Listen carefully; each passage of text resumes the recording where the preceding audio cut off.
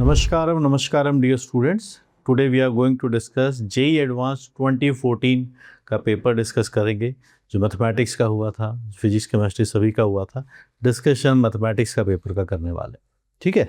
IIT Kharagpur ने इस paper को कंडक्ट करवाया था और उस टाइम पर जो पेपर है ऑफलाइन मोड में होता था, ओएमआर शीट पर फिल किए जाते थे। तो क्वेश्चंस का लेवल आपको अच्छा दिखेगा उस टाइम पर भी।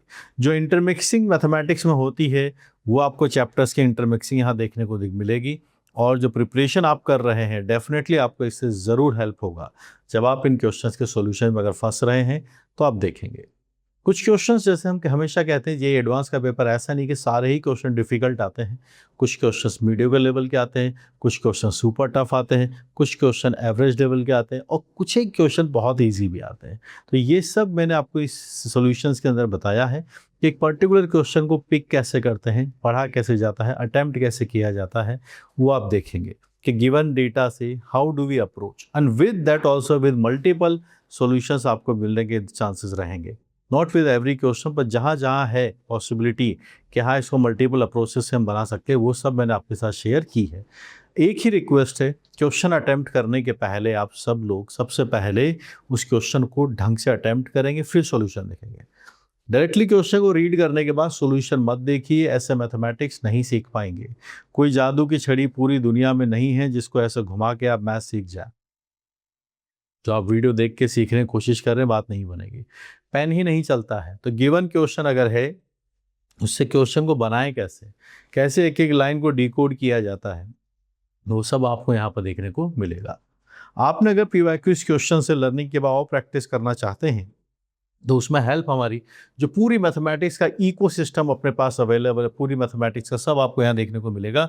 चाहे हम algebra, trigonometry, vector 3D, coordinate geometry, calculus की बात करें, और ये पीवाईक्यूज वाली बुक्स तो हर साल अपडेट हो ही जाती है, नए क्वेश्चन इसके अंदर ऐड होते चले जाते हैं। ये सब आपके लिए बेस्ट रिसोर्स है अक्रॉस इंडिया और मोस्ट अपडेटेड है। उसके अंदर आपको सबको मेरा फ्लेवर देखने को मिलेगा कि सर कैसे पढ़ाते हैं, जो मेरा एक्सपीरियंस है कोटा का, आईआईटीबी का, टीचिंग का, वो सब आपको देखने को मिलेगा। और जो मैथमेटिक्स में सबसे इम्पॉर्टेंट यही होता है फ्लो, कैसे हम जैसे गेम खेलते हैं लेवल 1, लेवल 2, लेवल 3 के बाद वो एनहेंस होता चला जाता है, वो सब आपको यहाँ देखने को मिलेगा। Enjoy this process, keep learning. Theory में अगर आपको डाउट होगा, इस प्रैक्टिस के बाद आपको लगता है थ्योरी मेरी उस लेवल की नहीं है, मैं एडवांस के लायक नहीं हूँ, या उतना मुझे और प्रिपरेशन के मैं अपने आप को लायक बनाना चाहता हूँ, कैसे बनाऊँ, क्या करूँ, कि थ्योरी तो पढ़ा दी गई पर वो बोर्ड लेवल की ही या जेई मेंस की, और अच्छे से क्रिस्पी वे में आप रिवाइज करना चाहते हैं, तो जैसे मैंने बोला कि मैथमेटिक्स का पूरा इकोसिस्टम अपने पास अवेलेबल है। तो आपके लिए सारे थ्योरी कोर्सेज अवेलेबल हैं, चाहे calculus, algebra, vector 3D, trigonometry, coordinate geometry, everything. Kota modules जो कि फ्रीली अवेलेबल हैं, वो सब मैं आपको बताना चाहता हूँ। क्लास 11th में ये सब चैप्टर्स का डिस्कशन मैं यूट्यूब पर कर चुका हूँ और ये कीप ऑन अपडेट होता चला जाता है विद टाइम।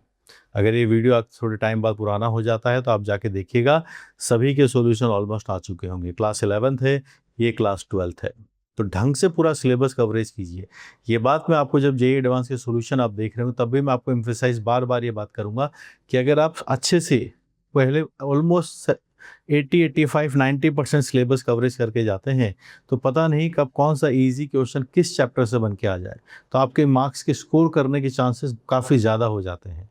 तो इसीलिए अगर मिनिमम आप इन जो फ्रीली अवेलेबल है कोटा मॉड्यूल्स, इनको तो आप एटलीस्ट सॉल्व करके चलिए। स्पेशली जेईई का स्टूडेंट क्लास 11th की तरफ उसके ज़्यादा दुख दर्द होते हैं। तो कंप्लीट इकोसिस्टम मैंने आपको दे दिया है। मॉड्यूल्स ये दोनों आपको साल के मिल जाएंगे, 11th एंड 12th जो फ्रीली अवेलेबल है। वीडियो कोर्सेज हैं, ये पेड हैं, ठीक है। तो इतना इन्वेस्टमेंट आप अपने ऊपर कीजिए, तभी आप इन चीज़ों को सिंसियरली लेंगे, है ना, कि कैसे पढ़ता रखा, क्या पढ़ना होता है।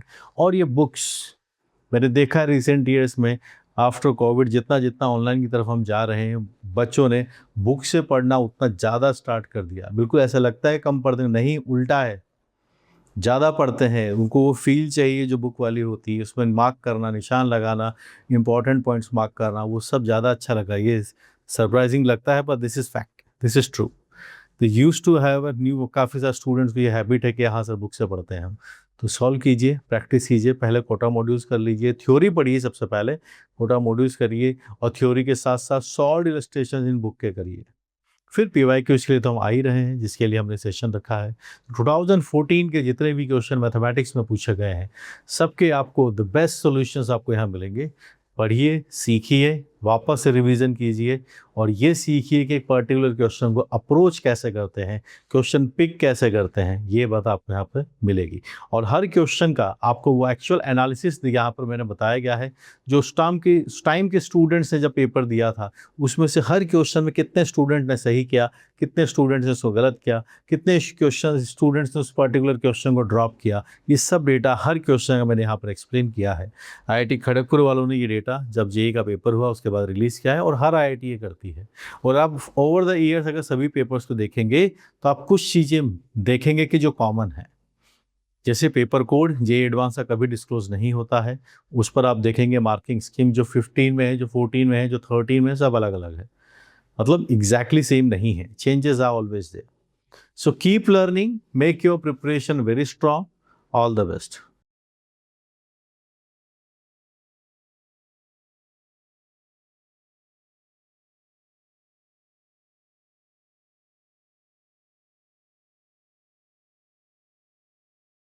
Let M and N be the two 3 cross 3 matrices such that Mn is equal to Nm.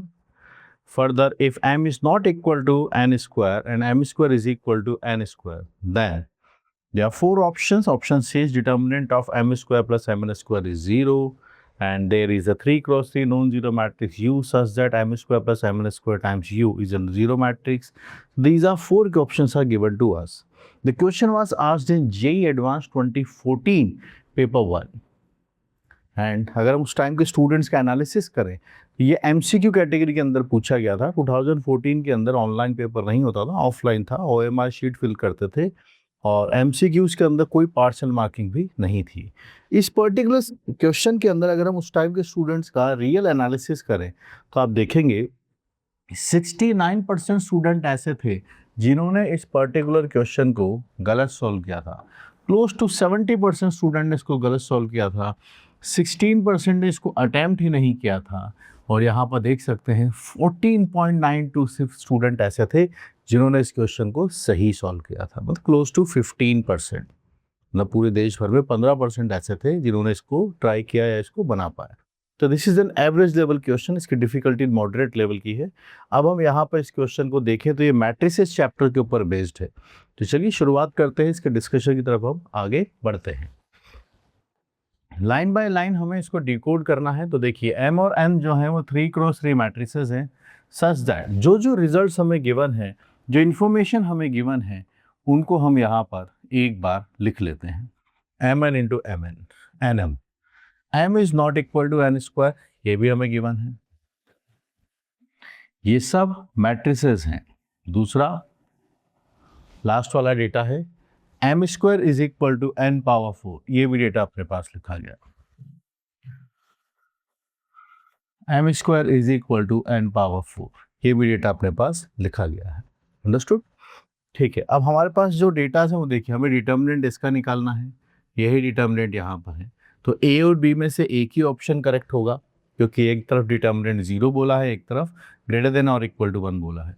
वहीं B और C के अंदर बोला है कि एक नॉन जीरो मैट्रिक्स U आएगा जिससे ये जीरो मैट्रिक्स बने, और यहाँ पर भी यही बोला है कि यही मैट्रिक्स सेम जीरो मैट्रिक्स है तो U को भी 0 होना पड़ेगा। तो यहाँ पर B और D में से भी एक ही ऑप्शन करेक्ट हो सकता है। ठीक है, अब बारी आती है, आपको पता है कि अगर AB इक्वल टू BA है तो फिर जनरल मैथ्स के फॉर्मूलोस के बारे में हम सोच सकते हैं यहाँ पर अप्लाई करना। इसको अब आप देखिए कैसे इसके बारे में सोचें। ये M square equal to N power 4 है, तो अगर हम एक साइड लाके फैक्टराइजेशन के बारे में थोड़ा सोच सकते हैं यहाँ पर, तो वैसे ही प्रोसीडिंग में बनाना शुरू करता हूँ कि एक जगह मैंने ये लिखा और दूसरा मैंने ये लिखा, और लेट्स इसी को मल्टीप्लाई करना शुरू करते हैं। इसी के फैक्टराइजेशन मन में कर लिए और यहाँ से हम इसको प्रोसीड करना चाहते हैं कि क्या ये डेटा बनेगा। M minus 1, M minus N square, M plus N square. तो पहले M से M मल्टीप्लाई होगा, M स्क्वायर बनेगा, फिर आपके पास Mn का स्क्वायर बनेगा, फिर N स्क्वायर आपके पास से M आएगा, और N और N आपके पास से N पावर 4 बन जाएगा। ठीक, अब आप देख सकते हैं हमें क्या क्या इन्फॉर्मेशन इक्वल है। हमें ये पता है कि एम स्क्वायर एन पावर 4 के बराबर है, तो ये दोनों कैंसिल हो जाएंगे। आगे गए, यहाँ m है, यहाँ n है और यहाँ भी n आता है, ये ब्रैकेट हमने बना लिया। यहाँ n है, यहाँ n है और यहाँ m है, यहाँ भी अब इसको कॉमन ले सकते हैं। n अलग कर लिया, यहाँ से n अलग कर लिया। अब आप देखिए, जो mn है वही nm है, जो mn है वही nm है, ये हम लिख सकते हैं। ठीक है, यहाँ पे लिखा, और ये जो nm लिखा गया है इसको भी मैं mn कर देता हूँ। So we have used this result that mn is equal to nm। दोनों जगह यूटिलाइज कर दिया, स्क्वायर था तो m और n अलग अलग कर लिया, तो mn की जगह लिखा nm, nm की जगह लिखा mn। अब हमारे पास क्या बना, ये nmn है और ये भी nmn है, इसका वैल्यू ही 0 आ चुका है। तो हमारे पास ये रिजल्ट आया m माइनस एन स्क्वायर और m प्लस एन स्क्वायर, इसकी वैल्यू 0 मैट्रिक्स है। कितनी है? 0 मैट्रिक्स है। आप इसकी जगह इसका रिवर्स ऑर्डर में भी ट्राई कर लिए होते तो भी आपका रिजल्ट सेम ही आएगा, कि आप m प्लस एन स्क्वायर बोलते और m माइनस एन स्क्वायर बोलते तो भी रिजल्ट अपने पास से सेम ही आता। ठीक है, ये एक रिजल्ट हमारे पास यहाँ से बना। अब आगे बढ़ते हैं। यहाँ पर हमें एक इंफॉर्मेशन गिवन है, ये यूटिलाइज हो गया, ये यूटिलाइज हो गया। m is not equal to N square, यानी ये 0 नहीं है, ऐसी बात चल रही है। अगर ये 0 आ गया तो m equal to N square आ जाएगा, जो कि यहाँ पर मना किया हुआ है। ठीक है, इसके बारे में सोचेंगे। और m प्लस एन स्क्वायर हमें यहाँ पर दिख रहा है, अगर मैं m कॉमन ले लूँ, यहाँ भी m कॉमन ले लेता हूँ तो m प्लस एन स्क्वायर मुझे दिख रहा है। तो इसके बारे में अब थॉट चालू होगा कि क्या किया जाए। अज्यूम करते हैं कि लेट इसका डिटर्मिनेंट जो है m plus N square is not equal to 0। अगर ये नॉट इक्वल टू 0 है, इसका मतलब ये हो गया कि m प्लस एन स्क्वायर कैसा हो जाएगा, इन्वर्टिबल मैट्रिक्स बन जाएगा। करेक्ट, जिनका मैट्रिक्स का डिटर्मिनेंट 0 नहीं आता है वो होती है non singular. Non singular matrix के डिटर्मिनेंट जो इनवर्स फंक्शन होते हैं वो एग्जिस्ट करते हैं। तो यहाँ पर अगर हम देखें तो m plus N square, m plus N square, और ये इन्वर्टिबल है तो हमने दोनों साइड इसी के इनवर्स से मल्टीप्लाई कर दिया। कर सकते हैं क्योंकि इन्वर्टिबल है, इन्वर्टिबल है तो इनवर्स एग्जिस्ट करेगा। जैसे ही अब हम ये मल्टीप्लाई यहाँ करते हैं, अब आप देखिएगा आपके पास डेटा है m माइनस एन स्क्वायर, ये मैट्रिक्स और ये इसी का इनवर्स। एक मैट्रिक्स A है, उसका उसी के इनवर्स A इनवर्स से मल्टीप्लाई करते हैं तो वो आइडेंटिटी मैट्रिक्स में चेंज हो जाती है। वो 0 मैट्रिक्स है तो आप किसी को भी मल्टीप्लाई कर लीजिए 0 ही रहता है। तो कौन सा लॉजिक यहाँ यूटिलाइज हो गया कि A में अगर उसी के इनवर्स का मल्टीप्लाई करोगे तो वो आइडेंटिटी मैट्रिक्स में कन्वर्ट हो जाएगा। आइडेंटिटी मैट्रिक्स ऐसी मैट्रिक्स उसको किसी से भी मल्टीप्लाई कर दो, जिससे मल्टीप्लाई करोगे वो उसी में कन्वर्ट हो जाएगा।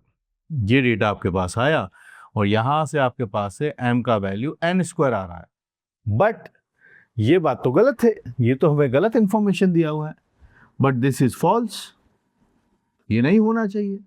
तो ये गलत बात है, तो फिर हमने क्या कहीं अजम्पशन माना है वो गलत होगा। तो इसका मतलब ये है कि हमने यहाँ पर अज्यूम किया था कि इसका डिटर्मिनेंट 0 नहीं है। अगर डिटर्मिनेंट 0 नहीं है तो ये बन चुका होगा नॉन सिंगुलर। नॉन सिंगुलर बन जाते हैं m प्लस एन स्क्वायर, तो फिर उन्हीं के इनवर्स डिफाइंड होता है। इनवर्स डिफाइंड होगा तो फिर m की वैल्यू एन स्क्वायर के बराबर आएगी। बट ये बात गलत है। इसका मतलब ये हुआ कि इसका इनवर्स एग्जिस्ट नहीं करना चाहिए। It means m plus N square is not invertible. Not invertible matrix, आप इसका इनवर्स नहीं बना सकते, क्योंकि जब भी इनवर्स बनाओगे ये रिजल्ट ट्रू आ जाएगा m equal to N square. तो ये नॉन इन्वर्टिबल है, इसका मतलब फिर रिजल्ट ये निकला कि मतलब इसका डिटर्मिनेंट जो है वो 0 बनेगा। m प्लस एन स्क्वायर की वैल्यू 0 आती है। हम यहाँ अगर जाएंगे, हमें इसका डिटर्मिनेंट बनाना है, तो अगर मुझे ये पूछा जाए कि डिटर्मिनेंट आप बनाइए m square plus mn square के बारे में, तो यहाँ हम इसको लिख सकते हैं कि डिटर्मिनेंट है m, हम कॉमन लेंगे, यहाँ है m plus N square. Determinants में आप प्रोडक्ट कर सकते हैं कि इसको अगर ऑर्डर सेम है, determinant of m plus N square, ये हम लिख सकते हैं। अब डिटर्मिनेंट ऑफ m कुछ भी रहे, जो पास वाला डिटर्मिनेंट है, डिटर्मिनेंट्स की वैल्यूज़ होती हैं, ये डेटा आपके पास से 0 आ गया है, ओवरऑल आपके पास से 0 बन जाएगा। तो आपके पास यहाँ 0 वाला ऑप्शन करेक्ट है, ये वाला ऑप्शन गलत है। यहाँ हमें पता चला कि option number A is true, A is true, ये बात हमें यहाँ से मालूम चल गई कि यहाँ पर ए ऑप्शन करेक्ट है। अब बारी आती है बी और डी में डिसाइड करना है। तो इसको देखिए आप, तो अभी पता चल गया कि M square plus M N square का डिटर्मिनेंट 0 आएगा। अब यहाँ देखिए, M square plus M N square एक मैट्रिक्स यू से होगा मल्टीप्लाई, जिसकी वैल्यू 0 मैट्रिक्स आनी चाहिए। बात यह है कि यू नॉन ज़ीरो हो सकता है क्या, और यहाँ बोला है कि नहीं, यू को 0 मैट्रिक्स ही होना होगा। ठीक है, क्या रिजल्ट हम जानते हैं उसके बारे में थोड़ा और सोचें कि हम और यहाँ पर क्या कॉम्बिनेशंस बना सकते हैं। अभी अभी हमने देखा है कि इन दोनों का प्रोडक्ट 0 हम बना सकते हैं। यहाँ पर हम देखा ये प्रोडक्ट भी 0 है, तो इनको थोड़ा कंपैरिजन करके यहाँ पर ले जाने की कोशिश करते हैं। ए और सी में डिसाइड हो गया है, बारी है बी और डी की। अगले वाले पेज पर हम आते हैं, तो मैंने ये डिसाइड कर चुके हैं कि ये सही है, ये गलत है। हमारे पास जो रिजल्ट है उसको मैं फिर से लिख रहा हूँ, m plus N square m minus N square is equal to 0 matrix. इस ऑर्डर को ले लिया, ये 0 रिजल्ट था, 0 बना दिया, ये लिखा। अब बस इसको आप इसके साथ मैच करते हुए चलिए कैसे ये बनाया जाए। तो हमने क्या किया, दोनों साइड m से मल्टीप्लाई कर दिया। मैट्रिसेस में मल्टीप्लिकेशन तो होते ही रहते हैं। आप देखिए यहाँ भी m इंटू 0 मैट्रिक्स 0 ही बनेगा। अब क्या है, इन दोनों को मैं मल्टीप्लाई कर रहा हूँ, ये m स्क्वायर आता है, यहाँ mn का स्क्वायर आता है, और ये है आपके पास से m minus N square is equal to 0। तो क्या हम उसके आसपास पहुंच चुके हैं? बिल्कुल, यहाँ मैं आ गया हूँ, यहाँ भी मैं आ गया हूँ। पास वाला एक यू मैट्रिक्स है, पास वाला एक यू मैट्रिक्स है, तो पास वाला मैट्रिक्स को हमने बना दिया कि ये एक यू मैट्रिक्स है। और यू मैट्रिक्स क्या है, हमें गिवन है m cannot be equal to N square given. m की वैल्यू n स्क्वायर के इक्वल नहीं है, तो इसका मतलब ये हुआ कि m माइनस एन स्क्वायर की वैल्यू 0 मैट्रिक्स नहीं है। m माइनस एन स्क्वायर को ही हमने u लिया है, मतलब u एक 0 मैट्रिक्स नहीं है। It means u can be a non zero matrix. ये एक नॉन जीरो मैट्रिक्स हम बना सकते हैं। तो यही लिखा है कि this is a non zero matrix, can भी नहीं, इट इज अ, कैन भी नहीं, is a non zero matrix. Can be the possibilities है, is a non zero matrix. तो नॉन जीरो मैट्रिक्स हो सकता है, यहाँ बोला है कि नहीं, जीरो मैट्रिक्स ही होगा, तो ये वाली बात गलत है। अगर इसको हम जीरो की तरफ लेके जाएंगे तो वो वॉयलेशन हो जाएगा m equal to N square का, जो मना किया है। तो आप समझ पा रहे हैं, मैट्रिक्स की दुनिया थोड़ी अलग है। यहाँ पर जनरली जो मैथ्स के फॉर्मूलेज होते हैं वो एप्लीकेबल नहीं होते हैं, क्योंकि मैट्रिक्स की कुछ वैल्यू नहीं होती है। तो यहाँ बहुत कॉन्शियसली आगे बढ़ना पड़ता है, और थरोली पहले इस चैप्टर को आप ढंग से पढ़िए, प्रैक्टिस कीजिए, तब आप डिटर्मिनेंट में आप ये सब काम कर सकते हो, उसकी वैल्यू फिक्स होती है। ठीक है, यहाँ पर ऐसा है कि मैट्रिसेस में काफ़ी सारे रूल्स एंड रेगुलेशंस है। मैं आपको फिर से री एक्सप्लेन करता हूँ कैसे हमने अप्रोच किया। हमें ये दिख रहा था m square equal to N square, तो इसके फैक्टराइजेशन में m माइनस एन स्क्वायर और m प्लस एन स्क्वायर दिखा। वहीं से हमने शुरुआत किया कि भाई प्रोडक्ट को कंसीडर करते हैं, मल्टीप्लाई, जैसे यहाँ पर m square M N square N square m, ये दो बातें कैंसिल हो गई, ये बचा, एक रिजल्ट और गिवन था, तो देखा ये 0 मैट्रिक्स आया। आप यहाँ से शुरू करते तो भी 0 आता। सवाल ये था कि बार बार ये नज़र आ रहा था, डिटर्मिनेंट निकालिए, डिटर्मिनेंट निकालिए, डिटर्मिनेंट निकालिए। यहाँ थोड़ा मन में देखा तो m कॉमन लेने के बाद m प्लस एन स्क्वायर आता है, यहाँ भी दिख रहा है, इसी के डिटर्मिनेंट की बात हो रही है। तो चलिए फिर इसके डिटर्मिनेंट को पहले कंसीडर किया कि इसका डिटर्मिनेंट 0 नहीं है। किसी भी मैट्रिसेस का डिटर्मिनेंट 0 नहीं होता है तो उसका इन्वर्स एग्जिस्ट करता है। इन्वर्स एग्जिस्ट करता है तो इन्वर्स से किया हमने मल्टीप्लाई, यहाँ हम पहुँचे, और इससे ही रिजल्ट आ रहा है कि m equal to N square आ गया। पर ये बात तो गलत है। इसका मतलब हमने जो अजम्पशन माना था कि इसका डिटर्मिनेंट 0 होगा, नॉन जीरो होगा, वो बात गलत हो गई। इसका मतलब इसका डिटर्मिनेंट 0 होगा, क्योंकि जब जब इसका डिटर्मिनेंट नॉन जीरो होगा मतलब इसका इन्वर्स एग्जिस्ट करेगा, इन्वर्स एग्जिस्ट करेगा तो m equal to N square आ जाएगा, जो मना किया हुआ है। इसका मतलब इसका डिटर्मिनेंट 0 ही होगा। तो ए और सी के अंदर हम कंफर्म हो गए और मार्क कर दिया ऑप्शन नंबर ए। फिर बारी आई, एक और डेटा दिखा m square plus M N square का, तो हमने जो रिजल्ट हमारे पास यहाँ पर लिखा हुआ था, ये ले लो या ये ले लो, एक ही बात है। तो यहाँ हमने ऑब्जर्व किया कि m प्लस एन स्क्वायर आगे लिखा हुआ है, तो हमने इसमें से ये वाला पहले पिक कर लिया, इस वाले रिजल्ट को लिखा, फिर उसका जैसा बनाने के लिए दोनों साइड m से मल्टीप्लाई किया, बस फिर ऑब्जर्वेशन है, ये सेपरेट कर दिया, इसको देखा u है, गिवन है कि ये डेटा बनेगा तो u नॉन जीरो आ रहा, तो हमारे पास यहाँ से b आ गया है। फाइनली जो आंसर हम मार्क करेंगे, it is N A B हम यहाँ पर इसका ऑप्शन मार्क कर देंगे। तो ऐसे और बेहतरीन सवाल आपको करने हैं MCQs के, मैट्रिसेस के प्रैक्टिस करने के लिए आप मेरा अलजेब्रा वाला कोर्स ले सकते हैं, और जो अपनी अलजेब्रा वाली बुक है वहाँ से आप पढ़ सकते हैं। बाकी मैं आपके लिए अवेलेबल हूँ ही सही। Keep learning, keep solving these questions.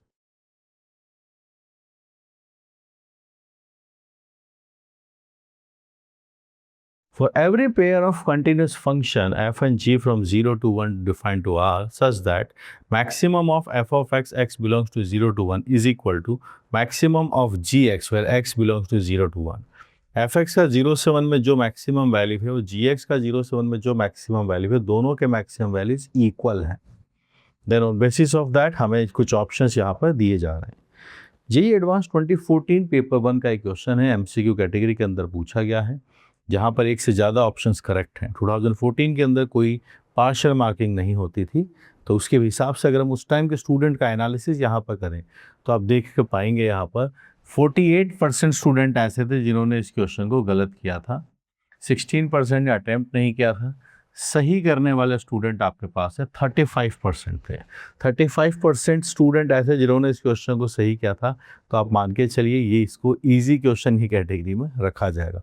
35% बहुत बड़ा नंबर होता है। ऐसे भी क्वेश्चंस होते हैं जेईई में आए हुए जो 1%, 2%, लेस देन 10% स्टूडेंट ही सॉल्व करवाते हैं। अगर ये 35% है तो this will be placed as a easier question. चलिए क्वेश्चन पे अप्रोच करते हैं कि क्या क्वेश्चन हमसे कहना चाहता है, प्रोसीड करते हैं। Every pair of continuous function की हम यहाँ पर बात कर रहे हैं। तो ये जो क्वेश्चन है ना आपकी कंटिन्यूटी एंड डिफरेंशियबिलिटी वाले टॉपिक से रिलेटेड है। हालांकि डिफरेंशियबिलिटी के बारे में कोई डिस्कशन नहीं है। यहाँ ये बोला है कि दो फंक्शन ऐसे हैं जो कंटिन्यूस हैं, बस ऐसा है कि एफ एक्स जो 0 से 1 में है उसकी मैक्सिमम वैल्यू और जी एक्स की मैक्सिमम वैल्यू सेम आती है। अच्छा ठीक है, तो हम एक प्लॉट बनाने की कोशिश करते हैं 0 से 1 के बीच में कैसा हो रहा है। कि कैसा भी ये ग्राफ हो, कंटिन्यूस ग्राफ है, आप कैसे भी इसको प्लॉट कर सकते हैं। Let's say I am making this as F function और एक जी फंक्शन और हम बना सकते हैं। वी डोंट नो कैसा उसका बिहेवियर होगा, बट इतना पता है कि दोनों की मैक्सिमम वैल्यूज बराबर आएंगी। ठीक है, तो यहाँ पर अगर हम इसको और प्रोसीड करें कैसे इसको बनाया जाए, कंटिन्यूस फंक्शन है, हमने ऐसा बनाया, दिस इज जी फंक्शन। आप नोटिस कीजिए दोनों का मैक्सिमम मैंने दोनों तरफ से सेम कर लिया है।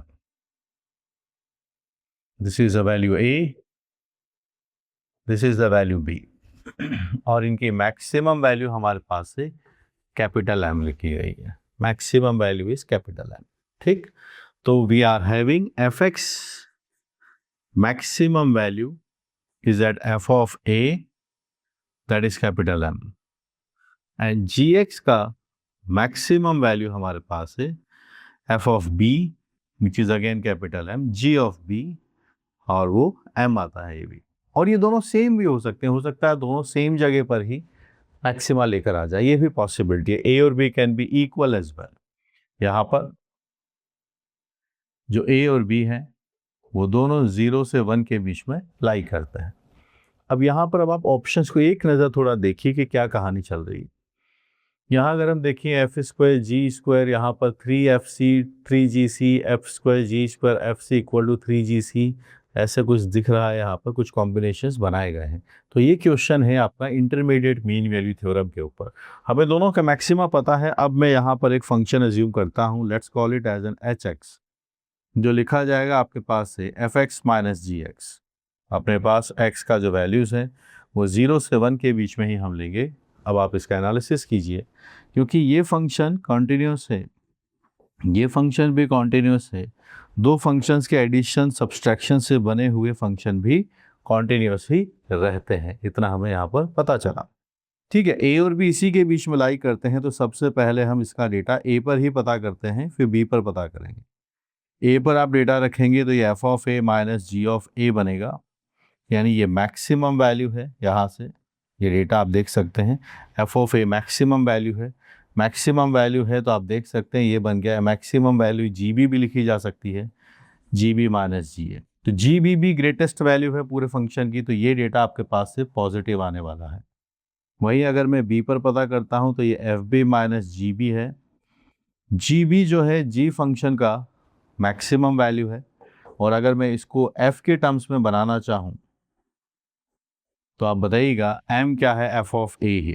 तो ये फंक्शन के हिसाब से तो जो इनके आपस में डिपेंडेंसी थे, आप देखो मैंने एम लिखा मैक्सिमम, और जी और एफ में कंपैरिजन हो रहा है, जी में कंपैरिजन हो रहा है। तो सेम फंक्शन में अगर हम देखें, सिर्फ जी को अगर आप देखो तो बी पर वैल्यू ज़्यादा है या ए पर वैल्यू ज़्यादा है। ए पर तो यहाँ वैल्यू आएगी, जी पर यहाँ वैल्यू आएगी, पॉजिटिव आएगा। जब मैंने एम को रिप्लेस किया एफ ऑफ ए के साथ तो F B minus F A बनता है। बी पर वैल्यू कम है, ए पर वैल्यू ज़्यादा है, तो ए आप माइनस कर रहे हैं, मेरे पास से नेगेटिव आया है। ध्यान से देखिएगा, F B minus F A, F of A पर इसकी वैल्यू मैक्सिमम आती है, तो ये वैल्यू नेगेटिव आ गई, ये पॉजिटिव आ गई। तो क्या पता चला हमें? ये पता चला है as h x is a continuous function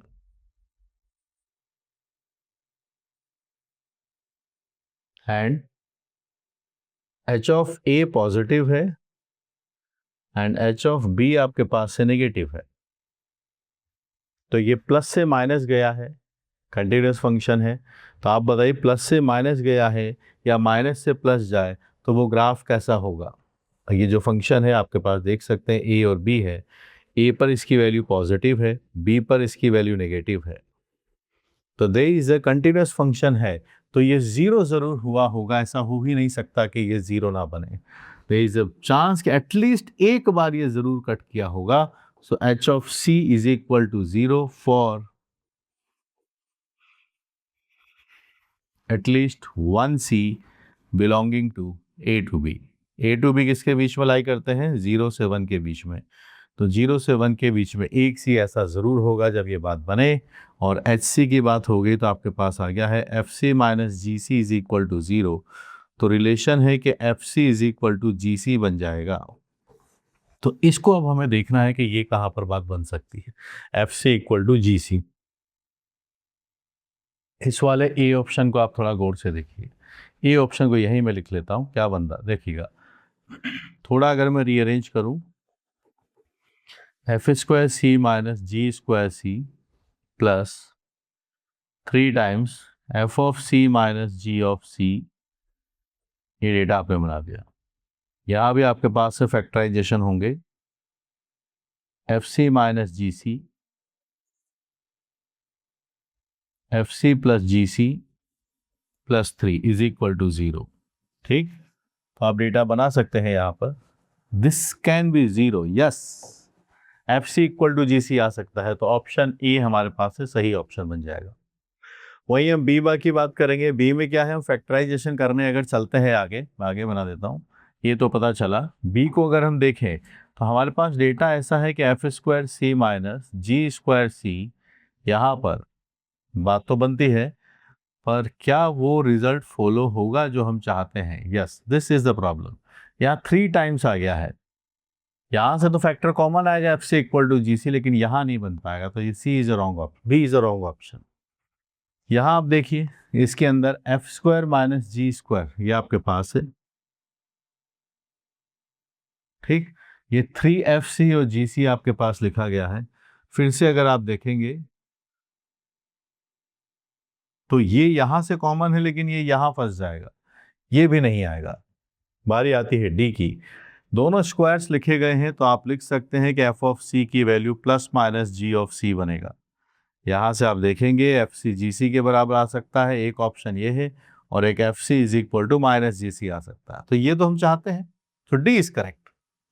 तो फाइनली जो हमने रिजल्ट्स देखे उनके अकॉर्डिंग कहीं से भी अगर f इक्वल टू सी आ सकता है किसी सेम पॉइंट पर, तो वो हमारा सॉल्यूशन बन जाएगा। फैक्टराइजेशन करने के बाद a और d में ऐसा हो रहा है, b और c में ऐसा नहीं हो रहा है, तो फाइनल आंसर हम इसका मार्क करेंगे AD।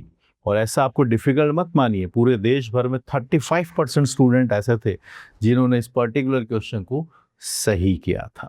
ठीक है, आपसे अगर नहीं हुआ है कोई बात नहीं, सीखिए, थ्योरी सीखिए, थ्योरी में डाउट है तो कैलकुलस वाला कोर्स ले सकते हैं, उससे पढ़िए, थोरोली पढ़िए, डिटेल में पढ़िए, जो भी रीज़न रहा हो नहीं पढ़ने का, पढ़ाया ना गया हो, आपने ध्यान नहीं दिया हो, जो भी हो, मूवी आपकी है, इस मूवी के हीरो आप हैं, जेई की प्रिपरेशन आप कर रहे हैं, आपको प्रोएक्टिव रहना होगा। तो इस प्रिपरेशन के अंदर अपने आप को जगाइए और समय रहते टॉपिक्स पढ़िए ताकि रिवीजन का टाइम हमारे पास रहे। प्रैक्टिस के लिए you can use my calculus books. Keep learning, keep solving.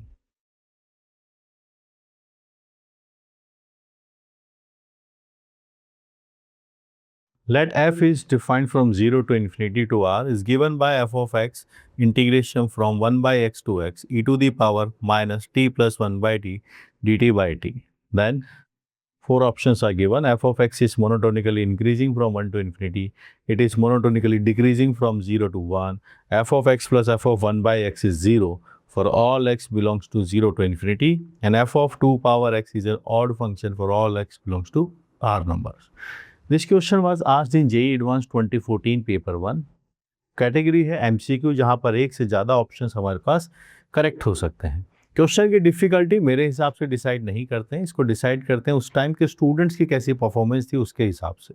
ठीक है, टीचर्स के हिसाब से कोई क्वेश्चन आसान डिफ़िकल्ट हो सकता है, वो एक अलग कहानी है। हम यहाँ पर आपके सिलेक्शन की बात कर रहे हैं, आप स्टूडेंट हैं, तो उस टाइम के स्टूडेंट के हिसाब से अगर हम देखें तो रॉन्ग करने वाले जो स्टूडेंट्स हैं वो 72% स्टूडेंट ने इसको गलत किया था। क्लोज टू 11% ऐसे स्टूडेंट हैं जिन्होंने इस क्वेश्चन को किया ही नहीं। टाइम नहीं मिला हो सकता है, या हो सकता है कि इंटीग्रेशन को देखकर थोड़ा कई लोगों का फेवरेट नहीं होता है, कई लोगों को इसमें डिफिकल्टी लगती है। 16.7% स्टूडेंट ऐसे जिन्होंने इसको सही किया था। 2014 के अंदर पेपर जो है ऑफलाइन मोड में होता था, वहाँ पर आपको एएमआर शीट फिल करनी होती थी और एमसीक्यूज़ के अंदर कोई पार्शियल मार्किंग नहीं होती थी। करेक्ट ऑप्शंस मार्क करेंगे तभी आपको मार्क्स मिलते थे। ठीक है, तो चलिए अब इस क्वेश्चन की तरफ हम आगे बढ़ते हैं, जो मैंने आपको डिफ़िकल्टी लेवल स्टूडेंट्स के हिसाब से बता ही दी है। So now let's proceed towards the question कि हम इसमें क्या बना सकते हैं, कैसे आइडेंटिफाई करें चारों में से कौन सा करेक्ट है। यहाँ देखिए इंक्रीजिंग डिक्रीजिंग की बात हो रही है। इंक्रीजिंग डिक्रीजिंग की बात अगर यहाँ हमें करनी है, इसका मतलब ये तो इसका डेरिवेटिव बताएगा। तो फिर हमने यहाँ पर सबसे पहले एफ एक्स को लिखा और उसका एक्सप्रेशन जो दिया है सामने उसके अकॉर्डिंग हम बात करते हैं। ये 1/x है, यहाँ x है, e टू द पावर आपके पास है t प्लस 1/t और dt/t आपके पास से डेटा बनता है।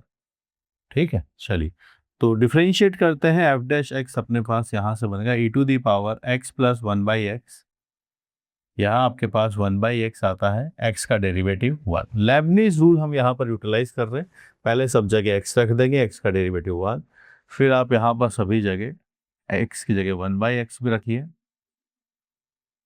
यहाँ 1/1/x t की जगह, और 1/x का हम रखेंगे -1/x²। ये डेटा है। ठीक है, ये डेटा बनाया, यहाँ से डेटा लिखा, यहाँ से 1/x से -1/x²। लेबनीज रूल अप्लाई कर दिया। चलिए सिंप्लीफाई करते हैं, क्या रिजल्ट अपने पास आया। ये एक्सप्रेशन दोनों जगह से हमारे पास सेम लिखा गया है। ये डेटा है, यहाँ से डेटा 1/x आता है, माइनस माइनस प्लस बन जाएगा, यहाँ से भी आपके पास 1/x बनेगा। थोड़ा ध्यान से ऑब्जर्व करते हैं फिर आगे बढ़ते हैं कि क्या हम यहाँ पर इनको जनरेट कर सकते हैं। ठीक है, so this is what we are getting, e to the power x plus 1/x, x की जगह रखा है इसको, यहाँ भी t है ध्यान रखिए, तो यहाँ भी x आएगा, फिर x का डेरिवेटिव 1, फिर t की जगह सब जगह 1/x रखा जाएगा, यहाँ भी 1/x रखा जाएगा, फिर 1/x का derivative -1/x², minus minus plus, यहाँ से आप देखेंगे एक x बनेगा, ये दोनों सिंप्लीफाई होके आपके पास बन जाएंगे 2 times e to the power minus x plus 1/x divided by x आपके पास से आता है। डोमेन चेक करिए, डोमेन 0 से इन्फिनिटी है, so we know that x is greater than 0, x आपके पास से पॉजिटिव है और एक्सपोनेंशियल हमेशा पॉजिटिव होते हैं, so we are getting this as positive. e to the power negative x करके लिखा हुआ, ये पॉजिटिव है, ये भी पॉजिटिव है, f डैश x पॉजिटिव आ गया है, hence we can say that fx is an increasing function, this is an increasing function, ये आपके पास से इंक्रीजिंग फंक्शन रहेगा। तो हम मार्क करेंगे ऑप्शन नंबर 1। यहाँ डिक्रीजिंग की बात हो रही है, ये बात तो गलत है। आगे चलते हैं, F of x F of 1/x भी हम चाहते हैं, इसके बारे में थोड़ा एड्रेस करते हैं कि कैसे इसको बनाया जाए। ये एक्सप्रेशन है एफ एक्स के हिसाब से, मैं यहाँ जनरेट करता हूँ एफ ऑफ 1/x के हिसाब से। तो x जहाँ पर है वहाँ पर सब जगह 1/x बन जाएगा। फिर यहाँ आप जाएंगे, ये आपके पास है t है, 1/t है, और यह है dt/t। ठीक है, x की जगह 1/x, तो लिमिट्स चेंज होंगी। यहाँ पर कोई x नहीं है तो ये एक्सप्रेशन बना। अब इसको सिंप्लीफाई करते हैं, कुछ सोचते हैं क्या बनाया जाए, क्योंकि हमें दोनों को ऐड करना है और ऐड करने पर 0 जैसा रिजल्ट लिखा हुआ है। ऐसा कुछ सब्स्टिट्यूट करते हैं पहले, जिससे यहाँ पर ये जो लिमिट्स हैं ये वापस से कन्वर्ट हो जाए। तो पहला सब्स्टिट्यूशन हम ये करते हैं कि चलो t को हम 1/z ले लेते हैं, जिससे हमारे पास dt आएगा, -1/z² dz बन जाएगा।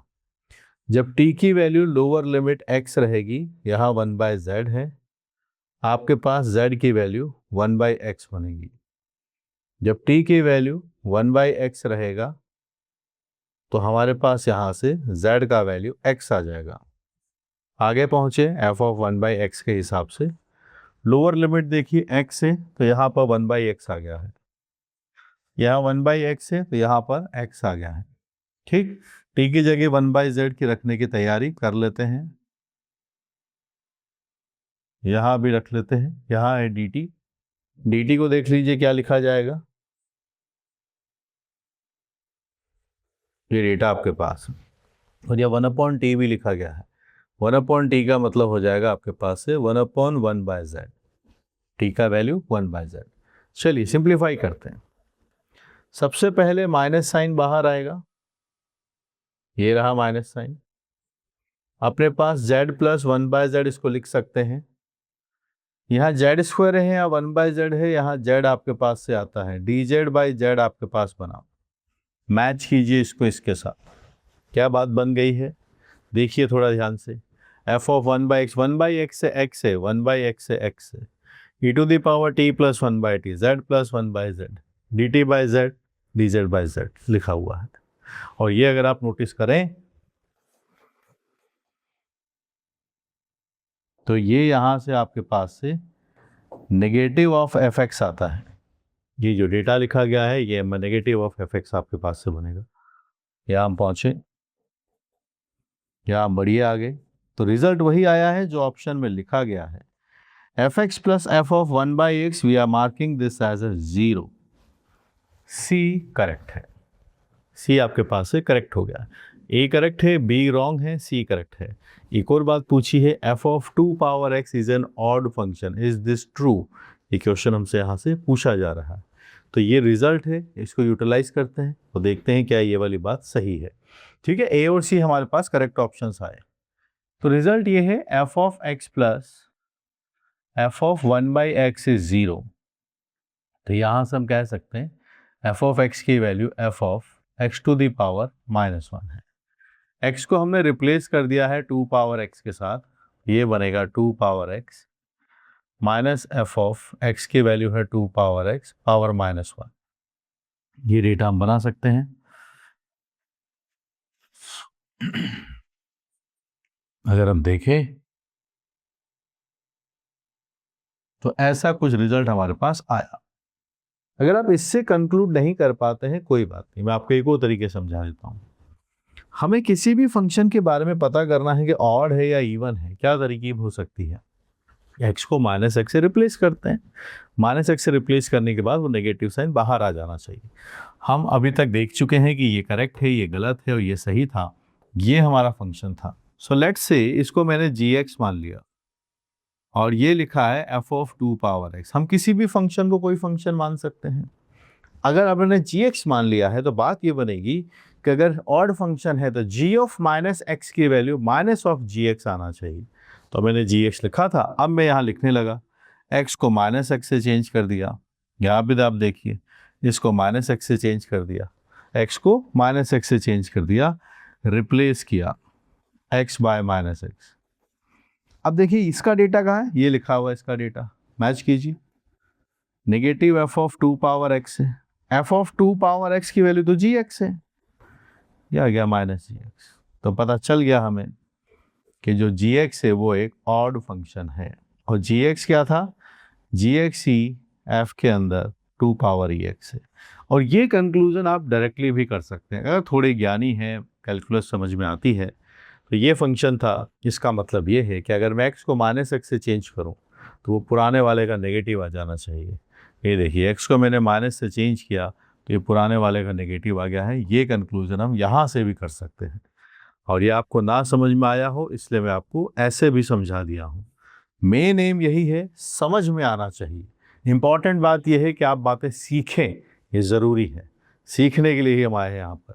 तो फाइनली ऑप्शन हमारे पास जो बन रहे हैं वो है ए C D.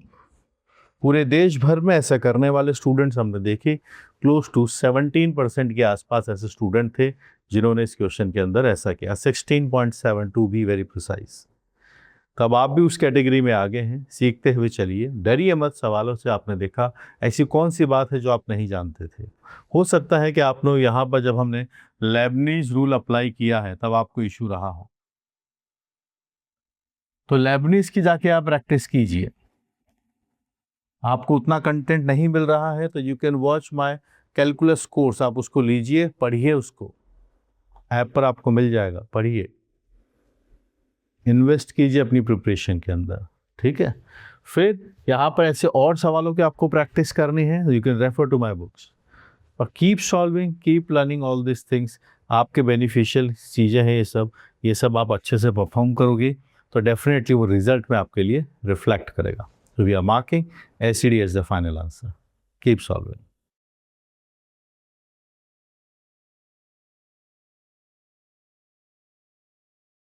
Let A belongs to real number and f is from R to R be given by f of x as x power 5 minus 5x plus a. Then fx has a 3 real roots if a is greater than 4. Fx has only one real root if a is greater than 4, and fx has 3 real roots if a is lesser than minus 4, and fx has 3 real roots if a is between minus 4 and 4. The question was asked in JEE Advanced 2014 paper 1. Category was MCQ, more than one options may be correct. ये question पूछा गया है।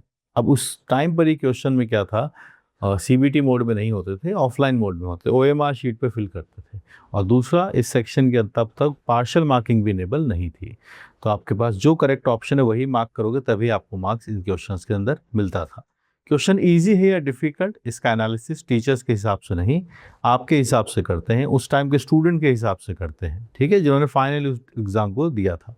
तो आप देखेंगे 32% student ऐसे थे जिन्होंने इस क्वेश्चन को करेक्ट कर दिया था। ये बहुत बड़ा नंबर है, 32%। इतने स्टूडेंट्स ने इस पर्टिकुलर क्वेश्चन को सही कर दिया था। वहीं 56.96 यानी 57% के आसपास स्टूडेंट ऐसे हैं जिन्होंने इस क्वेश्चन को गलत किया था। 11% के आसपास ने क्वेश्चन अटेम्प्ट ही नहीं किया था। 32 इज ए गुड नंबर, तो we will consider this as a moderate level question. चलिए इस क्वेश्चन को अब हम एनालिसिस करते हैं कि क्या यहाँ पर पूछा गया है। तो पढ़िए, हमारे पास ए रियल नंबर है, फंक्शन आर से आर में डिफाइंड है, और ये रहा एफ एक्स के बारे में बात करते हैं जो दिया गया है, X power 5 minus 5x plus A, ये फंक्शन हमें गिवन है। फिर यहीं पर डिपेंडिंग अपॉन ए के ऊपर बात हो रही है। तो देखिए, ये जो पार्ट है ना, ये ए के ऊपर डिपेंडेंट नहीं है, मैं इसको जी एक्स ले लेता हूँ। So now I have one more function g x. अगर मैंने जी एक्स का एनालिसिस कर लिया तो एफ एक्स का हो जाएगा। एफ एक्स का मतलब क्या है, प्लस ए करना है, जिसका मतलब क्या होगा, ग्राफ में ए यूनिट्स की ऊपर और नीचे शिफ्टिंग करनी होगी। If a is positive it's going to shift upward along the y axis, और ए नेगेटिव है तो फिर ये डाउनवर्ड शिफ्ट हो जाएगा। वहाँ से हम रूट्स के बारे में एनालिसिस कर सकते हैं, जिसको हम इस तरीके से अप्रोच करेंगे। So this could be the possibly the easiest approach for solving this question. यहाँ हम पहुँचते हैं तो सबसे पहले आप एक्स देखिएगा, आपके पास एक्स पावर 4 माइनस 5 बनेगा। हम इसको भी फैक्टराइज कर सकते हैं, ये एक्स स्क्वायर प्लस रूट 5 आपके पास आएगा, and x square minus root 5 भी आपके पास बनेगा। फिर से हमारे पास जी एक्स आया, यहाँ एक्स है, ये एक्स स्क्वायर प्लस रूट 5 है, और यहाँ पर और फैक्टराइजेशन हो जाएगा, दिस एंड दिस, ये डेटा आपके पास है, ठीक। अब अगर आप देखें तो मैं gx के रूट्स लिख सकता हूं। क्या रूट्स होंगे? डिग्री 5 है, आप देख सकते हैं एक रूट 0 बनेगा, ये दो इमेजनरी आएंगे, 5 पावर 1/4 माइनस 5 पावर 1/4, इसके 3 रियल रूट्स आ रहे हैं। ठीक है, मैक्सिमा मिनिमा पता करने के लिए हम पहुंचे इसके डिफरेंशिएशन करने के लिए, तो basically we are here to plot it. Graph बन जाएगा तो सब बन जाएगा।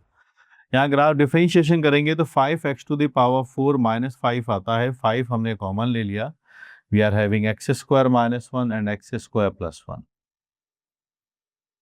जी डैश x आपके पास आता है 5 बनाया, x minus 1, x plus 1, x square plus 1, number है -1 प्लस 1। ठीक, दो दो का रूट्स इसके निकल के आ जाए। 1 से ग्रेटर रखिए तो प्लस आता है, माइनस रखिए आता है प्लस आता है। देखिए प्लस से माइनस जाएंगे तो this is the point of local maxima, minus से प्लस जाएंगे तो this is the point of local minima. Increase करके डिक्रीज, डिक्रीज करके इंक्रीज, 2 पॉइंट्स हमारे पास आने वाले हैं, ये पता चल गया है। ठीक है, एनालिसिस जरूरी है ग्राफ प्लॉटिंग के लिए, पूरा एओडी की जरूरत हमें पड़ती है। यहाँ अगर हम देखें तो g ऑफ -1 पर डेटा निकालेंगे, निकालिए यहाँ पर डेटा, ये है अपने पास gx, डेटा देखिए -1 में, -1 प्लस 5 मेरे पास ये डेटा 4 आता है, और g ऑफ 1 पर आप डेटा निकालेंगे तो वो डेटा आपके पास 1 माइनस 5 वैल्यू -4 आती है। और वैसे अगर आप थोड़ा ध्यान से देखिए तो ये एक ऑड फंक्शन भी है। किसकी बात कर रहा हूं मैं? gx की, fx की बात नहीं कर रहा, gx की। तो अब हमने ये देख लिया कि इसके 3 तो रूट्स आ रहे हैं जहाँ कट करता है, 2 मैक्सिमा है, एक मैक्सिमा और एक मिनिमा है, तो प्लॉटिंग इसकी कर ली जाए। ठीक, तो आप देखिएगा 1 और -1, यहाँ आपने डेटा बनाया -1, यहाँ डेटा है 1, फिर यहाँ आपके पास एक पॉइंट यहाँ है, एक पॉइंट यहाँ है, पावर 5 है। और एनालिसिस भी कर सकते हैं, x अगर इन्फिनिटी जाएगा तो आपके पास से gx है वो भी इन्फिनिटी की तरफ टेंड करेगा, और अगर x आपके पास से माइनस इन्फिनिटी जाता है तो फिर gx आपके पास से माइनस इन्फिनिटी की तरफ टेंड कर जाएगा। ठीक है, तो यहाँ आप पहुँचे तो ये इन्फिनिटी पर इन्फिनिटी रहेगा, माइनस इन्फिनिटी पर माइनस इन्फिनिटी रहेगा। ग्राफ कैसा बनना चाहिए ये अब हम सोच रहे हैं कि प्लॉट कर लेते हैं। तो देखिए जहाँ x एक्सिस पर कट करेगा वो 5 पावर 1/4 रहेगा, is going to like this. फिर ये यहाँ पर ये मिनिमम एक रूट 0 है यहाँ, और फिर ये इस तरीके से बनेगा। 1 पर आपको वैल्यू पता है कितना आने वाला है, -4, ये रहा 1 पर -4, -1 पर 4, दिस इज 4। ये डेटास मालूम है, 5 power 1/4, it is 5 power -5 power 1/4, and there is a point 0। किसका प्लॉट हुआ है? ये gx का ग्राफ है, ये gx का ग्राफ है। ठीक, अब हम चाहते हैं इसमें fx का एनालिसिस हो। fx और gx में क्या अंतर है? इसमें बस +a लिखा हुआ है, तो ये ग्राफ a यूनिट से ऊपर या नीचे शिफ्ट होगा डिपेंडिंग अपॉन a कैसा है, पॉजिटिव है या नेगेटिव है। अब देखिए यहाँ पर अगर आप इसको देखें तो हमें क्लियर पता है कि इसके 3 रियल रूट आ रहे हैं, करेक्ट। और यहाँ हमें सभी बारे में रूट्स का ही एनालिसिस करना है, करेक्ट। यहाँ भी हमें किसका एनालिसिस करना है? रूट्स का ही एनालिसिस करना है। तो यहाँ तक आपको बात समझ में आ गई? आगे चलें, ऑप्शंस मार्क करें। तो चलिए, यहाँ जगह कम है तो मैं छोटा सा डायग्राम आपके लिए यहाँ बना देता हूँ। अभी तो हमने बना के देखा ही था कि क्या उसका बिहेवियर था। ये ऐसा इसका ग्राफ बन रहा था। This height was 4, the depth was -4, ठीक है, and this was 5 power 1/4, it was -5 power 1/4। ये आपके पास से प्लॉट है fx का। अब आप देखते हुए चलिए एक एक ऑप्शन को। अब मैं जब fx बनाऊंगा, fx क्या है? gx के अंदर a यूनिट शिफ्ट करेंगे, और a अगर मैं बात करता हूँ 4 से ज़्यादा मैंने शिफ्ट कर दिया, तो आप मुझे बताइए इस पूरे ग्राफ को मैं 4 यूनिट ऊपर ले जाऊंगा तो ये -4 वाला 0 क्रॉस कर चुका होगा। आप बताइए क्या यस और नो? अगर मैं इसको +4 यूनिट से ज़्यादा अगर ऊपर लेके जाता हूँ तो ये -4 वाला और ऊपर चला जाएगा, ये बिहेवियर इसका ऐसा बन जाएगा। यस और नो? हम इसको कितना शिफ्ट करके चले गए हैं? +4 से भी ज़्यादा, if a is greater than 4। ये कहानी है। अगर a को हमने ग्रेटर देन 4 ले गए तो फिर ये इसका ग्राफ ऐसा बनेगा। एग्रीड? क्योंकि ये डेप्थ आपके पास -4 की है, 4 यूनिट ऊपर ले जाऊंगा तो फिर ये वाला पार्ट जो है ये पॉजिटिव पे आ जाएगा। तो ये पॉइंट क्या बन चुका होगा? -4 प्लस a, यानी a-4, 4 से ज़्यादा है पॉजिटिव। सो लोएस्ट वाला पॉइंट जो है वो पॉजिटिव। अब बताइए इसके कितने रूट आ रहे हैं? ये तो एक ही बार कट किया है, ये तो एक ही बार कट करेगा, एक ही बार कट करेगा तो आपके पास पता चल गया ओनली वन रियल रूट। तो अगर a ग्रेटर देन 4 है तो आपके पास सिर्फ एक रियल रूट आता है। देखिए यहाँ पर ओनली ये पहला वाला ऑप्शन गलत हो गया है। अगर a से ग्रेटर देन 4 ले गए तो आपके पास से फिर सिर्फ एक रियल रूट आएगा। दो ऑप्शंस और है, यहाँ डिस्कशन है a लेसर देन -1 होगा तब क्या होगा। सो लेट्स डिस्कस a अगर -4 से कम होगा तब क्या होगा। अब आप बताइए, a नेगेटिव है, -4 से भी कम है, तो पहले पॉजिटिव था तो ऊपर शिफ्ट हुआ था, अब ये नीचे शिफ्ट होगा। ये ग्राफ अगर नीचे शिफ्ट करेंगे -4 से तो ये 4 इसकी हाइट है, मैं इसको -4 नीचे लेके चला जाऊंगा तो 4 वाला 0 के भी नीचे चला जाएगा। तो ये कुछ इस तरीके से ग्राफ इसके बनेंगे, ये 4 वाला और नीचे डीप डाउन चला जाएगा तो आपके पास से ये यहाँ नेगेटिव पर आ जाएगा। एक रियल रूट आएगा इस केस में भी, ओनली वन रियल रूट। इस केस के अंदर भी ओनली वन रियल रूट रहेगा। मार्क करिए, it has a 3 real roots. No, wrong option, B is correct. आगे चलते हैं, डी में क्या पूछा है। F x has a 3 real roots if the shifting is from -4 to 4। इस ग्राफ को -4 यूनिट ऑफ ये देखो इसके बीच में आप कितना भी मैग्नीट्यूड अगर शिफ्ट करेंगे तो बताया जा रहा है कि फिर इसके 3 रियल रूट ही रहेंगे। क्या ये बात आपको सही लगती है? देखो जो एक ही शिफ्टिंग है उस मैग्नीट्यूड को देखिए, -4 to 4, 4 से कम रहेगा, -4 से ग्रेटर रहेगा। तो इस ग्राफ को आप 4 से थोड़ा सा नीचे डिप करेंगे तो भी ये पोर्शन थोड़ा ऊपर रहेगा, यहाँ से ऊपर लेके जाएंगे पर 4 मैग्नीट्यूड -4 से कम लेके जाएंगे लिखा हुआ है तब भी ये 3 बार ही कट करेगा। ये बात सही है। आप इसको कितना भी ऊपर नीचे लेकर चले जाओ इतना, तब भी इसके 3 रूट ही रहेंगे। और अगर आप इसको डाउन पर ले जाते हैं इसी मैग्नीट्यूड से, नो प्रॉब्लम, ये यहाँ आ जाएगा, ये यहाँ बन जाएगा, तब भी इसके 3 रियल रूट ही रहेंगे। 4 से ज़्यादा मैग्नीट्यूड ले जाएंगे तो फिर ये वाला केस बन जाएगा। 4 से -4 से नीचे ले जाएंगे तो फिर ये वाला केस बन जाएगा। This is true. So we are going to mark b d as the correct answer. अच्छा सवाल है, तो देखा भी सही हमने, क्लोज टू 32% स्टूडेंट्स ने इसको सही किया था। ठीक है, तो उस केस में अब आप भी कंसिडर हो जाइए। तो हमने यहाँ पर स्मार्टली इसको प्लान किया, ए को छोड़ा और जो बाकी एक्स के फंक्शन है उसको जी एक्स कंसिडर किया। वहाँ से फिर हमने उसके बारे में एनालिसिस किया, पहले रूट्स निकाले, मैक्सिमम मिनिमा के पॉइंट्स निकाले, फिर ए को समझा कि ए अपवर्ड और डाउनवर्ड शिफ्टिंग करेगा डिपेंडिंग अपॉन ए की वैल्यूज़ कैसी हैं, प्लस और माइनस। अगर आपको कर्व ट्रेसिंग में या इस एनालिसिस में डिफ़िकल्टीज है, वीक टॉपिक्स हैं, you can refer to my calculus course, वहाँ से इसको स्ट्रेंथन कीजिए। क्योंकि यहाँ सिर्फ मैंने आपको बातें समझाई हैं, अगर आपकी थ्योरी वीक है तो इन सबको आपको स्ट्रॉन्ग करना होगा। आपको और प्रैक्टिस की रिक्वायरमेंट है, then you can definitely use by calculus book, algebra book, जिस पे आपकी वीकनेस चल रही हो। कॉल आपको लेना है, टाइम बहुत जेई प्रिपरेशन में ऐसे चला जाता है। हम नीट एस्पिरेंट नहीं है कि हमारे पास कई सारे अटैम्प्ट रहें, जेई में लिमिटेड अटैम्प्ट्स होते हैं और आप टॉप के इंजीनियर बनना चाहते हैं तो एफर्ट भी वैसे ही लगेंगे, आपको आपके कोचेस भी वैसे ही चाहिए, आपके लिए आपको मेंटरशिप भी प्रॉपर आपको चाहिए कि खुद किससे आप पढ़ रहे हैं। ठीक है, so keep learning, keep solving.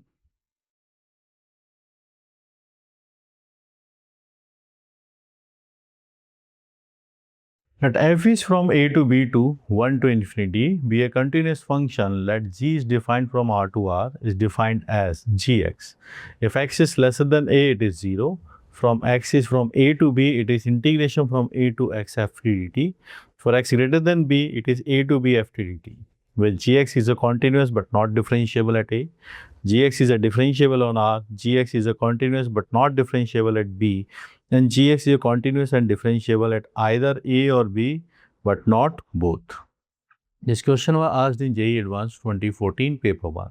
MCQ category के अंदर ही क्वेश्चन पूछा गया है जहाँ से एक से ज़्यादा ऑप्शंस करेक्ट रहते हैं। 2014 के अंदर पेपर सीबीटी मोड में नहीं होता था, ऑफलाइन मोड में होता था, और यहाँ पर पार्शियल मार्किंग भी नहीं होती थी उस टाइम पे। ठीक है, उस टाइम के स्टूडेंट के हिसाब से डिसाइड करते हैं कि इस पर्टिकुलर क्वेश्चन जिसमें आप डिफ़िकल्टी फेस कर रहे हैं, उस टाइम के स्टूडेंट्स ने इसके ऊपर कैसी परफॉर्मेंस दी थी। तो चलिए क्वेश्चन पर अगर आकर देखें तो 57.78 स्टूडेंट ऐसे हैं जिन्होंने इस पर्टिकुलर क्वेश्चन को गलत सॉल्व किया था। नहीं अटेम्प्ट करने वाला स्टूडेंट भी 10% के आसपास है, और करेक्ट रिस्पॉन्स देने वाला स्टूडेंट है 33। 33 इज़ अ गुड नंबर। इसके हिसाब से इस क्वेश्चन को हम एवरेज लेवल का क्वेश्चन मानेंगे, मतलब बहुत ज़्यादा डिफिकल्ट क्वेश्चन कैटेगरी में इसको नहीं रखा जाएगा। आसान सवाल की मतलब बेसिकली एवरेज क्वेश्चन कैटेगरी में इसको रखा जाएगा। टॉपिक आप देख चुके हैं, इंटीग्रेशन के साथ मिक्स है, कंटिन्यूटी, डिफरेंशिएबिलिटी है। तो इंटीग्रल कैलकुलस और डिफरेंशियल कैलकुलस दोनों के ऊपर मिक्स्ड ही क्वेश्चन है। चलिए इस क्वेश्चन को अप्रोच करते हैं और देखते हैं कि ऐसे हम इसको सिंप्लीफाई कर सकते हैं, क्या अप्रोच हमें फॉलो करनी चाहिए। ध्यान यहाँ दीजिए, फंक्शन ए से बी में डिफाइंड है, आउटपुट इसका 1 से इन्फिनिटी आएगा, ये कंटिन्यूस फंक्शन है, और जो जी फंक्शन है वो इसके ऊपर बेसिस पे आगे डिफाइन किया गया है। तो ध्यान देने वाली बात ये है कि एफ एक्स जो भी आएगा हमेशा ग्रेटर देन 1 आएगा। ये दिखा, कोडोमेन को नोटिस कर लिया हमने। अब सारी बातें जी के बारे में पूछी जा रही। ठीक है, जी क्या है? अगर एक्स की वैल्यू ए से कम है तो फिर ये 0 आता है। ए से बी में जाओगे तो एक इंटीग्रेशन है एफ एक्स का, और एफ एक्स एक कंटिन्यूस फंक्शन है, और ये जी आपके पास ए से एक्स में इसका इंटीग्रेशन होगा, एक्स की वैल्यू ए से बी के बीच में है। वहीं अगर ये ग्रेटर देन बी हो जाता है तो फिर ये फाइनाइट इंटीग्रेशन है ए टू बी, दोनों constant F t d T. पहले कंटिन्यूटी की बात करते हैं, कहाँ पर ये डिस्कशन हो रहा है। So let's discuss at x equal to a continuity. यहाँ पर x की वैल्यू a से कम है, तो हम यहाँ पर सबसे पहले LHL की बात करेंगे, तो वो 0 आ जाएगा, 0 माइनस पर 0। वहीं फिर मैं f ऑफ a बनाना चाहता हूँ या फिर f of a plus, value of function at the point a और a प्लस दोनों यही सेकेंड डेफिनेशन से आएंगे, तो ये इंटीग्रेशन हमारे पास a से a चला जाएगा। a से a है, इसका मतलब इंटीग्रेशन 0 है, कुछ विड्थ ही नहीं आएगा, एरिया ही नहीं बनेगा, 0। दोनों जगह से सेम आ रहा है, तो क्लियर लिख सकते हैं x इक्वल टू ए पर जो फंक्शन है वो कॉन्टिन्यूस होगा। ठीक है, चलिए अब बात करते हैं b की। b पर देखिएगा, b पर इक्वल टू और लेसर देन वाला डेटा यहाँ से बनेगा। तो अगर आप यहाँ से डेटा बनाने चाहते हैं, g ऑफ b माइनस यानी LHL and the value of function जिसका हम इंटीग्रेशन कर रहे हैं ft, वो एक कंटिन्यूस फंक्शन है। ठीक है, तो ये अच्छी बात है, ताकि हमें ज़्यादा सोचना नहीं पड़ेगा उसके बारे में। वो कंटिन्यूस है, उसका ग्राफ ब्रेक नहीं होता है, ये डेटा आपके पास आया। वहीं अगर हम जी बी प्लस यहाँ बनाते हैं, बी से थोड़ा आगे की बात करते हैं, तो ये डेटा आपके पास आएगा, ये है ए से b f t d t, जो सेम है। अगर आप देखें दोनों यहाँ से, यह भी वही डेटा है, ये भी वही डेटा है, तो कंफर्म हो गया कि at x equal to b पर भी हमारे पास जो जी एक्स है वो कैसा है, वो एक कॉन्टिन्यूस फंक्शन है। तो कंटिन्यूटी के ऊपर कोई डाउट नहीं है। एफ एक्स कंटिन्यूस था, उसके बेसिस पर एक मॉडिफाइड फंक्शन बनाया गया जी एक्स, जो इंटीग्रेशन के अलग अलग इंटरवल्स के हिसाब से डिफाइन किया गया है।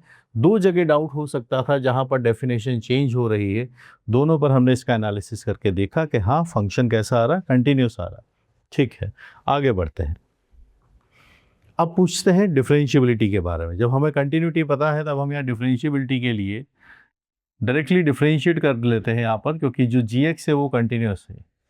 तो x अगर लेसर देन a है तो आप इसको 0 लिख सकते हैं, और जब मैं a से b के बीच में बात करूँगा तो इस फंक्शन का डिफरेंशिएशन हम करेंगे। यहाँ पर आपके पास f ऑफ x आता है, फिर x ग्रेटर देन b है। ये देखिए आप कैसा फंक्शन है, ये a से b लिखा गया है, दोनों कांस्टेंट है। यहाँ तो x था, लेबनीज से fx माइनस 0 बनेगा इसका डेरिवेटिव a की वजह से, और ये a से b है विच इज़ अ कांस्टेंट। ए और बी के हिसाब से ये जो लिखा गया है ये तो कांस्टेंट फंक्शन है, कांस्टेंट का डेरिवेटिव आपके पास से 0 बन जाएगा। हमें डिफरेंशिएबिलिटी की बात करनी है, जी डैश ए माइनस 0 आता है। वहीं अगर मैं जी डैश ए प्लस की बात करूँगा, वो यहाँ से एफ ऑफ ए प्लस बनेगा। आपको कोडोमेन याद है एफ की? ग्रेटर देन 1 है, so this quantity is greater than और इक्वल टू 1। हमारे पास LHD 0 आ रहा है और RHD ग्रेटर देन 1 आ रहा है, तो क्लियर पता चल गया at x equal to 0 gx is not differentiable, gx is not differentiable. जहाँ LHD 0 आता है, RHD हमारे पास f ऑफ a प्लस है, इसके पर ध्यान स्टूडेंट्स नहीं देते हैं, ये ध्यान देने वाली बात है। 1 से इन्फिनिटी है तो ये डेटा तो 1 से ग्रेटर आएगा, ये 0 है, ये नॉन 0 है, दोनों इक्वल नहीं हो सकते, नॉट डिफरेंशिएबल। सिमिलरली अगर हम b माइनस पे बात करेंगे तो b माइनस यहाँ से बनेगा आपके पास f ऑफ b माइनस, जो कि ग्रेटर देन और इक्वल टू 1 रहेगा। वहीं अगर हम g डैश b प्लस निकालेंगे, वो डेटा आपके पास यहाँ से 0 आता है। तो यहाँ पर भी at x equal to b, अभी हमने 0 पे नहीं a पर पता किया है, और ये b पर हमने लिखा gx, यहाँ पर भी नॉट डिफरेंशिएबल आएगा, इट इज़ नॉट डिफरेंशिएबल। तो लिखा है it is a continuous but not differentiable at a, correct. It is differentiable on r, no, 2 points पर नॉट डिफरेंशिएबल है a and b। It is continuous but not differentiable at b, correct. It is continuous and differentiable either at A और B but not both। या तो A पर continuous और differentiable तो है ही नहीं, चांस ही नहीं है। It is not differentiable, neither of A और B, both places it is not differentiable। तो यहाँ पर हम फाइनल मार्क करेंगे AC। तो आपने देखा मोर देन 30% स्टूडेंट इस क्वेश्चन को सही किया था। तो आप में से कई स्टूडेंट ऐसे हैं जो इन इंटीग्रेशंस को देख कर कैसे अलग अलग डेफिनेशन पे इंटीग्रेशन ला दिए हैं, इसलिए हम डर गए थे। कोडोमेन का भी रोल है, स्मार्ट क्वेश्चन है, और ऐसे स्मार्ट लोग आपने देखा पेपर में फाइनल डे के दिन, जिस दिन पेरेंट्स बाहर वेट कर रहे होते हैं, हर कोई आपको ऑल द बेस्ट बोल रहा होता है और एक प्रेशर रहता है एग्जाम परफॉर्म करने पर, लेकिन फिर भी 33% स्टूडेंट ऐसे थे जिन्होंने इस क्वेश्चन को परफेक्टली सही किया। आपकी अगर इसके अंदर वीकनेस चल रही, समय रहते इसको दूर कर लीजिए, टॉप क्लास टीचर से पढ़िए ताकि आपके कॉन्सेप्ट सटीक रहें, सीखते हुए चलें और उनकी मेंटरशिप में भी रहिए। For that you can join my calculus course. अगर आप कैलकुलस इंप्रूव करना चाहते हैं, अलजेब्रा इंप्रूव करना चाहते हैं, अलजेब्रा कोर्स ज्वाइन कीजिए, पढ़िए। और फिर प्रैक्टिस के लिए ऑल मैथमेटिक्स का पूरा इकोसिस्टम आपको यहाँ पर मिल जाएगा। आप कैलकुलस की बुक कीजिए, अलजेब्रा की बुक कीजिए, पर करना आपको होगा। कोर्स परचेज करने से, बुक खरीदने से सिलेक्शन नहीं होगा, उसको यूटिलाइज कीजिए, सीखिए, एक एक लाइन जो वहाँ पर लिखी गई उसको समझिए और फिर कनेक्टेड रहिए मुझसे। तब चीज़ें आपके लिए, जो आपकी नॉलेज है, आप उसको मैक्सिमम उसको कन्वर्ट कर पाएंगे। Keep learning.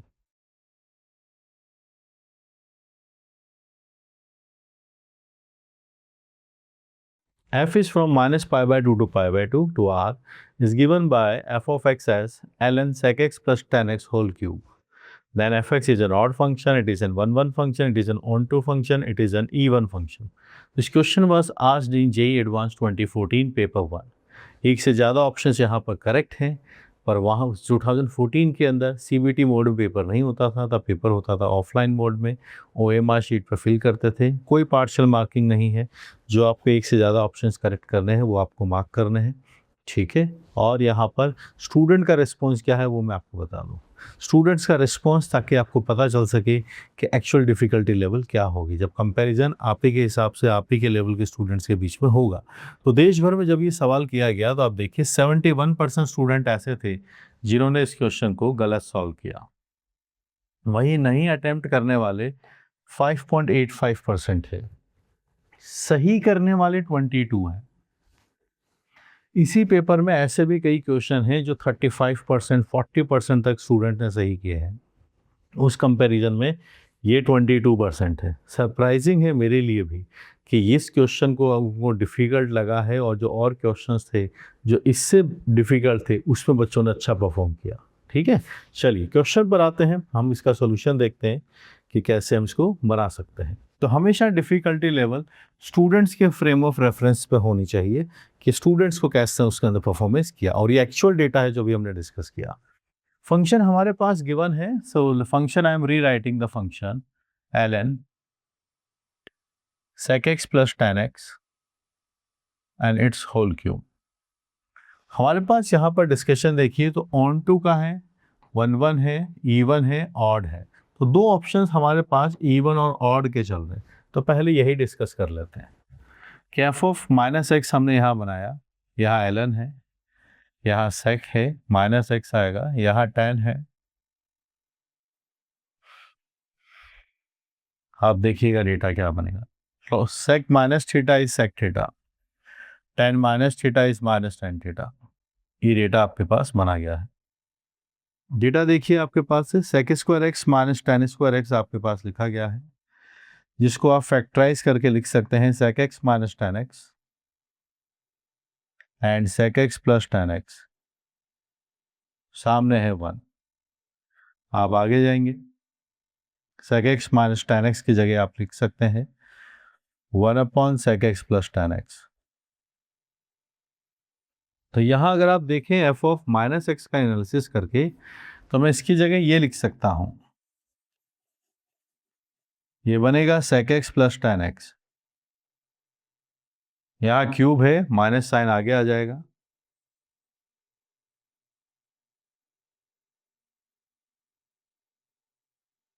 ये माइनस साइन बाहर,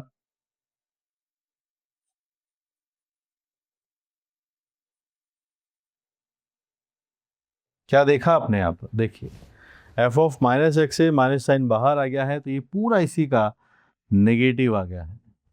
ये पूरा इस पर डेटा कैसा बन जाएगा? नेगेटिव आ गया है। करेक्ट, यहाँ से हम बात बना सकते हैं। तो यहाँ से डेटा आपके पास बन गया है, तो this is considered as an odd function. हमारे पास ये ऑड फंक्शन कैटेगराइज हो चुका है, इवन फंक्शन नहीं है। तो एओडी में डिसाइड हो गया सबसे पहले कि ये एक ऑड फंक्शन। फिर बारी आती है कि सर क्या ये ऑन टू है, वन वन है, ये भी डिसाइड कर दीजिए, जिसको कि हम कहते हैं क्लासिफिकेशन ऑफ फंक्शन, जिसके बारे में हमें अभी आइडिया लगाना है कि फंक्शन का नेचर क्या होगा। तो सबसे पहले अभी हमने ऑड और इवन डिसाइड किया। सर क्या कोई और तरीका भी हो सकता है? ये तो स्टैंडर्ड तरीका है ही सही। आपको लगे कि सर कोई और तरीका जिससे मैं इसको पता कर सकता हूँ किसी डेटा के आसपास, तो आप एक काम कर सकते हैं, यहाँ पर F of pi by four निकाल लीजिए। वो आपके पास से एलन है, सेक पाई बाय फोर की वैल्यू कितनी आएगी? रूट टू, टेन की वैल्यू प्लस है और यहाँ आ गया क्यूब। ऑड है या इवन है, आप माइनस पाई बाय फोर निकाल के देख सकते हैं। अगर आप सेक से निकालेंगे तो वो रूट टू ही रहेगा, पर tan minus forty five minus one बन जाएगा। Confirm? Root two plus one, root two minus one. आप देख सकते हैं इसके बारे में अगर डेटा बनाना चाहें, इसको मैं रैशनलाइज करूंगा तो ये डेटा रख सकता हूं। ठीक है, रैशनलाइज कर लीजिए तो one upon root two plus one यहां से माइनस के साथ जनरेट हो जाएगा, और ये माइनस साइन बाहर,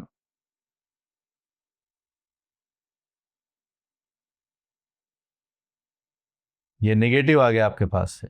तो क्लियर है, ऑड है। ठीक है, नेगेटिव आ चुका है, ऑड है। तो आप सिंपल किसी डेटा पर भी ये बात कर सकते हैं, क्योंकि ऑड होगा तो पूरी डोमेन में होगा, इवन होगा तब भी वहाँ होगा। और थोड़ा आप यहाँ देख सकते हैं कि हाँ ये इसका नेगेटिव आ गया, यहाँ से भी आप ये बात बोल सकते हैं। किसी और डेटा पर भी आप इसको क्रॉस वेरीफाई कर सकते हैं। ये जेनरिक अप्रोच है जिससे अभी हमने इस क्वेश्चन को किया। आगे बढ़ते हैं। ऑड आ चुका है, ये बन चुका है, हमें पता करना है वन वन है या नहीं। तो हम पहुँचे वापस से एफ एक्स के पास, यहाँ है लॉग, ये है sec x plus tan x whole cube. कीजिए डिफरेंशिएशन, यहाँ थ्री आ जाएगा आपके पास, यहाँ एलन रहेगा, it is sec x plus tan x whole cube का जगह स्क्वायर रहेगा, मल्टीप्लाई में रहेगा, लॉग है, चेन रूल लगेगा, वन अपॉन आपके पास से ये डेटा बनेगा, लॉग का one upon sec x plus tan x, और फिर सेक एक्स का डेरिवेटिव आप बनाइएगा सेक एक्स टेन एक्स, और टेन एक्स का हम बना देंगे सेक स्क्वायर एक्स। ये डेटा है। सो थ्री एक्स स्क्वायर, यहाँ पर लॉग का वन अपॉन आ जाएगा, फिर सेक एक्स का सेक एक्स टेन एक्स बना सकते हैं। सिंप्लीफाई करते हैं, देखते हैं क्या एनालिसिस आता है। यहाँ हमने थ्री रखा है, यहाँ लॉग है आपके पास से, sec x plus tan x का आया होल स्क्वायर। यहाँ से आप सेक एक्स कॉमन ले लीजिए, तो tan x plus sec x इसको कैंसिल कर देगा, आपके पास यहाँ पर सिर्फ सेक एक्स रहेगा। एक्स जो है अपने पास वो लिखा गया है माइनस पाई बाय टू से pi by two, minus pi by two से पाई बाय टू आपके पास लिखा गया है, जिसके अंदर अगर आप यहाँ जाएंगे तो ये पॉजिटिव रहेगा। ठीक है, और ये डेटा ऑलरेडी होल स्क्वायर लिखा गया है, होल स्क्वायर है तो ये भी पॉजिटिव है। तो हमें पता चल गया एफ डैश एक्स पॉजिटिव है, इसका मतलब ये हो गया कि एफ एक्स हमारे पास से स्ट्रिक्टली इंक्रीजिंग है, लगातार बढ़ता रहेगा। कोई वैल्यूज अगर लगातार इंक्रीज करती जा रही हैं, आपके मार्क्स टेक्स्ट में लगातार बढ़ते जा रहे हैं, लगातार बढ़ते जा रहे हैं, तो क्या कभी आपके दो टेस्ट में सेम मार्क्स आएंगे? सोचिए, if your marks are keep on increasing तो you will never get same marks in two test. इसीलिए ये 1-1 होगा। 1-1 मतलब होता है डिस्टिंक्ट इनपुट पर डिस्टिंक्ट आउटपुट आएंगे, अलग अलग वैल्यूज पर अलग अलग आउटपुट आता हो। जब ये कीप ऑन इंक्रीजिंग फंक्शन है, किसी भी दो डिस्टिंक्ट वैल्यूज पर इसका सेम आउटपुट नहीं आएगा, तो yes it is a 1-1 function. ठीक है, अब ये लगातार बढ़ता जा रहा है, कंफर्म हो गया। अब बात करनी ऑन टू इनटू पता करते हैं रेंज के हिसाब से कि रेंज क्या है। जब हमें मालूम चल गया है कि ये इंक्रीजिंग नेचर का है, तो सबसे कम मार्क्स आपके पहले टेस्ट में आए थे और सबसे ज़्यादा मार्क्स आपके आखिरी टेस्ट में आएंगे। तो डोमेन क्या है? -π/2 से π/2 पे बात चलने वाली है। हम डिस्कशन करेंगे सबसे पहले π/2 माइनस पर, limit x tends to π/2 minus, यहाँ लॉग है, यहाँ sec x है, यहाँ tan x है, होल पावर क्यूब है। आप सब्स्टिट्यूट कर दीजिए π/2 एक सेकेंड, -π/2 आगे जाएंगे तो -π/2 से आगे हम पहुंचेंगे, यानी -π/2 प्लस h। तो मैं इसका थोड़ा लिमिट बना देता हूं ये सब्स्टिट्यूशन करने के बाद। तो आपके पास ये डेटा आपके पास से बनेगा sec ऑफ -π/2 प्लस h, यहाँ tan है -π/2 प्लस h, यहाँ पर है क्यूब। ये डेटा हमने बनाया। ठीक, माइनस साइन आप कॉमन ले लीजिए, यहाँ पर आपके पास से माइनस साइन कॉमन लेंगे, सेक माइनस थीटा भी सेक थीटा ही होता है, तो फिर यहाँ पर π/2 माइनस से आपके पास से कॉसेक h यहाँ पर बनेगा, माइनस साइन बाहर, तो फिर आपके पास tan 90 minus theta is cot theta. ये डेटा आपके पास बन गया। ठीक है, अब आप चाहो इसका एनालिसिस कर लीजिए कि -π/2 के जस्ट आगे क्या बिहेवियर है। आप रखिए यहाँ पर, आप जब जीरो रखेंगे तो सेक जीरो की वैल्यू कितनी आती है आपके पास, वो डेटा देखना है। यहाँ भी कॉट जीरो लिखा गया है, थोड़ा इसको हमें देखना होगा कि ये नंबर क्या बन सकता है। आगे पहुँचते हैं, लिमिट है आपके पास h टेंड्स टू 0 है, ये ln है। आपके पास ऊपर डेटा बनेगा 1 minus cos h upon sine h, ये डेटा है। आप 1 माइनस कॉस h को हाफ एंगल में चेंज कीजिए, तो मेरे पास से अगर मैं इसको हाफ एंगल में चेंज करूंगा, कॉस h को लिखा जाएगा 1 माइनस 2 साइन स्क्वायर h/2। तो ये लिमिट हमारे पास बनने वाली है, 1 से 1 कैंसिल है, 2 साइन h/2 कॉस h/2 भी लिखा हुआ है, tan h/2 बनेगा लॉग के साथ, ये है cube. Log h tends to 0 पर tan h/2 बना है। लॉग को आपका ग्राफ अगर आपको पता हो लॉग का, ये ग्राफ होता है, जीरो के जस्ट आगे आप देखेंगे तो माइनस इन्फिनिटी है। तो यहाँ पर भी जीरो के जस्ट आगे, tan के आगे जीरो प्लस रखेंगे तो जीरो के जस्ट आगे पहुँच रहा है लॉग माइनस इन्फिनिटी। आप माइनस क्यूब के क्यूब करेंगे तो माइनस तब भी सस्टेन्ड रहेगा, यानी -π/2 पर इसका वैल्यू माइनस इन्फिनिटी आता है। अब हमें देखना है कि π/2 के थोड़ा पहले ये क्या बनेगा। नाउ वी आर इंटरेस्टेड कि π/2 के थोड़ा पहले क्या डेटा बनेगा, x का value π/2 minus h, limit h tends to 0, ln आपके पास से sec है जो बनेगा π/2 माइनस h, फिर tan है तो बनेगा π/2 माइनस h, ब्रैकेट बंद, then there is a cube. आगे पहुंचे, limit x tends to 0, ln cosec h cot h, and it is cube. Limit h tends to 0, ln 1 plus cos h upon sin h। ये data आपके पास बनता है।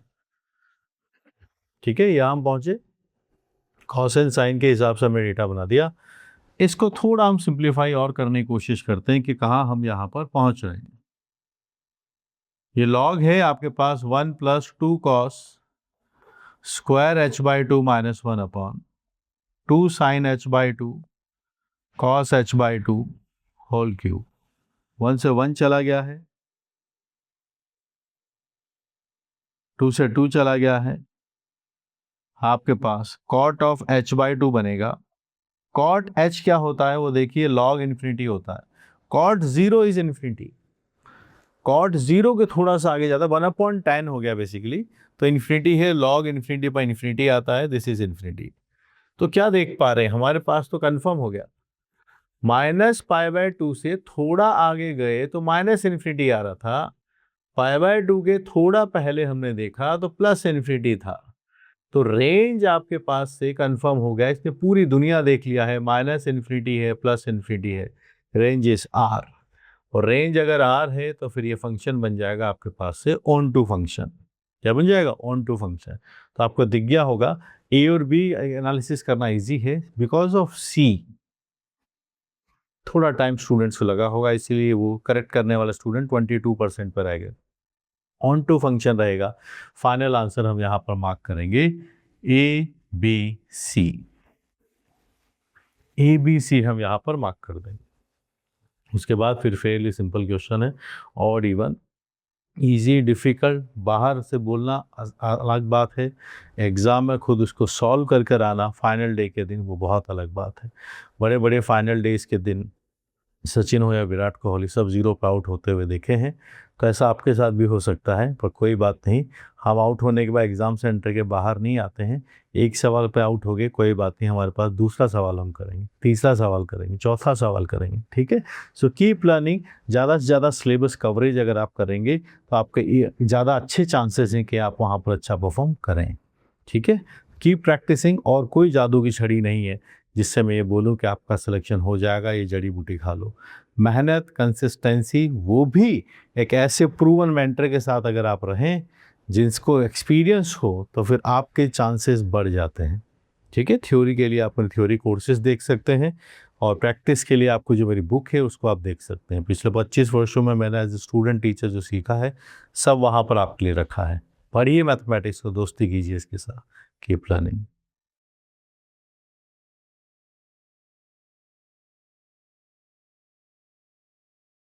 From a point P, lambda, lambda, lambda, perpendiculars PQ and PR are drawn respectively on the lines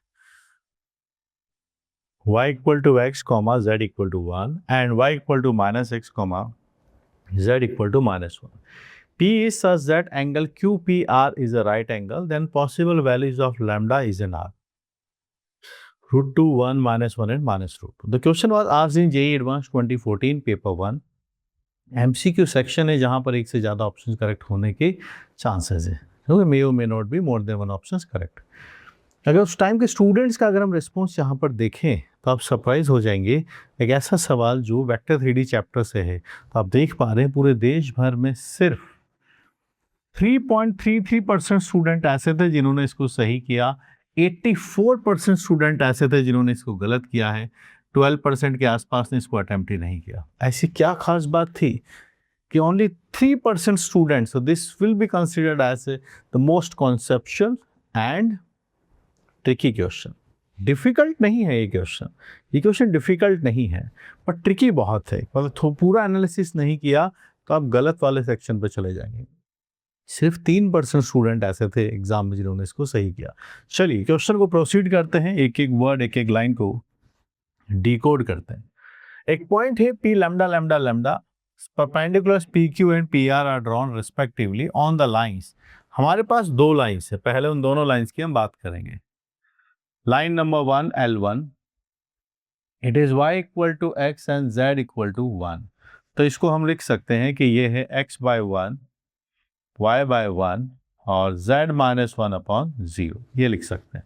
z equal to 1 है तो z-1/0। इस तरीके से मैं इसको एक सिमेट्रिकल फॉर्म में लिख सकता हूँ। फर्स्ट लाइन इसके सामने मैंने ले लिया k है, ठीक है, ये है line 1। Similarly we have a second line as well, वो है आपके पास से y is equal to -x and z equal to -1। इस इक्वेशन को भी मैं लिखना चाहता हूँ x upon -1, y upon 1 and z plus 1 upon 0। इसको हमने ले लिया यहाँ पर, कुछ ही और वेरिएबल के हिसाब से ले लेंगे अल्फा। ठीक, ये दूसरी वाली इक्वेशन हो गई। चाहते क्या है वो देखिए, इस पॉइंट P से perpendicular PQ and PR are drawn respectively on this lines. दो लाइंस आपके पास है लाइक दिस, आपके पास यहाँ एक है पॉइंट P, आपने इन दोनों लाइंस पर परपेंडिकुलर्स ड्रॉ किए हैं, ऐसा बताया जाता है। This is Q point, this is R point, L1 L2। Clear? तो हम फर्स्ट वाली लाइन पर पॉइंट नंबर Q अज्यूम कर सकते हैं। यहाँ पर अगर मैं Q पॉइंट अज्यूम करूँ तो आप देख सकते हैं, you can take it as a K and 1।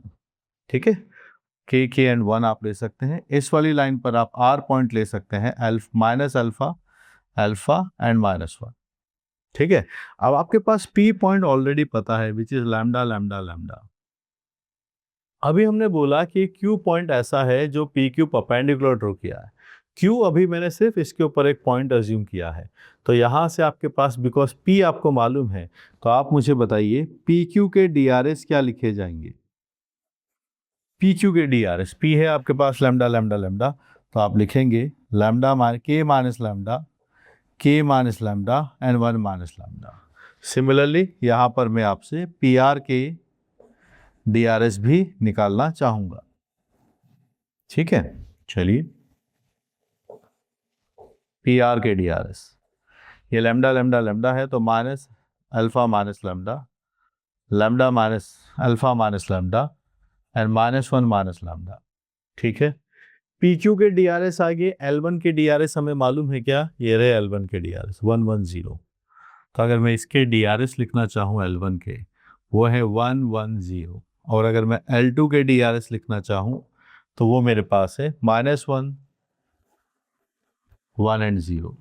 अब आप सोचिए चाहते क्या है कि इस परपेंडिकुलरिटी कंडीशन को कन्वर्ट करें। As we know that PQ is perpendicular to line 1। PQ के DRS वो रहे, लाइन के DRS, इसके DRS आप लिखिए। PQ के DRS है K minus lambda, K minus lambda 1 minus lambda, और L1 के DRS 110 है। परपेंडिकुलर है तो दोनों का डॉट प्रोडक्ट आपको 0 करना होगा।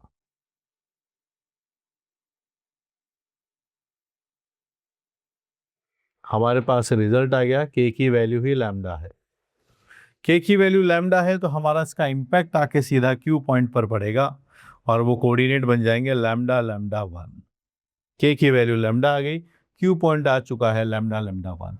सिमिलरली PR जो है ये भी परपेंडिकुलर है लाइन नंबर 2 के साथ। लाइन नंबर 2 के DRS अभी लिखे हमने -1, 1 एंड 0। PR के DRS लिख रखे हैं, दोबारा लिख रहे हैं, ये रहा minus alpha minus lambda, alpha minus lambda, -1 minus lambda. दोनों का डॉट प्रोडक्ट फिर से करेंगे, यहाँ पर ये डेटा -1 माइनस लैम्डा 0। ध्यान से करना है, कोई मिस्टेक ना हो जाए, कोई गड़बड़ ना हो जाए, इस बात का हमें ध्यान रखना है। ठीक है, तो यहाँ पर एक पॉइंट अज्यूम किया हमने माइनस अल्फा। इक्वेशन का ध्यान रखिए, ये इक्वेशन थी x upon -1, y upon 1, z plus 1 upon 0, minus alpha and -1।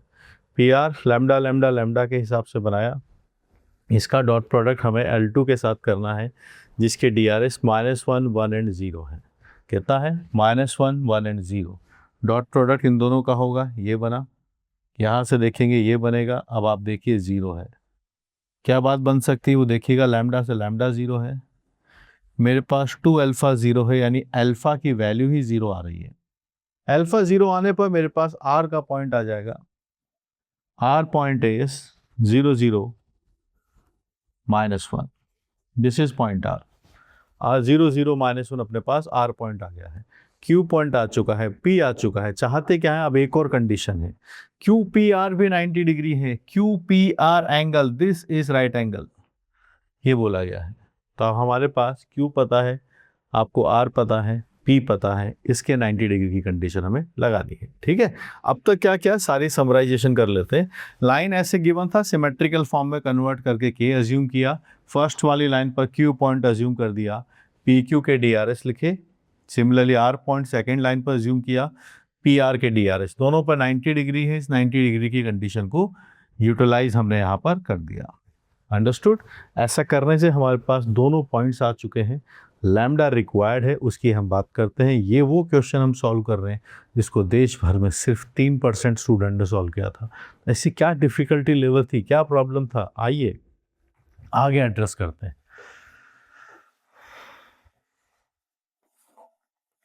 Q R P, P is lambda lambda lambda, Q अभी हमने निकाला, Q was lambda lambda 1 and R is 0 0 minus 1. L2 L1, this angle is 90. So tell me DRS of PQ. PQ के DRS आप देखेंगे तो lambda minus lambda, lambda minus lambda, 1 minus lambda, it is 0 0 1 minus lambda. Then PR के DRS लिख लेते हैं इसके, तो देखिएगा lambda minus 0, lambda minus 0 and lambda plus 1, lambda lambda lambda plus 1। ठीक, अब देखिए हमें गिवन है कि QPR एंगल इज 90, जिसका मतलब ये हुआ कि PQ परपेंडिकुलर है PR के। डॉट प्रोडक्ट करेंगे, lambda into 0, 0 into lambda and 1 minus lambda multiply with lambda plus 1।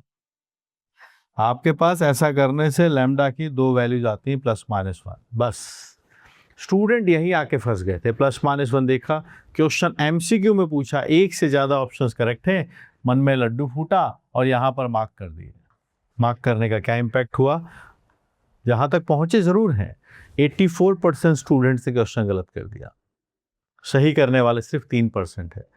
तो क्या इसके आगे हमें कुछ और वेरिफिकेशन करना होगा? जी बिल्कुल। आपको 1 और -1 दिखा, ये बात एग्जामिनर को भी पता है कि यहाँ आके फंसेंगे। अब आप चेक करिए, जब मैं लैम्डा की वैल्यू 1 लेता हूँ तो मेरे पास P पॉइंट क्या आता है? P पॉइंट आता है 1 1 1 1 1 1। वहीं पर मेरे पास Q पॉइंट भी 1 1 1 आ गया है। ध्यान से देखिए, ये भी 1 1 1, ये भी 1 1 1। तो इस लैम्डा की वैल्यू 1 के लिए P और Q सेम पॉइंट है। अगर ये सेम पॉइंट है तो फिर तो परपेंडिकुलर बना ही नहीं, ये कोइंसाइड नहीं कर सकते। Q पॉइंट इससे परपेंडिकुलर आया है, इस लाइन से इसके ऊपर, तो दिस इज रिजेक्टेड। इस वाले केस को रिजेक्ट नहीं किया, दिस केस इज रिजेक्टेड। ये सिर्फ स्मार्ट स्टूडेंट्स ही थे, उन्होंने इसको क्रॉस वेरिफिकेशन किया। यहाँ जब हम -1 रखते हैं तो P आपका -1 आता है और Q का डेटा -1 -1 +1 है। R का डेटा आप देखेंगे तो खैर अलग है ही सही। तो only lambda equal to -1 is accepted. तो आपके पास सिर्फ C इसका आंसर होगा, ओनली C। तो ऐसी गुगली फेंकी जाती क्रिकेट में, वैसे एग्जाम में भी फेंका जाता है इस बात को कि कौन जो अच्छे से प्लेयर जानता है खेलना, जो अच्छा स्टूडेंट सिंसियर स्टूडेंट जानता है वही मार्क करेगा C। तो सोचो जब एक एग्जाम हुआ होगा, दो बच्चे बाहर आके डिस्कस कर रहे हैं, क्योंकि क्वेश्चन तो हो गया ना, बस उसने यहाँ आके मार्क कर दिया, तो वो इसी फील गुड में रहेगा बाहर आके कि मैंने क्वेश्चन सही किया है, सही हुआ है। पता तो जब चलेगा जब वो आंसर की मैच करेगा। पेपर का आइडिया एक तो तभी लग जाता है, सवाल आपसे बने ही नहीं तब तो मूड ऑफ वहीं हो जाएगा। सवाल आपसे बने हैं, आपके जो डेटास आए वो आंसर में ऑप्शन में दिख भी रहे हैं, तब आप एक भ्रम में जिएंगे। एक्चुअल एनालिसिस तो तब पता चलता है जब आप उसको मैचिंग करते हैं कि अच्छा क्या सही क्या गलत। तो ये वही सवाल था। दो डेटास MCQ में एक से ज़्यादा ऑप्शंस होते हैं करेक्ट, अगर ये SCQ में होता तो आप क्रॉस वेरीफाई करते हैं। जानबूझ के MCQ में पूछा है जहाँ पर एक से ज़्यादा ऑप्शंस करेक्ट होते हैं। This is wrong, this is wrong, ये तो खैर रॉन्ग है ही सही, यहाँ पर धोखा खाया, मार्क्स चले गए। तो half knowledge is more dangerous, complete knowledge रखिए। इन नॉलेज के लिए आपको अगर थ्योरी कोर्सेज कर रहे हैं तो ज़रूर कीजिए, अपने पोर्टल पे जाइए, जो भी मैथमेटिक्स का सेक्शन आपका वीक है उसको सीखिए, इन्वेस्ट कीजिए, टाइम रहते सीखिए ताकि रिवीजन भी आप कर सकें। और साथ ही साथ जो अपनी बुक्स हैं, पूरे इकोसिस्टम मैथमेटिक्स के अवेलेबल है, उनसे प्रैक्टिस कीजिए। ये सब आपके लिए हैं, जो मैंने जितनी मैथमेटिक्स सीखी है सब आपको वहाँ पर दे दी है, इसके बाहर कुछ नहीं है। Keep learning, keep solving, keep your mathematics your front wheel, पढ़ते रहिए ऐसे ही।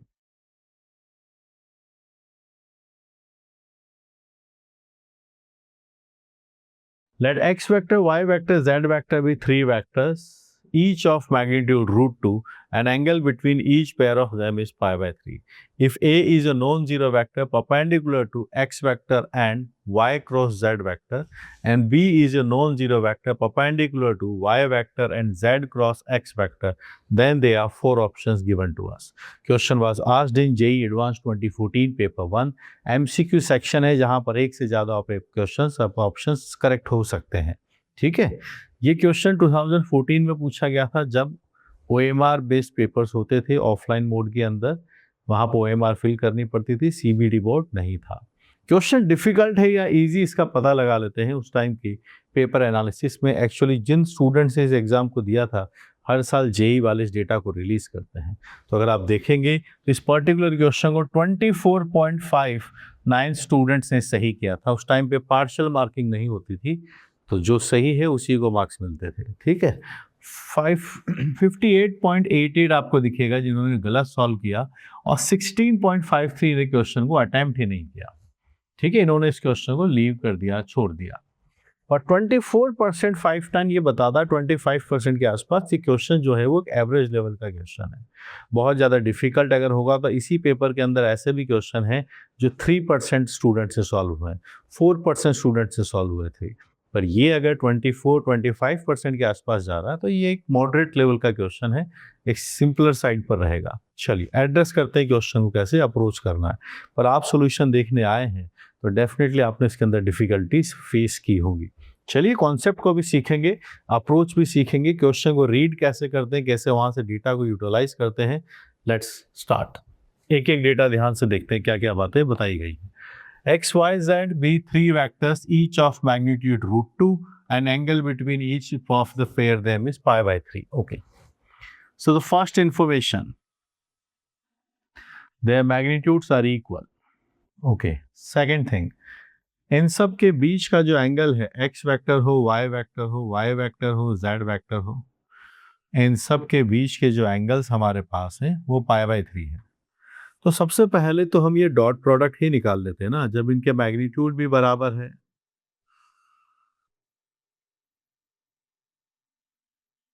तो एक तो √2 कितना है मैग्नीट्यूड, √2 है, दिस मैग्नीट्यूड इज √2, तो √2 टाइम्स √2 और ये cos 60 डिग्री आपके पास आएगा। We are getting half one, √2 2 होता है, cos 60 हाफ होता है। तो x डॉट वाई हो, y डॉट z हो, z डॉट x हो, इन सब की वैल्यू हम आगे जाके कभी ज़रूरत पड़ेगी तो हम इस डेटा को 1 रखेंगे। ठीक है, मैग्नीट्यूड पता था, एंगल पता था। अब बढ़ते हैं लाइन में, क्वेश्चन में आगे क्या है। अब now the A is a non zero vector which is perpendicular to x vector and y cross z। Okay, आइए, A वेक्टर ऐसा है, एक तो वो जीरो नहीं है, ध्यान रखेंगे। ए वेक्टर ऐसा है जो परपेंडिकुलर है x वेक्टर के, एक ए वेक्टर ऐसा है जो परपेंडिकुलर है y z x के, y क्रॉस z के। ऐसा वेक्टर सोचिए, लेट्स से एक p वेक्टर है और एक q वेक्टर है। एक ऐसा वेक्टर बनाना है जो दोनों के परपेंडिकुलर हो, तो वो क्रॉस प्रोडक्ट से आता है, a cross b, p cross q कर दीजिए। यहाँ पर हम चाहते हैं कि ये वेक्टर इन दोनों के परपेंडिकुलर रहें, इसका मतलब ये वेक्टर इन दोनों के क्रॉस प्रोडक्ट के पैरेलल आ सकता है।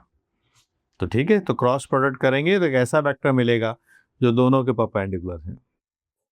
हमने बोला है कि पैरेलल है, यहाँ पर कोई ऐसा सिंबलाइज यूटिलाइज करते हैं, k टाइम्स अज्यूम कर लिया, it is x cross y cross z। यहाँ पर आपके पास है x dot z times y, x dot y times z। ये डेटा हमने लिखा, अभी अभी हमने इनके डेटास निकाले। x डॉट z हो, x डॉट y हो, इन सब की वैल्यूज 1 आती है, so we can take it as a 1, और हमारे पास ये डेटा इसका बन जाता है। This is the vector A. हमारे पास वेक्टर ए निकल के आ गया। आगे बढ़े, कुछ और इन्फॉर्मेशन दिया है जी, बिल्कुल। बी वेक्टर भी ऐसा ही है जो कि नॉन जीरो है। समझाया गया है कि बी वेक्टर जो है वो परपेंडिकुलर है वाई वेक्टर के। यही वेक्टर बी है जो परपेंडिकुलर है जेड क्रॉस एक्स वेक्टर के भी। तो दो वेक्टर्स के परपेंडिकुलर के वेक्टर निकालना है तो उनका क्रॉस कर दीजिए, वो उसके पैरेलल आ जाते हैं। So B vector is going to parallel to this vector. ये डेटा आपके पास है, तो यहां से हम इसको लिख सकते हैं lambda times y cross z cross x vector. तो देखिए इस पर फॉर्मूला लगाइए, वेक्टर ट्रिपल प्रोडक्ट। यहाँ भी हमने अप्लाई किया था। वेक्टर ट्रिपल प्रोडक्ट का फॉर्मूला आपको याद है, first third second and first second third. ये फॉर्मूले आप टिप्स पर रखिए। यहाँ से आपके पास बनेगा y dot x times Z vector minus y dot Z times x vector. और ये कंप्यूटेशन हम पहले ही कर चुके हैं, x dot y, y dot z, z dot x all are 1। तो this is also we are getting as 1 z minus y. यहाँ हमें इस k का वैल्यू निकालना है। वैसे ही b वेक्टर आपके पास है, यहाँ पे देखेंगे आप b vector z minus x से लैम्डा निकालना है। लेट्स प्रोसीड, क्या किया जाए इस लैम्डा के लिए। जैसा लिखा है वहाँ पर उसी के अकॉर्डिंग हम आगे बढ़ते हैं।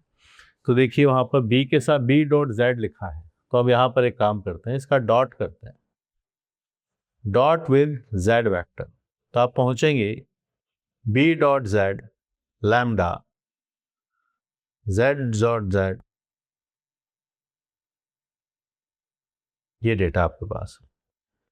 b डॉट z सोचेंगे क्या बनेगा, ये लैम्डा है, यहाँ पर है मॉड z, मॉड z का स्क्वायर। मॉड z का स्क्वायर कहाँ है, ये रहा। मॉड z √2 होता है, तो ये आपके पास है √2 इंटू √2 बन जाएगा। z डॉट x से आपके पास z डॉट x आपके पास 1 आता है। सो 2 माइनस 1 वैल्यू 1 आती है। हमारे पास लैम्डा की वैल्यू आती है, ये डेटा आता है लैम्डा। लैम्डा की वैल्यू आती है b डॉट z। यहाँ पर रखेंगे, हमारे पास से b वेक्टर आ चुका है।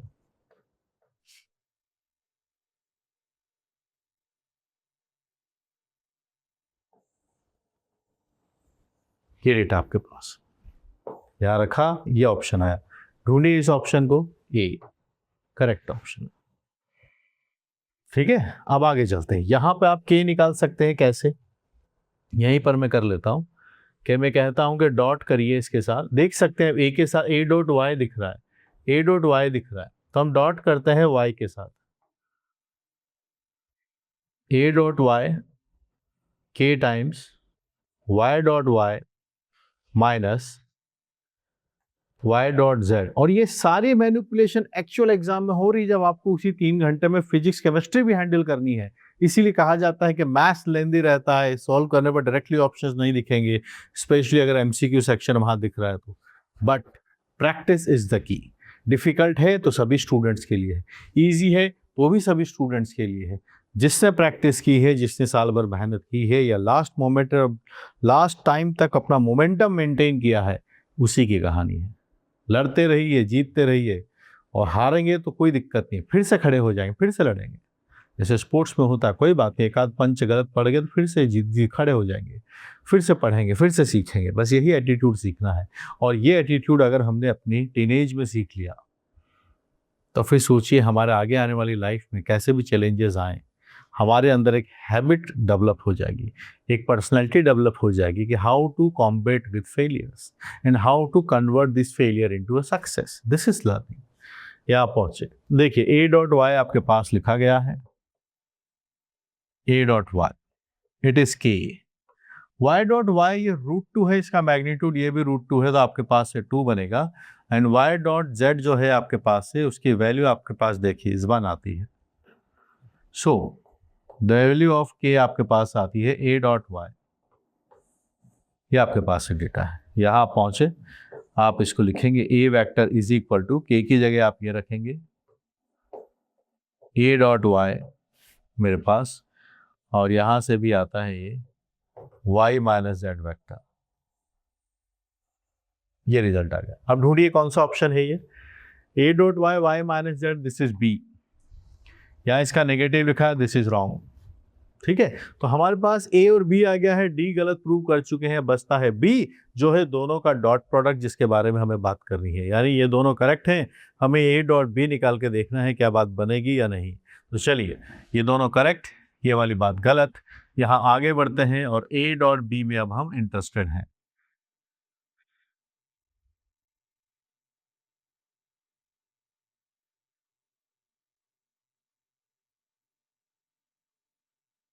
यहाँ पर a डॉट, इन दोनों के अंदर नंबर कौन सा उसको ढूंढ के लाइए। a डॉट y आपके पास आता है, b डॉट z आपके पास आता है,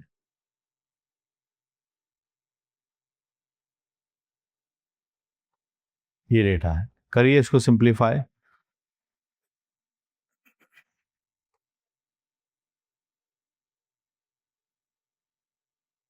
y dot z, y dot x, z, और यहां से ये डेटा भी आपके पास है। ठीक है, देखिए क्या बात है। अभी अभी हमने देख रखी है बातें, x डॉट y है, y डॉट z है या z डॉट x है, ये इक्वल होते हैं, तो ये दोनों तो कैंसिल है। ये कहानी है आपके पास। इस वाले को भी हमें सिंप्लीफाई करना है कि क्या बात बनेगी। ये देखेंगे अगर आप, तो ये तो √2 का स्क्वायर बन जाएगा। यहाँ आपके पास ये वैल्यू निकाल चुके हम पहले, 1 आती है, z डॉट x इज 1। तो आपके पास फाइनली आप देखेंगे तो this whole quantity is coming as minus, negative आपके पास आएगा। एंड वही प्रिसाइसली यहाँ लिखा गया है, this is also correct. So we are going to mark ABC। कितने परसेंट स्टूडेंट ने सही किया था? 20 के ऊपर थे स्टूडेंट्स, अगर आपको याद हो 24 या 22 थे, 24 यानी 25% स्टूडेंट थे। अगर आपको डिफिकल्ट लग रहा है, ये बहुत बड़ा नंबर है, देश में हम बात करें जितने लोग जेईई एडवांस देते हैं, 1/4 स्टूडेंट इस क्वेश्चन को सॉल्व कर लिया। आप अगर थोड़ा सा लैग बिहाइंड है, थ्योरी को रिवाइज कीजिए, go through my vector 3D courses, speed लाइए, प्रैक्टिस के लिए वेक्टर 3D वाली बुक सॉल्व कीजिए, बस सब चीज़ें आपके पॉजिटिव वे में आगे आ जाएंगी। पढ़ना पड़ेगा, कोई जादू की छड़ी नहीं है, घुमाया और हो गया, ऐसा कुछ नहीं है। कोई आपसे कहता है तो झूठ बोलते हैं। मेहनत इज़ द ओनली वे। बस आपके पास आपके मेंटर्स, टीचर्स जो हैं वो आपको करेक्ट वे में गाइड करें, जिनके पास प्रूवन एक्सपीरियंस हो, एक्सपर्टीज़ हो, उस पर फॉलो कीजिए। बहुत बढ़िया से आप परफॉर्म करेंगे, आपकी नॉलेज मार्क्स में कन्वर्ट होती हुई दिखेगी, और जब ऐसा होता है तो गिल्ट नहीं आता है। So keep learning, keep solving.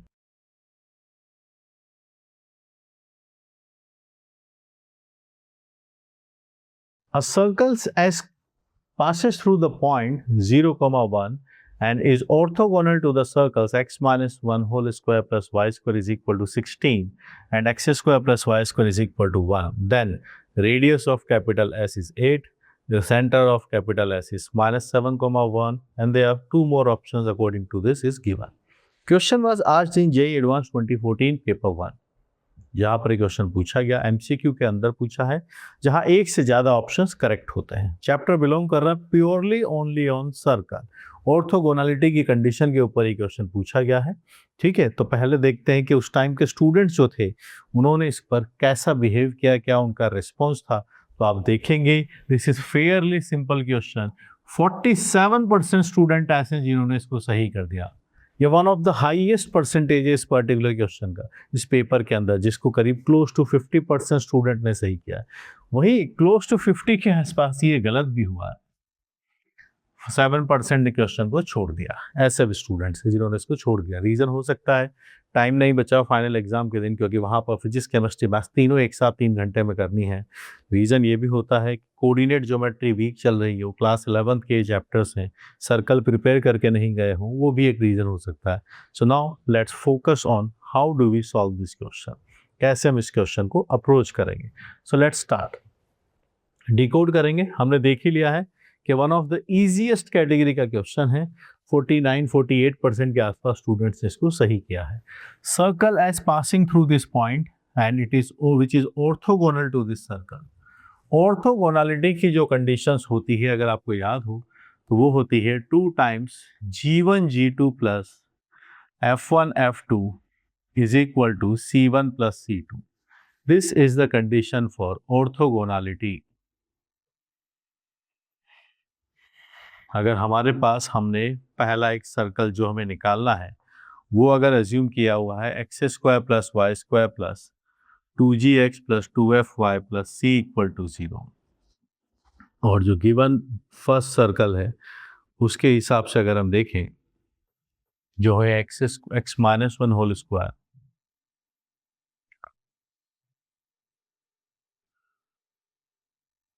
16 open कर लेंगे, it is x square plus y square minus 2x minus 15 is equal to 0। इनके ऊपर आपको कंडीशन लगानी है तो आप इस कंडीशन को अप्लाई कीजिए, 2g1 g2 plus f1 f2 is equal to c1 plus c2। 2g1 यहाँ पर g आ जाएगा, यहाँ पर g2 निकालिए -1, f1 यहाँ पर f आता है, यहाँ का f देखिए है ही नहीं, c1 प्लस c2 वो c है, यहाँ -15 है, ये c ये -15। तो आप डेटा निकाल सकते हैं। हमारे पास 2g की वैल्यू आपके पास से 15 माइनस c आता है, कंडीशन नंबर 1। एक और सर्कल है सेकंड सर्कल, उसकी बात करते हैं। सर्कल की इक्वेशन में कितने वेरिएबल होते हैं? जनरल मैथ्स की बात है, 3 होते हैं। जी एफ और सी अगर आप चेंज करते रहो तो पूरी दुनिया में जितने सर्कल है सब आ जाएंगे, सब आ जाएंगे। तो यहाँ भी इन्होंने हमें 3 कंडीशन दी है, ध्यान से देखिए। ये दोनों सर्कल परपेंडिकुलर कैसे ऑर्थोगोनल है, ये दोनों भी ऑर्थोगोनल है, सेकंड कंडीशन। थर्ड कंडीशन दिया है कि पॉइंट से सर्कल पास होता है, इसीलिए आपने देखा कि इसलिए परसेंटेज स्टूडेंट्स का बढ़ गया, 48% के आसपास पहुंच गए। Second circle x square plus y square -1 equal to 0, condition वही मेरे पास ऑर्थोगोनलिटी की, 2g1 g2 plus f1 f2 is equal to c1 plus c2 की कहानी है। ये मेरे पास g रहेगा, इसमें तो है ही नहीं x और y के कोफिशिएंट, ये तो 0 0 ही रह जाएंगे।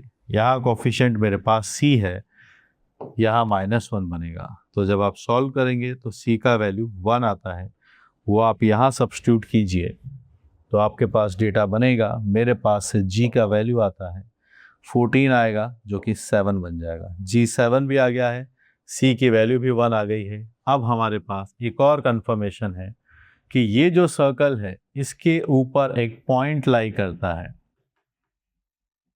This point lies on it. तो ये सेटिस्फाई करेगा, x की वैल्यू 0, y की वैल्यू 1, फिर x की वैल्यू 0, y की वजह से आपके पास है 2f बनेगा, plus c equal to 0। Value of c is coming as 1, c की वैल्यू 1 है, 1 plus 2f plus 1 is equal to 0। We are having f as -1. So yes, we got the required circle, capital S, x square plus y square, g के बाद x आता है, यहाँ पर g की value 7 है, 7 आप रखिए, 14x आपके पास से आता है। फिर हमें f चाहिए, f की वैल्यू -1 है, तो आपके पास से आता डेटा बनता है -2y, यहाँ डेटा रखेंगे -2y। फिर आता है c की वैल्यू +1 है, c का वैल्यू +1 है। चलिए सेंटर वगैरह निकालना चाहते हैं तो x के कोफिशिएंट -7, y का coefficient 1, this is the centre. और रेडियस भी यहाँ पर हम इसका निकाल देंगे, 49 + 1 -1, radius is 7, centre is -7, -1 is C option, -8, 1 is wrong, and the radius is 7. That's also true, it's wrong. So B and C are the correct answer. BC हम यहाँ पर मार्क कर लेंगे। तो समझ में आ गया आपको क्यों ये क्वेश्चन ऐसा था जिसको इतने सारे स्टूडेंट्स ने 47% ने सही किया, क्योंकि ज़्यादा कुछ था नहीं। ऐसा हमेशा हर जेईई एडवांस के पेपर में होता है, जितने भी आप देखेंगे सब में आपने देखा होगा, जितने भी मैंने क्वेश्चंस आपको बताए हैं सबके अंदर आप देखेंगे पेपर बैलेंस्ड होता है। कुछ क्वेश्चन इजी होते हैं, कुछ क्वेश्चन डिफ़िकल्ट होते हैं, और लार्जर सेक्शन जो ज़्यादा सेक्शन है उसमें मॉडरेट लेवल के क्वेश्चंस होते हैं, इंटरमिक्सिंग भी होते हैं।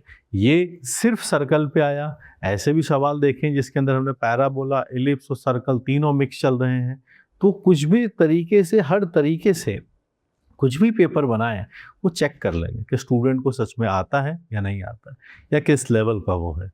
ठीक है, तो हमें हमेशा ये कोशिश करनी है कि हमारा सिलेबस कंप्लीशन काफ़ी रहे, ताकि हमें कोई परेशानी फाइनल एग्जाम के अंदर ना रहे, कोई दिक्कत इस तरीके की ना रहे। And keep learning, keep solving all this question. किसी भी मैथमेटिक्स के सेक्शन में आपको इशू लगता है, प्रॉब्लम क्रिएट होती है, चाहे वो कोऑर्डिनेट हो, अलजेब्रा हो, ट्रिग्नोमेट्री हो, वेक्टर 3D हो, कैलकुलस हो, सबके लिए आपके पास यहाँ पे कोर्सेज अवेलेबल हैं। डू एनरोल विद दैम, पढ़िए, इन्वेस्ट कीजिए, रिवीजन कीजिए, मेरी मेंटरशिप का फ़ायदा उठाइए, अपने जेई में सिलेक्शन के चांसेस इंक्रीज कीजिए। Keep learning.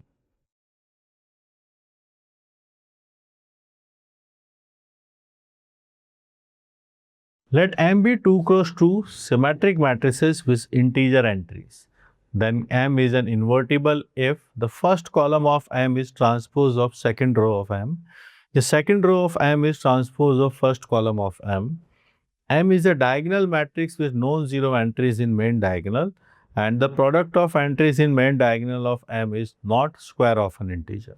This question was asked in JEE Advanced 2014 paper 1 MCQ section where more than one option may or may not be correct.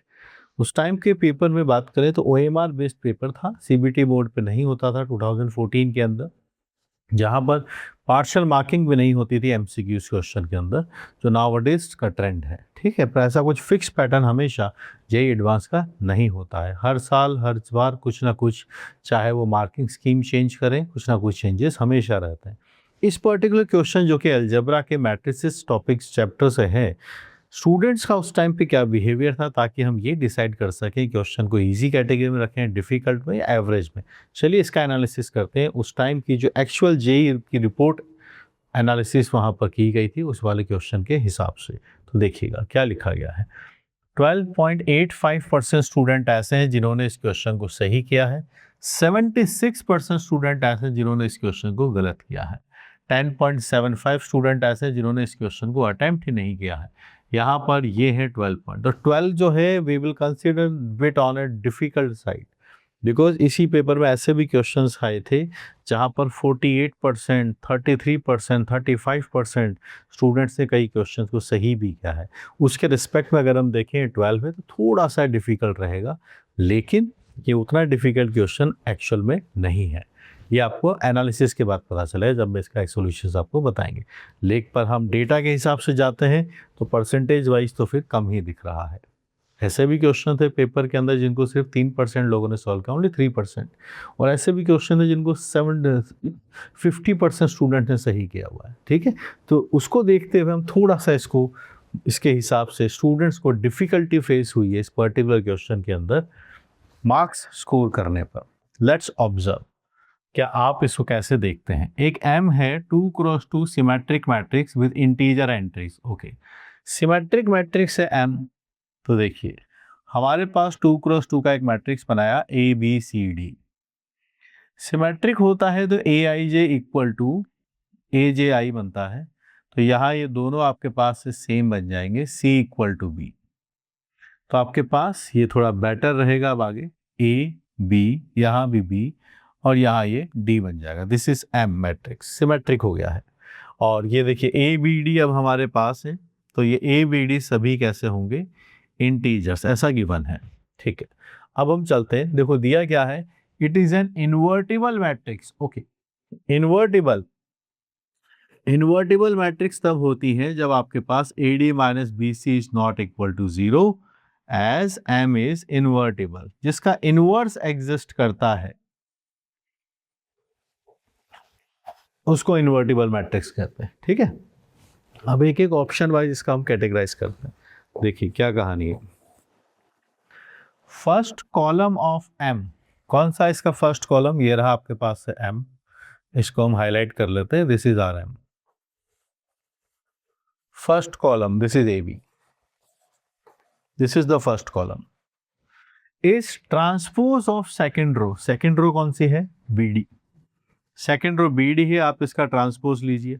BD का ट्रांसपोज लेंगे तो फिर ये कॉलम में चेंज हो जाएगा ऐसे, और जब ये ऐसे चेंज होगा तो फिर आप देख सकते हैं A इक्वल टू B आ गया है और B इक्वल टू D आ गया है। ए इक्वल टू बी है और बी इक्वल टू डी है, यानी क्या पता चला, सारे ही बराबर हैं। सारे ही अगर बराबर हो गए तो मैं डिटर्मिनेंट की तरफ निकालने पहुंचा, मेरे पास A D minus B square आता है। ए की जगह में क्या रख सकता हूँ, बी, डी की जगह भी मैं बी रख सकता हूँ, तो ये तो डेटा ही जीरो आ चुका है। और अगर डिटर्मिनेंट जीरो आ गया तो फिर ये तो इन्वर्टिबल नहीं है, पर उन्होंने बोला है कि ये इन्वर्टिबल है। इन्वर्टिबल है तो ये तो जीरो आ रहा है, इससे तो ये पता चल रहा है कि एम इज नॉट इन्वर्टिबल। तो इन्वर्टिबल अगर हम काउंट करने जाएंगे तो ए ऑप्शन नहीं आ सकता है, कंफर्म हो गया, क्योंकि ए ऑप्शन तो उस केस में आता जब ये नॉन इन्वर्टिबल होता। चलिए आगे बढ़ते हैं, बी ऑप्शन क्या कहता है। बी कहता है second row of M, second row ये रही B D, second row is transpose of first column, first column का transpose, first column A B, इसका ट्रांसपोज लेंगे तो आपके पास से ए बी बन जाएगा। कंपेयर कीजिए, बी इक्वल टू ए है और डी इक्वल टू बी है, तो अगर हम डिटर्मिनेंट फिर से निकालें तो वो डेटा तो a D minus B square है। तो आप देख सकते हैं, आप क्या रख सकते हैं, ए की जगह में बी रख सकता हूं और डी की जगह भी मैं बी रख सकता हूं। ये तो फिर से हमारे पास जीरो आ गया, तो ये तो नहीं होना चाहिए, क्योंकि इन्वर्टिबल दिया है तो ये तो नॉन इन्वर्टिबल आ रहा है। बी भी हमारे पास से गलत ऑप्शन आएगा, A is wrong, B is wrong. Now let's discuss C option. M is a diagonal matrix with no zero entries in main diagonal. Diagonal matrix में डायगोनल को छोड़कर बाकी सारी एंट्री जीरो आती है, तब उसको डायगोनल मैट्रिक्स बनाया जाता है। यहाँ आपके पास A है, यहाँ आपके पास D है, इसको डायगोनल मैट्रिक्स कहते हैं। डायगोनल का मेन डायगोनल छोड़कर बाकी सब जीरो हो, यानी यहाँ हो गया B जीरो, इसके हिसाब से B जीरो हो चुका है। और ये है, बोला गया है कि non zero entries in main diagonal, यानी अब ए भी जीरो नहीं है और डी भी जीरो नहीं है। इस केस में अगर हम इनका डिटर्मिनेंट देखेंगे वो है ए डी माइनस जीरो, तो ये कैसा बनेगा, नॉन जीरो, क्योंकि ए जीरो नहीं है, डी जीरो नहीं, तो प्रोडक्ट भी जीरो नहीं होगा। और जब डिटर्मिनेंट जीरो नहीं है, इसका मतलब कैसा है, बात बन गई। इन्वर्टिबल बोला था, मतलब डिटर्मिनेंट जीरो नहीं होना चाहिए। C option is correct. पहुंचे आगे डी ऑप्शन पर। Product of entries in main diagonal of m is not square of an integer. हमने जो एम अज्यूम किया है, ए बी सी डी, यहाँ मैं डिटर्मिनेंट बनाने जा रहा हूँ, मेरे पास आता है, यहाँ पर भी बी है, ध्यान दीजिए बी एंड डी, क्योंकि सिमेट्रिक दिया हुआ था, तो a D minus B square. अब एक लाइन यहाँ पर गिवन है, उसको ध्यान से फिर से पढ़ते हैं क्या है।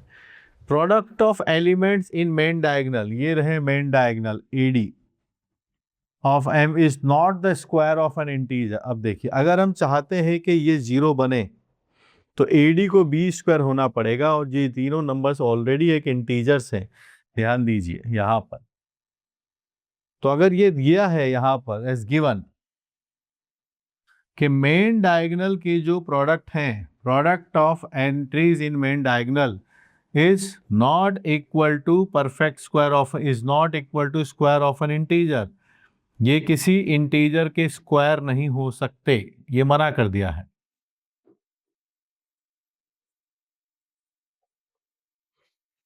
तो इसको जीरो होने के लिए एडी को बी स्क्वायर होना पड़ेगा, मतलब बी एक इंटीजर का स्क्वायर, पर ये मना कर दिया है कि ये जो प्रोडक्ट है ये कभी किसी इंटीजर का स्क्वायर नहीं है। जैसे सोचो एओडी का प्रोडक्ट 6 आता है, तो 6 किसी इंटीजर का स्क्वायर नहीं है।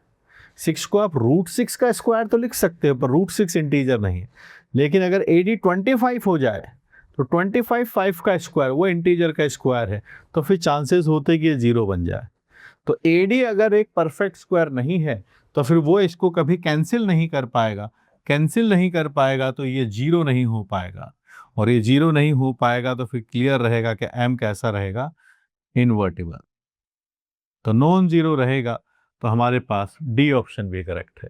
तो हमारे पास इस पर्टिकुलर क्वेश्चन के अंदर सी डी फाइनल आंसर हमारे पास इसका निकल के आता है, c d. We are going to mark c d as the final answer.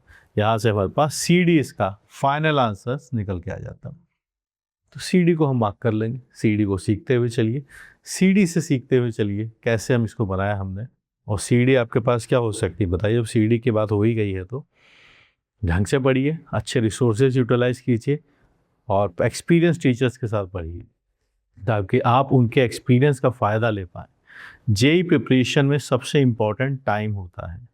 एक बार टाइम निकल गया तो फिर बड़े बड़े चैप्टर्स हम समझ नहीं पाते, फिर शॉर्टकट के पीछे भागना शुरू कर देते हैं। और मैथमेटिक्स एक ऐसा सब्जेक्ट है जो पेपर में तो टाइम लेता ही है, प्रिपरेशन में भी टाइम लेता है। और यही वो सब्जेक्ट है जो आपने आफ्टर 10 चूज़ किया था, तो इस पर फोकस करिए। एनटीए की जो ब्रेकिंग पॉलिसी है, टाई ब्रेकिंग पॉलिसी, उसमें भी आपने देखा होगा फर्स्ट प्रेफरेंस वो मैथ्स को देते हैं, फिर फिजिक्स को देते हैं। ठीक है, सो इन जो गेम के रूल्स हैं उसके अकॉर्डिंगली आप पढ़िए। रिसोर्सेज की बात करें तो अपने पास पूरा मैथमेटिक्स का कंप्लीट इकोसिस्टम अवेलेबल है। चाहे हम वीडियो रिसोर्सेज की बात करें, पीवाईक्यूज की बात करें, थ्योरी कोर्सेज की बात करें या फिर बुक्स की बात करें, इसको यूटिलाइज कीजिए, इन्वेस्ट कीजिए, keep learning.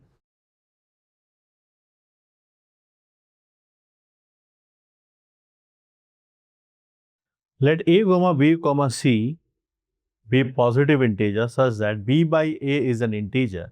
If a, b, c are geometric progression and the arithmetic mean of a, b, c is b plus 2, then find the value of a square plus a minus 14 upon a plus 1.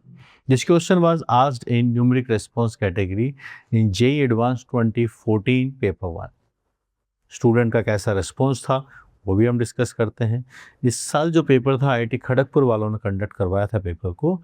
और mathematics में बात करें इस particular question को तो आप देख सकते हैं 32% स्टूडेंट ऐसे हैं जिन्होंने इस पर्टिकुलर क्वेश्चन को करेक्ट कर दिया था।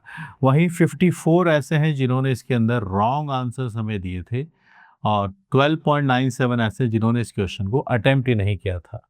यहाँ पर अगर हम इसके बारे में बात करें कि जो चैप्टर है ये अलजेब्रा को बिलोंग करता है, प्रोग्रेशन चैप्टर के ऊपर ये बेस्ड है।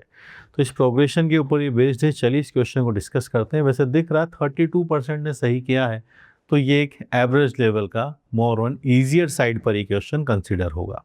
ठीक है, वरना इसी पेपर में ऐसे भी क्वेश्चन हैं जो 3% स्टूडेंट से सॉल्व हुए हैं, 12% स्टूडेंट से सॉल्व हुए हैं। 32 कंपैरिजन में काफ़ी बड़ा एक नंबर है। चलिए, पर ऐसे भी क्वेश्चन थे जो 50% भी सॉल्व हुए, 48% भी सॉल्व हुए। उस हिसाब से थोड़ा सा इसके अंदर थोड़ी सी डिफ़िकल्टी मानी भी जाएगी। ये सब चीज़ें क्वेश्चन का डिफ़िकल्ट और इजी बोलना मेरे हिसाब से अलग हो सकता है, पर मैं चाहता हूँ कि ये सब आप स्टूडेंट के हिसाब से देखें, आप लोगों के हिसाब से। तो ये वही डेटा है जिसको हर साल आईआईटी वाले जब पेपर होता है तो रिलीज़ करते हैं। क्वेश्चन वाइज क्वेश्चन उनके मार्किंग स्कीम वो बताते हैं कि कितने स्टूडेंट्स ने इस पर्टिकुलर क्वेश्चन को सही किया, गलत किया, क्या स्टैटिस्टिक्स थी। उस हिसाब से हम बात कर रहे हैं। 32.21 स्टूडेंट्स ने इसको सही किया था। अब आप भी उसके अंदर अपने आप को मान के चलिए कैसे हम इस क्वेश्चन को अप्रोच करेंगे। यहाँ देखिए a B C are positive integers. देखो ए बी सी अगर पॉजिटिव इंटीजर्स है मतलब they belongs to natural numbers. ठीक, और यहाँ हमें बताया गया है कि a B C are in GP, ये जीपी में है। ओके, ठीक है, तो हमारे पास ए बी सी अपने पास से जीपी में आ गया है। जीपी में जब हम नंबर्स मानते हैं तो ए है, ए आर है और ए आर स्क्वायर हम अज्यूम कर सकते हैं। हमें एक बात और बताई गई है कि b बाई ए भी एक इंटीजर आएगा। तो अगर मैं यहाँ पर b बाई ए निकालूं, जो में a बाई आर बाई ए है वो r आता है। ये भी आपके पास है, नेचुरल नंबर आना चाहिए। ठीक है, एक रिजल्ट ये बना। फर्स्ट यूटिलाइजेशन हो गया है, वहां तक पहुंच चुके हैं। अब आगे बढ़ते हैं। Arithmetic mean of a plus a B c is b plus 2। तो आ जाइए, जो गिवन है कि A M of A B C ये b प्लस 2 बनेगा। इक्वेशन को देखिए, तीन नंबर्स अगर आपके पास हैं तो डिवाइडेड बाय 3 होगा। सामने आपके पास b प्लस 2 है। ए है, b की वैल्यू ए आर है, c की वैल्यू ए आर स्क्वायर है, डिवाइडेड बाय 3 है आपके पास। b जो है आपके पास वो ए आर है। क्रॉस मल्टीप्लाई करते हैं और इसी एक्सप्रेशन को सिंप्लीफाई करने के लिए निकल पड़ते हैं। ये डेटा आपके पास बना। देखिएगा क्या डेटा यहाँ से बनेगा फिर से। तो मेरे पास यहाँ से दिखता है ए आर का स्क्वायर है, 3AR यहाँ आएगा, -2AR plus a is equal to 6। ये हमने कॉमन लिया। आर स्क्वायर -2R प्लस 1 की वैल्यू 6 आ जाती है। यहाँ से डेटा आप आराम से सोच के देखिए क्या बनेगा, a times r-1 whole square का वैल्यू 6 आता है। ये है कंस्टेंट। अब यहाँ हमें सोचना है कि 6 को हम कैसे लिखना चाहते हैं। एक इंटीजर का मल्टीप्लाई होना चाहिए एक परफेक्ट स्क्वायर से। 6 is not a perfect square. 6 को आप ब्रेक करके सोचेंगे तो 2 और 3 आपको मिलेगा। 2 भी परफेक्ट स्क्वायर नहीं है, 3 भी परफेक्ट स्क्वायर नहीं है, और r भी नेचुरल नंबर है, a भी नेचुरल नंबर है। यहाँ से हमें इसको कंक्लूड करना होगा कि क्या रिजल्ट हम बनाएं। तो यहाँ से अगर हम इसको देखें तो देखिए ये परफेक्ट स्क्वायर लिखा गया है, this is a perfect square. तो परफेक्ट स्क्वायर बनाने के लिए मुझे इसको 6 को तो हम कुछ नहीं कर सकते, 1 का स्क्वायर लिखना होगा, वही पॉसिबिलिटी है और कोई पॉसिबिलिटी नहीं है। 6 बना है 2 और 3 से, 2 भी परफेक्ट स्क्वायर नहीं होता है, 3 भी परफेक्ट स्क्वायर नहीं होता है। या मैं इसको बेटर होगा कि इसको ऐसे लिखूं मैं 6 इंटू 1 स्क्वायर, ताकि हम सीधा सीधा एक कंपैरिजन कर पाए। 6 इंटू 1 स्क्वायर, तो आप देखेंगे उस केस में a इक्वल टू 6 आएगा और r-1 का होल स्क्वायर 1 का स्क्वायर बनेगा। यहाँ से आपके पास एक 0 बनेगा जो पॉसिबल नहीं है, r की वैल्यू आपके पास से 2 बनेगा जो कि एक्सेप्टेबल है। और these are the only possible solution कि a का वैल्यू 6 आए और r का वैल्यू 2 बने। और कोई इसका सॉल्यूशन अगर हम r कंसीडर करते हैं पॉजिटिव इंटीजर्स में, सब इंटीजर्स में, इसके अलावा कोई पॉसिबिलिटी यहाँ पर नहीं है। जो नंबर्स हैं वो ऑलरेडी गिवन है, पॉजिटिव हैं, तो कॉमन रेशियो 0 नहीं हो सकता, वरना 0 से मल्टीप्लाई होकर कुछ नंबर 0 आ जाएंगे। पॉजिटिव नंबर से तो 0 भी नहीं हो सकता। अब एक डेटा हमें कंप्यूट करना है, इस वाले डेटा का कंप्यूटेशन करेंगे। We are having the value of a as 6, 36 plus 6 minus 14 divided by 6 plus 1, यहाँ 42 बनेगा। 42 में से 10 जाएगा, 32 बनेगा। 28 आपके पास से आता है, 7 से डिवाइड होगा, फाइनल आंसर इज 4। 4 हम यहाँ पर मार्क कर लेंगे, तो आप समझ गए 4 was the final answer. 32.21 student ऐसे थे पूरे इंडिया में जो इनका आंसर 4 आ गया था। फेयरली सिंपल क्वेश्चन है, डरिए मत जेईई एडवांस के पेपर के साथ। हर सवाल जो यहाँ पर दिया जाता है, सारे ही सवाल डिफ़िकल्ट नहीं होते हैं, बहुत सारे क्वेश्चन डुएबल होते हैं। पैनिक नहीं करना है, जो नॉलेज है उसको मार्क्स में कन्वर्ट करने की प्रैक्टिस करते हुए चलना है in the supervision of expert mentor. Mathematics is a subject which is highly dependent on your teacher, how it's being taught and which resources you are utilizing it. इसके लिए अच्छा रिसोर्सेज यूटिलाइज कीजिए। You can use my calculus books. Theory weak है तो आप मेरे theory courses देख सकते हैं, और काम आपका है तो ये जो अगर आपको इन सब जगह वीकनेस है, कोई परेशानियां हैं, तो take the proper medicine, mathematical medicine है ना, from the expert. Keep learning, keep solving.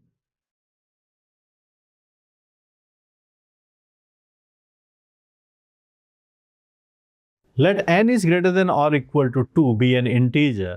Take n distinct points on a circle. Join each pair of points by a line segment. Color of the line segment joining each pair of adjacent points by blue and the rest by red. If the number of red and blue line segments are equal, find the value of n. The question from permutation and combination chapter asked was in JEE Advanced 2014 Paper 1, the paper which was conducted by IIT Kharagpur.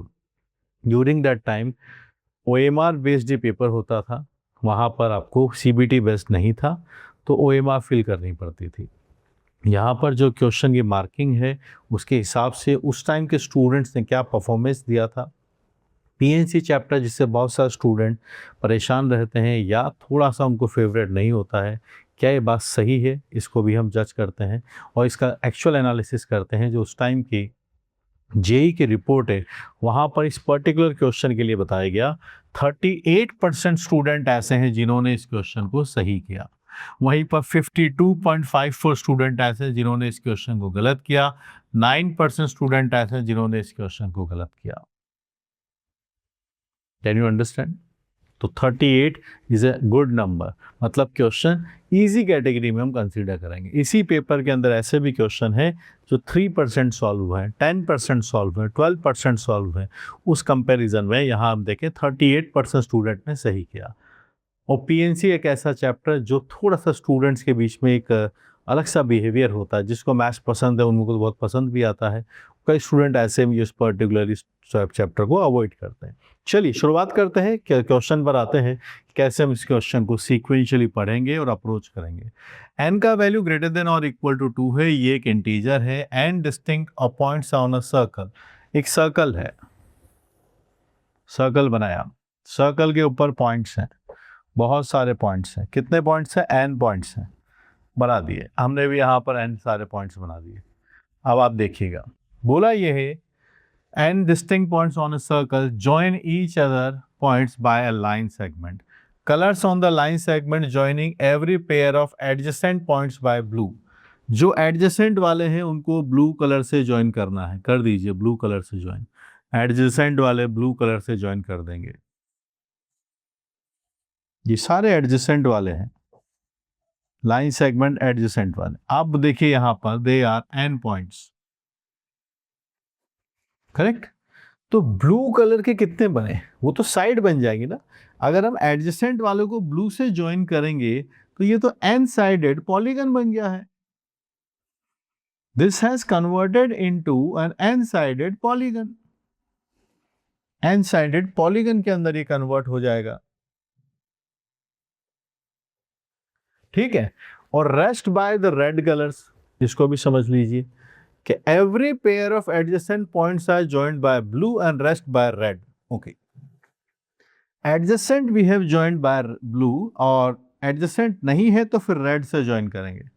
यहाँ वालों को इससे भी join कर सकते हैं, ये भी adjacent नहीं है, ये भी red से आएगा, ये वाला भी red से आएगा, ये वाला यहाँ चला जाएगा, ये इधर चला जाएगा, ये यहाँ भी जाएगा। आप समझ पा रहे हैं? तो जो पास पास वाले दो पॉइंट्स हैं उसको ब्लू कलर से ज्वाइन कर देंगे, और जो एडजेसेंट नहीं है उन पॉइंट्स को हम ज्वाइन कर देंगे किससे? रेड कलर से। अंडरस्टूड। आगे बात करते हैं, आगे क्या दिया गया? If the number of red and blue line segments are equal then find the value of n। ठीक है, अब आप मुझे ये बताइए, number of red colour segments के पहले हम ब्लू कलर वाले निकाल लेते हैं, फिर रेड कलर की बात करेंगे। Number of blue colour segments आप बताइए कितने बनेंगे? ब्लू कलर कब बनता है? जब एडजेसेंट वर्टिसेस ज्वाइन करते हैं, एडजेसेंट पॉइंट्स ज्वाइन करते हैं। एडजेसेंट पॉइंट्स अगर आप ज्वाइन करोगे तो ये तो इस पॉलीगन की साइड्स बन जाएंगे। आपके पास अगर 3 पॉइंट होंगे सर्कल पे तो 3 साइड को ज्वाइन करने से ट्राइंगल बनेगा। अगर 4 पॉइंट होंगे तो मैं अगर उनको क्लोज वाले पॉइंट्स को ज्वाइन करूंगा तो क्वाड्रिलेटरल बनेगा। तो यहाँ पर मेरे पास ब्लू कलर वाले क्या बनेंगे? n, that means the number of sides of polygon. आप मुझे ये बता दीजिए टोटल लाइंस कितनी बन सकती हैं, ये बताइए। टोटल लाइंस हमारे पास टोटल n पॉइंट्स हैं, हम 2 पॉइंट चूज करके एक लाइन बना सकते हैं NC2। 2 पॉइंट चूज करने से कोलिनियरिटी का कोई कंडीशन नहीं है कि तीनों एक साथ आ जाएंगे, क्योंकि हम चूज ही 2 पॉइंट कर रहे हैं। NC2 टोटल लाइंस आपके पास बनेंगी। अब ये बताइए जो पास पास वाले लिए हैं इससे तो साइड्स बन गई। सवाल ये उठता है कि नंबर ऑफ रेड कलर के कौन से बनेंगे? जो रेड कलर के सेगमेंट्स हैं उसके बारे में बात बताइए। रेड कलर के सेगमेंट्स क्या होंगे? जो साइड्स को अगर हम छोड़ दें तो उसके बाद जो बनाए गए ये सब क्या है? Diagonals. These are number of diagonals, number of diagonals of polygon.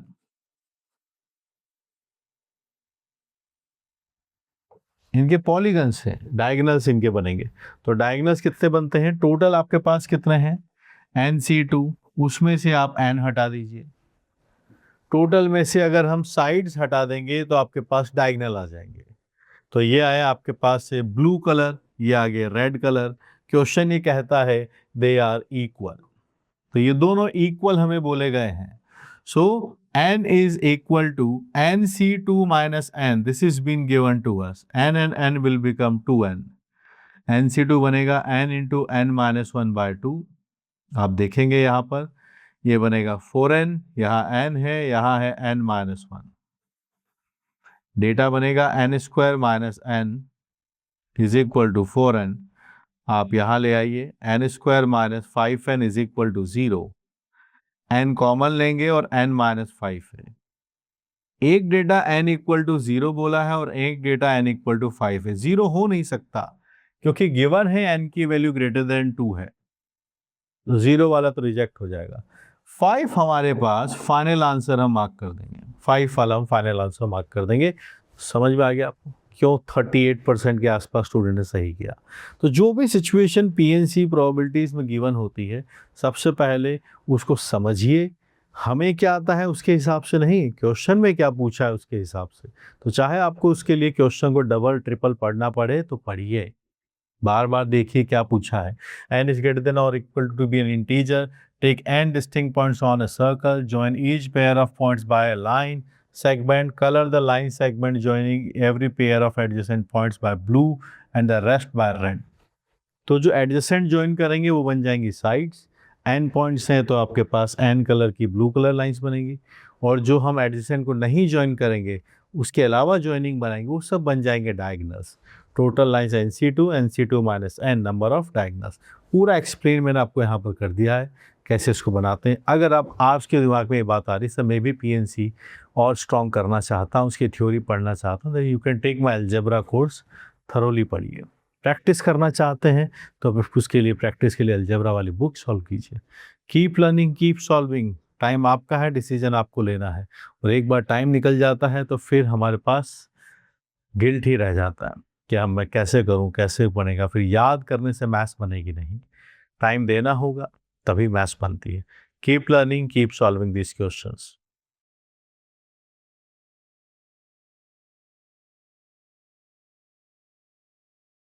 Let n1 is lesser than n2, n2 is lesser than n3, lesser than n4, lesser than n5. Be a positive integer such that n1 plus n2 plus n3 plus n4 plus n5 is equal to 20. Then the number of distinct arrangements of n1, n2, n3, n4, n5 ये क्या होगा, ये हमसे पूछा गया है। This question was asked in JEE Advanced 2014 paper 1। Numeric response में आपको इसका आंसर करना है। यहाँ पर अगर हम इसकी एक्यूरेसी की बात करें तो उस टाइम पे कितने स्टूडेंट्स ने इस पर्टिकुलर क्वेश्चन को सही किया था, तो आप देखेंगे 10.64% स्टूडेंट ऐसे थे जिन्होंने इस पर्टिकुलर क्वेश्चन को सही किया था। गलत करने वाले स्टूडेंट्स आपके पास 79% हैं और 10% के आसपास ने क्वेश्चन को छोड़ दिया। सही करने वाले हैं सिर्फ 10.64% स्टूडेंट। तो ये थोड़ा सा फेयरली वुड से कि डिफ़िकल्ट साइड पर कंसीडर किया जाएगा, क्योंकि इसी पेपर के अंदर ऐसे भी क्वेश्चंस थे जो 48%, 35%, 40% के आसपास एक एक क्वेश्चन को अक्रॉस इंडिया स्टूडेंट ने सही किया था। उस हिसाब से अगर इस परसेंटेज को देखें तो थोड़ा ये रिलेटिवली उसके लिए कम है, तो थोड़ा डिफ़िकल्ट साइड पर हम इसको रख सकते हैं। चलिए, यहाँ पर एक कंडीशन है उसको आप फुलफिल कीजिए। देखिएगा, नोटिस कीजिएगा कि ये कभी भी इक्वल नहीं है। n1 सबसे छोटा है, then n2 is the second least number, n3, n4 and n5 is the greatest number. हमारे पास एक कंडीशन है जहाँ पर सबका समेशन 20 आता है, तो हमें इसके पॉसिबल डिस्टिंक्ट अरेंजमेंट्स कितने हो सकते हैं उस बारे में बात करनी है, सोचना है, एनालिसिस करना है।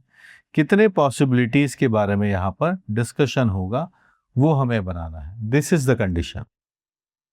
तो मैं यहाँ पर अगर कुछ पॉसिबिलिटीज़ के लिए एक चार्टिंग भी अगर प्रिपेयर करता हूँ, सो लेट्स सी कैसे हम इसको एड्रेस कर सकते हैं। ठीक, तो देखिए सबसे मिनिमम पॉसिबिलिटीज़ क्योंकि पॉजिटिव के लिए बोला है तो सबसे पहले मिनिमम पॉसिबल वैल्यूज रखना शुरू करते हैं। लेट्स से इट इज़ 1।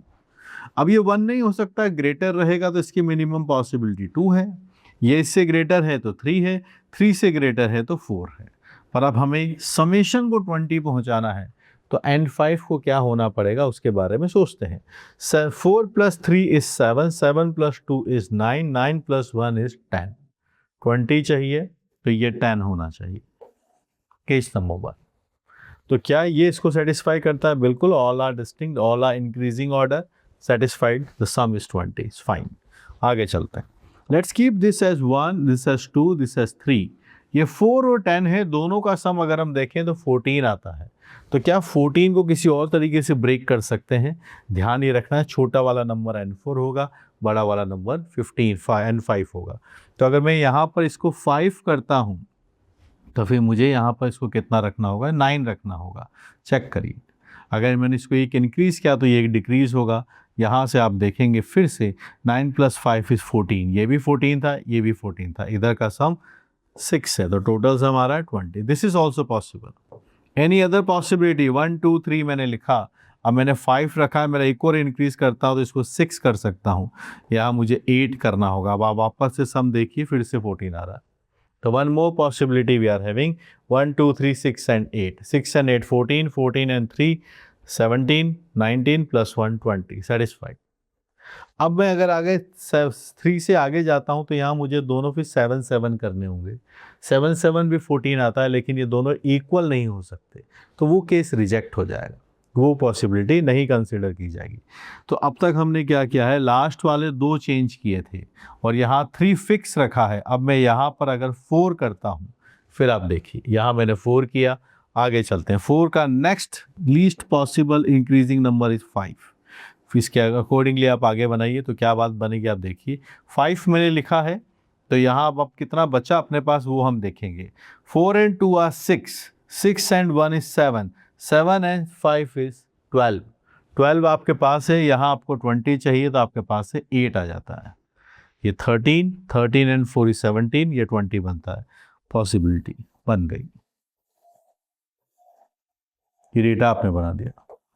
13 आपके पास है। और आगे बढ़े, आगे सीखें तो देखिए, यहाँ है 1, ये है 2, ये है 4, इन दोनों का सम 13 है। अभी मैंने 5 and 8 लिखा है, क्या और कोई पॉसिबिलिटी हो सकती है? 6 and 7 आप कर सकते हैं, 6 and 7 भी 13 होता है, 8 and 5 भी 13 होता है, ये सब 13 के ही समेशन है। यहाँ आपने डेटा बना दिया, ठीक है, अंडरस्टूड। तो ये 13, यहाँ पर 17 और ये 20, ये भी पॉसिबिलिटी क्लियर है। और हम जाएंगे तो फिर यहाँ पर 7 and 6 करना पड़ेगा, जो पॉसिबिलिटी नहीं, क्योंकि दोनों ही अभी कॉन्जिक्यूटिव आ चुके हैं, ग्रेटर होना चाहिए। तो ये 4 के साथ भी हमारी सारी पॉसिबिलिटीज़ ख़त्म हो चुकी है। So we are now 1 2 3 4 5 cases हमने बना दिए हैं।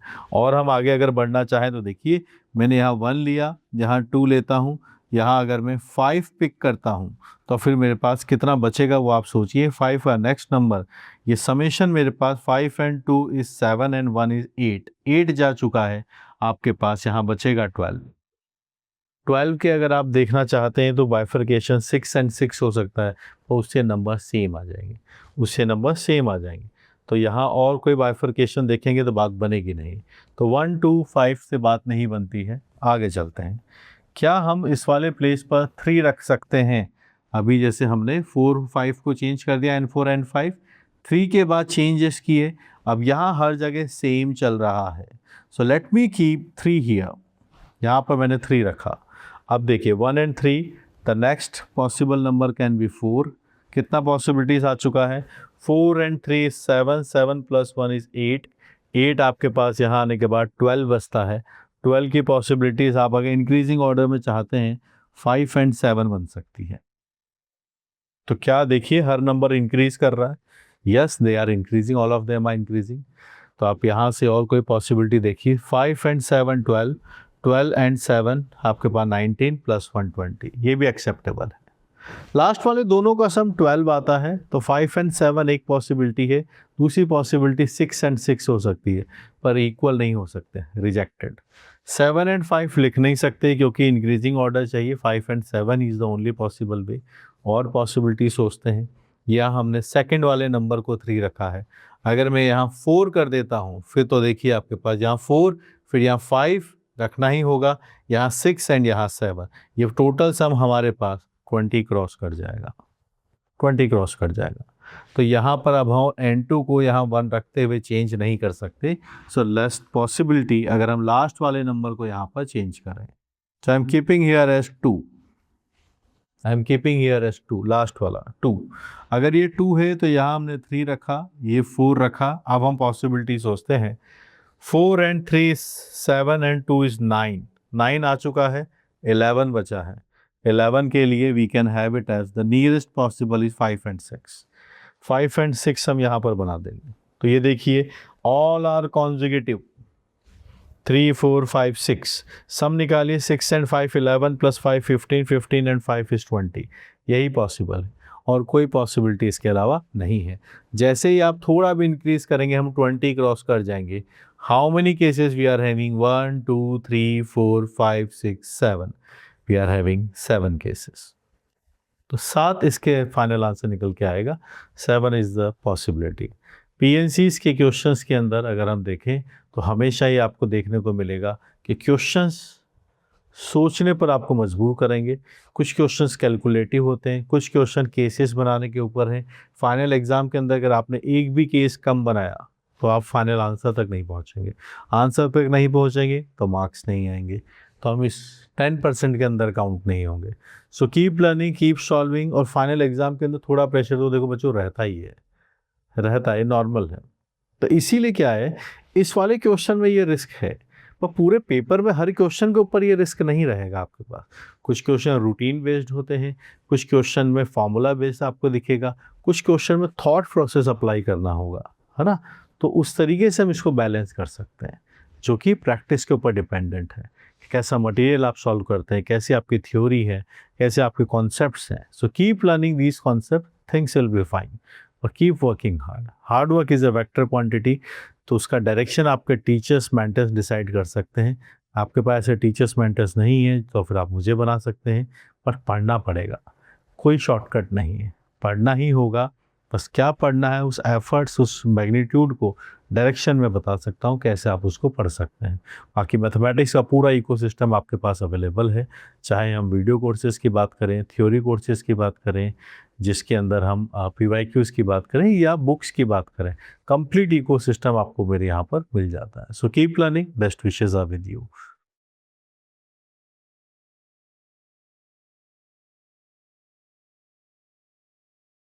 If S from R to R and G from R to R be respectively defined by f of x as mod fx plus 1 and gx x square plus 1. Now define one more function h from R to R by hx equal to maximum of fx gx if x is less than or equal to 0, minimum of fx comma gx if x is greater than 0. Now find the number of points where hx is not differentiable. This is the question asked in JEE Advanced 2014 paper 1। यहाँ पर हमारे पास numeric response के अंदर हमें answer करना है। यहाँ पर अगर हम देखें मार्किंग स्कीम क्या है और स्टूडेंट का रेस्पॉन्स क्या था। This paper was conducted by IIT Kharagpur. So the response from students are is 37.98% students solved it correctly. Brilliant. And 54 solved it wrong and 7% could not attempt it. So 37.98, 38% students इसको सही solve किया है. So this question will be considered as bit of a simpler side. एक average level question इसको consider करेंगे, easier side पर consider करेंगे. ये परसेंटेज बहुत अच्छा है. इसी पेपर के अंदर ऐसे भी क्वेश्चन थे जिसको 3% स्टूडेंट ने सॉल्व किया, 20% स्टूडेंट ने सॉल्व किया, 12% ने सॉल्व किया. उस कंपैरिजन में इस क्वेश्चन को देखें, पेपर 1 की ही बात कर रहा हूँ, तो 38 is a very good number. मतलब स्टूडेंट्स इसके अंदर फ्रेंडली थे. No problem. आप अगर इसका सोल्यूशन देखने आए हैं तो let's talk about the concept, जहाँ पर हम वर्क कर सकते हैं और अपने जो कॉन्सेप्चुअल है और टाइम मैनिपुलेशन, कैलकुलेशन सब के ऊपर फोकस करेंगे. तो चलिए आगे बढ़ते हैं. सबसे पहले यही एड्रेस करेंगे इस पर्टिकुलर क्वेश्चन को अप्रोच कैसे किया जाए. ठीक है, तो यहाँ भी हम बात करेंगे एफएक्स के बारे में भी, और मैं आपको इसके दो तरीके बताऊंगा. एक ग्राफिकली डिस्कस कर देंगे और दूसरा फिर मैथमेटिकली भी हम इसको डिस्कस करेंगे. सो लेट्स प्रोसीड, कैसे हम इसको अप्रोच करेंगे. दोनों फंक्शंस R से R में डिफाइंड है, नो प्रॉब्लम. fx है mod x प्लस 1 और gx आपके पास है x स्क्वायर प्लस 1. हमें मिनिमम मैक्सिमम दोनों करने हैं, तो चलिए सबसे पहले हम इनका ग्राफ ही बना लेते हैं. तो जहाँ पर आपके पास एक्स स्क्वायर का ग्राफ है वो ऐसा ग्राफ होता है, एक्स स्क्वायर का graph, x square plus 1. Is it plus 1? Yes. तो फिर ये 1 यूनिट ऊपर शिफ्ट हो जाएगा पूरा graph, x square plus 1. This is the way, x square plus 1 यहाँ पे हम बना देंगे. दूसरा ग्राफ हमारे पास जो है वो है मॉड एक्स प्लस 1, उसकी हम बात करते हैं.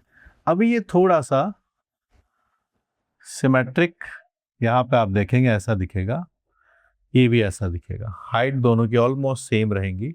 जहां पर ये एक दूसरे को मीट करते हैं। क्लियरली आप देख सकते हैं दोनों का भी इक्वल बन जाएंगे, +1 यहाँ भी है, +1 यहाँ भी है। Mod x equal to x square की वैल्यू 1 पर और -1 पर सेम आएंगे, तो यहाँ 1 है और ये है -1।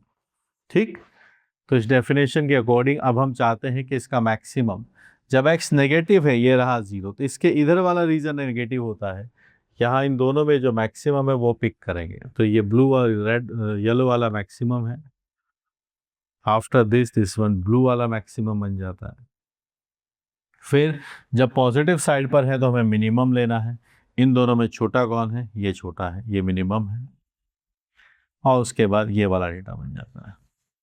तो ये जो ब्लू, ये जो रेड वाला जो मैंने मार्क किया है, this is actually the HX। ये आपके पास से HX आ रहा है, जो नेगेटिव साइड पर मैक्सिमम है और पॉजिटिव साइड पर मिनिमम है। डिफरेंशिएबिलिटी की बात करने के पहले कंटिन्यूटी की बात करते हैं। क्या है, ग्राफ ब्रेक हुआ है, रेड वाला नहीं ब्रेक हुआ है। So this HX is a continuous function, is continuous function. ठीक, आगे बढ़ते हैं। हमें पूछा है कि जहां पर ये नॉट डिफरेंशिएबल है, तो फिर देखिए नॉट डिफरेंशिएबल कैसे, जब आपको सडन चेंजेस नजर आने लग जाए कि ये इधर जाता जाता पहले डिग्री 2 था, फिर लीनियर हो गया है, तो फिर चेंज हो गया, फिर लीनियर से फिर क्वाड्रेटिक हो गया है, तो सेकंड पॉइंट यहाँ पर है, और फिर ये क्वाड्रेटिक से फिर से लीनियर हो गया है, तो थर्ड पॉइंट यहाँ बनेगा। So they are 3 points of non differentiability.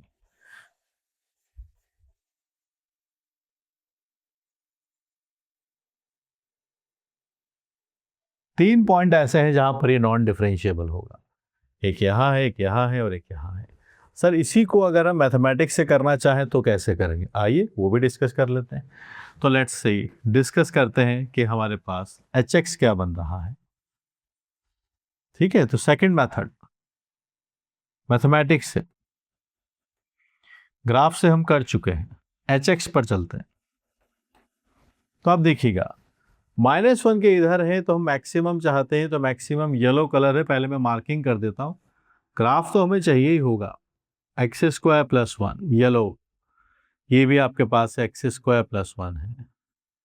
हमारे पास ये वाला डेटा जो है वो है mod x + 1, ये वाला भी mod x + 1 है, यहाँ वाला भी mod x + 1 है, और ये भी आपके पास है mod x + 1। ठीक, तो देखिएगा जब नेगेटिव साइड पर है तो मैक्सिमम है, यानी पहला डेटा है आपके पास से x² + 1 if x is lesser than -1, -1 से कम है, -1 से 0 के बीच में mod x + 1, mod x + 1 if it is between -1 and 0, between 0 and 1, 0 and 1, this one is the x² + 1, and x greater then 1 अगर हम बात करते हैं तो ये सेगमेंट है जो आपके पास से लीनियर है। अंडरस्टूड। अब हम इस मॉड से भी इसको फ्री कर देते हैं, तो आपके पास और बेटर चॉइसेस आ जाएंगे। We are having x² + 1 if x is lesser than -1, -1 से 0 के बीच में नेगेटिव है, तो आपके पास ये माइनस से ओपन होगा, 0 से 1 है, ये आपके पास से x² + 1 है, और जब हम 1 से इन्फिनिटी की तरफ जाते हैं तो ये मॉड प्लस से ओपन होगा, ये रेट आपके पास आया। It is a continuous function, no problem, आप चाहो जब चेक कर सकते हैं, it's a continuous function. Differentiability के लिए आप सीधा इसको डिफरेंशिएट कर दीजिए सब जगह, ये 2x - 1 2x 1,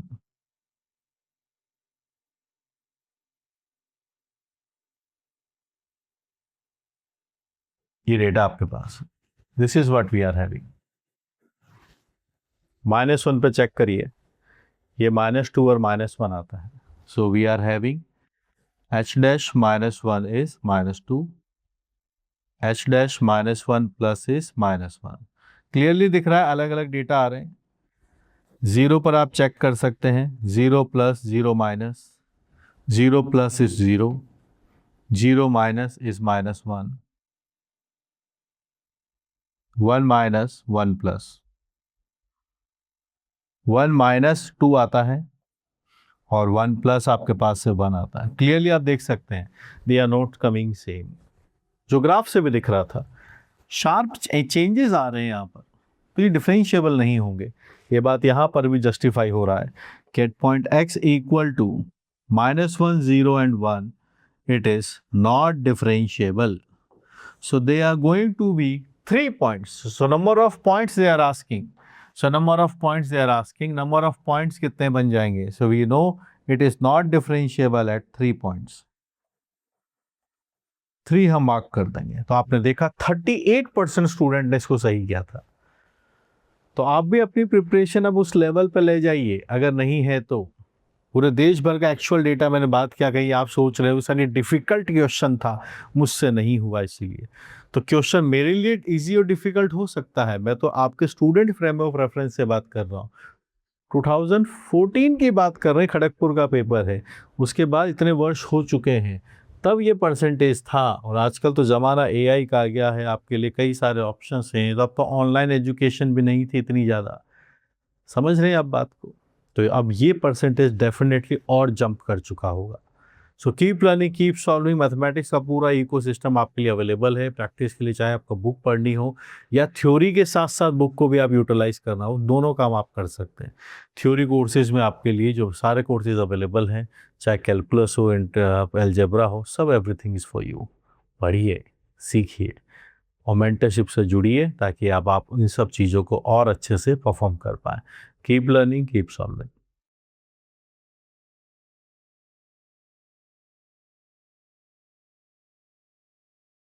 The value of integration from 0 to 1, 4x cube, double derivative, d2 upon dx square, 1 minus x square power 5 dx.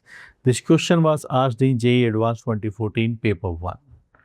Students were thinking कि सर ये डेफिनेट इंटीग्रेशन पे आया है, अंदर एक और डेरिवेटिव लिखा हुआ है, क्या इसको रेस्पॉन्स रहा है उस टाइम के स्टूडेंट्स का, चलिए डिस्कस करते हैं। IIT खड़गपुर ने पेपर बनाया था 2014, जबकि हमको पता है वो टाइम जब आपके लिए ऑनलाइन एजुकेशन उतना ज़्यादा बूम पर नहीं था, स्टूडेंट्स अब एक ऑफलाइन प्लेटफॉर्म पे ही पढ़ा करते थे। लेकिन आज सिनारियो थोड़ा चेंज है, उसके अकॉर्डिंग अगर हम बात करें तो उस टाइम के स्टूडेंट्स ने क्या इसका रिस्पॉन्स दिया था। एक और बात, पेपर ऑफलाइन मोड में होता था, CBT मोड पे नहीं था, ठीक है, OMR फिल करते थे।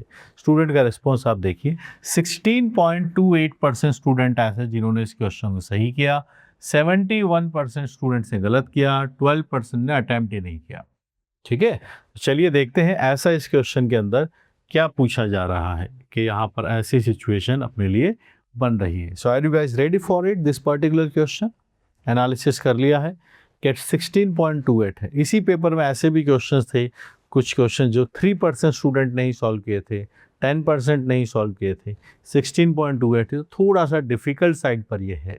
मैं आपको ये क्वेश्चन 2 मेथड से सॉल्व करके दिखाऊंगा, 2 मेथड से। तो दो आप सीखिएगा, तो आपको कोशिश कीजिएगा कि आप दोनों सीख पाए, ठीक है। तो चलिए स्टडी करते हैं। पहले हम बात करते हैं इसी के लिए फर्स्ट मेथड से, फिर सेकंड मेथड, दोनों से मैं आपको इसको सॉल्व करके बताता हूँ। फर्स्ट मेथड,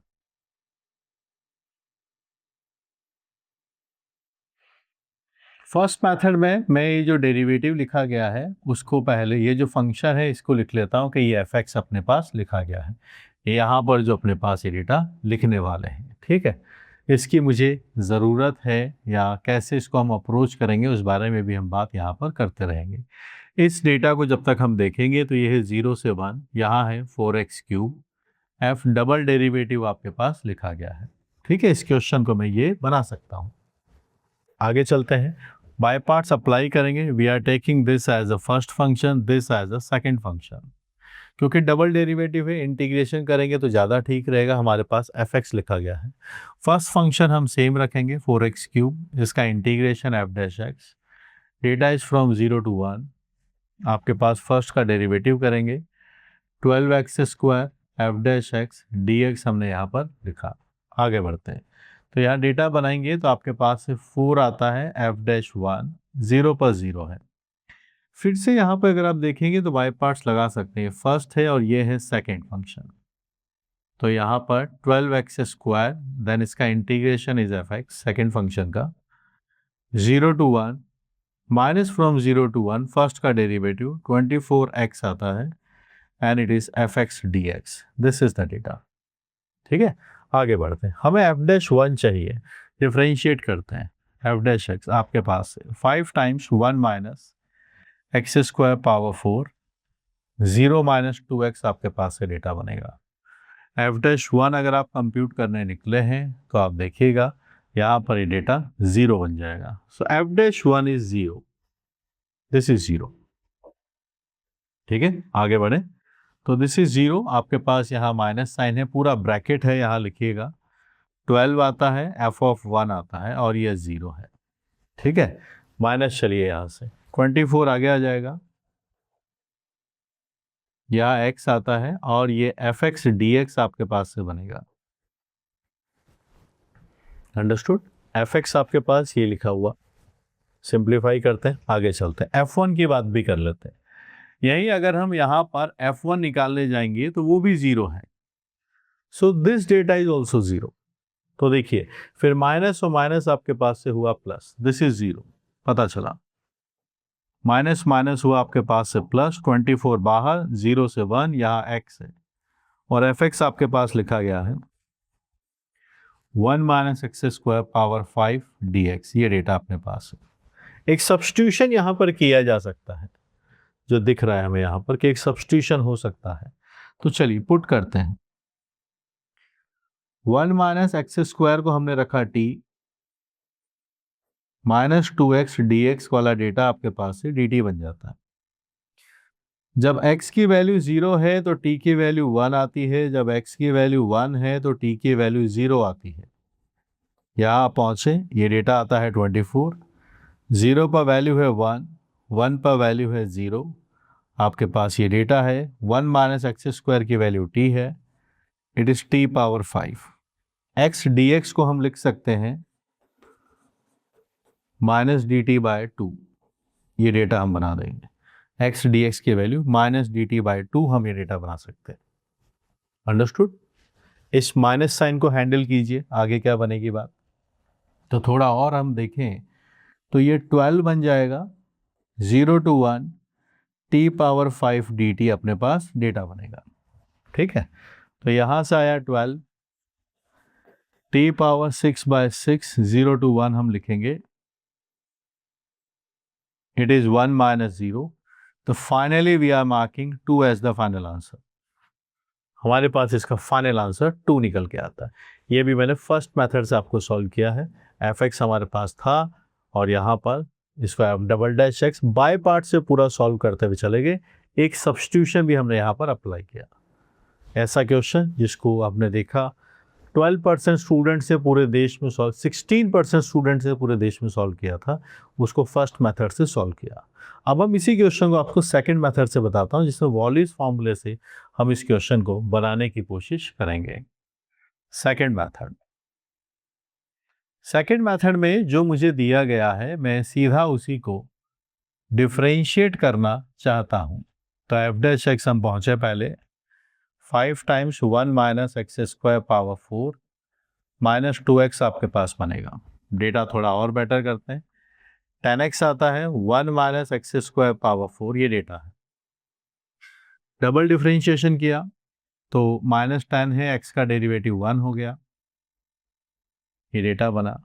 10x लिखा गया है, 4 आगे आ जाएगा, 1 minus x square power cube, 0 minus 2x आपके पास है, ये डेटा आपके पास यहाँ पर है। माइनस माइनस प्लस आपके पास 20x स्क्वायर आपके पास है, 80 बन जाएगा, 80 माइनस माइनस प्लस x यहाँ पर है x square. This is what we are having. ठीक, अब इसको सिंप्लीफाई करते हैं। 1 minus x square power cube आपके पास डेटा है। इस क्यूब को मैंने बाहर लिखा, I am having 80x square. यहां से भी आप देखेंगे तो 10 आपके पास आएगा। 1 minus x square power cube आपके पास है, 1 माइनस एक्स स्क्वायर आप लिखेंगे, क्यूब था, एक पावर बचेगा, ये डेटा बनता है। सो लेट्स प्रोसीड कि ये क्या डेटा है, क्या आना चाहिए। 1 माइनस एक्स क्यूब दिस, और यहाँ अगर हम देखें तो I will be having -10 plus 10 which is going to be 90x square minus 10. This is the data which we are having. तो डबल डेरिवेटिव आराम से कैलकुलेट कर लिया कि ये डेटा अपने पास आता है। अब हम इसको इंटीग्रेशन की तरफ लेकर चलते हैं। So it is 0 to 1 4x cube आपके पास है 1 minus x square 1 minus x square power 3 multiplied by 90x square minus 10 it is dx। ये डेटा आपके पास हो, कैलकुलेट कीजिए, हर तरीके से डेटा यहाँ बनाइए, देखिए, सीखिए क्या बात बनती है। बनी बात। अब यहाँ पर जो डेटा हमारे पास लिखा गया है, हम इसको वॉलिस फॉर्मूला में कन्वर्ट करने के लिए मैं x की वैल्यू साइन थीटा पुट करता हूँ, जिससे dx हमारे पास कॉस थीटा डी थीटा में कन्वर्ट हो जाएगा। जब x की वैल्यू 0 है, थीटा की वैल्यू भी 0 है। जब x की वैल्यू 1 है, थीटा की वैल्यू π/2 है। तो यहाँ से ये शुरू होगा 0 से 1 4 आपके पास है साइन क्यूब थीटा। यहाँ आप डेटा रखेंगे 1 minus sign square theta cube आपके पास आता है 90 साइन स्क्वायर थीटा माइनस 10 और dx में आपके पास से कॉस थीटा डी थीटा भी जनरेट होगा। आगे पहुंचे, थोड़ा और देखेंगे इस बात को क्या बनता है। 4 है आपके पास से साइन क्यूब थीटा है, यहाँ कॉस स्क्वायर थीटा अब बनाएंगे कॉस पावर 6 थीटा आपके पास बनेगा। ठीक, यहाँ आपके पास 90 है sine square theta minus 10 and there is a cos theta D theta. Simplify करते हैं, देखिएगा बीच में माइनस साइन है, ये 90 एंड 4 विल बिकम 360। 0 to 1, यहाँ पहला डेटा है साइन क्यूब थीटा और यहाँ आपके पास है cos power 7 theta D theta. लेकिन एक डेटा और है भी यहाँ पर 90, तो this 90 has become cos power 7 आ गया है, साइन पावर 5 आएगा। कैलकुलेशन मिस्टेक नहीं करनी है, साइन पावर 5 आ चुका है, 2 यहाँ भी है, 3 यहाँ है, 5 आ गया है, माइनस ये 10 आपका मल्टीप्लाई होगा इसके साथ, तो ये आएगा 40। 0 to 1, ठीक है। तो यहाँ पर आप देखिएगा कॉस पावर 7 बनेगा मल्टीप्लाई जब होगा, और यहाँ साइन क्यूब भी है, it is sine cube theta cos power 7 theta D theta, ये डेटा बनता है। ठीक, अब वॉलिस फार्मूला 0 से हमने लिमिट्स यहाँ पर चेंज नहीं की, बाय बैड लिमिट्स चेंज होंगी, 0 से 1 है तो ये सब π/2 पे आ जाएंगे, 0 से π/2। वॉलिस फार्मूला अप्लाई करना शुरू करते हैं। वॉलिस फार्मूला π/2 ये आपके पास से 360 है। 7 and 5 we are having 12, then 12, then 10, then 8, then 6, then 4, then 2।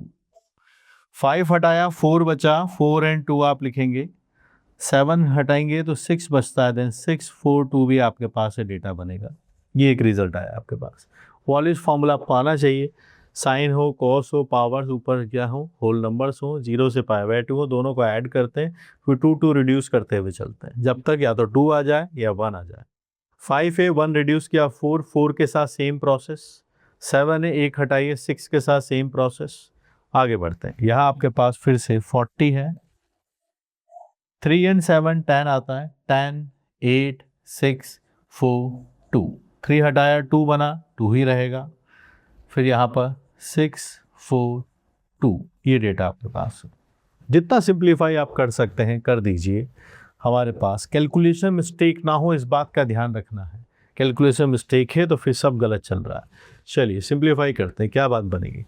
6 4 2 cancel है, आपके पास 8 आता है, 8 भी कैंसिल है, आपके पास 0 है, 0 कैंसिल है, 36/12 आपके पास है, डेटा बनता है 3। आगे चलते हैं, 6 4 2 कैंसिल है, 0 से 0 कैंसिल है, आपके पास यहाँ 4 and 2 8 आता है, यहाँ भी 8 है, सब चला गया, आया -1। फाइनल आंसर हमारे पास यहाँ से 2 आता है, और आपने पिछले वाले में भी देखा वो भी आपके पास से 2 आया था। ठीक है, तो 2 तरीके से क्वेश्चन सॉल्व किया है।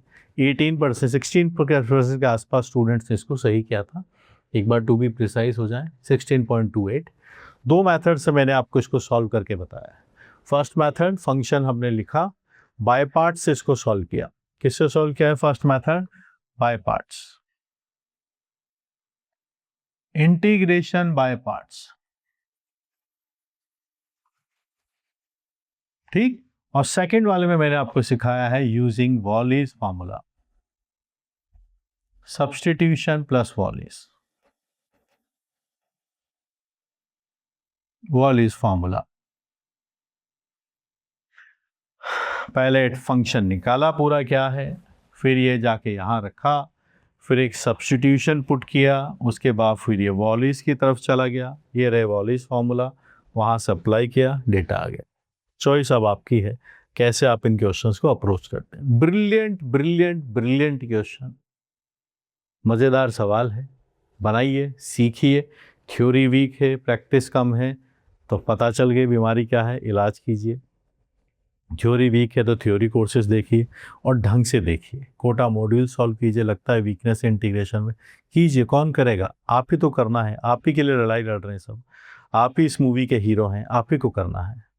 Keep solving these questions. कहीं वीकनेस लगती है तो मुझसे मिलिए, बात कीजिए, परेशानी बताइए। I am always approachable. Practice करने के लिए आपको थ्योरी के साथ साथ बुक भी सॉल्व करनी है, कीजिए। प्रैक्टिस जितना ज़्यादा मैथमेटिक्स से करेंगे उतना ज़्यादा बात बनेगी। 3 घंटे के पेपर के अंदर भी मैथ्स को ही टाइम लगता है, क्योंकि वहीं प्रैक्टिस करना है, वहीं फॉर्मूले लगाने, वहीं मैनिपुलेशन हैंडल करनी है, वहीं कैलकुलेशन करनी है। सीखिए, कोई जादू की छड़ी नहीं है जिससे, या कोई जड़ी बूटी नहीं जिसको देने से बात बन जाएगी। मेहनत कीजिए, क्लास के अर्जुन बनिए। जो बातें मैं बोल रहा हूँ हर स्टूडेंट सुन रहा होता है, मेहनत वो करता है उसको रिजल्ट दिख जाता है। इस नॉलेज को मार्क्स में कन्वर्ट कीजिए, गिल्ट कम रहेगा। समय रहते पढ़ लीजिए तो रिवीजन का टाइम मिलेगा। Keep solving these questions, things will B positive at your and. Mark my words, ऐसे ही प्रोसेस है, यही तरीका है और कोई तरीका नहीं है। ठीक है, कीप लर्निंग, बेस्ट विशेस।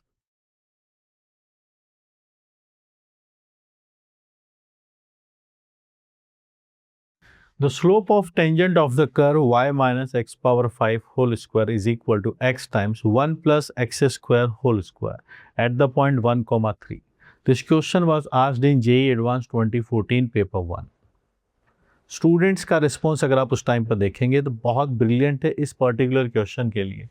आप देखिए कितने स्टूडेंट्स ने इसको सही किया है। 58% स्टूडेंट्स, क्लोज टू 60% स्टूडेंट ने इसको सही कर दिया। जेई एडवांस का ये क्वेश्चन है। कौन कहता है जेई में एडवांस के अंदर डिफिकल्ट क्वेश्चंस ही आते हैं? देखिए आप, आईआईटी खड़गपुर ने 2014 का पेपर बनाया था और ये क्वेश्चन आपसे पूछा गया है, जिसको क्लोज टू 60% स्टूडेंट ने सही कर दिया है। गलत करने वाले 37% भी हैं और 4% ने इसको अटैम्प्ट नहीं किया। तो आप हमेशा याद रखिए, आप पेपर के अंदर ऐसे सवाल ज़रूर दिखेंगे जो ईजी भी होंगे, थोड़े एवरेज भी होंगे, थोड़े डिफ़िकल्ट भी होंगे। बैलेंस पेपर होता है, तो हमारा काम है उसमें से आसान आसान सवाल पिक करना। एओडी के ऊपर बेस्ड है, जहाँ पर स्लोप ऑफ टेंजेंट हम यहाँ पर निकालना चाहते हैं। स्लोप ऑफ टेंजेंट डेरिवेटिव से निकल के आता है। इस कर्व के लिए पॉइंट हमें गिवन है, सीधा डिफ्रेंशिएट करके देखते हैं। तो 2 टाइम्स बनेगा y माइनस एक्स पावर 5, फिर y का डेरिवेटिव बनता है dy by D x power 5 का 5x टू द पावर 4। यहाँ x का डेरिवेटिव आपके पास से 1 आएगा, 1 प्लस एक्स स्क्वायर का होल स्क्वायर है, और फिर सेकंड वाले को डिफ्रेंशिएट करेंगे, 2 टाइम्स 1 प्लस एक्स स्क्वायर है, फिर वापस अंदर वाले का डेरिवेटिव 0 प्लस 2x आपके पास बनेगा। सीधा सीधा डिफ्रेंशिएट करता हुआ जा रहा हूँ। किस मोमेंट पर चाहिए? पॉइंट है आपके पास से 1,3। इसका मीनिंग समझिए, x1 होना चाहिए, y3 होना चाहिए। तो रख दीजिए, y का वैल्यू 3, x का वैल्यू 1, ये है डिवाइड बाई डी एक्स का वैल्यू 1, 5 रह जाएगा। ये 1 प्लस 1 का होल स्क्वायर है, यहाँ 2 रहेगा, 1 प्लस 1 है, यहाँ 2 आता है। सिंप्लीफाई करते हैं, this is coming as 4 divide by D X minus 5, it is 4, 2 2 2 8, we are having 12। यहाँ आपके पास 4 लिखा गया है, 4 कैंसिल होगा 3 टाइम्स, तो डिवाइड बाय dx का data 5 + 3 we are getting 8 is the final answer. आप खुद देखिए 58% स्टूडेंट इस क्वेश्चन को सही किया था, 8 फाइनल आंसर आ गया। कौन कहता है जेईई एडवांस का पेपर डिफिकल्ट आता है? इस वेरी बिग नंबर 60% के आसपास स्टूडेंट सही कर रहे हैं। इसी सवाल से लर्निंग कीजिए कि डरने की ज़रूरत नहीं है। पूरे पेपर में ऐसे सवाल 3-4 सवाल ज़रूर होते हैं, उनको पकड़िए पहले और सॉल्व कीजिए। इस बात की श्योरिटी नहीं कि एओडी वाले टॉपिक पे हमेशा आसानी सवाल आएंगे, किसी भी चैप्टर से हो सकता है इजी क्वेश्चन बनाने की फ्रेमिंग। इसीलिए मैक्सिमम सिलेबस कवरेज कीजिए। कभी पर कोई चैप्टर एक एवरेज लेवल अगर आपको आता है तो डेफिनेटली इस बात के चांसेस हैं कि जो पेपर में आसान सवाल है हो सकता है वो आपके करे हुए टॉपिक से आ जाए। मार्क्स लेकर आइए उससे। डिफिकल्ट ऐसा भी हो सकता है आपका फेवरेट टॉपिक से डिफिकल्ट क्वेश्चंस आ जाए। कीप वर्किंग हार्ड, बातें बनेंगी। Hard work is a vector quantity guys. अपने टीचर्स के हिसाब से डायरेक्शन दीजिए। आपके पास ऐसे नहीं है तो you can get connected with me. जो आपके इश्यूज़ हैं, चाहे वो थ्योरी में वीकनेस हो तो थ्योरी कोर्सेज देखिए। आपको लगता है कि हाँ मेरे पास प्रैक्टिस के इश्यूज़ हैं या मुझे थ्योरी में पढ़ते टाइम भी लगता है कि क्वेश्चन नहीं बन रहे, तो भी ये बुक्स आपकी यूज़फुल रहेंगी। काम आपका है तो इस बात का डिसीजन भी आप ही को लेना है। उस समय रहते आपने डिसीजन ले लिया तो चीज़ें सब पॉजिटिव साइड पर रहेंगी। So keep working hard, things will be fine. डरने की ज़रूरत नहीं है। जेईई एडवांस 2014 जो जाईआईटी खड़गपुर वालों ने जिसका पेपर बनाया था, आप देख सकते हैं 60% के आसपास स्टूडेंट ऐसे हैं जिन्होंने इस क्वेश्चन को सही किया। तो डरिए मत, बात बन जाएगी। Keep working hard.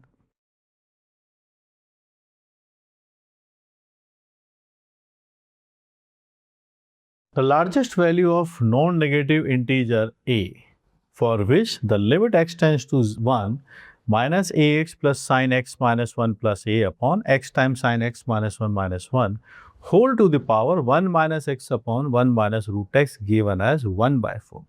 Question asked in JEE Advanced 2014 paper 1. जो आईआईटी खड़गपुर ने पेपर को बनाया था, मैथमेटिक्स का पेपर, स्टूडेंट्स का क्या रिस्पॉन्स था उसी से डिफ़िकल्टी लेवल डिसाइड करेंगे, क्योंकि वो एक फैक्ट है। हर साल जेईई वाले उस डेटा को रिलीज़ करते हैं, तो देखते हैं इस सवाल के लिए स्टूडेंट का रिस्पॉन्स क्या रहा था। आप देख सकते हैं 11.28% स्टूडेंट ऐसे हैं जिन्होंने इस क्वेश्चन को सही किया था। मतलब मान के चलिए 13,000 के आसपास स्टूडेंट ऐसे थे जिन्होंने सही किया था। गलत करने वाले स्टूडेंट 93,000 स्टूडेंट ऐसे थे जिन्होंने इस क्वेश्चन को गलत किया था। वहीं पर 12,840 स्टूडेंट ऐसे हैं जिन्होंने इस क्वेश्चन को अटेम्प्ट ही नहीं किया था। Okay, this is the difficulty level जो हम यहाँ पर डिस्कस कर रहे हैं इस क्वेश्चन की। ठीक है, तो अब आपने क्या देखा कि 13,000 स्टूडेंट्स ने ही इसको सही किया था, है ना। ये 2014 वो ईयर है जब आपके पास ऑनलाइन पेपर नहीं होते थे, ओएमआर पे फिल करते थे। और यहाँ पर कोई मतलब ऐसी फैसिलिटीज़ नहीं थी कि आप बहुत ज़्यादा ऑनलाइन एजुकेशन का सपोर्ट ले सकें। मेजरली सभी स्टूडेंट्स ऑफलाइन ही पढ़ते थे। उस टाइम का ये क्वेश्चन है। आप सॉल्यूशन देखने आए हैं तो कहीं ना कहीं अब आप इस क्वेश्चन से, इसके कॉन्सेप्ट से कुछ सीखना चाहते हैं। तो चलिए इस टॉपिक को डिस्कस करते हैं, कैसे हम लिमिट के इस क्वेश्चन की बात करते हैं। एक और बात है, ये क्वेश्चन बहुत थोड़ा कॉन्ट्रोवर्शियल भी था। शुरुआत में जब आंसर कीज आई थी तो कई स्टूडेंट्स ने इसका आंसर, टीचर्स ने इसका आंसर सही मार्क किया था, और बहुत सारे ऐसे टीचर्स भी थे जिन्होंने इसका गलत आंसर भी दिया था। ठीक है, और फेयर इनफ जेईई में जब भी पेपर्स क्वेश्चंस आते हैं तो डिस्कस होने के बाद करेक्ट आंसर को मार्क किया ही जाता है। क्या ऐसा था कॉन्सेप्चुअल इस क्वेश्चन के अंदर, आइए डिस्कस करते हैं। तो चलिए, यहाँ पर लिखा है कि largest value of non negative integer A हमें कंप्यूट करना है। ठीक है, फोकस करते हैं। क्या डेटा गिवन है उसके हिसाब से भी बात करते हैं। यहाँ पे अगर आप देखें तो लिमिट है x टेंस टू 1। आप थोड़ा x माइनस 1 को एक साथ कर लीजिए, और यहाँ भी हमारे पास साइन ऑफ x माइनस 1 है। यहाँ पर अगर हम देखें उस a को आगे ले आते हैं तो माइनस a मैंने कॉमन लिया तो x माइनस 1 मेरे पास रहेगा, और यहाँ पर भी साइन ऑफ x माइनस 1 लिखा गया। ऊपर वाले डेटा अगर हम देखें तो 1 minus root X, 1 plus root X divided by 1 minus root X भी लिखा गया है। x टेंस टू 1 है, एग्जैक्टली 1 तो है नहीं, तो ये दोनों फैक्टर आप कैंसिल कर सकते हैं। यहाँ हम पहुंचे। अब इन दोनों जगह से अगर थोड़ा ध्यान दें तो हम x माइनस 1 यहां से भी कॉमन ले लेते हैं ताकि हम एक बेटर एनालिसिस कर पाए। यहाँ आपके पास 1, यहाँ आपके पास sine of x minus 1 divided by x minus 1, bracket ये कैंसिल, 1 प्लस रूट एक्स आपके पास से 1/4 आता है। जब x 1 नहीं है तो ये कैंसिल हो जाएंगे और आपके पास ये एक्सप्रेशन लिखा हुआ है। जैसे ही x 1 की तरफ जाता है, x माइनस 1 0 की तरफ जाएगा, 0 की तरफ जाएगा तो ये स्टैंडर्ड लिमिट है। आपको याद होगी स्टैंडर्ड लिमिट यह होती है कि अगर x टेंड्स टू 0 है तो जो साइन x अपॉन x होता है वो 1 को अप्रोच करता है। ध्यान देने वाली बात यह है कि यहाँ वाला डेटा 0 आना चाहिए। जब x 1 की तरफ जाएगा तो ये डेटा भी 0 है, यहाँ वाला डेटा भी 0 है, यहाँ वाला भी 0 है, ये भी 0 है, तो ये पूरा वैल्यू ही 1 को अप्रोच करेगा। Minus a plus 1, 1 plus 1 and we are getting, ऊपर आ जाएगा स्क्वायर। ये डेटा है। यहाँ अगर हम इसको देखें तो ये है 1 माइनस a का whole square by 4 is equal to 1/4। 1 minus a का होल स्क्वायर 1 आता है, 1 माइनस a आपके पास है प्लस माइनस 1। आप डेटा देखिए, एक बार प्लस लीजिए एक बार माइनस लीजिए। प्लस लेते हैं तो a 0 आता है और माइनस साइन लेते हैं अगर तो फिर 2 बनता है। दो डेटास आपके पास आए। इसको देखते हुए 0 और 2 को मार्क करते हुए स्टूडेंट सोचते हैं कि दोनों ही इसके आंसर्स बनेंगे, पर ऐसा नहीं है, एक ही इसका आंसर होगा। और 11.28% स्टूडेंट है, 13,000 स्टूडेंट इसको सही कर पाए थे। क्रूशियल क्वेश्चन है, बहुत सारे टीचर्स वगैरह सभी को इस पर डाउट था या इश्यूज थे। बंसल सर ने इसका आंसर सही दिया था उस टाइम पे, ठीक है, और मेरा भी आंसर सही था भाई, ठीक है। चलिए डिस्कस करते हैं क्या हुआ था। नॉन नेगेटिव वर्ड लिखा हुआ है, कॉन्सेप्चुअल बात है, ये लिमिट ऑफ फंक्शन है।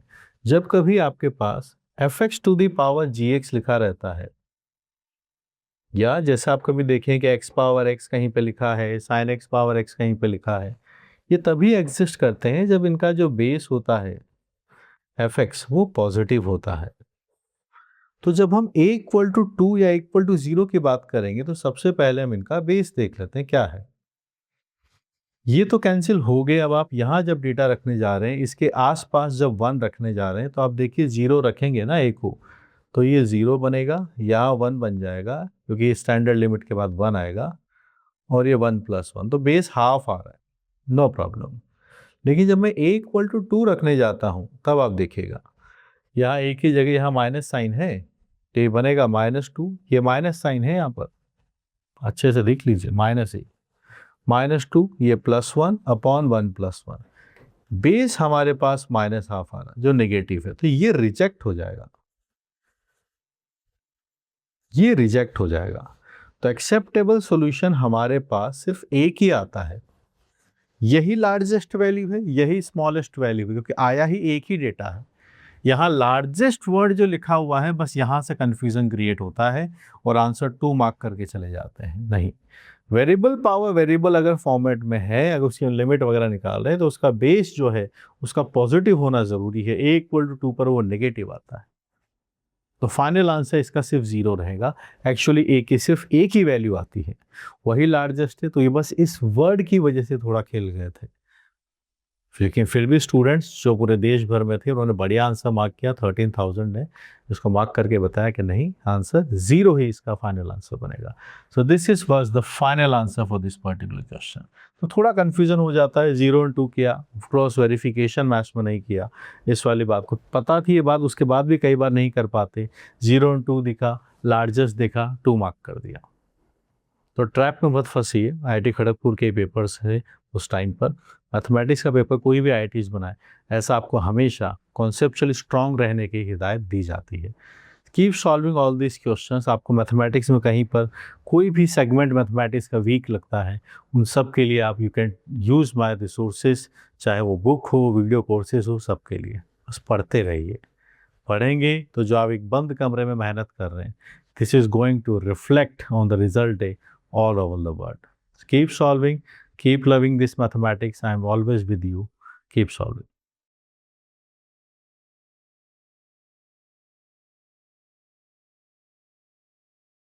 Let f is defined from 0 to 4 pi to 0 to pi such that defined as f of x is cos inverse cos x. The number of points x belongs to 0 to 4 pi satisfying the equation fx equal to tan minus x by tan. Question was asked in JEE Advanced 2014 paper 1, जहाँ पर IIT Kharagpur का ये paper है जिसमें students को ये numeric response के अंदर सॉल्व करके बताना है कि क्या इसके आंसर्स आएंगे। चैप्टर दिख रहा है हमें ITF है, cos इनवर्स cos x लिखा हुआ है। उस टाइम के कितने स्टूडेंट्स इसको सही किया था आइए वो देख लेते हैं। 18.05% स्टूडेंट ऐसे हैं जिन्होंने इसको सही किया था, जो कि हमारे पास 21,000 के आसपास नंबर पहुंचता है। परसेंटेज के ऊपर ज़्यादा इजी रहता है डिस्कशन करना, कैंडिडेट वाइज भी हम बात कर सकते हैं। हर साल जेई वाले जब पेपर कंडक्ट होता है उसके बाद इस रिलीज़ को डेटा को रिलीज़ करते हैं। एक दो बार ही हुआ है जब ये डेटा रिलीज़ नहीं हुआ है, बाकी हमेशा डेटा रिलीज़ करते हैं। ठीक है, 73% स्टूडेंट ऐसे हैं जिन्होंने इस क्वेश्चन को गलत किया, 8.8 ऐसे हैं जिन्होंने क्वेश्चन अटैम्प्ट ही नहीं किया, छोड़ दिया। ITF का ये प्रॉब्लम, चलिए डिस्कस करते हैं कि कैसे हम इसको एड्रेस करेंगे। तो -0 से 4 पाई है, यहाँ पर cos इनवर्स cos x का हम ग्राफ बना लेते हैं। cos इनवर्स cos x का जो ग्राफ है, cos इनवर्स cos x की प्लॉटिंग करना शुरू करते हैं। कैसे इसका डायग्राम बनेगा? दिस इज अ 2 पाई। तो ITF में जब cos इनवर्स बाहर होता है तभी हम उसकी बात कर रहे हैं, ऐसा इनका डायग्राम होता है। cos inverse cos x highest is pi. cos inverse cos x का ग्राफ बन गया, इनवर्स बाहर है तो यहाँ पर हर जगह इस तरीके से बिहेव करता है। ग्राफ इनके पता होने चाहिए, बहुत कॉमन टॉपिक है, हर साल मैं इसको अच्छे से पढ़ाता हूँ, तो इनके ग्राफ पता होंगे तो आप जल्दी बना पाएंगे। आगे चलते हैं, ये कर्व देखिए, अब ये इक्वेशन ये है, ये फंक्शन नहीं है, ये इक्वेशन है। तो हमने y equal to F X का ग्राफ तो बना लिया। दूसरा ग्राफ क्या है? दूसरा ग्राफ है tan minus X upon tan, जिसका मतलब है 1 माइनस एक्स बाई tan। तो ये y एक्सिस को तो 1 पर कट करेगा, 1 कहीं यहाँ पर होगा, और यहाँ से आप y कब 0 होगा वो आप देख लीजिए। y 0 होगा जब x की वैल्यू tan होगी। तो tan कोमा 0 वाला पॉइंट ढूंढिए। tan कोमा 0 यहाँ कहीं होगा, क्योंकि पाई की वैल्यू 3.14 होती है, 3 टाइम्स करेंगे 9 पॉइंट समथिंग है। स्ट्रेट लाइन ज्वाइन करने के लिए 2 पॉइंट्स बहुत होते हैं, ये यहाँ और ये इधर। तो ये पूरा स्ट्रेट लाइन में आएगा, स्ट्रेट लाइन शायद बना नहीं है, स्ट्रेट लाइन बना देते हैं। ठीक है, ये सही, और इसी साइड पे इसी साइड में एक्सटेंड हो जाएगा 1। सो कितनी बार पॉइंट ऑफ इंटरसेक्शन है वो काउंट कीजिए, 1 2 और आपके पास से 3। इसने ग्राफ को 3 बार कट कर दिया है। तो number of point of intersection हमें निकालना है इस इक्वेशन के, दोनों के प्लॉटिंग करके we can have 3 points. So they are 3 solutions. तो ग्राफिकल अप्रोच से क्वेश्चन सॉल्व होगा। याद रखिए, जब भी 2 पार्ट्स आपको इक्वेट कर रखे हों, एफ एक्स इसके बराबर कब होगा, तो बेस्ट अप्रोच अगर हम मैथमेटिकली निकालना चाहें वो तो हो ही सकती है जब सिर्फ काउंटिंग की बात हो। जब सिर्फ काउंटिंग की बात हो तो one of the best approaches, अगर हम उनके ग्राफ जानते हैं, दोनों को प्लॉट कीजिए। एक तरफ लाइन है y equal to tan minus X upon tan, और दूसरा तरफ एफ एक्स है। प्लॉट करने के बाद उनके पॉइंट ऑफ इंटरसेक्शंस काउंट कर लीजिए। पॉइंट ऑफ इंटरसेक्शन यहाँ पर 3 आ रहे हैं, so we can have 3 point of intersection means 3 solutions for this particular question.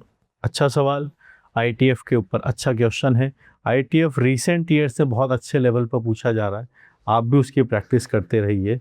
उसके लिए आपको थ्योरी लेक्चर्स देखने हो तो आप थ्योरी लेक्चर देख सकते हैं, अवेलेबल है। बुक को यूटिलाइज कर सकते हैं, ट्रिग्नोमेट्री वाली बुक के अंदर आपको ITF मिलेगा, और वहाँ पर आपको ट्रिगो आएगा तब इन्वर्स ट्रिगो आएगा, इस बात का ध्यान रखिए।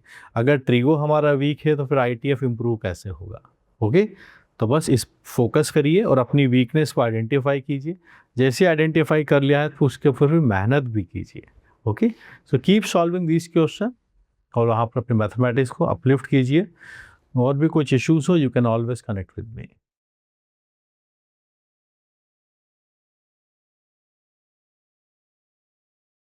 For a point P in the plane, let D1P and D2P the distances of point P from the lines x minus y equal to 0, x plus y equal to 0 respectively. The area of region R consisting of all the points P lying in the first quadrant for the plane and satisfying 2 is lesser than or equal to D1P plus D2P is less than or equal to 4 is। ये question पूछा गया JEE advance 2014 paper 1 जो IIT Kharagpur ने conduct किया था उस paper को। और चैप्टर जो हमें दिख रहा है स्ट्रेट लाइन के ऊपर डिस्टेंसेस की बात कर रहे हैं, फिर एक एरिया कंप्यूटेशन भी कर रहे हैं। तो कोऑर्डिनेट ज्योमेट्री प्लस एरिया जो कंप्यूटेशन है थोड़ा सा वो देखेंगे कैसे उसको कंप्यूट हमें करना है। मेजरली कोऑर्डिनेट का क्वेश्चन है। कर्व ट्रेसिंग की ज़रूरत इसके अंदर हमें पड़ेगी। उस टाइम के स्टूडेंट्स ने इस पर्टिकुलर क्वेश्चन के अंदर कैसा परफॉर्म किया था वो देख लेते हैं ताकि हम इसकी डिफ़िकल्टी लेवल डिसाइड कर सकें। 14.97% स्टूडेंट ऐसे हैं जिन्होंने इसको सही किया था, करीब 17,902 स्टूडेंट्स। रॉन्ग करने वाले क्वेश्चन 71% हैं और 13% इस क्वेश्चन को अटेम्प्ट ही नहीं किया। ओके, सही करने वाले ये क्वेश्चन का एनालिसिस मैंने आपको यहाँ पर बताया।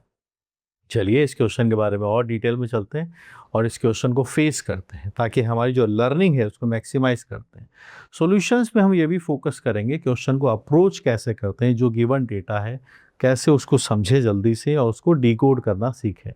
बस सॉल्यूशन लिखना काम नहीं है, समझना सिखाना मेन काम है कि क्वेश्चन को क्रैक कैसे करते हैं। ठीक है, so let's start and decode it one by one कि क्या लिखा गया है। For a point P in the plane, D1P and D2P the distances of point P from these two lines। ठीक है, तो एक पॉइंट P है जो हमने मान लिया कि वो है x, y। आप मुझे बताइए एक पॉइंट की लाइन से डिस्टेंस कैसे निकलेगी? x minus x1 upon root of 1 plus 1, दोनों के कोफिशिएंट का स्क्वायर का सम आ जाएगा। तो पहला वाला D1P हमारे पास डिकोड हो गया।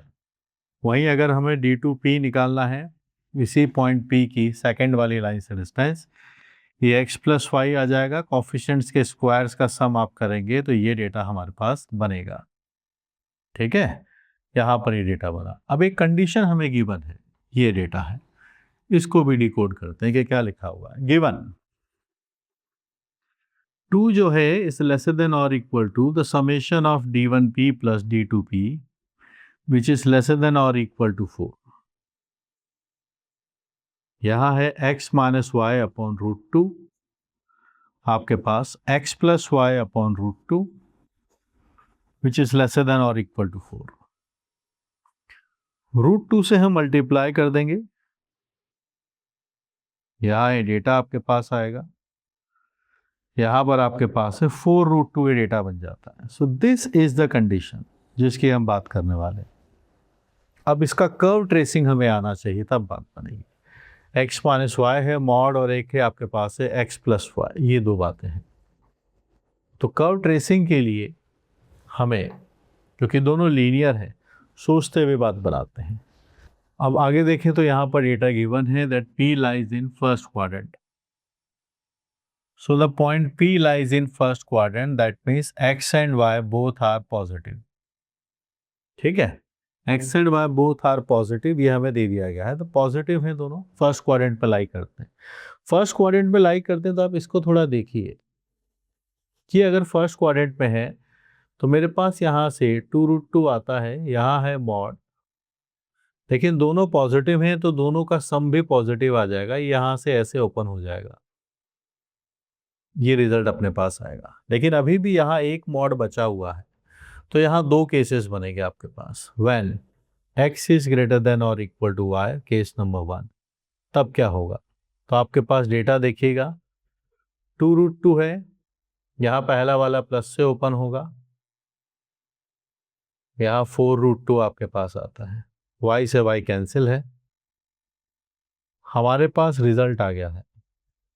दिस इज द डेटा, मतलब x इक्वल टू रूट 2 से लेके आप x इक्वल टू 2 रूट 2 तक जा सकते हैं। सिमिलरली अगर मैं दूसरा केस लेता हूं यहीं पर कि x की वैल्यू y से कम है, हम पहुंचते हैं 2 रूट 2, y ग्रेटर है तो ये माइनस के साथ ओपन होगा, यहाँ आपके पास डेटा बना। अब आगे पहुंचे, ये डेटा है 2 रूट 2, यहाँ माइनस x चला गया, आपके पास 2y आता है, 4 रूट 2 आपके पास है डेटा है। ये रूट 2 से लेके 2 रूट 2 आपके पास डेटा बना, जिसका मीनिंग है y इक्वल टू रूट 2 से लेके y is equal to 2 root 2। ये रीजन बना। प्लॉट करना है, दोनों को समझना है कि क्या पूछा जा रहा है, उसके अकॉर्डिंग फर्स्ट क्वाड्रेंट में हमें डिस्कशन करना है। तो यहीं पर अगर हम प्लॉट कर दें इसको, तो लेट्स डिस्कस के क्या बनाने वाले हैं। तो एक लाइन होती है, ये है y is equal to X, समझिएगा, ये है y is equal to X. यहां पर हम चाहते हैं कि x ग्रेटर देन y वाला रीजन कौन सा है? This region is where x is greater than y। आप यहाँ पॉइंट देखेंगे 1,0, 2,0, x ज़्यादा होता है, y कम होता है, और यहाँ वो रीजन होता है जहाँ y ज़्यादा होता है x के साथ।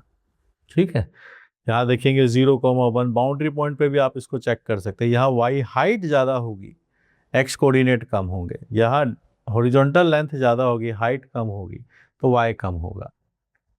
जब हम इस वाले रीजन में है तो x इक्वल टू √2 आपके पास ये लाइन बनेगी, दिस इज द √2, और एक और लाइन बनेगी आपके पास है x इक्वल टू 2√2। ये दो डेटाज आपके पास बने, इनके इन बिटवीन की बात हम कर रहे हैं। ये डेटा आपने बनाया, ये √2 है, तो यहीं पर x और y दोनों सेम होते हैं, तो x equal to constant vertical line है, y equal to constant horizontal line है। ये √2 आपके पास बना, और यहां पर भी ये पॉइंट दोनों सेम आएंगे, 2√2, 2√2। ये यहाँ पर ऐसे बन जाएगा, और इसके बीच वाला रीजन की हम बात कर रहे हैं, तो ये आपके पास है डेटा बना, ये है 2√2। ठीक है, दोनों रीजन हमने बना लिए। अब शेडेड रीजन क्या है? दिख रहा है बड़े वाले स्क्वायर्स में से छोटा वाला स्क्वायर हटाना है, this is the actual region. So now हम इसको कैसे प्लेस करें वो अपने ऊपर है। ठीक है, ये हम यहाँ पर बात बनाना चाहते हैं, कैसे इसको बनाएं। So now the required region, required area of the region कैसे बनाया जाए? This bigger square minus smaller square, जो छोटा वाला स्क्वायर है वो हटा देते हैं।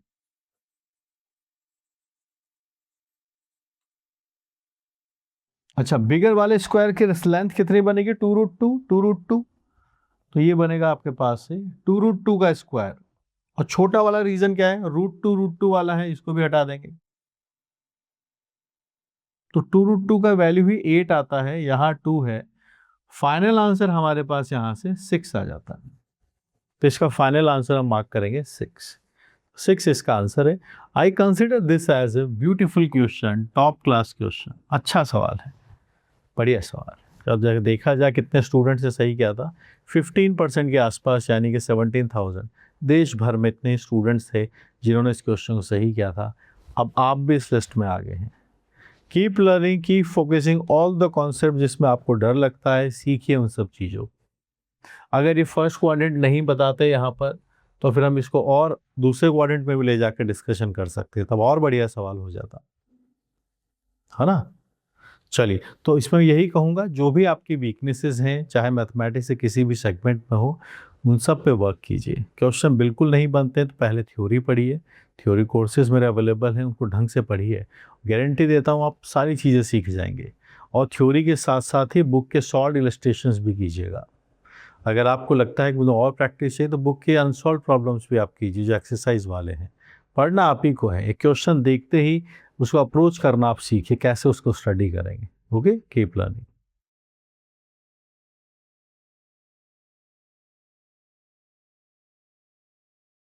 Let A, B, C vector 3 non-coplanar unit vectors such that angle between every pair of them is pi/3. If A cross B plus B cross C is equal to P times A vector plus Q times B vector plus R times C vector, when P, Q are scalars, then find the value of P square plus 2Q square plus R square by Q square is. This question was asked in JEE Advanced 2014, which was conducted by IIT Kharagpur, paper 1. Numeric response का एक question है, उस time के कितने students ने इसको सही किया था। आइए उस डिफ़िकल्टी को भी हम डिस्कस करते हैं। डिफ़िकल्टी लेवल 31% स्टूडेंट ऐसे हैं जिन्होंने इस क्वेश्चन को सही कर दिया था, यानी 37,000 स्टूडेंट्स ने इसको सही किया था।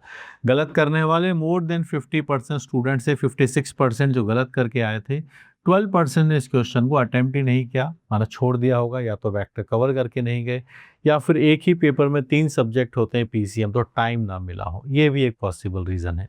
या कुछ आंसर मैचअप ना हुआ हो, कुछ ना कुछ रीज़न से आपके पास 14-15,000 के आसपास हैं जिन्होंने क्वेश्चन को अटेम्प्ट नहीं किया। वहीं पर 67,000 स्टूडेंट ऐसे हैं जिन्होंने इस क्वेश्चन को गलत किया। चलिए, ऐसा क्या इसके अंदर दिया है, इस पर्टिकुलर क्वेश्चन के अंदर हम स्टडी करते हैं, डिकोड करते हैं और लाइन बाय लाइन क्वेश्चन को अप्रोच करना सीखते हैं कि कैसे इन क्वेश्चंस को बनाया जाता है। A B C are 3 non coplanar vectors, if they are non coplanar, इसका मतलब ये हो गया कि इनका अगर बॉक्स निकाला जाए तो वो जीरो नहीं आएगा, नॉन कोप्लेनर है, ठीक है। और दे आर यूनिट वेक्टर्स, ये बात गिवन है, okay, they all are unit vectors, so इन सब का मैग्नीट्यूड 1 है। And they are angle between every pair of them is π/3, okay. इन सब के बीच के जो एंगल्स हैं वो भी हमें गिवन है, दे ऑल आर 60 डिग्री। तो फिर हम यहां से इनके बीच में डॉट प्रोडक्ट निकाल सकते हैं, ए डॉट बी, जो बनेगा mod of A mod of B, इनके बीच का एंगल cos 60 डिग्री। सो 1 1 1/2, फाइनल आंसर 1/2। क्योंकि सभी सिमेट्रिक है, एक जैसे ही हैं, तो कभी रिक्वायरमेंट होगी तो A dot B, B dot C and C dot A, सबकी वैल्यूज हाफ आपके पास से आ जाएगी। ये रिजल्ट हमारे पास कंक्लूड हुआ। चाहते क्या है, अब आगे बढ़ते हैं। हमारे पास फर्स्ट लाइन यूटिलाइज हो चुकी है, बॉक्स जीरो आएगा नहीं, यहां अब हम हैं। ये लाइन ये कहती है कि आप A cross B, B cross C is equal to P times A plus Q times B plus R times C, जो गिवन इक्वेशन है, पी क्यू आर स्केलर है। पूरा फोकस यहां पर रखिए, ये निकालना है हमें। P square 2q square plus R square by Q square, ये डेटा में इंटरेस्टेड है, ठीक है। 2 बार क्यू स्क्वायर लिखा गया है, न्यूमरेटर में भी डिनोमिनेटर में भी, तो किसी तरीके से पी और आर को भी क्यू की टर्म्स में ले आते हैं, तो शायद हम इस रेशियो को क्रैक कर पाए। यहाँ हमने इसको देखा तो सबसे पहले वही सोचा कि चलिए इसका पहले डॉट कर लेते हैं, डॉट विद ए वेक्टर। तो आप देखेंगे तो ये A dot A cross B, A dot B cross C, P times A dot A, Q times A dot B, R times A dot C बनाते हैं। फर्स्ट वाला तो जीरो है, यहां आपके पास बॉक्स बन जाएगा ए बी सी का। ए डॉट ए का मैग्नीट्यूड 1 है, we will be having P. A dot B का डेटा हम निकाल चुके हैं, हाफ आता है, ये q/2 बनेगा और यहाँ पर r/2 बनेगा, और A box of A B की वैल्यू 0 होगी। तो ये आई हमारे पास कंडीशन नंबर 1। सिमिलरली अभी ए के साथ डॉट किया है, मैं कहता हूं कि इसको डॉट कीजिए बी वेक्टर के साथ। किस इक्वेशन को डॉट करवा रहे हैं वो ध्यान रखिए, इस इक्वेशन की बात कर, यहां पर वेक्टर्स होंगे, बी के साथ डॉट करेंगे तो देखिए क्या बात बनेगी। बी यहां पर मुझे आपको समझाना है, इसीलिए मैं एक एक लाइन, एक एक इक्वेशन नीट एंड क्लीन रखूंगा, क्योंकि सभी तरह के स्टूडेंट क्लास में होते हैं। B dot A cross B, B dot B cross C, और यहाँ आप जाएंगे तो ये P times B dot A, Q times B dot B, R times B dot C, ये डेटा है। बी के साथ डॉट कर दिया सबका। अब आप देखिए ये तो जीरो है, B A B, B B सी, ये भी जीरो है। A dot B, B dot A, ये हाफ है इससे। बी डॉट बी की वैल्यू 1 है, और बी डॉट सी भी हाफ आता है आपके पास। ये सेकेंड इक्वेशन आपके पास यहां से आ गई। तो अब देख सकते हैं हमारे पास p/2 plus Q plus r/2 का वैल्यू 0 है। This is our condition number 2। A के साथ डॉट हो गया, बी के साथ डॉट हो गया, तो चलिए फिर आगे चलते हैं, डॉट विद सी वेक्टर भी कर लेते हैं। तो सी के साथ डॉट करेंगे तो C dot A cross B, यहां पर plus C dot B cross C, ये है इक्वेशन। तो चलिए, P times C dot A, Q times C dot B, R times C dot C, ये डेटा है। ये है बॉक्स ऑफ CAB, ये CBC 0 बन जाएगा। P/2, Q/2, R, this is what we are having. हमारे पास डेटा P/2, Q/2, R। आप CAB को ABC भी लिख सकते हैं, इसको ABC भी लिख सकते हैं। अब इक्वेशन नंबर 1 से हमारे पास बॉक्स ऑफ ABC की वैल्यू पता है। बॉक्स ऑफ ABC को मैं लिख सकता हूं यहां से P प्लस Q/2 R/2। ये कहां से लिखा मैंने? From condition number 1। Condition number 1 को यूटिलाइज किया और ये कंडीशन लिखी। अब आप देखिए क्या बात बनेगी। आपके पास Q/2 से Q/2 कैंसिल है। मेरे पास जो रिजल्ट आने वाला है उस बारे में हम बात करते हैं। तो P की वैल्यू R के इक्वल है, कंफर्म। चेक कर लीजिए। इस बॉक्स ऑफ ABC को हमने यहाँ पर देखा, Q/2 से Q/2 कैंसिल है, P/2 यहाँ P/2 यहाँ R/2, P की वैल्यू R के इक्वल है। ठीक है, कंडीशन नंबर 2 से देखिए आप। नाउ कंडीशन नंबर 2,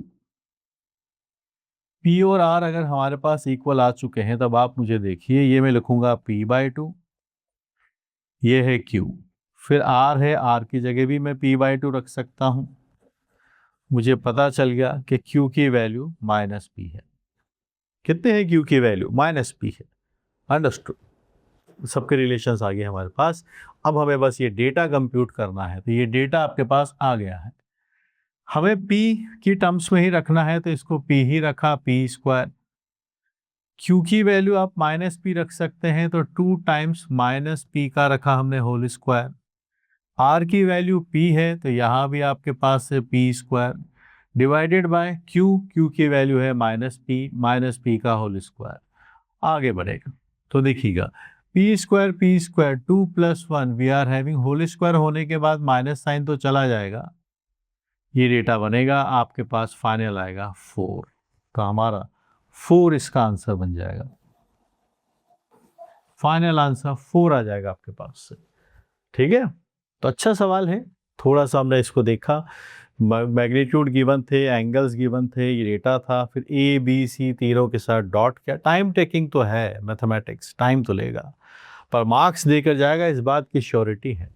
ठीक है, क्रॉस वेरिफिकेशंस आप कर सकते हैं, A के साथ डॉट, B के साथ डॉट, C के साथ डॉट, फिर लास्ट में जाते जाते हमने इनको आपस में सॉल्व भी किया। ये देखिए, ये थी इक्वेशन, और फिर मैंने वहां पर बोला कि नहीं, कंडीशन नंबर 1 को लेकर आओ, बॉक्स की वैल्यू रखिए, सॉल्व करना शुरू कीजिए। फाइनली हमारे पास फाइनल आंसर आया 4। कितने परसेंट स्टूडेंट थे आपने देखा जिन्होंने सही किया था? 31%। पूरे देश में जिन्होंने पेपर दिया था 31% ने इस क्वेश्चन को सॉल्व कर लिया था। तो सोचिए, इंटेलिजेंस लेवल तब की बात कर रहे हैं जब 2014 के अंदर ऑनलाइन प्रिपरेशन नहीं करते, बहुत रेयरली करते थे। समझ गए? अपना लेवल बढ़ाइए, इंक्रीज कीजिए, तो ये एवरेज लेवल ईजियर साइड पर क्वेश्चन जाएगा। इसी पेपर में ऐसे भी क्वेश्चन थे जो 3% स्टूडेंट से ही सॉल्व हुए हैं, 10% से ही सॉल्व हुए हैं, ये 31% है। दिस विल कंसिडर एज एक एवरेज लेवल ईजियर साइड पर क्वेश्चन रहेगा। इसी पेपर में ऐसे भी क्वेश्चन थे जो 60% स्टूडेंट ने सॉल्व कर दिया, ऐसे भी क्वेश्चन थे। तो पेपर बैलेंस रहता है, आप अपनी प्रिपरेशन को इंक्रीज कीजिए, ईजियर साइड के क्वेश्चंस भी कवर कीजिए, सिलेबस सबसे पहले कवर कीजिए मैक्सिमम तक, और एक ही बार में थ्योरी को ढंग से पढ़ लीजिए। इसके लिए आपको चाहिए एक्सपीरियंस टीचर्स, तो you can use my lecture theories. अगर आपको मेरी एक्सप्लेन की भी बातें समझ में आई हैं तो आपको मेरी थ्योरी और डिटेल में समझ में आएगी, आपकी जो प्रिपरेशन लेवल है उसके अंदर इजाफा होगा, अच्छे से आप मार्क्स स्कोर कर पाएंगे। बात वही है, क्लास में पढ़ाते तो सभी टीचर्स हैं, क्लास के अर्जुन बनिए। Things will be fine. Keep learning, keep solving.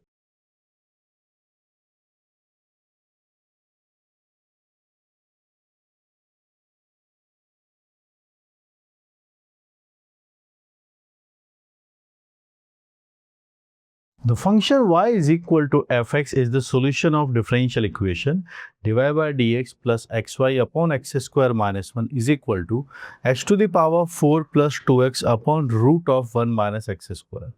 In minus 1 to 1, satisfying f of 0 is equal to 0. Then integration from minus root 3 by 2 to root 3 by 2 fx dx is equal to, चार options given हैं, SCQ format के अंदर question पूछा गया है and this question was asked in JEE advance 2014 paper 2. Paper was conducted by IIT Kharagpur और यहीं पर हम अगर देखें कि उस टाइम के स्टूडेंट्स ने इस पर्टिकुलर क्वेश्चन जो चैप्टर बिलोंग कर रहा है डिफरेंशियल इक्वेशन को कैसे परफॉर्म किया था, तो आप देखेंगे 15.36% स्टूडेंट ऐसे थे जिन्होंने इस क्वेश्चन को सही किया था, 26% स्टूडेंट ऐसे हैं जिन्होंने गलत किया और 58 ऐसे हैं जिन्होंने इस क्वेश्चन को अटेम्प्ट नहीं किया क्योंकि नेगेटिव मार्किंग थी वहाँ पर. ठीक है, तो आप देख सकते हैं 60 के आसपास ने तो अटेम्प्ट ही नहीं किया है, 25 गलत है, तो 15% इस पर्टिकुलर क्वेश्चन को सही किया था. तो यानी वो नंबर था करीब 18,000 के आसपास. ठीक है, 31 ने गलत किया, 31,000 और 70,000 के आसपास स्टूडेंट्स इस पर्टिकुलर क्वेश्चन को अटेम्प्ट ही नहीं किया. दो चैप्टर्स की मिक्सिंग है, पहले डिफरेंशियल इक्वेशन सॉल्व होगा, उसके बाद फिर यहाँ पर एक इंटीग्रेशन हमें सॉल्व करना होगा. टाइम टेकिंग तो होगा थोड़ा सा, पर mathematics is known for this. जिसकी जितनी अच्छी प्रैक्टिस होगी वो उतना जल्दी आंसर की तरफ पहुंचेगा. सो लेट्स स्टार्ट. एक एक लाइन को डिकोड करेंगे, समझेंगे क्या लिखा हुआ है. तो fx इसको सेटिस्फाई करता है, तो सबसे पहले आप इस फॉर्मेट को देखिए और इसी के बारे में शुरुआत करते हैं. तो क्या ये लीनियर डिफरेंशियल इक्वेशन आपको नज़र आता है? यहाँ डेटा लिखा है, यहाँ आपके पास से x लिखा गया है, यहाँ है x square minus 1, then it is written as y h to the power 4 plus 2x under root of 1 minus x square. तो देखिए x की वैल्यूज -1 से 1 के बीच में है, ये कंफर्म है. और ये जो गिवन है this is a linear differential equation. Linear differential equation जब हम लिखते हैं तो होता है dy by D X, it is p times y is equal to q.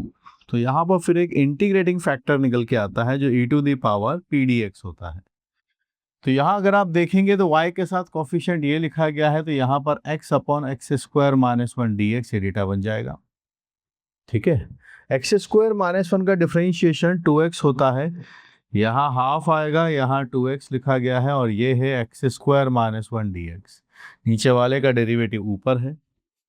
यहाँ हम पहुँचे इंटीग्रेटिंग फैक्टर है, यहाँ पर हाफ आता है, ये बनेगा लॉग और यहाँ बन जाएगा मॉड एक्स स्क्वायर माइनस 1. ठीक है, ये डेटा आपके पास बना. अब ये हाफ जो है ये भी हम ऊपर ले लेते हैं, ई और ln आपके पास से अंडर रूट रहेगा, मॉड है एक्स स्क्वायर माइनस 1. ठीक है, एक्स स्क्वायर माइनस 1. अगर आपने यहाँ पर मॉड मिस कर दिया तो फिर आपका क्वेश्चन कहीं और निकल जाएगा, क्योंकि अगर मॉड नहीं लगाया तो फिर आपके पास से root of X square minus 1 बन जाएगा जो एग्जिस्ट करता है एक्स ग्रेटर देन 1 की तरफ. तो यहाँ पर मॉड अप्लाई करना बहुत क्रूशियल है. ई और ln चले जाएंगे तब आपके पास ये डेटा ये बनेगा. और क्योंकि हम जानते हैं कि x की वैल्यूज -1 से 1 के बीच में है, इसलिए ये वाला जो मॉड है ये ओपन होगा 1 माइनस एक्स स्क्वायर के साथ, because we know that x is between -1 and 1. अगर आपने मॉड यहाँ नहीं लिया तो फिर एक्स स्क्वायर माइनस 1 रूट के साथ लिख दोगे तो फिर प्रॉब्लम क्रिएट होगा. तो ऑलरेडी यहाँ पर गिवन है, x ऑलरेडी मेंशन्ड है, तो मॉड होना ज़रूरी है लॉग के साथ, तो ये ओपन होगा इस तरीके से. तो फर्स्ट क्रूशियल स्टेप जो मैं बात करने वाला हूँ वो ये है, मॉड आएगा.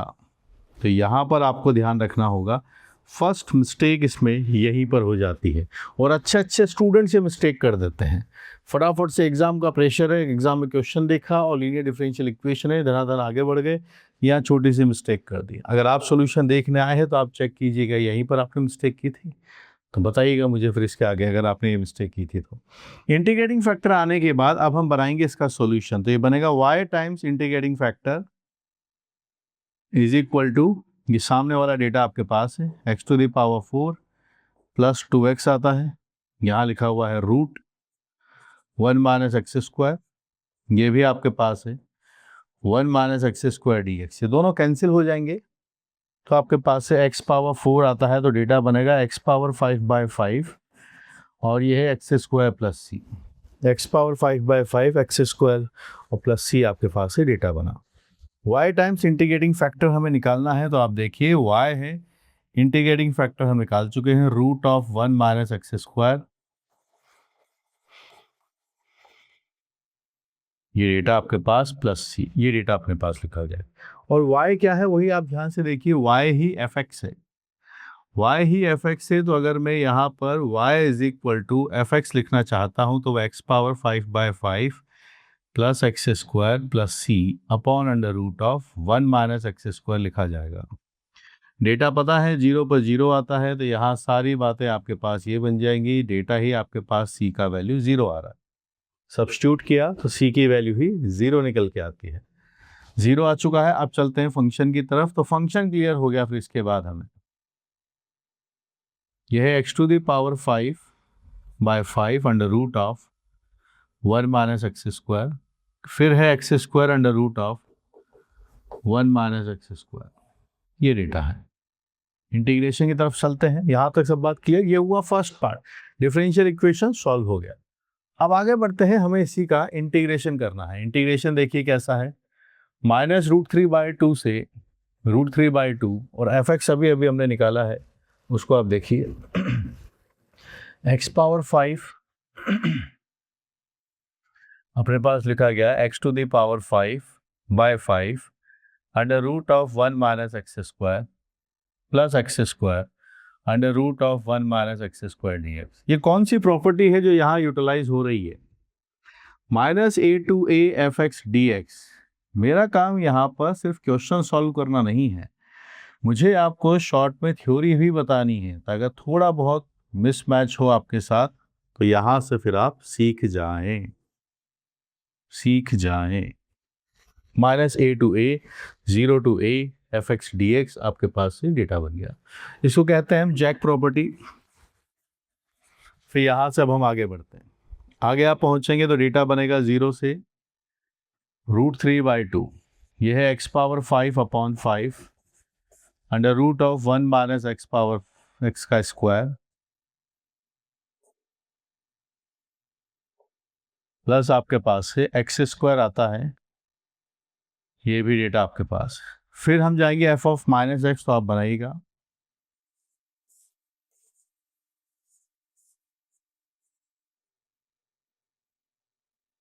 माइनस एक्स का स्क्वायर है और ये भी डेटा आपके पास आता है। ये दोनों आपके पास से कैंसिल हो जाएंगे, ये दो डेटा आपके पास लिखे गए हैं। ये आपके पास बनेगा 2 टाइम्स 0 से √3/2। यहाँ आपके पास एक्स स्क्वायर है और under root 1 minus x square dx ये लिखा गया है। तो इस इंटीग्रेशन को हमें सिंप्लीफाई करना है। अब यहाँ से आगे बढ़ने के इसके दो तरीके हैं। आप चाहो तो मैं इसको दो तरीके से आगे जाके सिंप्लीफाई कर सकता हूँ, ठीक है। First method and second method, एक एक करके सीक्वेंशियली आगे बढ़ते हैं। तो I am taking using the first method first. तो कैसे हम इसको लिखेंगे? तो आपके पास जो इंटीग्रेशन है 2 ऑलरेडी लिखा गया है, 0 आपके पास है, √3/2 है, एक्स स्क्वायर है, नीचे √1 माइनस एक्स स्क्वायर लिखा गया है। थोड़ी सी मैथमेटिक्स में कलाबाजियाँ रहती हैं कि कैसे इस टर्म को लिखा जाए। तो हम 1 माइनस एक्स स्क्वायर यहाँ पर लिखेंगे और यहाँ आता है under root of 1 minus x square dx। क्या बात समझ में आती है? एक्स स्क्वायर को लिखा मैंने 1 माइनस एक्स स्क्वायर, 1 से 1 कैंसिल है, सेम डेटा आपके पास यहाँ वाला आ गया। फिर क्या होगा, हम इसको हम सेपरेट कर देंगे, यहाँ पर ये 2 आता है, यहाँ है 0 से लेके √3/2। ये dx है आपके पास, यहाँ है आपके पास under root of 1 minus x square. फिर ये इसको कैंसिल करेगा, ये है 0 से लेके √3/2, तो आपके पास रूट आएगा 1 माइनस एक्स स्क्वायर dx। ये डेटा आपके पास बनेगा। ठीक, आगे बढ़ते हैं। यहाँ आपके पास 2 है, यहाँ से डेटा आपके पास साइन इनवर्स x है, 0 से √3/2, और इसको फिर हम आगे लेकर चलेंगे। x/2 under root of 1 minus x square आता है, फिर आता है a²/2 और डायरेक्ट इसका इंटीग्रेशन होता है, वो है साइन इनवर्स x। तो this is sine inverse x और वहाँ से आता है x/2 रूट और यहाँ पर a²/2 साइन इनवर्स एक्स आपके पास ये डेटा है। इसकी लिमिट्स हम लगाएंगे 0 से √3/2 ये डेटा आपके पास है। साइन इनवर्स √3/2 इज π/3 और फिर ये 0 भी आपके पास रहेगा। आप √3/2 बनाएंगे तो ये √3/4 आता है, यहाँ पर 3/4 है, रूट लेंगे 1/4 है और ये 1/2 आता है। यहाँ से आपके पास π/3 है और दोनों डेटा बाकी आपके 0 पर है। मैच करते हैं, क्या बात बनी। π/3 है, ये π/6 है, तो आपके पास π/6 बचेगा। यह काम करते हैं 2 से मल्टीप्लाई कर लेते हैं तो डेटा बनेगा 2π/3 √3/4 एंड इट इज π/3। तो अल्टीमेटली हमारे पास आएगा π/3 माइनस √3/4, ये ऑप्शन बनेगा। π/3 minus √3/4 that is B option. ध्यान से देखिए, π/3 माइनस √3/4 बी ऑप्शन आता, this is B option, mark कर देंगे। तो सेकेंड मेथड क्या हो सकता है हमारे पास? सेकेंड मेथड ये है, इसी को और सॉल्व करने का सेकेंड मेथड ये हमने बनाया, ये 2 टाइम्स लिखा गया है। डेटा अगर आप देखें तो 0 से √3/2 है, यहाँ डेटा है आपके पास, x² dx आपके पास लिखा गया है अपॉन √1 माइनस x², ये क्वेश्चन था। सब्स्टिट्यूट करते हैं x को साइन थीटा, तो dx आपके पास से cos थीटा d थीटा आपके पास लिखा गया है। लिमिट्स अगर x 0 है तो थीटा भी 0 आएगा। जब x की वैल्यू √3/2 आता है तो थीटा की वैल्यू आपके पास से π/3 आता है। इंटीग्रेशन पहुंचे 2 आता है, 0 है, यहाँ π/3 है। x की जगह आपने रखा sin² थीटा, √ आपके पास से 1 माइनस sin² थीटा, dx की जगह आप रखना चाहते हैं cos थीटा d थीटा। 0 से π/3 आपके पास आता है, यहाँ पर यहाँ से बनेगा, यहाँ से आपके पास cos² थीटा है, डेटा आपके पास से cos थीटा बन जाएगा, दोनों कैंसिल हो गए। sin² थीटा को हम लिख सकते हैं 1 माइनस cos 2 थीटा/2, 2 से 2 कैंसिल है आपके पास, तो देखेंगे आपके पास 1 है, 1 का इंटीग्रेशन थीटा आता है, sin 2 थीटा/2 आपके पास डेटा बनेगा, ये 0 है और यहाँ है π/3।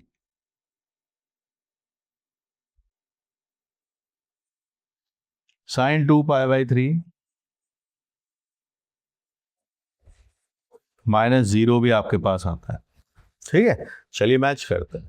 तो क्या आया आपके पास इंटीग्रेशन में, यहां आता है π/3, साइन 120 डिग्री की वैल्यू √3/2 आता है,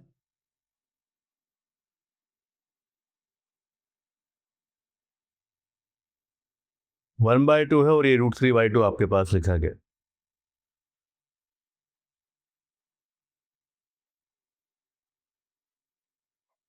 ये डेटा है π/3 माइनस √3/4 आपके पास से डेटा बनेगा, π/3 माइनस √3/4। दोनों मेथड से मैंने आपको बनाकर दिखा दिया। तो ये क्वेश्चन था जो पूछा गया था JEE एडवांस 2014 पेपर 2 के अंदर, SCQ फॉर्मेट के अंदर, 2 चैप्टर्स की मिक्सिंग, जहाँ पर डिफरेंशियल इक्वेशन भी है और साथ ही साथ हमें यहाँ पर डेफिनेट इंटीग्रेशन भी दिख रहा है। इंटीग्रल डिफरेंशियल एक साथ, जैसे मल्टी स्टारर मूवीज होती हैं, 2 हीरोज होते हैं एक साथ, वैसे ही आपकी अगर वीकनेस किसी भी एक चैप्टर में तो आप इस क्वेश्चन को नहीं कर सकते हैं। इसीलिए ये बात भी जस्टिफाई होती है यहाँ पर, अगर आप इसको देखें कि कितने % स्टूडेंट ने इसको सही किया था। पूरे देश भर में सिर्फ 18,000 बच्चे थे। और एक बात मान के चलिए, क्योंकि ये SCQ में पूछा था तो कुछ बच्चे इसके अंदर तुक्के लगाने वाले भी रहे होंगे, समझिए। कम से कम मैं मान के चलता हूँ 3,000 तो रहे होंगे, 15,000 बच्चे ही ऐसे होंगे जिन्होंने इसको एग्जैक्टली सही ट्राई करके आए होंगे। तो ऐसी और प्रैक्टिस अगर आपको इस पर्टिकुलरली कैलकुलस पार्ट पर करनी है तो you can use my courses, जहाँ पर वीडियो कोर्सेज में थ्योरी ढंग से पढ़िए। जिगजैग पैटर्न में अगर आपने पढ़ी है तो बात नहीं बनेगी। एक सिस्टमैटिक तरीके से क्वेश्चन को अप्रोच करना सीखिए, एक जेन्युइन एफर्ट लगेगा, सीख जाओगे। और आपकी मेंटरशिप मेरी आपको उसके साथ हमेशा रहेगी, ठीक है। और प्रैक्टिस करनी है तो बुक्स के साथ हमेशा आप कर सकते हैं। एक बंद कमरे में, शांत कमरे में बैठकर जो आप मेहनत कर रहे हैं, ये ज़रूर रंग लाएगी अगर आप सही डायरेक्शन में हार्ड वर्क करते हैं, डिसिप्लिन रहते हैं और कंसिस्टेंट रहते हैं। Best wishes.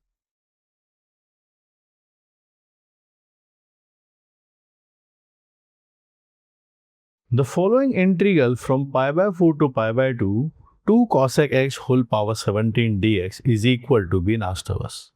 A option says from 0 to ln 1 plus root 2, 2 times e to the power u plus e to the power minus u whole power 16 du. B option says 0 to ln 1 plus root 2 e power u plus e power minus u whole power 17 du. C option says 0 to ln 1 plus root 2 e to the power u minus e to the power minus u whole power 17 du. And D part says 0 to ln 1 plus root 2 2 times e to the power u minus e to the power minus u whole power 16 du. This question was asked in JEE Advanced 2014 paper 2. SCQ format के अंदर पूछा है, proper definite integral का question है। इसी paper के अंदर कई क्वेश्चन किसी और चैप्टर से डेफिनेट के मिक्स करके भी पूछे गए थे, और ये क्वेश्चन डायरेक्टली सीधा हेड ऑन डेफिनेट इंटीग्रेशन के ऊपर है। उस टाइम के स्टूडेंट्स ने इसके बारे में कैसा रिस्पॉन्स दिया था? हर साल जेई वाले इसको रिलीज करते हैं, उस टाइम पे पेपर कंडक्ट करवाया गया था आईआईटी खड़गपुर से। तो 7.82% स्टूडेंट ऐसे जिन्होंने इस क्वेश्चन को सही करेक्ट किया था। जो आप देख लीजिए 9356 है, लेसर देन 10,000। क्योंकि ये एससीक्यू फॉर्मेट था तो ये बात मान के चलिए कि इसमें जो सही हुआ है, एक ऑप्शन सही होता था, काफ़ी सारे स्टूडेंट या कुछ स्टूडेंट ऐसे ज़रूर होंगे जिन्होंने इसको तुक्के में सही किया होगा। तो ये वो एक्चुअल स्टूडेंट्स नहीं है, फिर भी ये नंबर बहुत कम है।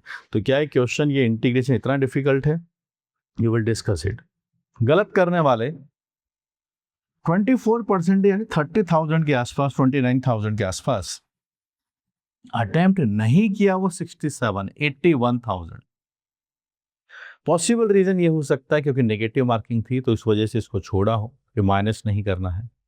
तो आप देख सकते हैं अगर आप ये क्वेश्चन एड्रेस किया तो फिर हम किस लेवल पे पहुंच जाएंगे। 2014 वो टाइम था जब ऑनलाइन एजुकेशन बहुत ज़्यादा अवेलेबल नहीं थी, तो ऑफलाइन पर ही स्टूडेंट क्या कहते हैं रिलाई करते थे ज़्यादातर, ठीक है।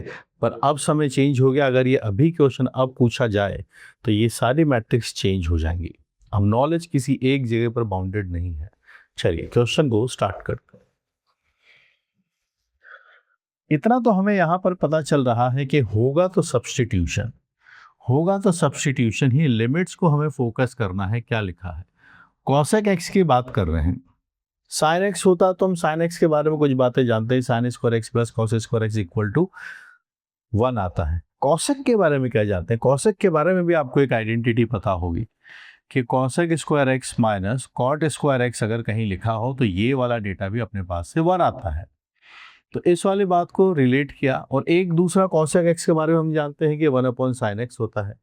तो यहाँ अगर हम थोड़ा इसको देखें तो इसको मैं फैक्टराइज कर सकता हूँ। Cosec X minus cot X plus and cosec X minus cot X, ये वाला डेटा भी 1 है।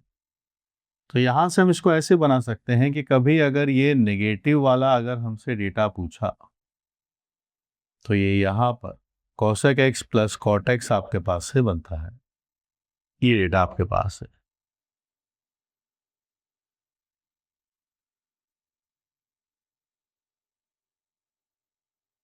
ठीक है, ये बात बन गई। आगे चले, ये बात हमें मालूम है। तो क्या हम ये सब्स्टिट्यूशन कर सकते हैं इसके बारे में? तो सोचिए, अगर मैं ये सब्स्टिट्यूशन करता हूं कि cosec X plus cot X का वैल्यू t आता है, ये अगर मैंने लिखा तो पहली बात तो हमें यहाँ पर डिफ्रेंशिएट करना होगा, क्योंकि t सब्स्टिट्यूशन जब भी होता है तो आपके पास डेटा बनता है minus cosec X cot X and minus cosec square x आपके पास से और बनेगा। ये आपके पास यहाँ dx आता है, सामने आपके dt बन जाता है। माइनस कॉसेक एक्स आपके पास आ जाएगा, cot X plus cosec X आपके पास आता है, फिर ये dx है, फिर ये dt आता है। Cosec X plus cot X जो है ये हमने t अज्यूम कर लिया है, तो आपके पास यहां से एक रिजल्ट आता है कि cosec x this data is t। ये डेटा आपके पास से t आता है तो ये dx बन जाएगा, ये आपके पास से dt बाई टी आपके पास से बनेगा। अंडरस्टूड? यहां पर कॉसेक भी लिखा गया है तो थोड़ा सोचिए। मैं कहना चाहता हूं कि अगर ये वाली वैल्यू t है तो फिर आप मुझे ये बताइए, अगर मैं यहां पर माइनस वाला बनाता हूं तो ये डेटा 1/t आता है। इसी का माइनस वाला देखो, यहां से 1/t आ जाता है। अगर ये t है तो ये 1/t है। तो समझ में तो आ रहा है कि 2 cosec x हम कैसे बना सकते हैं।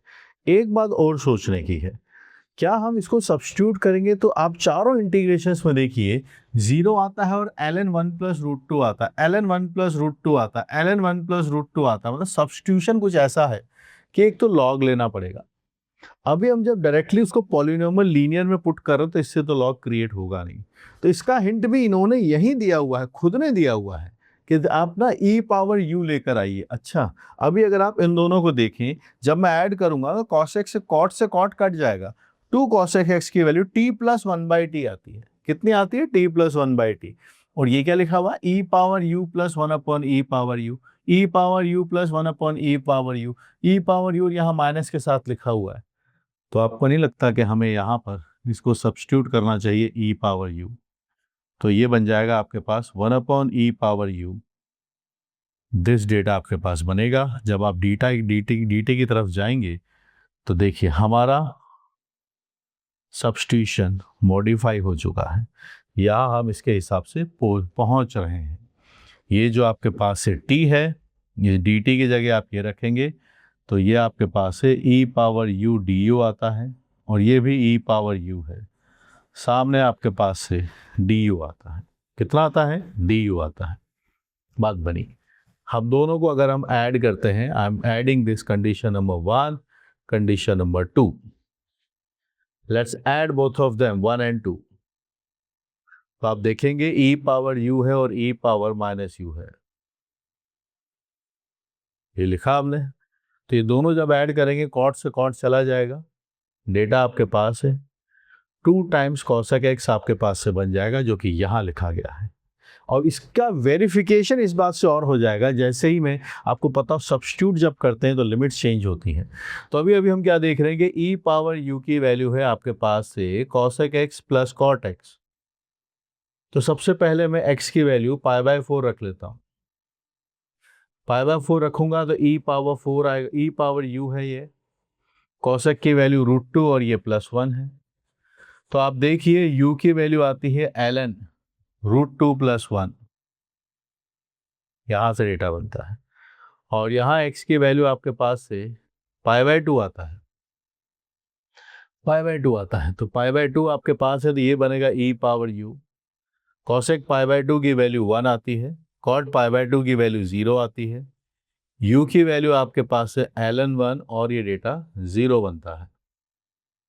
अब इंटीग्रेशन को देखते हैं अगर हम, तो हमारे पास क्या लिखा हुआ है, लिमिट्स पता चल गई जो सभी जगह ABCD में आ रही हैं। तो अगर हम इंटीग्रेशन को देखें तो इंटीग्रेशन है हमारे पास i फ्रॉम π/4 टू π/2।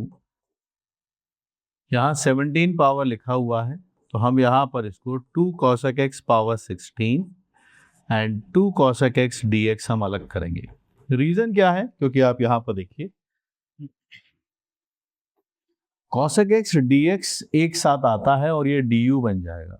यहाँ पे आप नोटिस करिए, तो एक cosec x अलग निकालना जरूरी है, एक cos x अलग निकलेगा cosec x, ठीक है, ताकि वो du में कन्वर्ट हो सके। और यहाँ पर हम बात बना देंगे। लिमिट्स हमें पता चल चुकी है, वही है जो लिख रही है।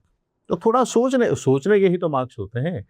पूरे देश भर में कोई स्टूडेंट कहीं पर भी बैठा हुआ, किसी भी रिलीजन, किसी भी रीजन, किसी भी इकोनॉमिकल बैकग्राउंड का हो, अगर सोचना जानता है तो बस वो होना चाहिए IITs में, ठीक है। यहाँ हम पहुंचे तो 2 cosec x को देखिए कहाँ पर है, ये रहा 2 cosec x की फॉर्म। 2 cosec x हमने यहाँ पर बना दिया। 2 cosec x होता है e to the power u plus e to the power minus u। तो ये डेटा आप लिमिट्स लगाइएगा। π/4 पर डेटा आपके पास से आता है ln √2 + 1। π/2 आपके पास से आता है तो इसकी वैल्यू आती है 0। 2 cosec x आपको लिखना है, वो रहा 2 cosec x e to the power u, e to the power minus u, power आता है 16। और 2 cosec x, देखिए cosec x dx की वैल्यू du आती है, माइनस बन जाएगा तो -2 टाइम्स du बन जाएगा, ये रेट आपके पास बनेगा। ठीक है, अब उस माइनस साइन से ये साइन ऑफ इंटीग्रेशन चेंज हो जाएंगे, यहाँ 0 बन जाएगा, यहाँ ln आएगा और ये बनेगा ln√2 + 1। वो 2 लिखा हुआ है, 2 आगे आप लिख सकते हैं। डेटा बनेगा e to the power u, e to the power -u, power है 16, यहाँ है du। मैच कीजिए, एक तो 2 बाहर आएगा, 2 बाहर यहाँ भी है, यहाँ नहीं है, बीच में प्लस आएगा तो C और D ऑप्शन तो नहीं है। यहाँ पावर 17 लिखा हुआ है, नहीं 16 आएगा, और 2 भी लिखा हुआ है। A is the final answer, तो हम मार्क करेंगे A को फाइनल आंसर। तो सोचते हुए चलिए, सोचना ही है, जितना जिस फंक्शन के बारे में हमारे पास नॉलेज होगा। जैसे हमारे पास जहाँ cosec x लिखा हुआ था, cosec के बारे में ये बात पता थी, तो ऐसे ही sec के बारे में भी ये बात होती है। इसके पिछले कई वर्षों में sec के ऊपर भी सेम क्वेश्चन, सिमिलर क्वेश्चन पूछा गया है। तो थोड़ा सा अगर आपके लिए नया है तो आपको लगेगा out of the box thinking चल रही है, पर ऐसा नहीं है, कभी ना कभी तो लगेगा। फिर आज के बाद से जब आप ऐसे क्वेश्चन देखेंगे तो आप समझ जाएंगे कि हाँ, ऐसा प्रोफाइल के क्वेश्चंस होते हैं, सॉल्व है। मेरी बुक्स के अंदर ये सब क्लास में क्वेश्चन रहता है, सीखिए, अच्छा मटेरियल सॉल्व कीजिए, अपनी प्रिपरेशन को अच्छे लेवल पर लेकर जाइए, डेफिनेटली थिंग्स आपके फेवर में आएंगी। एंड कीप सॉल्विंग, ये जो बंद कमरे में आप मेहनत कर रहे हैं ना, इसका ज़रूर रिजल्ट आएगा।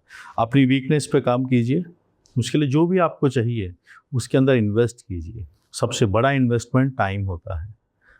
टाइम एक बार जब जेई प्रिपरेशन में निकल जाए तो उसके बाद चाहे या फिर आप कितना ही पैसा खर्च कर लो, समझ नहीं डेवलप हो पाती है, थॉट प्रोसेस डेवलप नहीं हो पाती। टाइम इज़ द किंग इस पूरी प्रिपरेशन के अंदर। फिर उसके बाद जैसे टाइम कम बचता है उसके बाद शॉर्टकट है, क्या से जल्दी से हो जाएगा, क्या इंपॉर्टेंट मार्क कर दो, फिर हम ट्रैप में फंसते चले जाते हैं, बैकलॉग वगैरह क्रिएट हो जाते हैं। ओके, सो यहाँ पर हम बात करते हैं टॉपिक पर। तो हमने देखा इसके बारे में, ए ऑप्शन आने के बाद सिर्फ 9000 के आसपास ही थे, जिसके अंदर तुक्के वाले स्टूडेंट भी रहे होंगे। तो अपने चैप्टर्स को स्ट्रॉन्ग कीजिए, कीप लर्निंग।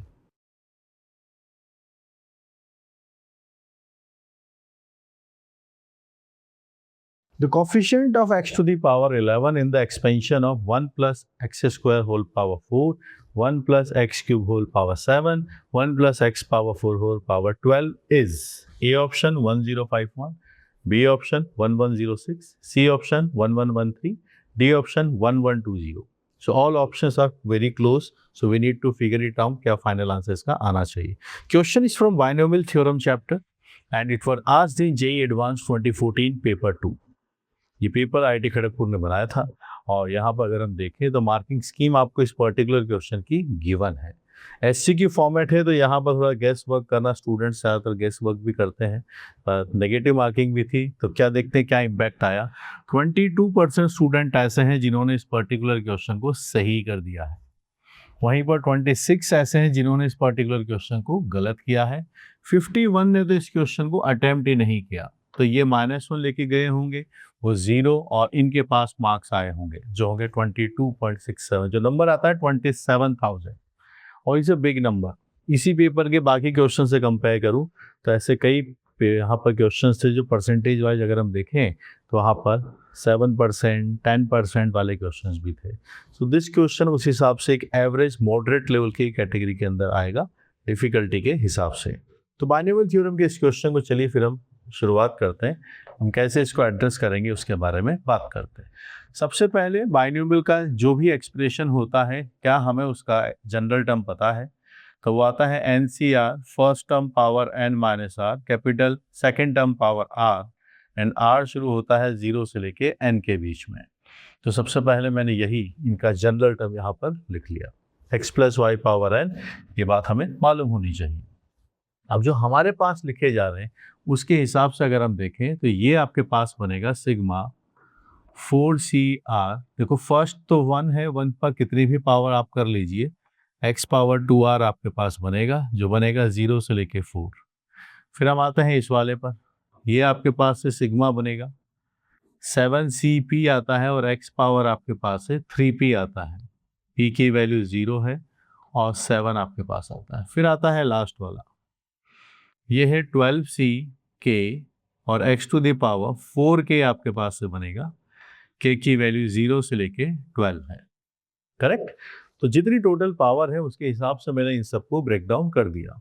तो होगा क्या, सो जो एक्सप्रेशन हम चाहते हैं 1 plus X square power 4, 1 plus X power cube power 7, 1 plus X to the power 4 power 12, ये क्या है, ये इन्हीं सब का प्रोडक्ट आने वाला है जो है 4c0 X to the power 2r, 7cp X to the power 3p, और आगे चलिए 12ck X to the power 4k।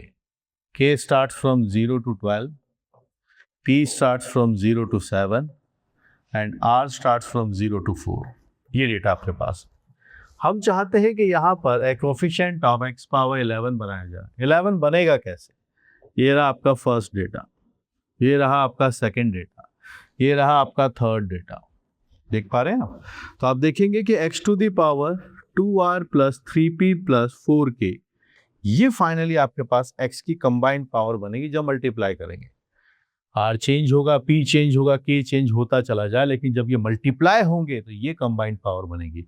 हम चाहते हैं कि यहाँ से ये x पावर 11 बने, 11 हमें चाहिए। तो आप जानते हैं यहाँ पर आपके पास डेटा बना कि 2r plus 3p plus 4k, ये डेटा आपके पास से 11 आना चाहिए। यहाँ पर कुछ कंस्ट्रेंट है, r की वैल्यूज हमेशा सब कुछ नहीं ली जा सकती है। r आपके पास 0 से 4 रहेगा, p आपके पास 0 से 7 रहेगा और k आपके पास 0 से 12 रहेगा। k आपके पास 0 से 12 रहने वाला है, ये 0 से 7 और ये 0 से 4। अब इसके हम सॉल्यूशंस की बात करने वाले हैं कि क्या क्या पॉसिबिलिटीज यहाँ से बन सकती है। ऐसा तो नहीं कि इसका अगर सिंगल सॉल्यूशन होगा तो ऐसी सिर्फ एक टर्म आएगी, दो अगर सॉल्यूशन होंगे तो फिर ऐसी दो टर्म्स आएंगी। जब पूरा एक्सपैंड होगा फिर सारे टर्म्स मल्टीप्लाई होंगी, फिर x की पावर 11 की कई टर्म्स होंगी तो वो क्लब होंगी, तो फाइनली जो क्लब होकर टर्म बनेगा वो कोफिशिएंट बनेगा। तो जैसे यहाँ 4 है तो यहाँ 5 टर्म आएंगे, यहाँ पावर 7 है यहाँ पे 8 टर्म्स आएंगी, यहाँ 12 है तो यहाँ पर 13 टर्म्स आएंगी। समझ रहे हैं इस बात को। अब यहाँ पर हम जाते हैं तो आप सोचिएगा, मैं एक टेबल यहाँ बना लेता हूँ, r, यहाँ है p और यहाँ है k, और इसके बाद यहाँ कोफिशिएंट क्या बनेगा वो भी मैं लिख रहा हूँ। तो कोफिशिएंट क्या बनेगा वो देखो, इन सब का कोफिशिएंट ढूंढ लीजिए। कोफिशिएंट बनेगा 4cr और 7cp देन 12ck। इस नंबर को भी हमें बनाना है ताकि हम ऐड करते हुए चलें। चलिए, बहुत ज़्यादा केसेस तो बनेंगे नहीं क्योंकि समेशन 11 चाहिए। k की मैक्सिमम वैल्यू क्या हो सकती है, k से शुरुआत करते हैं क्योंकि k का मल्टीप्लायर ज़्यादा है, 4 से मल्टीप्लाई। अगर मैं 3 लेता हूँ ना तो 4 × 3 आपके पास से 12 आ जाता है, और 12 के बाद अगर 11 लाना है तो इन सबको माइनस में होना पड़ेगा, पर ये सब नॉन नेगेटिव है, नेगेटिव साइड नहीं जा सकते। तो कंफर्म हो गया k की वैल्यू 3 नहीं हो सकती। तो k की मैक्सिमम वैल्यू आपके पास शुरुआत होगी यहाँ पर 2 के साथ, इसके साथ शुरू होगी 2। अगर मैंने यहाँ 2 रखा तो ये 8 आता है, 8 वहाँ जाएगा तो 3 बनेगा, कितना बनेगा 3, और यहाँ 3p लिखा हुआ है तो 3p भी है और यहाँ पर 3 भी है, तो p की वैल्यू हम 1 ले सकते हैं। तो और यहाँ पर फिर r को 0 लेना पड़ेगा। तो पहला सॉल्यूशन ये है 0 1 2। मैच कीजिए, 8 + 3 11 + 0 11 आता है। जब इसको 2 रखा तो 8 आया, सामने 3 आया। अगर मैं p 0 करता हूँ तो 2r की वैल्यू 3 आती है, r की वैल्यू 3/2 जो इंटीजर नहीं है।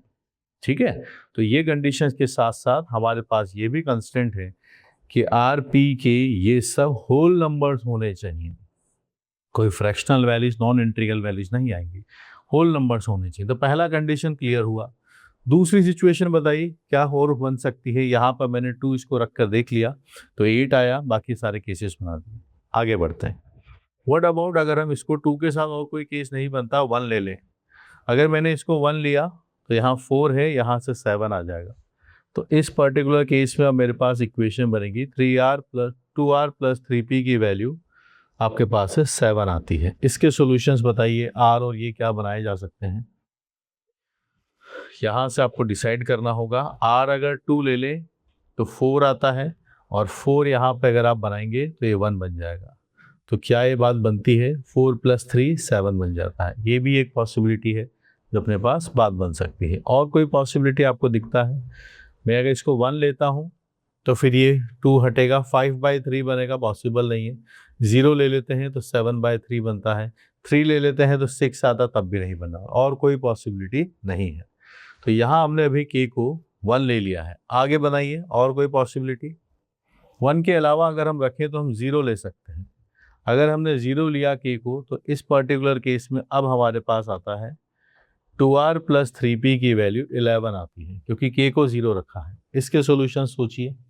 तो पहले तो हम p को 3 ले सकते हैं ताकि यहाँ पर 9 आ जाए और यहाँ पर 1 हो जाए, ये एक पॉसिबिलिटी है।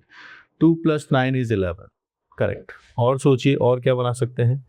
यहाँ 0, यहाँ अभी हमने 3 लिया था, अगर हम 2 लेते हैं तो यहाँ पर 6 बनेगा, 6 11 से जाएगा तो 5 बनेगा, 5/2 इंटीजर नहीं है, rejected.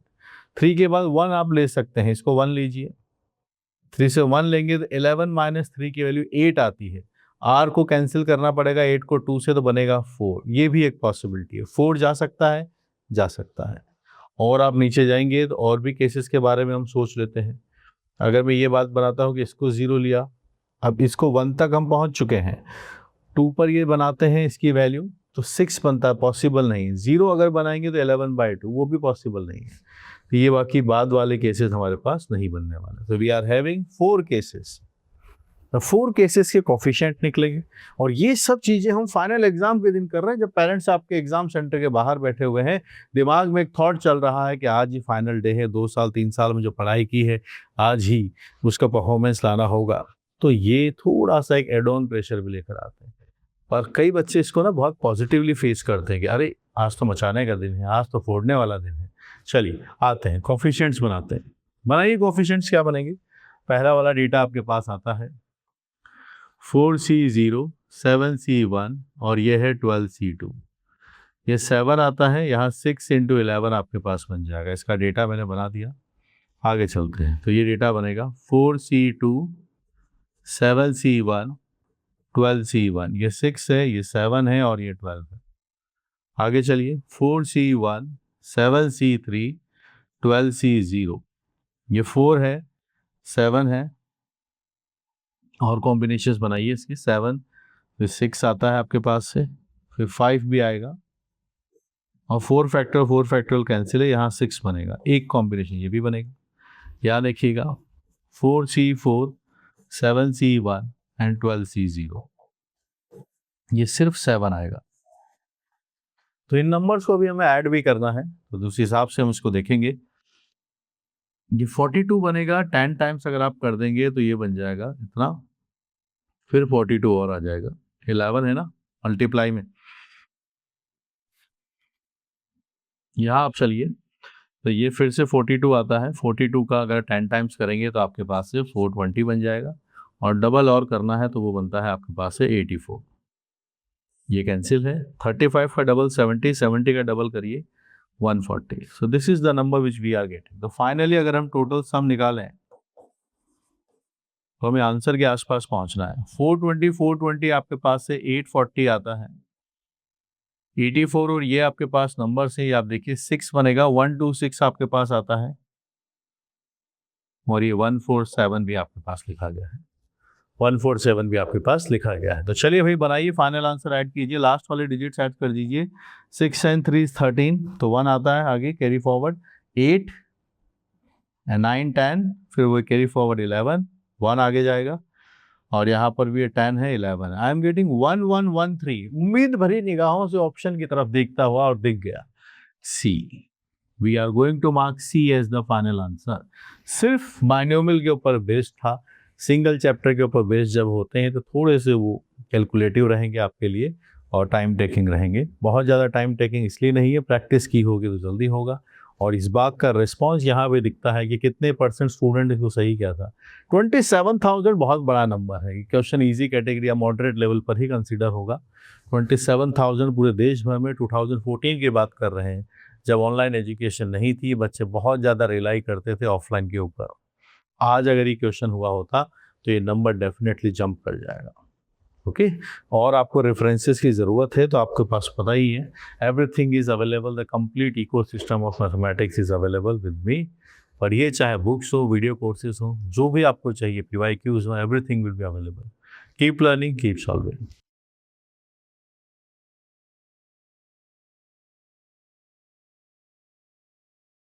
Let f from 0 to 2 to r be a function which is continuous from 0 to 2 and differentiable from open interval 0 to 2 with f of 0 as 1. Let capital Fx is an integration from 0 to x square small f root t dt for x from 0 to 2. If f dash x is small f dash x for all x belongs to 0 to 2, capital F2 equals e square minus 1, e minus 1, e power 4 minus 1, e power 4. This has been asked with us in the final exam. Exam was 2014 paper 2 conducted by IIT Kharagpur.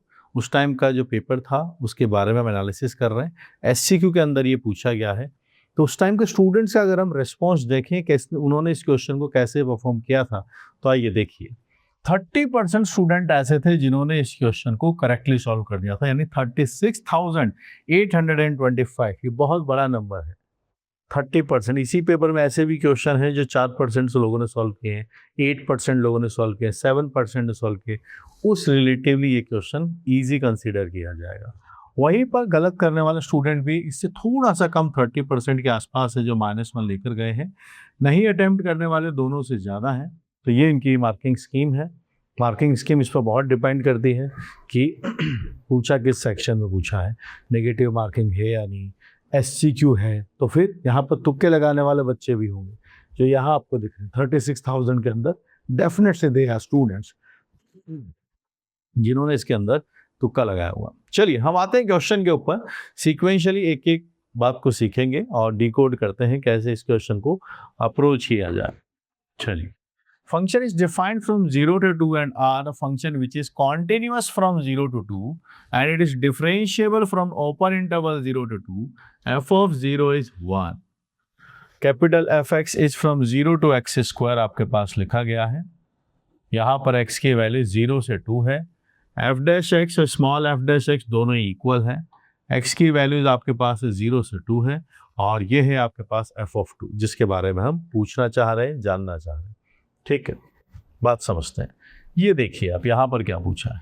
इसका अगर हम integration दोनों side कर दें तो capital Fx की value आपके पास से स्मॉल fx प्लस c के इक्वल आ जाएगी. करेक्ट. कुछ और डेटा गिवन है क्या? जी बिल्कुल गिवन है. यहाँ से आप देखिए, अगर मैं कैपिटल f ऑफ 0 निकालता हूं तो इंटीग्रेशन 0 से 0 बन जाएगा. 0 से 0 इंटीग्रेशन तो 0 ही होता है. तो यहाँ अगर हमने पुट कर दिया कि x की वैल्यू 0 है, ये है कैपिटल F0, ये 0 है, ये है स्मॉल f0, ये भी प्लस 0 है. ठीक है. स्मॉल f0 की वैल्यू वो रखी हुई, इट इज +1. तो आपके पास यहाँ से आउटपुट आता है कि c की वैल्यू -1 आ जाए. c की वैल्यू -1 आते ही हमारे पास एक रिजल्ट आ गया. कैपिटल Fx आपके पास से आएगा small fx -1. This is what we are getting. Small fx -1 हमारे पास है डेटा बना. अब हमें ये सोचना है, फाइनली हम f of 2 चाहते हैं निकालना. इस रिलेशन को अभी हमने सिर्फ एक डेटा निकाला है और कुछ किया नहीं है. यहीं पर हमें उम्मीद है कि शायद यहाँ से अब ये क्वेश्चन बने. तो यहाँ हमने इसको देखा और फिर से एक बार डिफरेंशिएट किया. डिफरेंशिएट कर रहे हैं तो फिर हम यहाँ पर लेबनीज रूल को यूटिलाइज कर रहे हैं. शुरुआत करें, करिए डिफरेंशिएट. आपके पास आता है f dash x, f of आपके पास है रूट ऑफ x स्क्वायर का डेरिवेटिव 2x और f ऑफ 0 डेरिवेटिव 0 आपके पास से आता है. तो this is why I am getting f dash x is written as, यहाँ पर 2x आपके पास आएगा और ये रूट ऑफ x स्क्वायर की जगह मॉड x बन जाएगा. एक डेटा मेरे पास ये बनता है, इसके बारे में हम सोच सकते हैं. ठीक है. अब देखिए x कैसा है, डिफाइन किया हुआ ये रहा, पॉजिटिव है.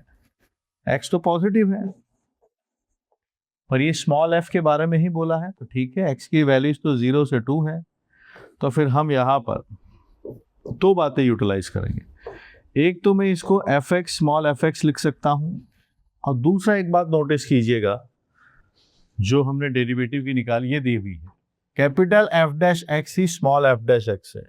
तो ये जो आपने कैपिटल f डैश x लिखा है ना, एक्चुअल में ये स्मॉल f डैश x है. तो बस फिर क्या है, फिर इन दोनों को तो हम सॉल्व कर सकते हैं. अब आप देखेंगे तो ये f डैश x है, अपॉन में आपके पास fx आता है, ये dx है. सामने 2x है, ये dx है, दोनों साइड हम इंटीग्रेशन करेंगे। यहाँ से आता है ln fx और ये डेटा बनता है एक्स स्क्वायर प्लस सी। एक्स स्क्वायर प्लस सी आपके पास ये डेटा बन जाएगा। इसके बारे में हम बात करना चाहते हैं। हमें दिया हुआ है f ऑफ 0 की वैल्यू 1 है, तो आप यहाँ पर 0 रख दीजिए। 0 प्लस सी है। ln 1 की वैल्यू आपके पास से कितनी होती है? ln 1 इज 0, तो आपके पास c का वैल्यू 0 आता है। k मान लीजिए इसको, c पहले भी यूटिलाइज हुआ है, k मान लीजिए। तो आपके पास से ये पता चल गया हमारे पास से कि ln fx की जो वैल्यू है ना, वो एक्चुअल में एक्स स्क्वायर है। तो यानी fx की जो वैल्यू है वो e to the power x square आपके पास लिखा गया है, e to the power x square. या हम रखेंगे तो आपके पास कैपिटल fx का जो डेटा है e to the power x square minus 1 है। ये डेटा हम बना सकते हैं, e to the power x square minus 1। This is what we are getting. Conclude हो गया।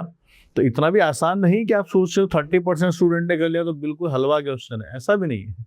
मतलब इतने सिंसियर स्टूडेंट हैं, और वो भी तब की बात है जब 2014 में ऑनलाइन इतना ज़्यादा था ही नहीं, तो आफ्टर कोविड बूम पर आया है। मतलब स्टूडेंट मेजरली रिलाई कर रहे हैं ऑफलाइन के ऊपर उस टाइम पर। और अगर आज इसकी बात करें, सेम क्वेश्चन पूछा जाए, तो मान के चलिएगा बहुत सारे स्टूडेंट ने इस क्वेश्चन को, तो 50% के आसपास ये स्टूडेंट जंप कर जाएगा। Yes, competition has increased, competition बड़ा है। यहाँ आपके पास f(x) आ गया है। अब हम चाहते हैं कि f2 निकाला जाए। So this is your final answer, f2 is e to the power 4 minus 1। This is your final answer, e to the power 4 minus 1, that is B option. पूरी कहानी आपको मैं शुरू से समझा देता हूँ क्या क्या हुआ है। हमारे पास ये कंस्टेंट गिवन था, इंटीग्रेशन किया, ये बना, 0 रखा, यहाँ हम पहुंचे। डेटा गिवन है, f ऑफ 0 यहाँ से कंप्यूट किया, एक रिलेशन आ गया। यहाँ जाके पता चला कि स्मॉल fx निकालना पड़ेगा, तब जाके हमारे पास कैपिटल F2 की वैल्यू आएगी। ठीक है, तो फिर वापस से इसको देखा, फिर डिफरेंशिएट किया using Lebanese rule. Lebanese rule से डिफरेंशिएट करने के बाद हम यहाँ पहुंचे। मॉड आता रूट ऑफ एक्स स्क्वायर से, एक्स को देखा तो प्लस हो गया। कैपिटल fx स्मॉल fx का एक रिजल्ट यहाँ पर लिखा हुआ है। क्वेश्चन सॉल्व करने के लिए जो भी कंडीशंस रिक्वायर्ड होंगी, एग्जामिनर वो सब चीजें आपको देगा। जिस लाइक ट्रेजर हंट हो रहा है, तो हमें वहां पर वो सारे क्लूज मिलेंगे क्वेश्चन के अंदर। और अगर आपकी प्रैक्टिस अच्छी है तो आप कम टाइम में सॉल्व कर पाएंगे। कई बार आपने देखा वो घर पे आके क्वेश्चन सॉल्व हो जाता है, या फिर एग्जाम में नहीं हो पा रहा, मॉक टेस्ट में नहीं हो पा रहा। इज ऑल आर प्रैक्टिस, कितना हमने उसको सीखा। और इसमें आपकी हेल्प करते हैं आपके रिसोर्सेस। अगर आपके पास अच्छा मटेरियल सॉल्व किया हुआ है, अच्छी रेफरेंस बुक आपने यूटिलाइज की है, तो आपका दिमाग उतना खुल जाएगा। और दिमाग खुलेगा तो definitely you will think better. तो यहाँ पर हमने उसको देखा, तो यहाँ पर फिर कैपिटल fx स्मॉल fx के बराबर है डेरिवेटिव।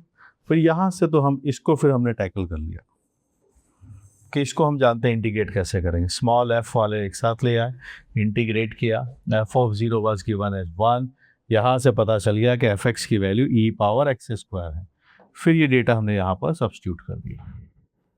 ठीक है, पर देखिए कितना सारे अच्छे अच्छे स्टूडेंट देश भर में थे जिन्होंने इस क्वेश्चन को सही किया। जेई में सीट्स कितनी कम है, इस क्वेश्चन को सही करने वाले कितने थे। तो मैथमेटिक्स को अपना स्ट्रॉन्ग सब्जेक्ट बनाइए, मेहनत कीजिए मैथ्स के ऊपर, ये आपको अच्छा रिवॉर्ड देंगे। बिकॉज टाई ब्रेकिंग पॉलिसी भी यही कहती है, सेम मार्क्स पर इंडिया में बहुत सारे स्टूडेंट्स होते हैं। तो अगर वहाँ पर आपने इसको देखा कि मैथ्स में मार्क्स ज़्यादा हैं, you will be awarded with a better rank. Marks अलग बात है, सेम मार्क्स पे बहुत सारे स्टूडेंट हैं जिनके मैथ्स में मार्क्स बेटर होते हैं, उनको रैंक भी बेटर मिलती है। तो उसके बाद फिर फिजिक्स का क्राइटेरिया आता है। और केमिस्ट्री का मतलब ये नहीं कि नेगेटिव उसको निगलेक्ट करें, नहीं। केमिस्ट्री एक ऐसा सब्जेक्ट है जिससे आप कम एफर्ट में ज़्यादा मार्क्स ला सकते हैं, बिल्कुल बूस्टर की तरह हो। वो तो आपका फेवरेट होना ही चाहिए। तो बैलेंसिंग कीजिए तीनों सब्जेक्ट्स की और चैप्टर्स को सीखते हुए चलिए। Keep learning.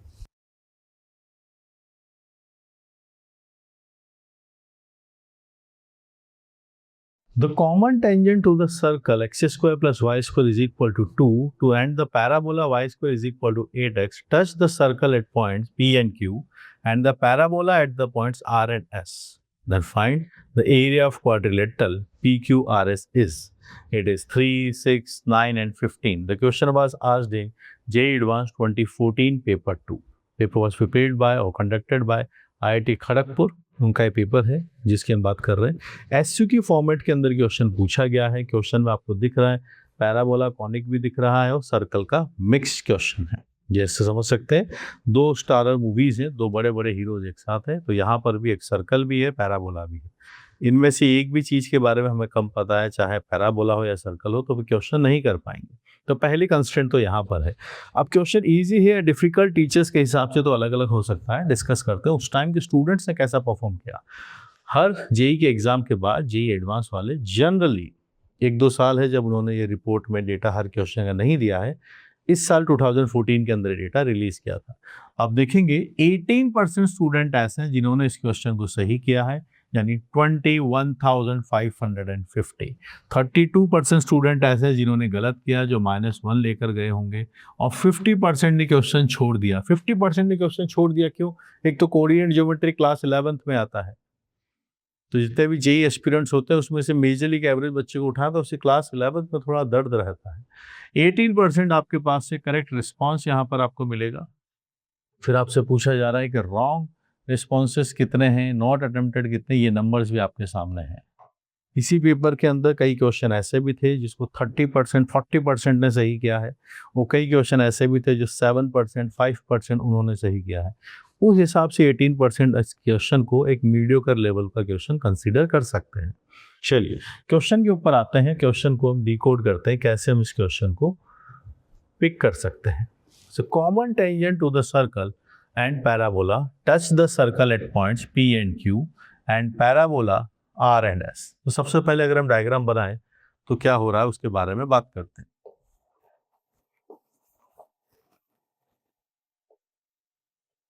ये सर्कल है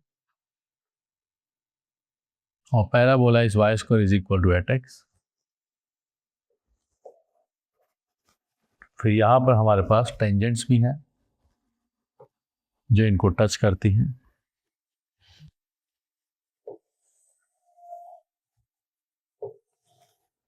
यहां पर ऐसा रफ डायग्राम से, सब एग्जैक्ट डायग्राम तो हम बना भी नहीं पाते, रफ डायग्राम हम बनाते हैं।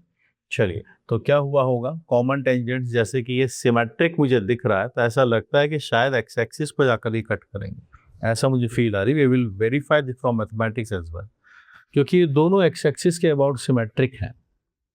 तो अगर कोई टेंजेंट यहाँ आई है, कोई टेंजेंट यहाँ आई है, तो उनका मीटिंग पॉइंट हो सकता है कि यहाँ पर हो। वी विल डिस्कस इट, हो सकता है कहीं और पर हो। चलिए let's we will discuss that. अच्छा आप देखिए कहाँ पर आ रहे हैं, 2 पॉइंट्स आते हैं आपके पास से। तो सबसे पहले काम करते हैं पैराबोला, ये हमने पिक किया पैराबोला। डायग्राम को लास्ट में कंपेयर कर बनाएंगे, पहले सवाल समझ लेते हैं क्या है। पैराबोला है y square is equal to 8x, जो 4ax के हिसाब से लिखा गया है। आप मुझे बताइए इसकी टेंजेंट क्या होती है। इसकी टेंजेंट होती है y is equal to mx plus a/m। ये कहानी होती है y equal to mx plus a/m। और हमें तो इसके पॉइंट्स भी पता होते हैं। इसके पॉइंट्स आते हैं a/m स्क्वायर, 2a/m। अब ये जो टेंजेंट है, ये कॉमन टेंजेंट हमें सर्कल की भी बनानी है, ये हमने बनाया। अब सर्कल की बात करें तो सर्कल का जो सेंटर है, सर्कल का जो सेंटर है वो है आपके पास है ओरिजिन 0 0, यहां से देखिए, और जो रेडियस है वो √2 है। तो सर्कल पर अगर कभी कोई लाइन आके टच कर जाएगा तो कॉन्सेप्ट क्या होता है कि सेंटर से आप परपेंडिकुलर डाल दीजिए P, वो रेडियस के बराबर आ जाते हैं। तो 0 - 0 आपके पास से a/m आता है, यहां आप चले जाएंगे, अंडर रूट बनता है m स्क्वायर प्लस 1, और रेडियस आपके पास से √2 आता है। रेडियस आपके पास से √2 आता है। यहाँ हमें ये भी मालूम है कि a की वैल्यू 2 है, तो यहाँ से डेटा बना देते हैं। तो ये 2/m under root of m square plus 1 √2 आता है। √2 बनेगा, 2 बन जाएगा, स्क्वायर कर देंगे, m power 4 plus m square आपके पास से रहेगा। ये डेटा आपके पास है। यहां से अब हम इसको कंप्यूट करते हैं। लेट्स सी हमारे पास क्या डेटा बनने वाला है। ये कहानी है, 2 फैक्टराइजेशन आ रहा है। एक फैक्टर तो पॉसिबल है नहीं, एक फैक्टर से तो आपके पास ±1 आता है, और दूसरा है m² इक्वल टू -2, वो पॉसिबल नहीं है। तो स्लोप आ गया मेरे पास, m की वैल्यू +-1 है। तो कॉमन टेंजेंट का हम यहाँ पर डिस्कशन कर रहे थे, हमारे पास स्लोप आ गया +-1। तो अगर +-1 है, a हमें पता है, तो हमारे पास तो फिर दोनों टेंजेंट्स आ चुकी हैं, टेंजेंट नंबर 1, टेंजेंट नंबर 2। दो टेंजेंट जिनकी बात हो रही है वो हम निकाल सकते हैं।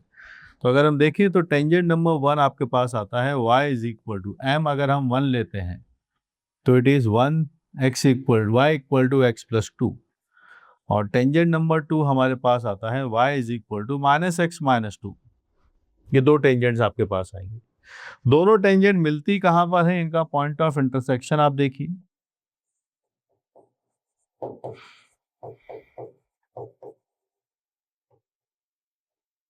दोनों को ऐड कर देंगे, -2, 0। जो हम प्रिडिक्ट कर रहे थे कि टेंजेंट्स कहाँ से आएंगी, एक्स एक्सिस से ही आएंगे, वही हुआ। माना नहीं, मैथ से निकाला। जब लगा कि शायद गलत हो सकता है, रुक गए, मैथ से जस्टिफाई किया कि चलो मैथमेटिकली पहले कॉमन टेंजेंट की कंडीशन लगा लेते हैं कि क्या बात बनेगी। पहले इस बारे में सोचा, ठीक है, कि इसके बारे में सोचना शुरू कर दिया है। यहाँ हम पहुँच गए, यहाँ पहुँचे तो यहाँ पर सीधा ये टेंजेंट इसकी भी है, तो पहले पैराबोला की टेंजेंट अज्यूम पता ही होती है, पता होनी चाहिए, नहीं पता है तो इलिप्स की टेंजेंट भी आपको डायरेक्टली याद होनी चाहिए, हाइपरबोला की भी याद होनी चाहिए। एग्जाम में हम प्रूव करने नहीं बैठे हैं, ये अगर आपको रिजल्ट्स पता है तो आपकी स्पीड अच्छी रहेगी, आप स्पीड मेंटेन कर पाएंगे। स्पीड का एग्जाम है with accuracy and multiple concept coming together, उसके बारे में। तो सेंटर से परपेंडिकुलर रेडियस के बराबर ये होता है आपके पास रेडियस, और यही है परपेंडिकुलर। तो सेंटर से परपेंडिकुलर टेंजेंट अगर है तो इक्वल, यहाँ से दो डेटा है, दो रिजेक्ट दो एक्सेप्टेड। -2, 0 वाला पॉइंट आपके पास है, I am calling this as some point A P Q R S बोला है, let's call this as A point, -2, 0। अब देखिए पैराबोला को कहाँ पर टच करते हैं वो आप देख सकते हैं। पैराबोला को टच किया है आर एंड एस पर, this is R, this is S, ठीक है। और सर्कल को टच किया है पी एंड क्यू पर, सो this is P, this is Q. अब हमारे पास क्या है, जब इसको हम ज्वाइन करते हैं, इसके बारे में थोड़ा हमें सोचना होगा कि हम इनका एरिया निकालना चाहते हैं। अब दो बातें हैं, ये पॉइंट ऑफ इंटरसेक्शन आपको पता चल गया है, या तो हम पी क्यू आर एस को निकालें। अब पी क्यू आर एस को निकालने के तरीके हैं, पैराबोला में तो हमारे पास पॉइंट ऑफ कांटेक्ट पता है, ये ना पॉइंट ऑफ कांटेक्ट ये होंगे। आप ये पॉइंट से यहाँ पर m की वैल्यू जो आई है यहाँ रख दीजिए, आपके पास पॉइंट्स आ जाएंगे, ठीक है। यहाँ पॉइंट्स आने के बाद ये पॉइंट्स आप निकाल सकते हैं। अगर आपको एग्जाम में वो क्लिक नहीं होता है तो और तरीका बता दूं, क्योंकि अब ये पॉइंट यहाँ आ चुका है, तो मैं ये जो है ना, ये देखो सर्कल के ऊपर टेंजेंट है, तो पी क्यू की इक्वेशन कॉर्ड ऑफ कॉन्टेक्ट से आ जाएगी। यहाँ से पैराबोला पर है, इसकी इक्वेशन भी कॉर्ड ऑफ कॉन्टेक्ट से आ जाएगी, दोनों की COC की इक्वेशन से। फिर आप चाहो, क्योंकि ये एक्स एक्सिस पर है तो दोनों वर्टिकल लाइन ही रहेंगी, डायग्राम इस बात को सपोर्ट करेगा। तो यहाँ से हम चारों पॉइंट्स यहाँ पर निकाल सकते हैं कि क्या बनेंगे। चारों पॉइंट्स निकालने के बाद आपको दिखेगा कि ये एक ट्रेपेजियम बन रहा है, ये एक ट्रेपेजियम बन रहा है। अगर आप थोड़ा इसको नोटिस करेंगे तो ये एक ट्रेपेजियम बनेगा, ठीक है। तो ट्रेपेजियम का एरिया कंप्यूट करना फिर इजी हो जाएगा, ठीक है। अब मैं यहीं पर एक काम करता हूं कि मैं इसकी इक्वेशन निकाल लेता हूं कि पी क्यू क्या है। It is the chord of contact of circle, circle की इक्वेशन है, तो इसकी इक्वेशन t = 0 बन जाएगी। तो x(x1) + y(y1) = 2, ये सर्कल की इक्वेशन है। तो हमारे पास जो a पॉइंट है वो -2, 0 है, जो -2x और ये 0 है, सामने 2 आता है, मेरे पास इक्वेशन x = -1 आती है। ये डेटा अपने पास बना लिया है, ये आपके पास लिखा हुआ x = 1, इसकी इक्वेशन आ गई। हम ऐसे ही RS की इक्वेशन भी निकाल सकते हैं कि RS क्या है। RS COC है ऑफ पैराबोला, पैराबोला की COC है। तो पैराबोला की इक्वेशन पॉइंट तो वही है, -2, 0, t = 0, डेटा बनेगा y(y1), y² आपके पास है, 4 लिखा गया है, और यहाँ पर है x + x1 आपके पास है। 0 आता है, 4 आता है, x - 2 आता है, डेटा आपके पास है, x की वैल्यू 2 आपके पास बन जाएगी, ये रिजल्ट आपके पास है। तो इसकी इक्वेशन आपके पास आ गई कि दिस इज x = 2, एंड इसकी इक्वेशन आपके पास आ गई, ये है x इक्वल टू -1। ठीक, COC ने हमारी हेल्प कर दी। ये वाले पॉइंट्स तो आप वहां से भी निकाल सकते हो। अब देखो ये x इक्वल टू 2 है, आप रखिए यहाँ पर, तो 16 आ जाएगा। 16 आने के बाद आपके पास से बात बन जाएगी। अब यहाँ काफ़ी जगह हो गई है, तो मैं यहाँ आ जाता हूँ। ये सर्कल आपको समझाने के लिए दोबारा क्या 3-3 बार डायग्राम बनाना पड़ेगा, तो बनाएंगे। ठीक है, यहाँ पर बात है, सर्कल थोड़ा छोटा बना देते हैं ताकि हम ज़्यादा ना घूमें। ठीक है, चलिए बनाते हैं। ये यहाँ पर गए, यहाँ आके मिला, इधर आए, यहाँ आके मिला। ठीक है, यहाँ है -2,0, it is RS। Equation is x equal to 2, तो parabola becomes y² equal to 16, y का वैल्यू +-4 आता है। तो ये पॉइंट आ जाएंगे आपके पास 2,4 एंड 2,-4। ये आपके पास है PQ है। यहाँ पर PQ की इक्वेशन अगर आप बनाएंगे, ए पॉइंट आपके पास लिखा गया है, तो ये इक्वेशन हमें अभी अभी निकाली। दिस वाज हाउ मच, ये इक्वेशन थी आपके पास x इक्वल टू -1, तो ये डेटा आपके पास आ जाएगा x इक्वल टू -1। तो इक्वेशन है x² + y² is equal to 2, तो मेरे पास y² 1 आता है। सो Q पॉइंट आया -1, and this is coming as -1, तो ये है एरिया जिसकी हम बात कर रहे हैं। Area is this one.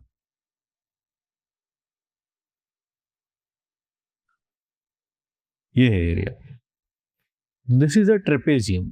ठीक है, क्वाड्रिलेटरल की बात कर रहे हैं, so this is a area of a trapezium.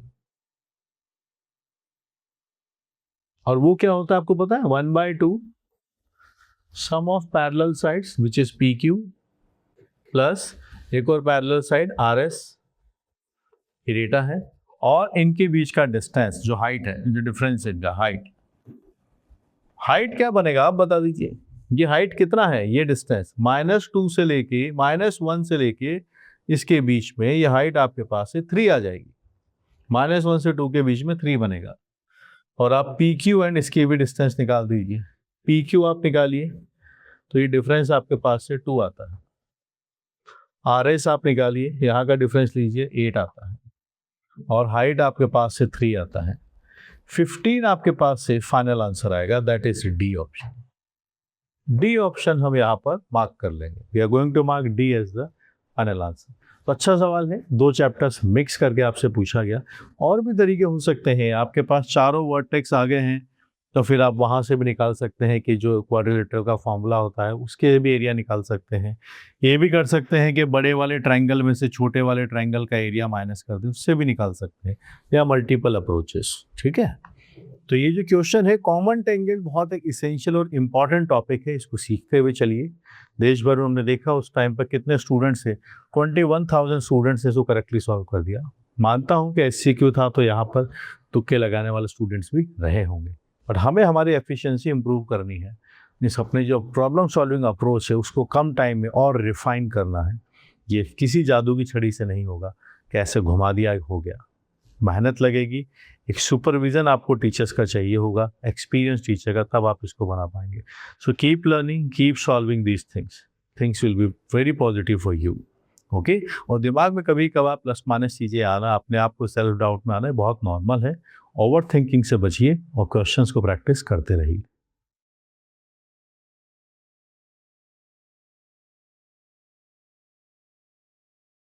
If x is belongs to 0 to pi open interval, the equation sin x plus 2 sin 2x minus sin 3x is equal to 3 has infinitely many solutions, 1 solution, 3 solutions, no solution. This question was asked in JEE Advanced 2014 paper 2. SCQ format के अंदर पूछा गया है। Paper was conducted by IIT Kharagpur. उस time का जो student का response था वो भी हम डिस्कस करेंगे कि स्टूडेंट्स ने इस पर्टिकुलर क्वेश्चन पे कैसा रिस्पॉन्स दिया था। तो आप देखेंगे 43% स्टूडेंट ऐसे हैं जिन्होंने इसको सही कर दिया था। That's a very good number.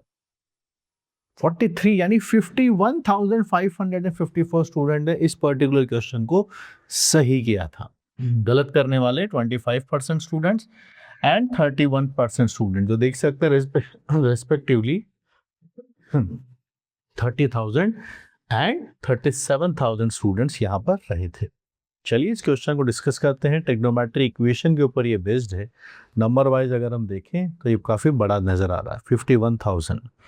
जहाँ पर इस पेपर के अंदर ऐसे भी क्वेश्चन हैं जो 7 और 8% स्टूडेंट से ही सॉल्व हुए हैं, 10% से ही सॉल्व किए हैं।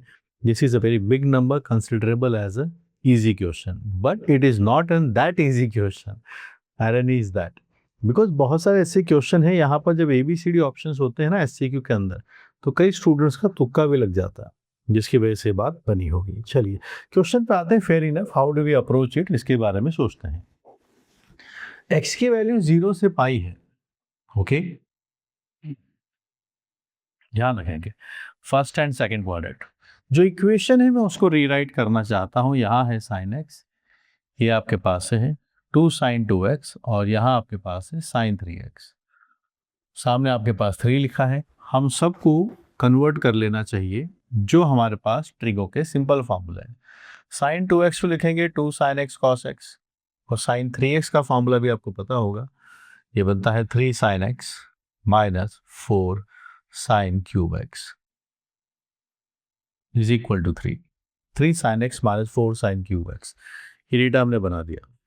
यहाँ आपके पास sin x कॉमन आता है, ये 1 है, यहाँ पर 4 cos x आता है, sin x हमने कॉमन लिया, प्लस आता है 4 आता है, sin स्क्वायर x आता है, सामने आता है 3। यहाँ पर ये sin x बनेगा। इसको थोड़ा अगर आप देखिए तो sin स्क्वायर x को हम थोड़ा कन्वर्ट करके लिखना चाहते हैं कि इसको हम क्या लिखें, इसको लिख सकते हैं 1 माइनस कॉस स्क्वायर x। तो देखिएगा 4 आएगा, यहाँ 1 है, और यहाँ आपके पास 4 एंड ये डेटा आपके पास से कितना बनेगा, +1, ठीक है, और +1 और एक यहाँ है तो ये बन चुका है 2 माइनस 4, यहाँ पर मल्टीप्लाई भी होगा और ये डेटा बनेगा 4 cos square x is equal to 3। ये डेटा आपके पास यहाँ से जनरेट हुआ। कोशिश करते हैं आगे बनाने की कि इसको हम और कैसे डील कर सकते हैं, इस बारे में सोचना। यहाँ 1 लिखा गया है, और इस डेटा में काम करते हैं कि हम इसको थोड़ा परफेक्ट स्क्वायर के हिसाब से बनाएं।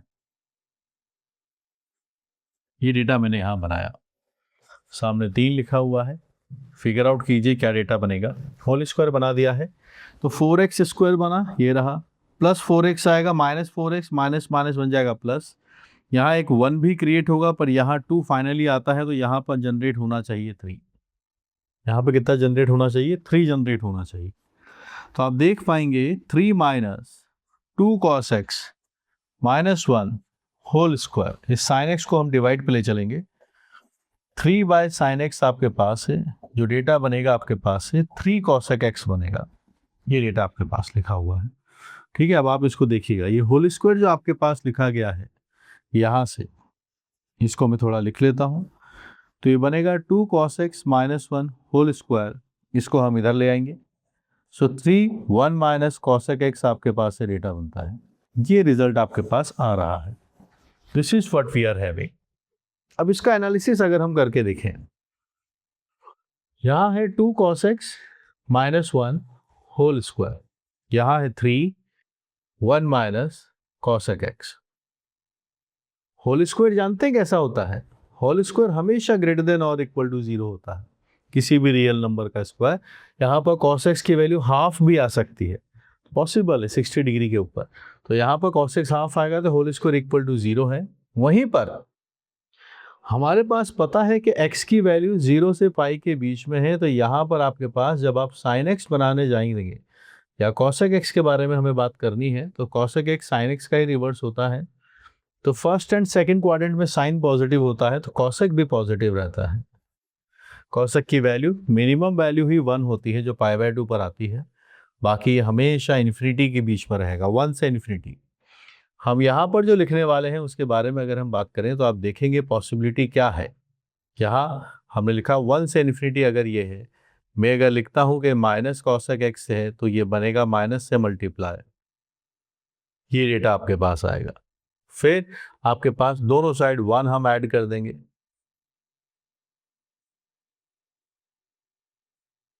आपके पास ये माइनस इन्फिनिटी ही रहेगा। फिर 3 से आप मल्टीप्लाई करेंगे,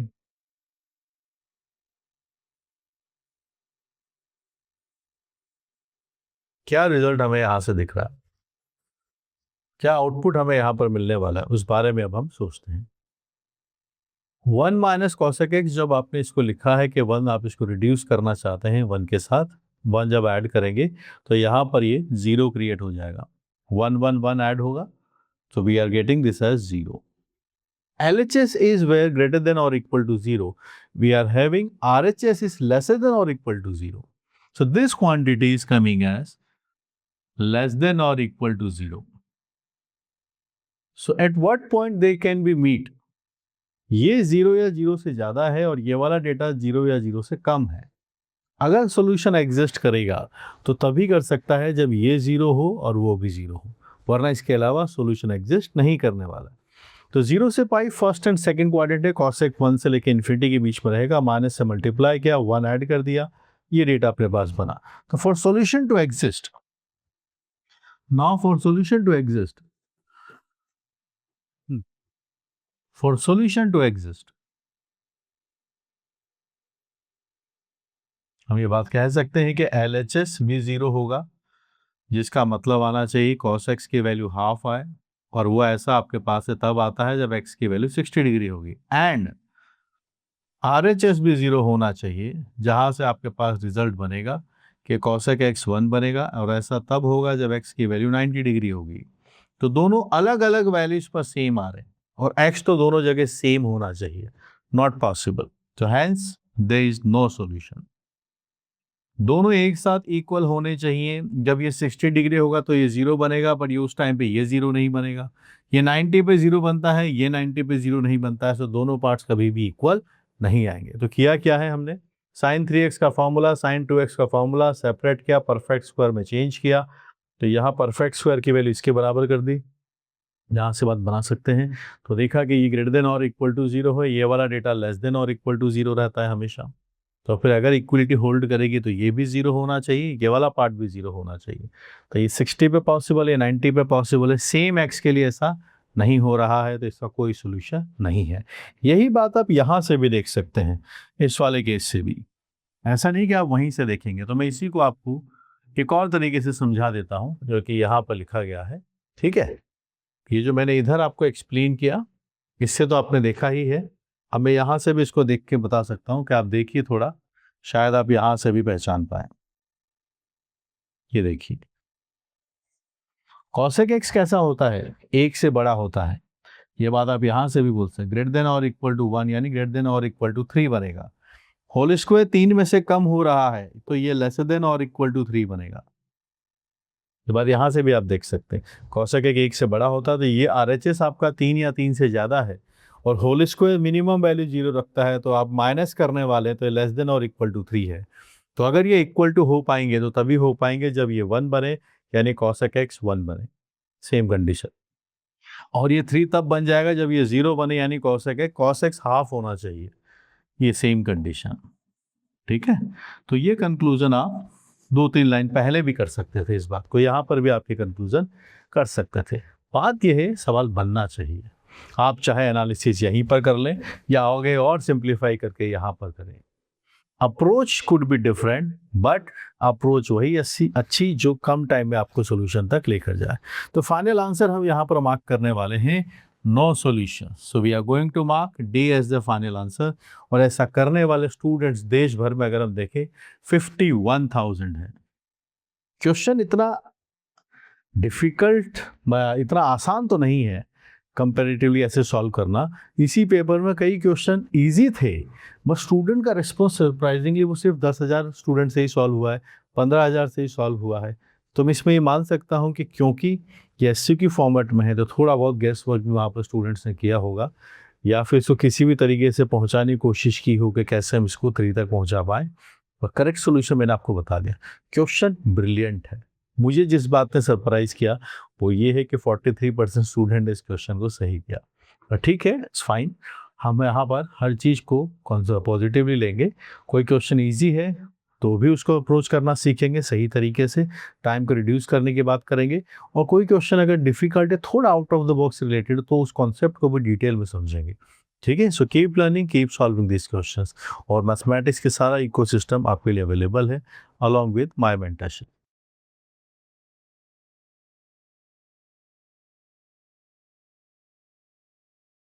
In a triangle, the sum of two sides is x and product of same two sides is y. If x square minus c square is y, then c is the third side of the triangle. The ratio of in radius to circumradius of the triangle is been asked. What are the four options जो हमारे सामने given है? चार options में से एक correct करना है, नेगेटिव मार्किंग है। और this question was asked in JEE advance 2014 paper 2। IIT Kharagpur ने पेपर कंडक्ट किया था और उस टाइम के स्टूडेंट्स का रिस्पॉन्स अगर हम देखें तो 17.29% स्टूडेंट ऐसे हैं जिन्होंने इस पर्टिकुलर क्वेश्चन को सही किया था, अराउंड 20,000। 19.73 ऐसे हैं जिन्होंने इस क्वेश्चन को गलत किया था, वो 23,000 है। 62 ने इस क्वेश्चन को अटेम्प्ट ही नहीं किया क्योंकि चैप्टर बिलोंग करता है सॉल्यूशन ऑफ ट्राइंगल को। सॉल्यूशन ऑफ ट्राइंगल, जिसको हम प्रॉपर्टीज ऑफ ट्राइंगल नाम से भी जानते हैं, उसको ये चैप्टर क्वेश्चन बिलोंग करता है। सो लेट्स सी कैसे हम इस क्वेश्चन को अप्रोच करते हैं और आगे बढ़ते हैं। Are you guys ready for it? Let's proceed. Students का रिस्पॉन्स देख चुके हैं, अब हम सीक्वेंशियली आगे बढ़ते हैं और इसको एड्रेस करते हैं। एक ट्राइंगल है, sum of two sides is x and the product of same two sides is y. Okay, यहां हमने बनाया एक ट्राइंगल है। Let's say this is A, this is B. तो ये ए है, इसके सामने वाला बी है, ये सी है। ठीक है, तो यहाँ पर sum of two sides is x, यानी ए प्लस बी की वैल्यू एक्स है। प्रोडक्ट है आपके पास से जो वाई है, सेम टू साइड्स का प्रोडक्ट वाई है। हमारे पास एक रिजल्ट भी गिवन है, that result says x square minus C square is equal to y. C क्या है? C is the third side, small C is the third side. यहाँ अगर हम देखें इसको तो हमारे पास ये रिजल्ट डेटा बन जाएगा A plus B whole square minus A B C square, y is A B. यह है A square plus 2ab plus B square minus C square is A B. Data बनेगा A square plus B square minus C square minus A B आपके पास से बनता है। तो यहां अगर हम कॉस सी का डेटा देखें, ये रिजल्ट आता है कॉस सी का, ये कॉस सी का फॉर्मूला होता है। तो यहां अगर हम देखें तो ये minus A B bye 2ab लिखा हुआ है। रिजल्ट है कॉस सी की वैल्यू माइनस हाफ आता है। इससे ये पता चला कि एंगल सी की वैल्यू 120 डिग्री आता है। 120 डिग्री आपके पास एंगल सी का वैल्यू आता है। This is what we are watching as 120 degree. 120 degree आपके पास से एंगल सी बन जाएगा। अंडरस्टूड? 120 डिग्री आ गया है। अब हम चलते हैं आगे, पूछा गया है, आगे हमसे पूछा है कि ratio of inradius to the circumradius. तो हम चाहते हैं इन रेडियस और सरकम रेडियस, इन दोनों के फॉर्मूले होते हैं। आर होता है डेल्टा अपॉन एस और कैपिटल आर होता है A B C upon 4 delta. ये इसका फॉर्मूला है, ये इसका फॉर्मूला है। सिंप्लीफाई करते हैं, यहाँ आपके पास से 4 आता है, डेल्टा स्क्वायर है, ये एस आता है और ये ए बी सी आता है। तो small R is delta by S, capital R आता है A B C upon 4 delta. Simplify करते हैं, 4 delta square upon this is what we are having. ठीक, डेल्टा एरिया ऑफ ट्राइंगल है। एरिया ऑफ ट्राइंगल आप यहाँ पे देखिए, अगर हमें 120 पता है तो हम एरिया ऑफ ट्राइंगल निकाल सकते हैं 1/2। ठीक है, आपके पास यहाँ से आ जाएगा ए बी साइन 120, ये डेटा आपके पास आ जाएगा। हाफ ए बी साइन 120 आपके पास डेटा बनेगा। साइन 120 की वैल्यू √3/2 आता है। √3/4 ए बी आपके पास से डेल्टा का वैल्यू बन जाएगा। This is the value of delta. ठीक, और बनाना है एस जो होता है वो सेमी पेरीमीटर होता है, उसके बारे में भी हम बात कर सकते हैं। सो यहाँ से हम इस रेशियो को अगर निकालें तो वी आर हैविंग 4, यहाँ डेल्टा है आपके पास से √3/4 A B whole square, small S होता है a plus B plus C by 2 and यहाँ है ए बी सी। ठीक है, चलिए तो देखिए क्या बात बन सकती है। यहाँ 16 आएगा, 16 यहाँ बना, यहाँ 2 है, आपके पास से 8 आ जाएगा। 8 a plus B plus C A B C, और यहाँ है आपके पास ए बी का स्क्वायर। एक ए बी से एक ए बी कट गया है, आपके पास ए बी आता है, सी बचेगा आपके पास से 8 times C A plus B plus सी, ये डेटा है। ढूंढिए रिजल्ट्स को, किस तरह से बात बनी गई है। जो ए बी है वो एक्चुअली वाई लिखा जा सकता है, और जहां पर ए प्लस बी है वहां पर हम एक्स लिख सकते हैं। So this is we are getting as Y 8 times C A plus B is X plus C. Match कीजिए, कहीं पर अगर कोई टाइपो मिस्टेक्स हो गया है तो उसको हम फिर से रीचेक करके सॉल्व करने की कोशिश करते हैं। तो स्मॉल आर होता है डेल्टा बाई एस, और कैपिटल आर होता है A B C upon 4 delta. 4 delta ऊपर आया है, यहाँ ए बी सी है, डेल्टा की वैल्यू हमें निकालनी है जो आता है हाफ और दोनों साइड्स का प्रोडक्ट और साइन उनके बीच का। साइन 120 इज √3/2, सो बाई 2 पहले से है तो √3/4 ए बी हम यहाँ पर लिख सकते हैं। ये वाली बात ठीक है। Semi perimeter A plus B plus C by 2 आता है। स्क्वायर अगर हम करेंगे तो देखो एक मिस्टेक हो गया है, √3 का स्क्वायर करते हैं तो वी आर गेटिंग 3 हियर। यहाँ 3 आएगा, ये 16 आएगा, 16 आता है। 16 4 से कैंसिल होगा तो 4 बचेगा, और 4 यहाँ 2 से कैंसिल होगा तो 2 बनेगा। 2 मिस्टेक मिला। फाइनल एग्जाम में भी ऐसा हो जाता है ना। So be careful, be careful, be careful, mistakes नहीं करनी है। तो 16 है, 4 बचेगा, 4 यहाँ 2 से 2 कैंसिल, 2 आएगा आपके पास, √3 का स्क्वायर 3 आता है। यहाँ पर इस डेटा पे अब हम पहुँच गए हैं। ए बी से ए बी कैंसिल है, यहाँ सी है, ए प्लस बी है, this is 3 and it is 2। A B की वैल्यू y है, आपके पास यहाँ पर 2c है, और ए बी की वैल्यू फिर से आपके पास से x भी आती है। This is the final data 3y upon 2c x plus C, 3y upon 2c x plus C, that's B option. B option हम यहाँ पर मार्क कर रहे हैं। तो we are going to mark B as the final answer. ये जो question solution of triangle का जो भी हमने देखा, 20,000 स्टूडेंट्स ने इसको सही किया था। रिसेंटली ऑफिशियली तो उन्होंने बोला है कि सॉल्यूशन ऑफ ट्राइंगल को हम रिसेंटली जेईई के सिलेबस से हटा दिया है, पर आप खुद सोचिए इंजीनियर्स के सिलेबस से अगर हम ट्राइंगल और सर्कल हटा देंगे तो फिर बचेगा क्या। ये तो बेसिक ज्योमेट्रीज हैं। ये हम मानते हैं कि सॉल्यूशन ऑफ ट्राइंगल में जो डिटेल्ड बातें आती हैं, कि जहाँ पर के पीरियड ट्राइंगल का डिस्कशन हो रहा है, एक्सेंटर्स का हैवीली डिस्कशन, वो सब बातें नहीं। तो एटलीस्ट आप याद रखिए circumradius, inradius, sine rule, projection rule, cos rule, area वाले फॉर्मूले, ये सब आपको आने बहुत ज़रूरी। इतना तो आपको करके ही जाना है, बेसिक है ये सब चीज़ें। बेसिक ट्राइंगल के बारे में हमें ज़रूर इन्फॉर्मेशन होनी चाहिए, क्योंकि यही सब सर्कम सेंटर, इन सेंटर, ये सब हमारे स्ट्रेट लाइन में भी इंक्लूडेड है जहाँ हम कोऑर्डिनेट ज्योमेट्री में इनकी बात करते हैं। तो keep solving these question, keep your mathematics uplifting, और सीखते रहिए इन सब चीज़ों के लिए। अपने जो जितने भी रिसोर्सेज हैं सब आपके लिए अवेलेबल हैं। सॉल्यूशन ऑफ ट्राइंगल आपको ट्रिग्नोमेट्री वाली बुक के अंदर मिल जाएगा, वहाँ से आप पढ़ सकते हैं और अपनी जो जेईई की प्रिपरेशन उसको स्ट्रॉन्ग कर सकते हैं। Keep learning.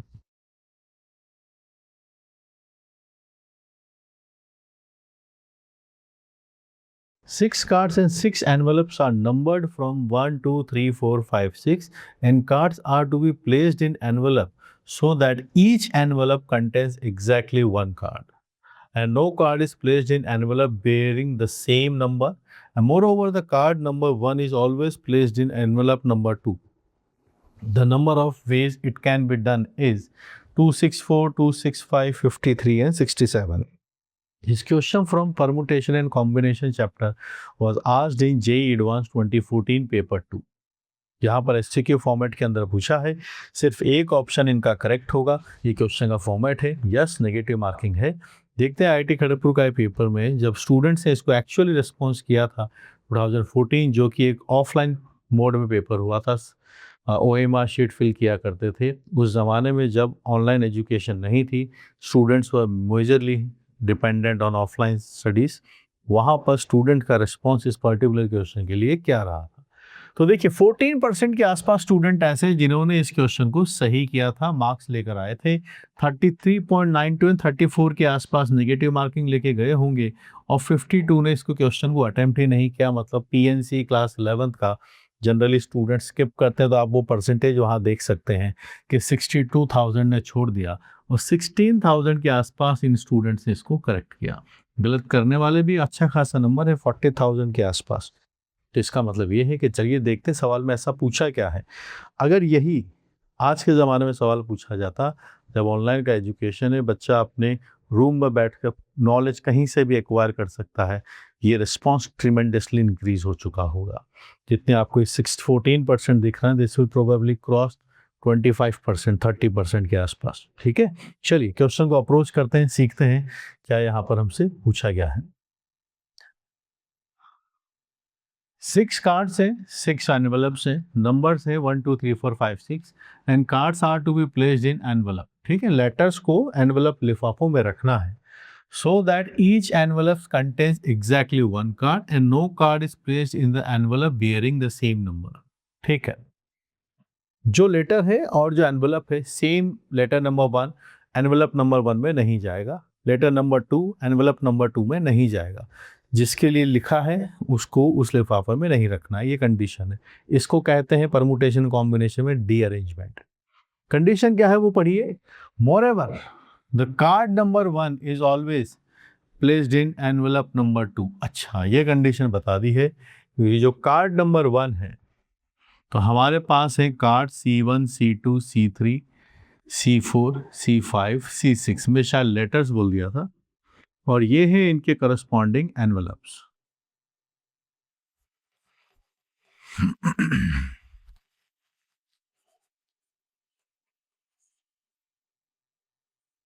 हुआ ये है, यहाँ पर एक्सप्लेन कर दिया है कि कार्ड नंबर 1 एनवेलप नंबर 2 के अंदर आ गया है। यहाँ ये हो चुका है कि कार्ड नंबर 1 एनवेलप नंबर 2 में आ गया है।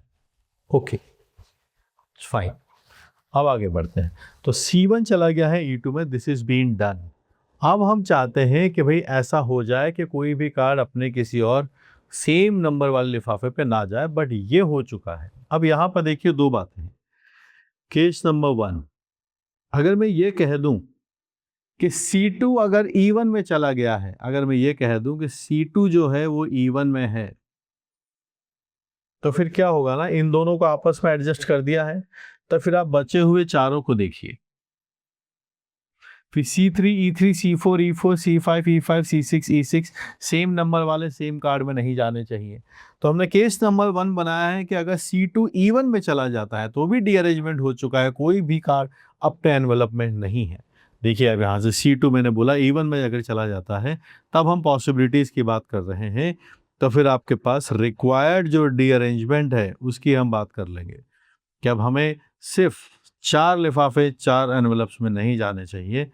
सो 1 - 1/1 फैक्टोरियल, 1/2 फैक्टोरियल, 1/3 फैक्टोरियल, 1/4 फैक्टोरियल, ये नंबर्स आपके पास हैं, विच इज़ 24, 1/2, 1/6, 1/24। मैं आपको इस क्वेश्चन के 2 मेथड सिखाऊंगा। अभी फर्स्ट मेथड से मैं सॉल्व कर रहा हूँ, मैं आपको इसका सेकंड मेथड भी बताने वाला हूँ। 24 से डिवाइड कर मल्टीप्लाई करेंगे तो 12 आएगा, 4 आएगा, 1 आएगा। आपके पास यहाँ से इसके वेज 9 आते हैं। केस नंबर 2, केस नंबर 2 क्या पॉसिबल है कि हम ये बात कर दें कि C2 जो है वो E1 में नहीं जाएगा, ये इसमें नहीं जाता है। ठीक है, तो C1 C2 C3 C4 C5 C6, यहाँ आपके पास है E1 E2 E3 E4 E5 E6, यानी C1 तो E1 में जा चुका है, C2 इसमें नहीं जाएगा। ठीक है, तो इस कहानी को हम ऐसे समझ सकते हैं कि इन चारों कार्ड के तो 4 लिफाफे हैं और यहाँ पर C2 का एनवेलप E1 है। इसको ऐसे समझा जा सकता है। तो हम C2 को E1 में नहीं चाहते, थोड़ी देर के लिए इस वाले केस को भूल जाते हैं, क्योंकि एक एनवेलप तो पैक हो गया है, उसको उठा के रख दे, जिसमें सेकंड वाले एनवेलप में फर्स्ट वाला कार्ड रख दिया है। तो टेक्निकली देखें तो 5 कार्ड है, 5 लिफाफे हैं। तो इन चारों के चार लिफाफे हैं, तो C2E1 में ना जाए तो इतना समझ लेते हैं कि C2E1 में नहीं जाना चाहिए। यानी इतना समझ लेते हैं कि इन चारों 5 कार्ड जो हैं उनके 5 करस्पॉन्डिंग एनवलप्स हैं, इधर चारों में जो नंबर्स लिखा गया है वो नहीं जाना चाहिए और C2E1 में नहीं जाना चाहिए। तो इसका मतलब क्या हो गया, अब हमें अरेंजमेंट डी अरेंजमेंट लगाना है 5 नंबर्स के ऊपर। 5 नंबर्स पे आप लगाएंगे तो ये बनेगा 5 factorial, 1/2 factorial, 1/3 factorial, 1/4 factorial, 1/5 factorial. ये 120 है, 1/2, 1/6, 1/24, 1/120। It is 60, 20, 5 -1। 43 आता है आपके पास। टोटल रिक्वायर्ड वेज आ जाएंगे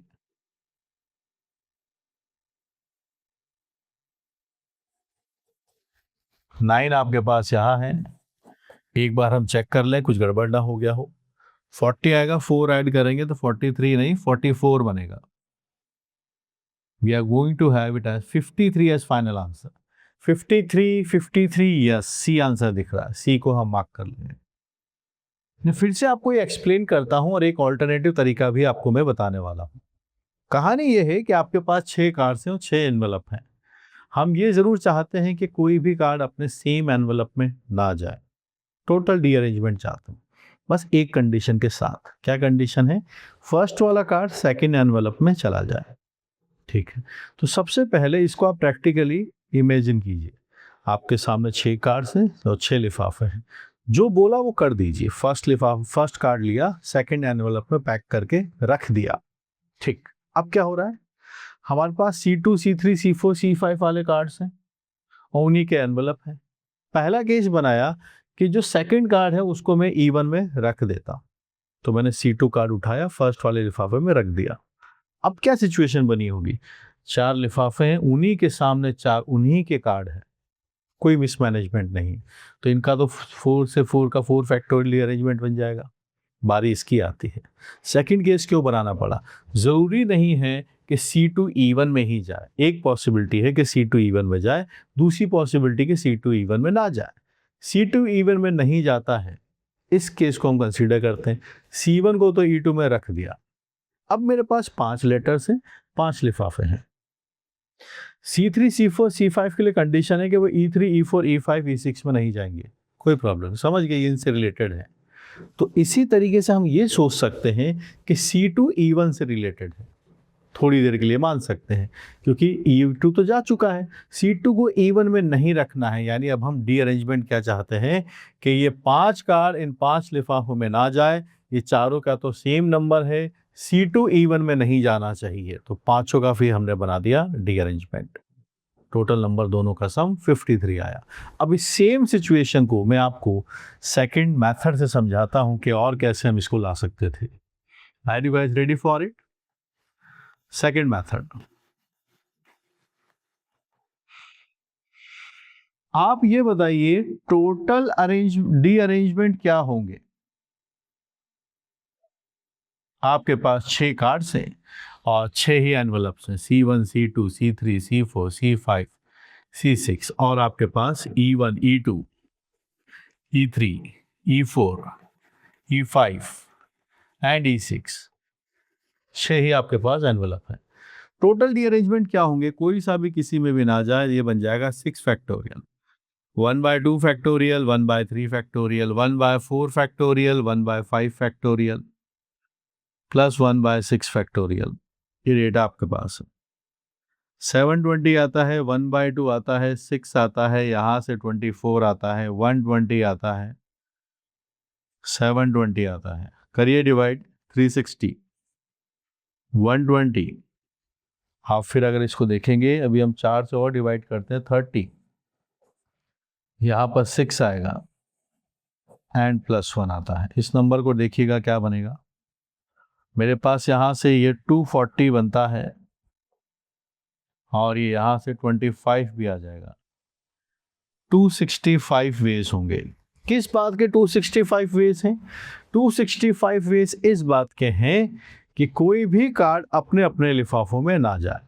बिल्कुल वैसे ही कि 5 बच्चे 6 बच्चे हैं, उनका 6 एग्ज़ाम सेंटर आया है अलग अलग जगह, और कोई भी स्टूडेंट अपने एग्जामिनेशन सेंटर पे ना पहुंचे। ठीक है, केस क्या सॉल्व करना है हमें? यहाँ ये सॉल्व करना है कि नहीं, देखो ऐसा है, C1 E2 में चला जाए, ये पर्टिकुलर कंडीशन हमें सॉल्व करनी है। तो जब ये रीअरेंजमेंट बने होंगे, क्या पॉसिबिलिटी रही होगी कि C1 E1 में ना जाए, ये बात रही होगी बस। तो इसका मतलब C1 के पास ऑप्शन कितने थे?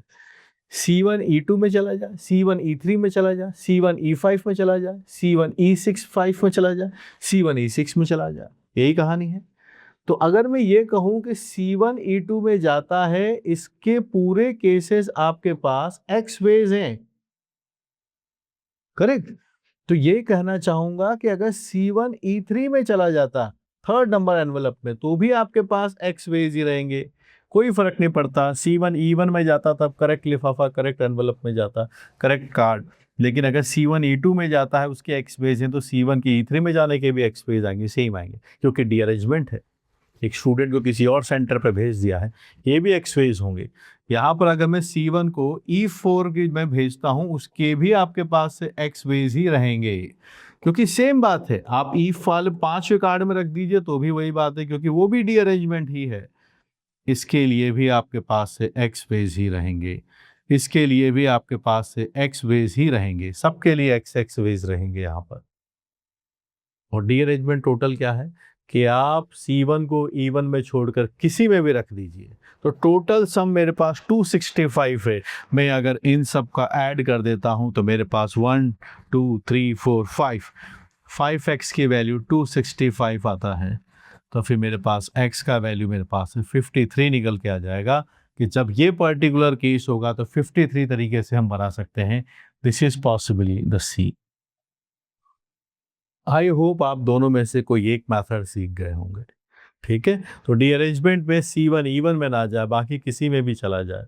तो E2 के लिए अगर एक्स वेज है तो C1 E3 में जाएगा, उन सब के भी इक्वल इक्वल आपके पास से वेज होंगे। टोटल वेज हमें पता है 5x equal to 265, x equal to 53। इससे हम बना सकते हैं। Brilliant question, top class question. और वही कहानी अगर आप यहाँ पर 2 केसेस बना के बनाते हैं कि C2 E1 में जाए या C2 E1 में ना जाए, यहाँ से भी आप बना सकते हैं। पीएनसी एक ऐसा बेहतरीन चैप्टर है जो इस बात पे बहुत डिपेंडेंट है आपको पढ़ाया कैसे गया है। इट्स वेरी मच डिपेंडेंट कि how it's been taught to you. तो आप अच्छी जगह से पढ़िए, और आप अगर यहाँ पर आ गए हैं तो मैं तो यही चाहूँगा, मुझसे पढ़िए, कोर्सेज आपके सामने हैं, और अपनी मैथमेटिक्स को स्ट्रॉन्ग कीजिए। पिछले 25 सालों में जो मैंने मैथमेटिक्स में as a student as a teacher देखा है, वो सब आपको मेरी बुक्स में मिल जाएगा। उसके बाहर कुछ नहीं है। अपनी जेई की प्रिपरेशन को best resources, best teachers, best mentorship के अंडर कीजिए। फिर आप देखिए आपकी जो परफॉर्मेंस है वो किस तरीके से निखर कर बाहर आएगी। उस नंबर पे हम आते हैं जो हमने देखा कि 14% ने 16,000 स्टूडेंट्स के आसपास ने जो सही किया है। जब ऑनलाइन एजुकेशन नहीं थी, बंद कमरों में लोग अपने अपने ऑफलाइन सेंटर पर जाकर पढ़ते थे, लेकिन आजकल बंद कमरे में स्टूडेंट ऑनलाइन के एजुकेशन के हिसाब से आज अगर ये क्वेश्चन पूछा जाता तो मान के चलना ये 16,000 की जगह आज ये नंबर 50,000 40,000 के आसपास पहुंच जाएगा, क्योंकि अब नॉलेज किसी जगह पर बाउंडेड नहीं है। सो अपने चांसेस बढ़ाइए, अच्छे रिसोर्सेज हैंडल कीजिए, अपने ऊपर इन्वेस्टमेंट कीजिए। Things will be fine. Keep learning, keep solving.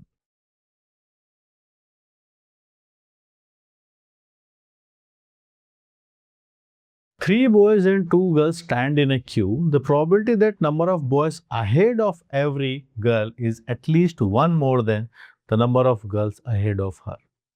This question on probability chapter was asked in JEE Advanced 2014 paper 2। SCQ format में है, सिर्फ एक ऑप्शन इसका करेक्ट होगा। उस टाइम के स्टूडेंट्स ने इसके ऊपर कैसा परफॉर्म किया था, आइए देखते हैं। अब देखेंगे 18.79% स्टूडेंट ऐसे हैं जिन्होंने इस पर्टिकुलर क्वेश्चन को सही किया था। 22,474 स्टूडेंट्स ने इसको सही कर दिया। वहीं गलत करने वाले स्टूडेंट्स आपके पास 38,000 स्टूडेंट्स ऐसे हैं जिन्होंने इस पर्टिकुलर क्वेश्चन को गलत किया था। और नहीं अटेम्प्ट करने वाले भी हमारे पास 42,000 स्टूडेंट ऐसे हैं जिन्होंने इस पर्टिकुलर क्वेश्चन को अटेम्प्ट ही नहीं किया था। प्रोबेबिलिटी एक ऐसा चैप्टर जो काफ़ी हद तक ये भी डिपेंड करता है कि हमारा परमुटेशन पीएनसी वाला चैप्टर कैसा है, और एक ऐसा चैप्टर जो जेईई एडवांस के हिसाब से बहुत इंपॉर्टेंट है। चलिए इस पर्टिकुलर क्वेश्चन को एड्रेस करते हैं, कैसे हम इसको सॉल्व करेंगे। सीक्वेंशियली प्रोसेस करने के पहले जो भी हमारी सीक्वेंस होनी चाहिए, क्वेश्चन को सबसे पहले समझना सबसे इंपॉर्टेंट है। जो उसमें लिखा है वही समझना है, अपने हिसाब से कुछ नई बात नहीं समझनी है, क्योंकि हमें वो क्वेश्चन सॉल्व करना है जो पूछा गया है, रादर देन जो हम समझे। तो लैंग्वेज वाले क्वेश्चंस को ध्यान से पढ़ेंगे। 3 बॉयज हैं या 2 girls stand in A Q, probability that the number of boys ahead of every girl is at least one more than the number of girls ahead of her। Line समझ में आई? मुझे नहीं आई, फिर पढ़ता है। 3 बॉयज हैं तो आपके पास से 3 बॉयज हैं, पहले ये बात इसको क्लियर कर लेते हैं, और फिर 2 गर्ल्स हैं, ध्यान रखेंगे। आगे बढ़ते हैं। यहाँ पर 2 गर्ल्स हमने मान लिया कि B1 एंड B2 हैं, और यहाँ पर 3 गर्ल्स हैं G1 देखो उल्टा लिख दिया मैंने, गर्ल्स हैं G1 G2 एंड बॉयज है B1 B2 B3। No problem. B1 B2 B3 G1 G2 पढ़िए। एक रो में अंदर, एक क्यू के अंदर इनको स्टैंड करना है। नंबर ऑफ वेज, अब सुनिएगा, number of boys ahead of every girl is at least one more than the number of girls ahead of हर। तो यहाँ डिसाइड करने वाली गर्ल्स हैं। तो क्या हो रहा है कि number of boys ahead of every girl, so let's say this is a position for a girl G1। अब इसके आगे अहेड रो ऐसे बनी गई है, ध्यान रखेंगे। इसके आगे कितने बॉयज होंगे, वो क्या होने चाहिए, at least one more than the number of girls ahead of हर। अगर मैंने यहाँ G1 यहाँ G2 ले लिया, तो यहाँ क्या मैं B1 B2 B3 ले सकता हूँ? That's my question. तो क्या कंडीशन फुलफिल हो गई? G1 के आगे एक गर्ल है, तो इसलिए एक ज्यादा बॉयज होने चाहिए। तो एक गर्ल है तो एक से ज्यादा हो गया 2, तो 2 बॉयज होने चाहिए। हमने कितने लिख दिए हैं? 3 बॉयज, परमिसिबल है, यही लिखा हुआ। Number of boys ahead of every girl, ये number of boys ahead of every girl, girl number 1 के अहेड कितने बॉयज होंगे? At least one more than the number of girls ahead of her. इसके आगे एक गर्ल है तो इसके आगे कम से कम 2 बॉयज होने चाहिए। सबसे पहले आराम से शांत मन से इस लाइन को समझेंगे। अगर हमें ये लाइन समझ में नहीं आई, सॉल्यूशन में कुछ पता नहीं चलेगा क्या हम कर रहे हैं। कहानी सिंपल सी है कि कोई भी गर्ल है तो गर्ल के आगे नंबर ऑफ बॉयज इतने होने चाहिए, +1 ज़्यादा होने चाहिए, मिनिमम +1 ज़्यादा, जितने उसके आगे गर्ल्स हैं। क्योंकि गर्ल्स 2 ही हैं, तो एक फर्स्ट गर्ल के आगे ज़्यादा से ज़्यादा एक गर्ल होगी, एक गर्ल होगी तो फिर उसके आगे मिनिमम 2 बॉयज होने चाहिए। जब हम सेकंड गर्ल की बात करेंगे G2 की, तो G2 के आगे 0 गर्ल्स हैं, तो 0 गर्ल्स हैं तो 0 में एटलीस्ट 1 ऐड करेंगे तो फिर मिनिमम 1 बॉयज होना चाहिए। तो यहाँ पर तो इससे ये पता चल गया सबसे लास्ट में गर्ल नहीं आ सकती, क्योंकि सबसे लास्ट में अगर हम गर्ल, सबसे फ्रंट में अगर हम गर्ल को रखेंगे तो इसके आगे फिर एटलीस्ट 1 बॉय होना चाहिए, क्योंकि 0 गर्ल्स हैं तो एटलीस्ट 1 यानी +1 बॉय होना ज़रूरी है। तो यहाँ पर इस पोजिशन पर गर्ल नहीं आ सकती है। दूसरी पॉसिबिलिटी की बात करते हैं। मैंने यहाँ G1 रखा, क्या मैं यहाँ पर B1 रख सकता हूँ? आप इसको देखकर बताइएगा मुझे। देखिए, G1 के आगे एक गर्ल है तो इसके आगे एक से ज़्यादा यानी 2 बॉयज़ होने चाहिए, 3 बॉयज़ हैं, अलाउड है। G2 के आगे 0 गर्ल्स हैं, 0 में 1 ऐड करेंगे तो कम से कम 1 बॉय होना चाहिए, ये भी अलाउड है। So this one is also permissible. ठीक है, और बात करते हैं। ये बनाया फर्स्ट केस, ये बनाया सेकंड केस।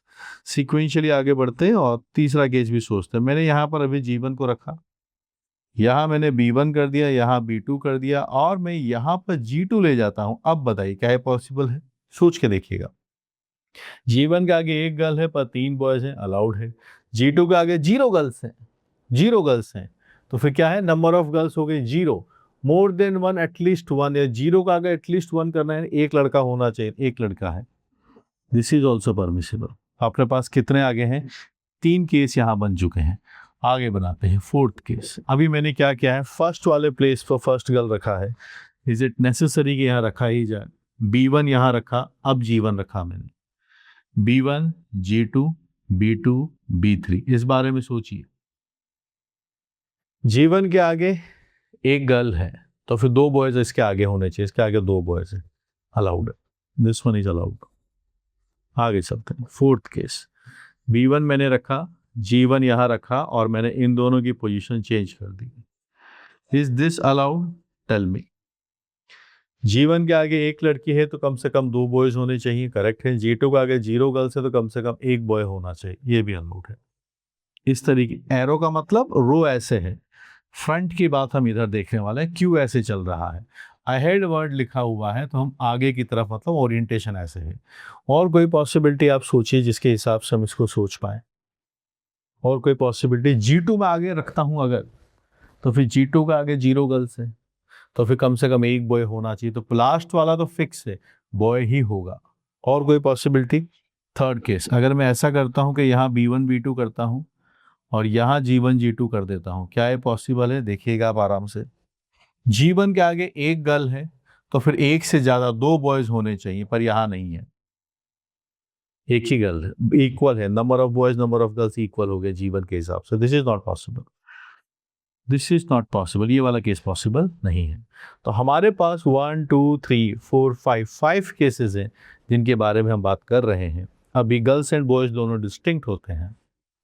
जब हम प्रोबेबिलिटी की बात करने वाले हैं इस वाले केस के अंदर, तो 5 लोगों को एक रो में अरेंज करने के 5 फैक्टोरियल वेज होते हैं, किसी भी तरीके से अरेंज कर दो, ये हमारे फेवर में है। हमने सीक्वेंसिंग लिख दी है कि कहाँ गर्ल की पोजीशन है, कहाँ बॉय की पोजीशन है, तो हम क्या है, इनकी सीक्वेंसिंग तो चेंज नहीं कर सकते। इतना कर सकते हैं कि जो 2 गर्ल्स हैं उनकी पोजीशन आपस में चेंज करते रहें। G1 G2 की जगह जैसे सीता गीता है तो अपनी पोजीशन चेंज कर लेंगी, तीनों बॉयज़ अपने पोजीशन चेंज कर लेंगे। इसमें डिफरेंस क्या है? जेंडर के हिसाब से 5 केसेस बने हुए हैं। तो आप 5 टाइम्स लिख लेंगे। गर्ल्स का इंटरनल अरेंजमेंट आप कर सकते हैं 2 फैक्टोरियल से, एंड बॉयज़ का इंटरनल अरेंजमेंट आप कर सकते हैं 3 फैक्टोरियल से। ये हो गया आपके पास girls arrangement, and this is for boys arrangement. तो ये टोटल प्रोबेबिलिटी की बात है। ये तो प्रोबेबिलिटी मतलब रिक्वायर्ड प्रोबेबिलिटी है, उसकी हम बात करेंगे। टोटल प्रोबेबिलिटी तो एक और टर्म है, उसकी बात नहीं कर रहे हैं। Required probability 3 factorial is 6, we are getting this 120, ये 10 है, चला जाएगा। फाइनली आपके पास ये प्रोबेबिलिटी हाफ निकल के आती है। Half is the final answer, हम इसका आंसर हाफ मार्क कर देंगे। कितने परसेंट स्टूडेंट्स ने इसको सही किया था वो भी आप देखिए, 22,000, बहुत बड़ा नंबर है। वो उस टाइम पर तो ऑनलाइन एजुकेशन थी नहीं, OMR में पेपर देने जाना पड़ता था ऑफलाइन पे। 2014 की बात कर रहे हैं। यही क्वेश्चन अगर आज के पास हुआ होगा तो ये 22,000 आपका जंप करके करीब मान के चलिएगा 40,000 क्रॉस कर जाएगा, 50,000 भी पहुंच सकता है। क्योंकि आजकल ज्ञान किसी एक जगह फिक्स नहीं है। इस टेक्नोलॉजी के ज़माने में हर कोई हर चीज़ों से सीख सकता है। क्या सर कोई और तरीके से इसको हम एड्रेस कर सकते हैं? तो आइए देखिए, मैं आपको इसी का सेकंड मेथड भी बताता हूं कि क्या हो रहा है। ये हमारे पास 1 2 3 4 5 तरीके हैं, ठीक है, मैंने 5 तरीके बना दिए। अब हम चाहते क्या है वो आप समझते हुए चलिएगा कि जो गर्ल्स हैं उनके आगे जितनी गर्ल्स हैं उससे एक ज़्यादा मिनिमम बॉयज़ होने चाहिए, ठीक है। तो यहाँ पर इसके बारे में हमें इनकी सीक्वेंसिंग या फिर एक तरीके से सेलेक्ट करना है। गर्ल्स की पोजीशन को आप सेलेक्ट कर लोगे तो बची हुई जगह पर ऑटोमेटिकली बॉयज अरेंज हो जाएंगे। तो गर्ल्स की पोजीशनिंग के लिए if we fix this place for girl number 1, let's say this is place for first girl, एक गर्ल की पोजीशन सेलेक्ट की। अब आप देखिएगा दूसरी गर्ल हम कहाँ रखेंगे। आपके पास 4 प्लेसेस हैं। कितने प्लेसेस हैं? 4 प्लेसेस हैं।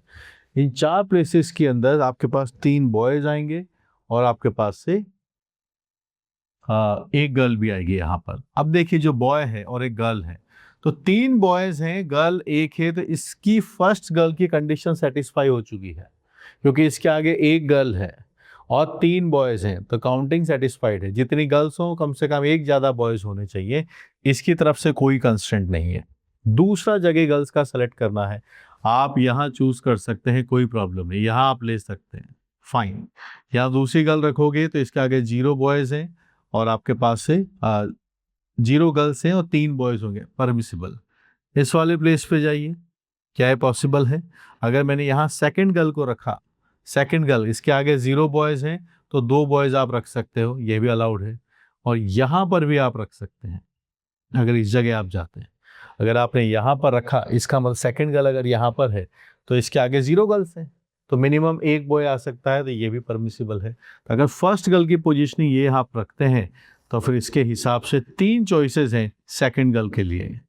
वहीं अगर हम ये बात बोलें कि हम फर्स्ट गर्ल को पहले वाले प्लेस पर ना रखकर यहाँ रखते हैं, फर्स्ट गर्ल इस जगह पर अगर सेलेक्ट किया, तब आप सोचिएगा, मतलब यहाँ बॉय है, यहाँ बॉय है, यहाँ गर्ल, फर्स्ट गर्ल को यहाँ रखा है। अब सोचिएगा, अगर फर्स्ट गर्ल यहाँ पर है तो इसके आगे कितनी गर्ल्स आएंगी? 1, और बॉयज़ 2 आएंगे, तो इस गर्ल की कंडीशन सेटिस्फाइड है। सवाल सिंपल सा है कि जैसे जो मेरी पोजीशनिंग है, अगर मैं गर्ल हूँ तो मेरे आगे अगर 1 गर्ल है तो कम से कम 2 बॉयज़ होने चाहिए। सेटिस्फाइड है, 2 प्लेस पर बॉयज़ आ जाएंगे। अब बारी आती है सेकंड गर्ल को कहाँ रखें। सेकंड गर्ल अगर हम यहाँ पर प्लेस करते हैं, सेकंड गर्ल को यहाँ पिक किया, अब आगे इसके आगे 0 गर्ल्स है क्योंकि 2 ही गर्ल्स थी टोटल, तो 0 गर्ल्स है पर बॉयज़ 2 आ सकते हैं, नो प्रॉब्लम। अगर मैं इसकी जगह यहाँ प्लेस करता हूँ तो अब आप देखिएगा, सेकंड गर्ल अगर यहाँ आती है तो अब 0 गर्ल्स आ गए हैं, 0 गर्ल्स है, 1 बॉय यहाँ पर आ सकता है, तो ये 2 चॉइस यहाँ पर बन चुकी है। तो हमारे पास फेवरेबली अगर देखें, यहाँ पर तीनों में से कोई एक चॉइस हम पिक कर सकते हैं फॉर सेकंड गर्ल, और यहाँ पर मेरे पास सेकंड गर्ल के लिए 2 चॉइसेस हैं, 2C1। तो सर अगर डायरेक्टली मैं प्रोबेबिलिटी की बात करूँ तो मेरे पास 3C1 + 2C1 कर सकता हूँ, और टोटल चॉइसेस मेरे पास कितनी थी? 5 बॉक्सेस में से 2 जगह गर्ल्स को सेलेक्ट करनी है, 5C2। This should be your answer. तो ये अगर आप डेटा बनाएंगे तो आपके पास आता है 3 + 2/5C2 10 होता है। We are again marking this as half आपके पास से डेटा बन जाएगा। 1/2 हम इसको मार्क कर देंगे। This is 1/2। Brilliant question, top class question, काफ़ी स्टूडेंट्स ने सॉल्व कर दिया। मैंने आपको मल्टीपल तरीके से इसको सॉल्व करना सिखा दिया, 2 तरीके से। अच्छा सवाल है। Keep learning, keep solving these questions. These approaches are very much familiar with you. If they are not familiar with you, try the best material for you. और मैं बिल्कुल आपको क्लियरली बोलता हूँ, आपने अगर मेरी बुक सॉल्व कर ली, आपने अगर मेरे कोर्सेज देख लिए, आपकी मैथमेटिक्स बहुत ब्रिलियंट हो जाएगी। अक्रॉस इंडिया में बात बोल रहा हूँ। So keep solving these questions, keep learning these questions. Class के अर्जुन बनिए, पर मेहनत आपको करनी होगी। किसी भी टीचर के पास अक्रॉस इंडिया में कोई जादू की छड़ी नहीं जिसको घुमा दें और आप सीख जाए। कोई जड़ी बूटियाँ नहीं है जो आपको दे दें, दवाई दे दें, आप सीख जाए। मेहनत आपको ही करनी है। मेरी आवाज़ हर क्लास के स्टूडेंट के पास सेम पहुँचेगी। अब मेहनत आपको करनी है। रास्ता क्या है वो मैं बता दूंगा, क्योंकि hard work is a vector quantity. आपका एफर्ट जितना मैग्नीट्यूड हाई होगा, अगर मैंने आपको डायरेक्शन सही दे दी तो फिर आप सही जगह पहुंच जाएंगे। सो कीप लर्निंग, कीप सॉल्विंग।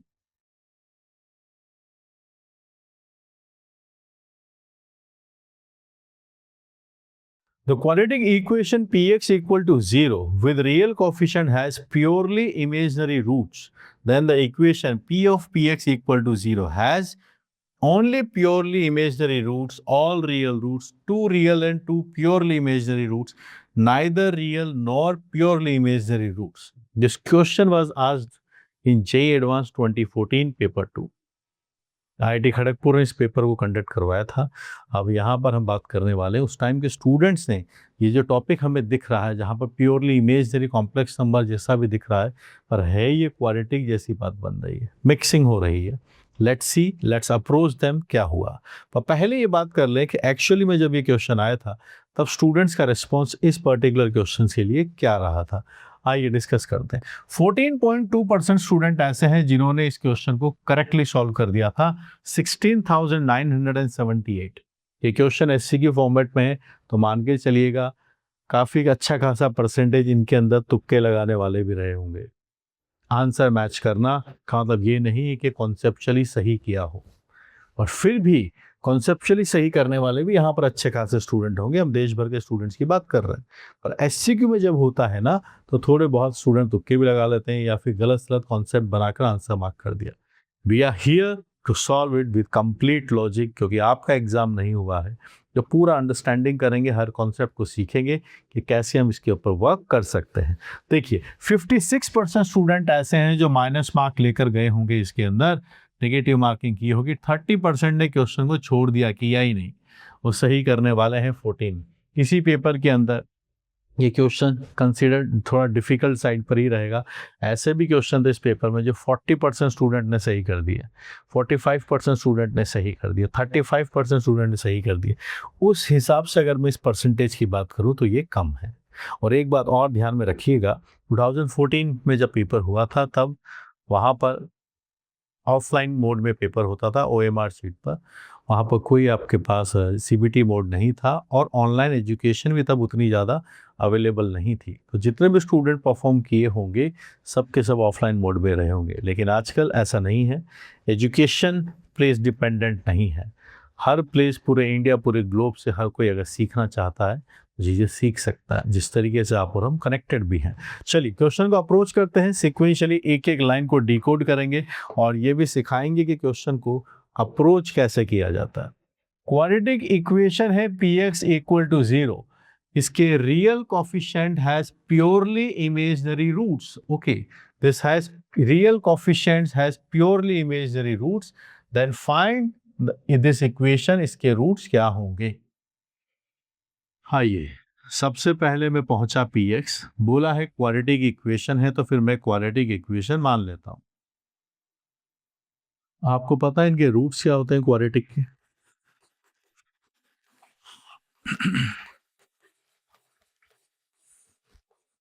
ये होता है, बताया गया है कि इसके कोफिशिएंट रियल हैं। Okay, where A B C are real number, coefficients are real, लिख लेंगे। जो जो बातें क्वेश्चन में गिवन है उसको नोट डाउन करते हुए चलते हैं, उसी के बेसिस पे हमें इसको बनाना है। ठीक है, ये बहुत ही ज़्यादा कॉन्सेप्चुअल क्वेश्चन है क्योंकि कुछ डेटा एज सच है नहीं, तो आपको एक तरीके से एक जनरलिटी के साथ क्वेश्चन को सॉल्व करना है। कोफिशिएंट रियल है, इसके प्योरली इमेजिनरी रूट्स हैं, ये बात ध्यान देने की है। ओके, प्योरली इमेजिनरी क्या होता है? जिसका रियल पार्ट 0 होता है। अगर आपके पास एक है अल्फा प्लस आयोटा बीटा, ये डेटा आपके पास है, तो फिर यहाँ पर ये प्योरली इमेजिनरी कब बनेगा, आप बताइएगा मुझे। ये प्योरली इमेजिनरी बनता है जब इसका रियल पार्ट 0 हो जाता है। प्योरली इमेजिनरी व्हेन इसका रियल पार्ट 0 हो जाए। अब अगर प्योरली इमेजिनरी है तो इमेजिनरी ही ना, मतलब इसका डी कैसा है, नेगेटिव है। डी नेगेटिव है तभी बात बनी होगी, रियल रूट्स तो है नहीं। यानी x आपके पास से -b/2a प्लस माइनस आपके पास से ये d बना है और d नेगेटिव है, ये है √d/2a, ये डेटा आपके पास है। अब प्योरली इमेजिनरी अगर ये है, जैसा बोला गया है कि प्योरली इमेजिनरी है, तो फिर ये 0 बन जाएगा।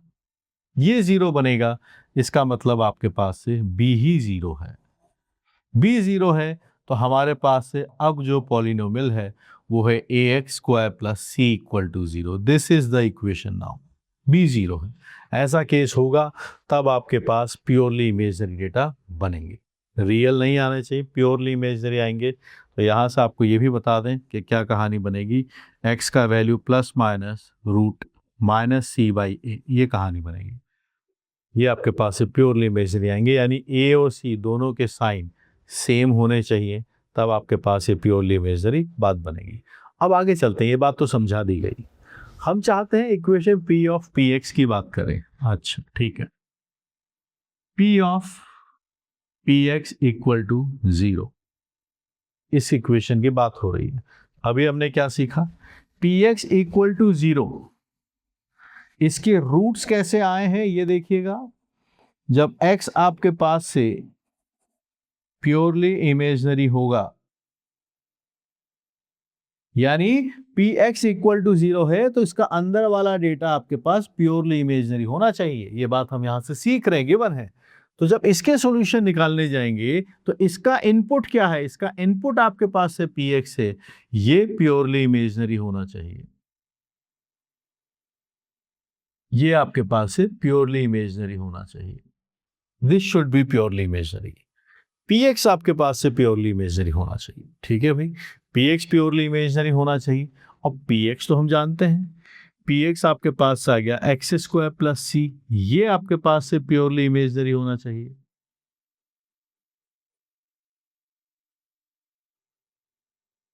करेक्ट बात है ना। अगर पी एक्स जीरो है तो बोला है कि एक्स प्योरली इमेजनरी होगा, ये समझाया गया, यहां से बात हम बना रहे हैं। तो ये अगर ये एक्स प्योरली इमेजनरी है तो मतलब P x, P of P x के हिसाब से पी एक्स प्योरली इमेजनरी होना चाहिए। ऐसा समझ लो, पी ऑफ पी एक्स का मतलब पी एक्स को टी मान लिया तो P T equal to zero है।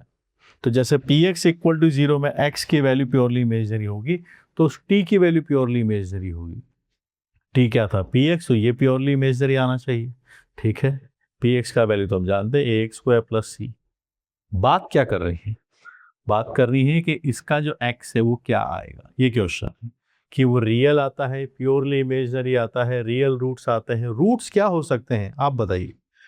रूट्स या तो रियल होंगे या इमेजनरी होंगे।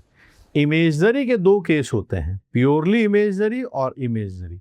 क्या डिफरेंस है?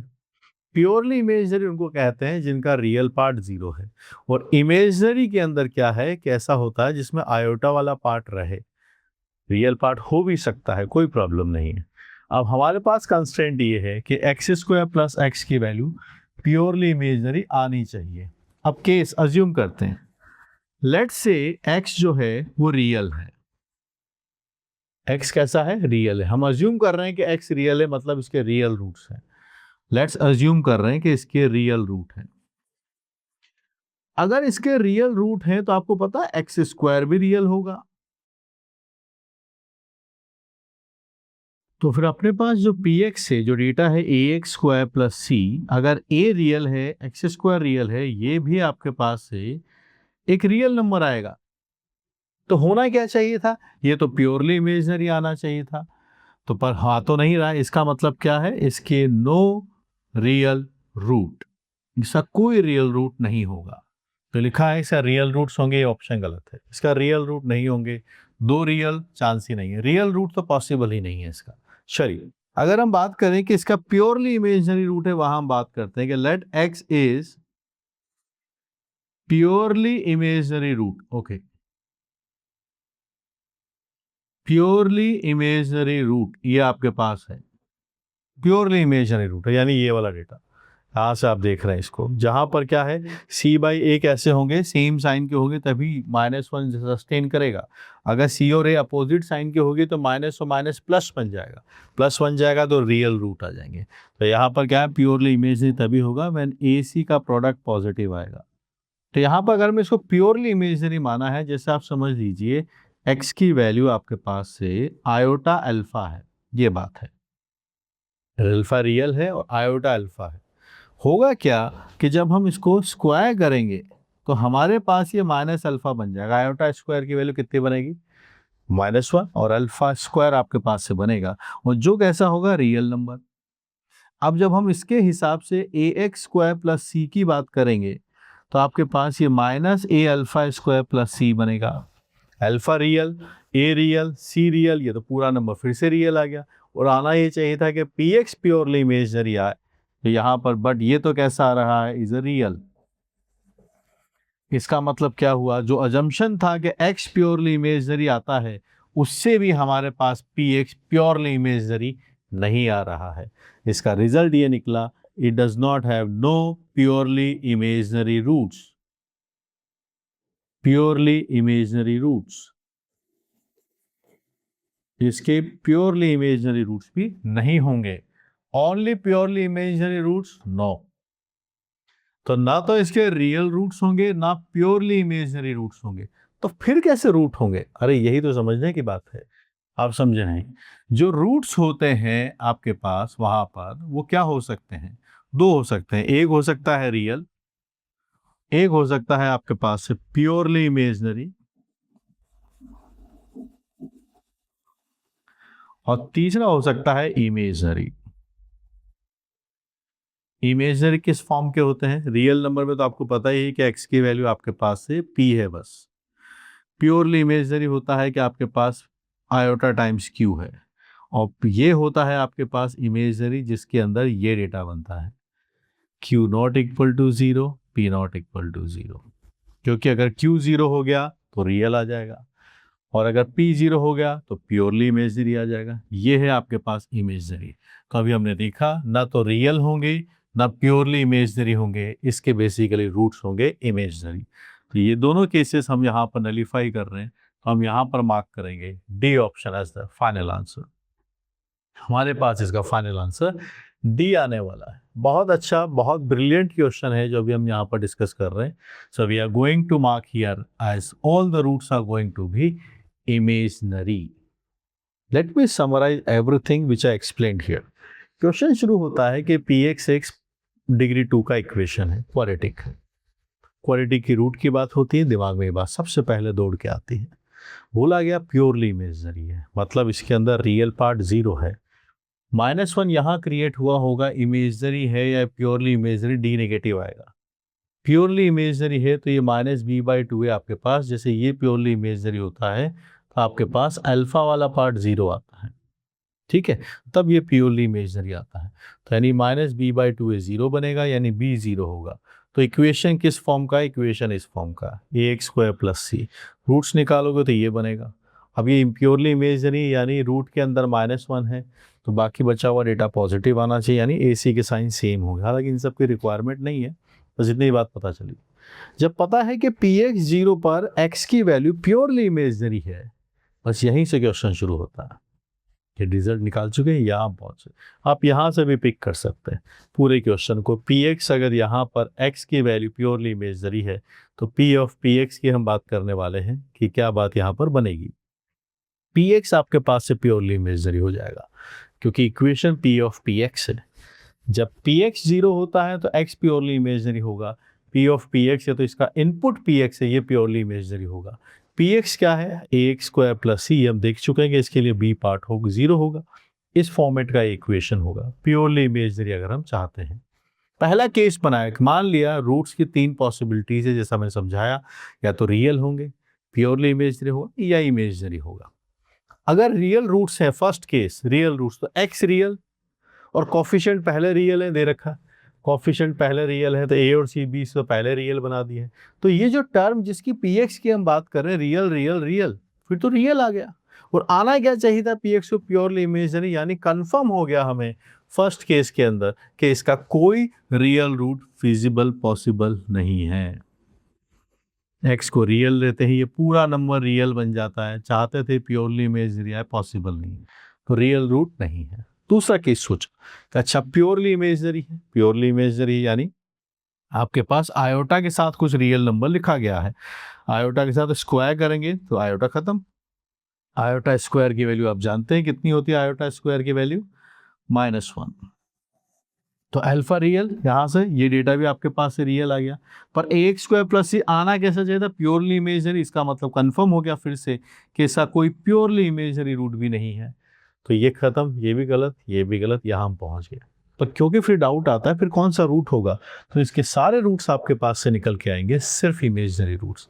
जो रूट्स होते हैं वो रियल, प्योरली इमेजनरी या इमेजनरी हो सकते हैं। तो ये दोनों यहाँ पर मना हो चुके हैं। हमारे पास इस इक्वेशन के रूट्स इमेजनरी आएंगे। So we are going to mark D. Brilliant question है, अच्छा सवाल है। एडवांस के अंदर ऐसा क्वेश्चन पूछा गया है और कितने स्टूडेंट्स इसको सॉल्व किया आप देखिएगा। 14% के स्टूडेंट इसको सॉल्व किया था। हो सकता है इसमें से करेक्टली, लॉजिकली, कंप्लीटली लास्ट तक कोई ना पहुंचा हो। मैंने आपको कंप्लीटली इसको एक्सप्लेन कर दिया है।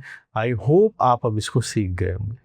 So keep learning, keep solving, all these concepts are very essential for your JEE preparation. छोटा सा बात था, क्वालिटी को मिक्स किया complex number, nature of roots के साथ, और सवाल फंसता चला गया। आप कॉन्सेप्ट स्ट्रॉन्ग रखेंगे तो बातें बनेगी। अच्छी जगह पढ़िए, जुड़े हुए रहिए। मैथमेटिक्स आपको स्ट्रॉन्ग करने की जिम्मेदारी मेरी है। Keep learning.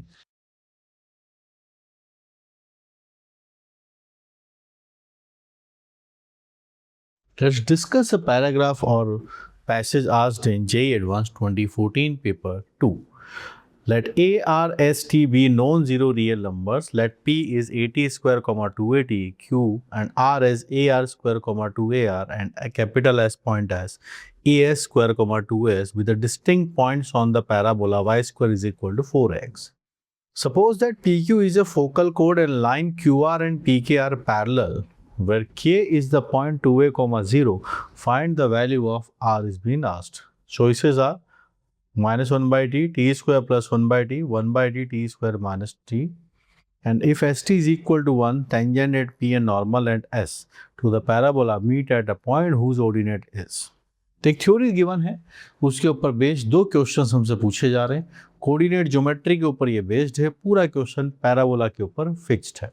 यहाँ पर फोकल कोड के कॉन्सेप्ट, टेंजेंट, नॉर्मल सब यहाँ पर मिक्सअप में मिलने वाले हैं.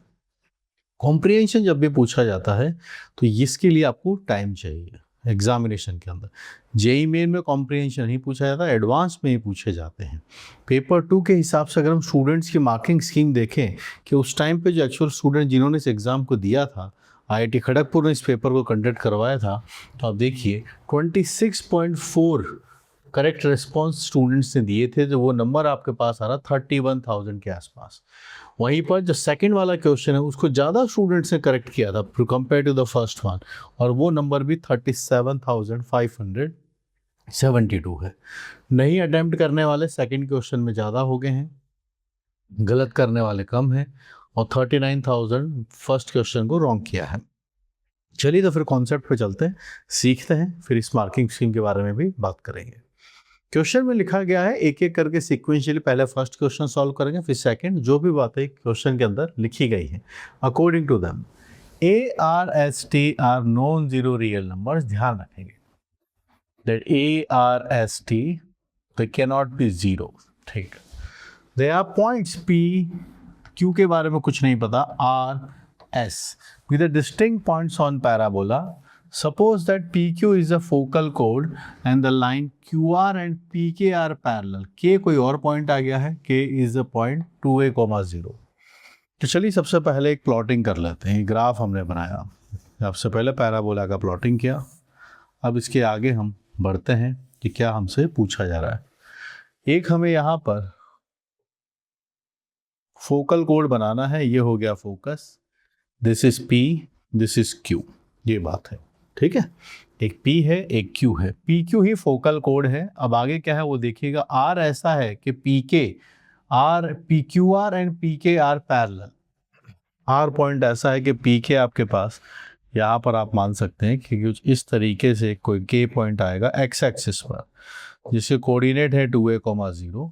इसी के पैरेलल मुझे लेकर चलना है, ये दोनों पैरेलल, और दिस पॉइंट इज R. ठीक है, इससे PK और QR दोनों पैरेलल हो जाते हैं.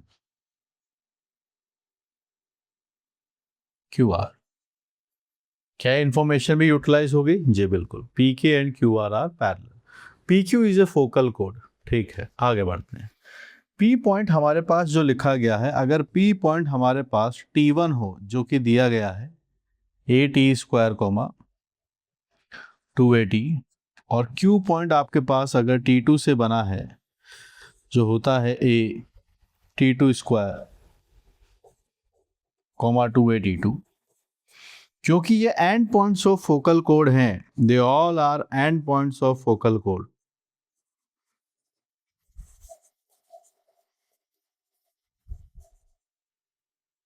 तो फिर आपको याद होगा, फिर इनका प्रोडक्ट जो है वो T1 T2 is equal to -1 आपके पास आएगा. T1 की वैल्यू T है, T2 अपने निकालना है.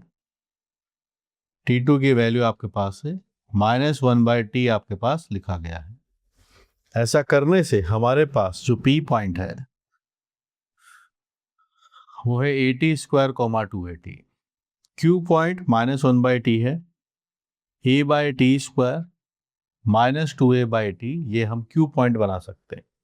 फोकल कोड के लिए कंडीशन होती है कि T1 T2 इक्वल टू -1 हो. ये बहुत फेमस रिजल्ट है, आप निकाल भी सकते हैं इसको, कोई बड़ी बात नहीं है. ये तीनों कोलिनियर हो जाएंगे. यहाँ पर है A, 0, ये T1 और T2 से आप तीनों का एरिया 0 कर दो या दोनों के स्लोप इक्वल कर दो, वहीं से रिजल्ट आता है T1 T2 equal to -1. Result याद हो तो एग्जाम में टाइम बचेगा. प्रूफ मैंने बता दिया कि तीनों कोलिनियर कर दीजिएगा, इसके हिसाब से एरिया 0 कर दो या दो के स्लोप इक्वल कर दो, you will get this result. इसीलिए अब आप समझे Q पॉइंट क्यों गिवन नहीं था, क्योंकि ये इससे रिलेट करके लाया जा सकता है. अब बढ़ते हैं आगे. PK और QR इक्वल है. पी के और क्यू आर इक्वल हैं, इसका मतलब ये है कि slope of P K can be written as Q R का स्लोप। ठीक है, ये क्यू लिखा है, आर के बारे में बता दीजिए, आर क्या है, A R square comma 2AR। तो सिर्फ स्लोप इक्वल करना है। पी हमें मालूम है, के और लिख लेते हैं, के कोऑर्डिनेट हैं 2a, 0, तो ये आपके पास से बनेगा 2AT minus 0 divided by AT square minus 2a। Q R आपके पास ये रहे, यहाँ से डेटा बनाएंगे 2AR प्लस 2a/t, और यहाँ पर है AR स्क्वायर a/t स्क्वायर। ये डेटा भी अपने पास लिखा गया है। चलिए सिंप्लीफाई करते हैं, क्या रिजल्ट अपने पास आएगा उसके अकॉर्डिंग।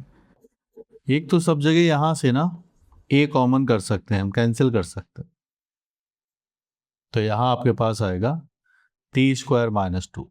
यहाँ आप 2 कॉमन ले सकते हैं, और ये r a प्लस AT है, यहाँ r माइनस a तो हम कॉमन ले सकते हैं, कैंसिल भी हो गया है। ठीक है, उसके अकॉर्डिंग आगे बढ़ते हैं।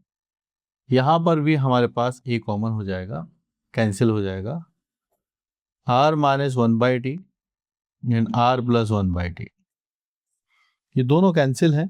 तो फिर आपके पास डेटा आप देखिए 2 से 2 भी कैंसिल है, और ये रिजल्ट लिखा जाएगा 1/r माइनस 1/t। ये डेटा है, ये दोनों कैंसिल, क्रॉस मल्टीप्लिकेशन, यहाँ आता है t, r माइनस 1/t, ये डेटा है t square minus t।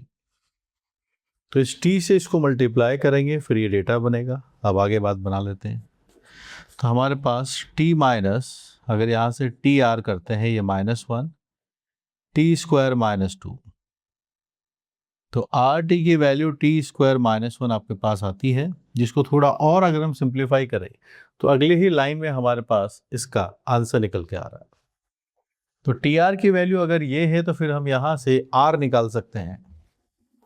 From here we can say that r is equal to t square minus 1/t। सिर्फ डराया जा रहा था, स्लोप इक्वल करवाया है, ये आपके पास से डेटा बन जाएगा t square minus 1/t, this is the value of r। इसीलिए आपने देखा कि इसमें परसेंटेज क्यों बढ़ रहा था। जिस पेपर में कई क्वेश्चन 10% स्टूडेंट से सॉल्व हुए हैं, ये 26% पहुंच गया है, अगला वाला तो 31 पहुंच चुका है। तो ये दिखने में लग रहा है कि कॉम्प्रिहेंशन आया है कॉनिक सेक्शन के ऊपर, पैराबोला के ऊपर। डरने की कोई ज़रूरत नहीं है, इसीलिए ये स्टूडेंट का रेस्पॉन्स का डिस्कशन करना बहुत ज़रूरी है, जो कि फैक्ट है। हर साल पेपर के बाद जेईई वाले इसको रिलीज़ करते हैं। एक दो बार ऐसा हुआ कि इसको रिलीज़ नहीं किया गया, क्वेश्चन वाइज रिलीज़ नहीं किया गया, पर हर साल जनरली इसको हर बार क्वेश्चन के साथ रिलीज़ किया जाता है। तो क्वेश्चन वाइज हमने डिफ़िकल्टी लेवल इसका देखा। अब आते हैं सेकंड पार्ट पे, जिसको स्टूडेंट से ज़्यादा क्लियर किया है। आगे चलते हैं। एस टी की वैल्यू 1 है, then tangent at P and normal at S to the parabola meet at point whose ordinate is. तो देखो, सबसे पहले हम पैराबोला के लिए टेंजेंट और नॉर्मल की ही बात कर लेते हैं। ये हमारे पास पैराबोला होता है। जब पॉइंट आपके पास x1, y1 होता है तो टेंजेंट की इक्वेशन आती है आपके पास से y1 2a x plus x1, ये टेंजेंट बन जाती है। ठीक है, और यहीं पर अगर पॉइंट हमारे पास AT स्क्वायर 2AT फॉर्मेट में है तो फिर ये 2AT, यहाँ भी 2a है, और यहाँ पर है x प्लस AT स्क्वायर, तो यहाँ आपके पास ये 280y है। तो y का डेटा आपके पास yt is equal to x plus AT square, इसको टेंजेंट कहते हैं।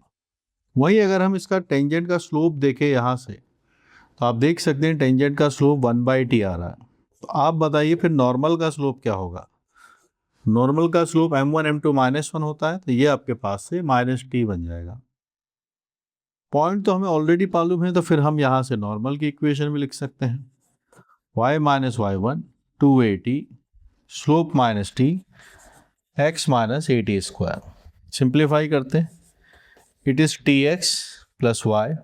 ठीक, आगे ले चलते हैं, और क्या डेटा बनेगा, t आपके पास से डेटा मल्टीप्लाई होगा AT3। ठीक है, तो वो डेटा आपके पास बनेगा AT3 प्लस 280। ये टी पॉइंट पर नॉर्मल हो गया है। ये तो हो गया इनकी थ्योरी। अगर आपको नहीं पता है तो निकालना, अगर पता है तो आप डायरेक्ट इक्वेशन लिख सकते हैं। अब हम चलते हैं क्वेश्चन के हिसाब से। क्या चाहते हैं?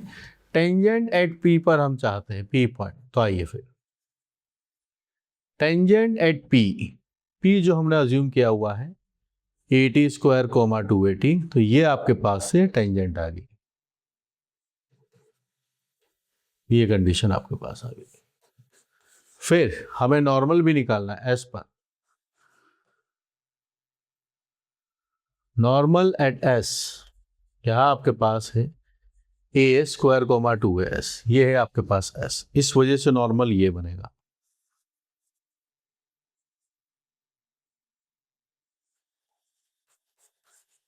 ये आपके पास है। अब हम चाहते क्या है? ऑर्डिनेट लेकर आओ। ऑर्डिनेट का मतलब होता है वाई कोऑर्डिनेट। तो वाई कोऑर्डिनेट के लिए एक्स कोऑर्डिनेट को हटाना होगा। तो कर सकते हैं, यहां से आप एक्स को देख लीजिए, क्या लिख सकते हैं? Y T minus A T square, ये यहां पर रख दीजिए।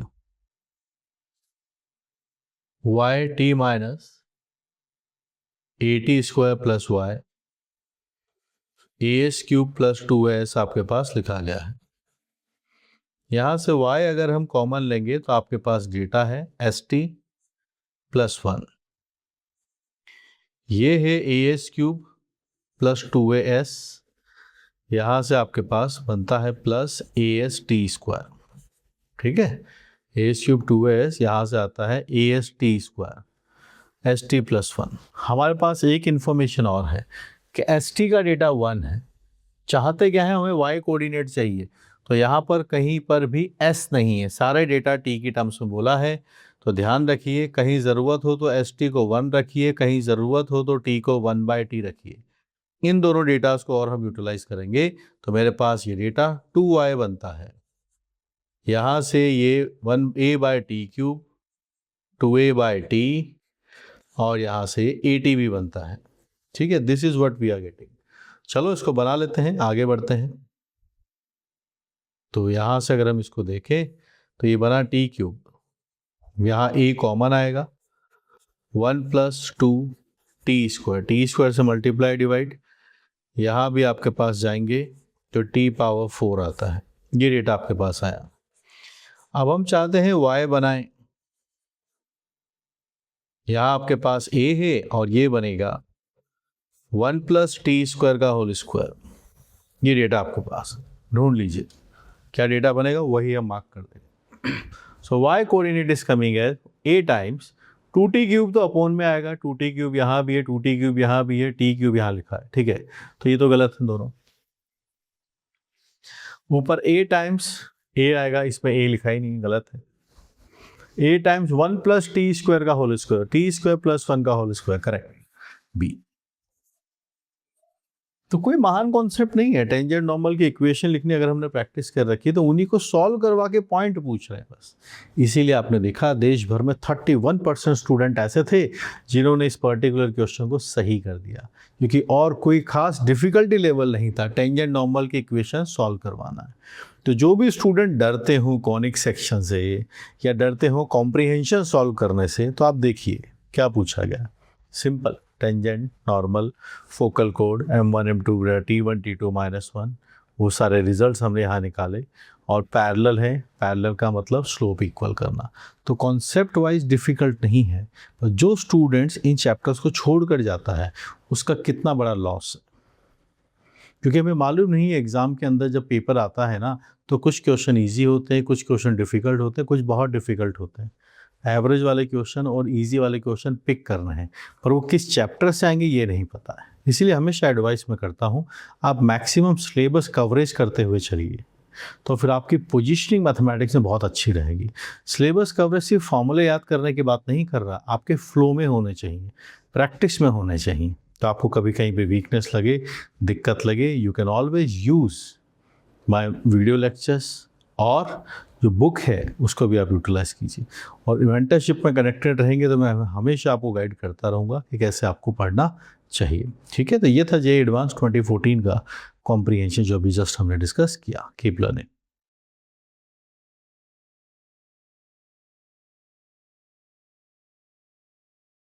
Paragraph asked in JEE Advanced 2014 Paper 2, given that for each a belongs to 0 to 1, limit s tends to 0 plus integration from s to 1 minus h t to the power minus a 1 minus t whole power a minus 1 dt exist. Let this limit be g of a. In addition, it is given that the function g of a is differentiable on 0 to 1.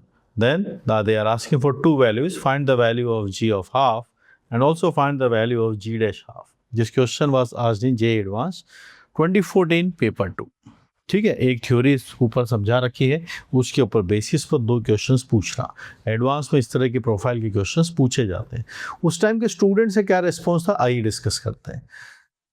13.93, roughly 16,000 students solved correctly the first one. Whereas second question was majorly solved by 23% students, they are roughly 27,000. तो आप देखिए second वाले question को students ने ज़्यादा score किया है compare to the first one. ये बात हमें यहाँ देखने को मिल रही है कि पहले सवाल को जो सेकंड वाला क्वेश्चन है वो ज़्यादा क्वेश्चन बल्कि ऑलमोस्ट डबल के आसपास है। अब ये हम क्या है, चैप्टर को पहचानिए। सबसे पहले डेफिनेट इंटीग्रल दिख रहा है, लिमिट यहाँ पे एप्लीकेबल दिख रही है, डिफरेंशियबिलिटी की बातें हो रही हैं, डेरिवेटिव्स भी पूछा हुआ है। तो एक कंप्लीट फुल ऑन कैलकुलस का क्वेश्चन है। चलिए एड्रेस करते हैं और आप सिचुएशन देखिएगा क्या सच में सेकंड वाला क्वेश्चन ज़्यादा आसान है फर्स्ट वाले कंपैरिजन में। So let's start this question from start. Given that for each A belongs to 0 to 1, ये जो एक्सप्रेशन है ये लिखा है let this limit is ji of A. So let me write G of A as limit h tends to 0 plus it is h 1 minus h, यहाँ आपके पास t है, minus ए है, 1 माइनस टी है, a माइनस 1 है और dt है। ये है आपके पास एक्सप्रेशन। पूरा एक्सप्रेशन जैसा लिखा गया है वैसा हम बना देते हैं। कोई प्रॉब्लम है? No problem. ठीक, हमें g ऑफ हाफ पर वैल्यू चाहिए तो पहले तो इस लिमिट को लगा देते हैं। क्या प्रॉब्लम है? लिमिट लगाने के बाद h 0 हो जाएगा तो इंटीग्रेशन आपके पास 0 से 1 आ जाएगा। तो इस लिमिट को अप्लाई कर देते हैं and this is written as g of a। अब अगर मुझे g ऑफ हाफ लेना है तो मैं सब्स्टिट्यूट कर चुका हूं कि a की वैल्यू हमारे पास हाफ होनी चाहिए, तो हाफ रख दीजिए। t की वैल्यू हाफ, 1 माइनस टी की वैल्यू भी हाफ आ जाएगी। यहाँ हाफ रखा तो half minus 1 is minus half, दोनों सेम हो गए। थोड़ा गौर से देखिए, dt तो यहाँ आ ही रहा है, तो माइनस हाफ अगर हम बना दें तो ये तो t minus T square power minus half चल रहा है। थोड़ा और गौर से देखिए तो ये dt है, यहाँ आपके पास अंडर रूट आता है, रूट लेंगे t minus T square data बनता है। माइनस हाफ पावर है, मल्टीप्लाई हो जाएंगे, फिर 1 में रूट ये डेटा बनेगा। इसको सिंप्लीफाई कीजिए, इसको करते ही हमारे पास g ऑफ हाफ हमारे पास तैयार है। This is the value of g of half. आप इसको अगर परफेक्ट स्क्वायर से बनाएंगे तो मैं इसको 1/2 का स्क्वायर लिख सकता हूं और ये भी t माइनस 1/2 का होल स्क्वायर हम यहाँ पर लिखेंगे। तो t स्क्वायर 1/4 1/4 कैंसिल, 280 आपके पास से माइनस माइनस प्लस बन जाएगा। तो ये डेटा आपके पास बना। A square minus x square आपके पास लिखा गया है, 1/रूट of A square minus x square, ये डेटा आपके पास बन जाएगा साइन इनवर्स। ये डेटा आपके पास है, यहां आप इसको 0 से 1 में इसको लिख सकते हैं। आप जब 1 रखेंगे तो डेटा आपके पास आएगा साइन इनवर्स, 1 रखेंगे तो हाफ बाई हाफ यानी 1।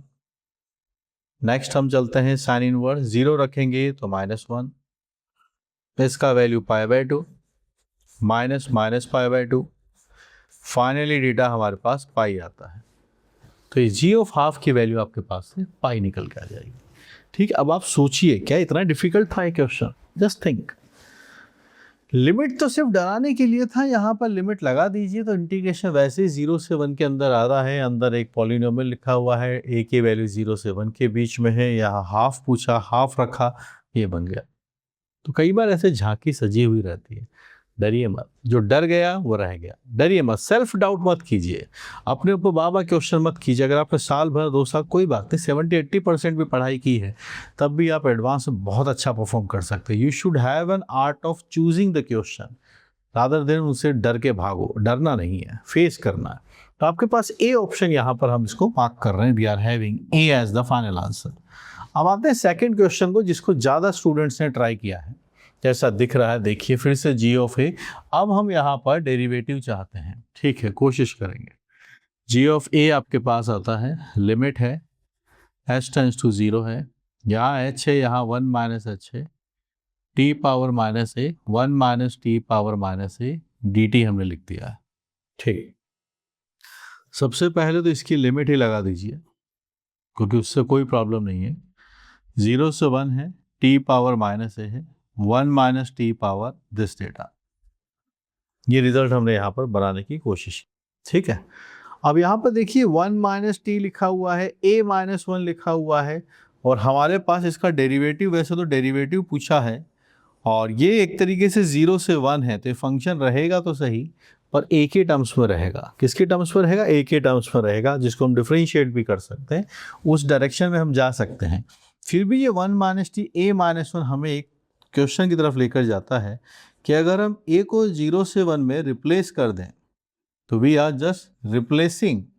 और इस तरह के जो ट्रिक्स एंड ट्रिक्स हैं ये डेफिनेट के अंदर बहुत कॉमन रहते हैं कि a को हमने 1 माइनस ए से रिप्लेस किया तो जहाँ जहाँ आपके पास ये है वहाँ हम इन सबको अप्लाई कर देंगे। a को 1 माइनस ए से रिप्लेस किया, अब आप देखिएगा क्या बात बनेगी। 0 से 1 है, यहाँ t आता है, यहाँ बनेगा t पावर a माइनस 1, ठीक। यहाँ आप देखेंगे 1 माइनस टी, 1 से 1 कैंसिल है, माइनस ए डी टी आपके पास आता है। ये बना जी ऑफ 1 माइनस ए, ठीक। आगे बढ़ते हैं कि हमें आगे क्या करना है इसको देखिए। अब यहाँ पर मैं एक कहावत कहूँगा कि आप यहाँ पर किंग रूल यूटिलाइज कीजिए। किंग रूल अगर आपको याद हो तो वो होता है A to B F X D X, जो बनेगा A to B F of A plus B minus x D X. तो अगर आप डायरेक्टली यहाँ पर लेबनीज लगाना चाह रहे हैं तो उसको अवॉइड कीजिए अभी, क्योंकि आप अंदर वाला ए देख कर उसको अवॉइड करिए, उससे नहीं बनेगी बात। तो फिर हम दूसरा मेथड यहाँ सोच रहे हैं कि सब कुछ और अप्लाई करते हैं। 1 माइनस टी ए माइनस 1 था तो इसको रिप्लेस करने की सोचा, यही इसका सबसे क्रूशियल पार्ट है, यही इसका सबसे क्रूशियल पार्ट, इस वाले डेटा को बनाना, ठीक है। आगे पहुँच रहे हैं, आगे बढ़ रहे हैं, क्या बात बनी, किंग रूल अप्लाई करना चाहते हैं। तो अब देखिएगा जी ऑफ ए माइनस ए, तो किंग रूल में यहाँ पर क्या बात बनेगी आप बताइए, क्या रिप्लेसमेंट होगा यहाँ पर? सोचिए, अगर यहाँ x होता तो x रिप्लेस हो जाता है किससे? a plus B minus X के साथ। यहाँ क्या होगा? यहाँ t है तो आपका t रिप्लेस हो जाएगा लिमिट से आपके पास 0 प्लस 1 माइनस टी के साथ, कोई फर्क नहीं पड़ेगा, किंग रूल ये कहता है। तो यहाँ अगर हम जाएंगे तो लिमिट तो सेम रहेगा, t की जगह हम 1 माइनस टी रख सकते हैं, इट इज a माइनस 1। यहाँ आप रख सकते हैं t की जगह आप 1 माइनस टी रख सकते हैं, पावर आपके पास है माइनस ए है। ये रिजल्ट आपके पास आया। चलिए सिंप्लीफाई करते हैं। ये है 0 से 1, 1 माइनस टी दिस, 1 से 1 चला गया, t power minus A D T आपके पास बनता है। इसमें और इसमें क्या डिफरेंस है आप देखिए। जी ऑफ ए 0 से 1 टी पावर माइनस ए, 1 माइनस टी पावर ए माइनस 1, ये दोनों सेम हैं। अगर आप ध्यान देखें तो थोड़ा थोड़ा देखिए तो आपको दिखेगा कुछ डिफरेंसेस तो हैं ही सही। और लाइटर नोट के ये येलो से लिखा है, वो ग्रीन से लिखा है, ये लेफ्ट पे लिखा है, राइट पे लिखा है, इसकी हाइट ज़्यादा है तो पोटेंशियल एनर्जी ज़्यादा है। इस मजाक की बात है पर आप देखेंगे सेम है, करेक्ट। तो ये है g of A, so this is ji of A. क्या रिजल्ट आया कि हमारे पास g of 1 minus A is g of a, ठीक, ये रिजल्ट लिखा हुआ है। अब ये रिजल्ट आने के बाद पहला वाला पार्ट भी इसी से निकल जाता है। अगर हम बात करें तो क्या निकल पाता? हाफ रखने से तो बात नहीं बनती, हमेशा उसमें हाफ निकालना था, लेकिन डेरिवेटिव इससे निकल जाएगा। कैसे? आप डिफरेंशिएट कीजिए इसको दोनों साइड। जब हम डिफरेंशिएट करेंगे इसको तो माइनस आ जाएगा g डैश 1 माइनस ए, और यहाँ पर भी जी डैश ए हम लिख सकते हैं, तो 1 माइनस ए की वजह से -1 आएगा। अब आप यहाँ पर पुट कर दीजिए ए की वैल्यू हाफ, तो ऐसा करने से g dash half is equal to, positive में जी डैश हाफ आपके पास आता है, माइनस माइनस हो गया आपके पास से प्लस, और ये कॉम्बिनेशन आपके पास बन जाएगा 2 times G dash half is equal to 0। तो फाइनली आंसर आपके पास आता है जी डैश 1/2 की वैल्यू 0 आती है, जी डैश 1/2 की वैल्यू 0 आती है। This is what we are getting, तो we are going to mark D as the correct answer. हमारे पास यहाँ से आंसर डी आ जाता है, ठीक है। और आप सरप्राइजिंगली देखिए, ये थोड़ा ज़्यादा ट्रिकी था जिसको सोच पाना, लेकिन जो हम देख रहे हैं, जो डेटा इन्होंने रिलीज़ किया है, यहाँ पर देख रहे हैं कि ये ज़्यादा बच्चों ने सही किया है, थोड़ा सरप्राइजिंग है मेरे लिए, पर ठीक है, ऐसा है। पर थोड़ा ट्रिकी, सेकंड वाला पार्ट ज़्यादा ट्रिकी है, फर्स्ट वाला तो स्ट्रेट फॉरवर्ड था, बन जाता है, ठीक है। हमें हमारे टाइम, अभी अपना एग्ज़ाम नहीं हुआ है जेई का, तो कुछ लर्निंग्स है यहाँ पर। एक तो कॉम्प्रिहेंशन की प्रैक्टिस कीजिए, अगर आपके पास कॉम्प्रिहेंशन नहीं है तो आप मेरी कैलकुलस वाले बुक उठा लें, वहाँ से कीजिए, या प्लेटफॉर्म पे कई सारे क्रैश कोर्स चल रहे हैं, स्पेशली जो एडवांस प्रॉब्लम सॉल्विंग कोर्स हैं कैलकुलस वगैरह के, वो भी आप ले सकते हैं। तो सीखिए, जानिए, तब जाके बात बनेगी। Okay, so keep on learning these thing, तब जाके आपके पास सारी बातें बनेंगी। So first we are marking A and second we are marking D as the final answer. Calculus को पकड़ के चलिए, सारी चीज़ें आपके कंट्रोल में रहेंगी। और इंटरमिक्स प्रॉब्लम्स भी कीजिए, कई ऐसे क्वेश्चंस भी हैं जो कोऑर्डिनेट मिक्स हो जाता है, किसके साथ, कैलकुलस के साथ, कैलकुलस के साथ अलजेब्रा मिक्स हो जाते हैं, ऐसे सवाल भी आपको देखने को मिलेंगे। Keep learning, keep solving.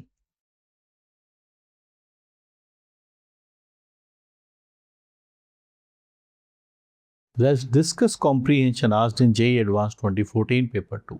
This is the third comprehension. Box 1 contains 3 cards bearing the numbers 1, 2, 3. Box 2 contains 5 cards bearing the numbers 1, 2, 3, 4, 5. And box 3 contains 7 cards bearing the numbers 1, 2, 3, 4, 5, 6, 7. A card is drawn from each of these boxes. Let xi be the number of on the cards drawn from the box, ith box.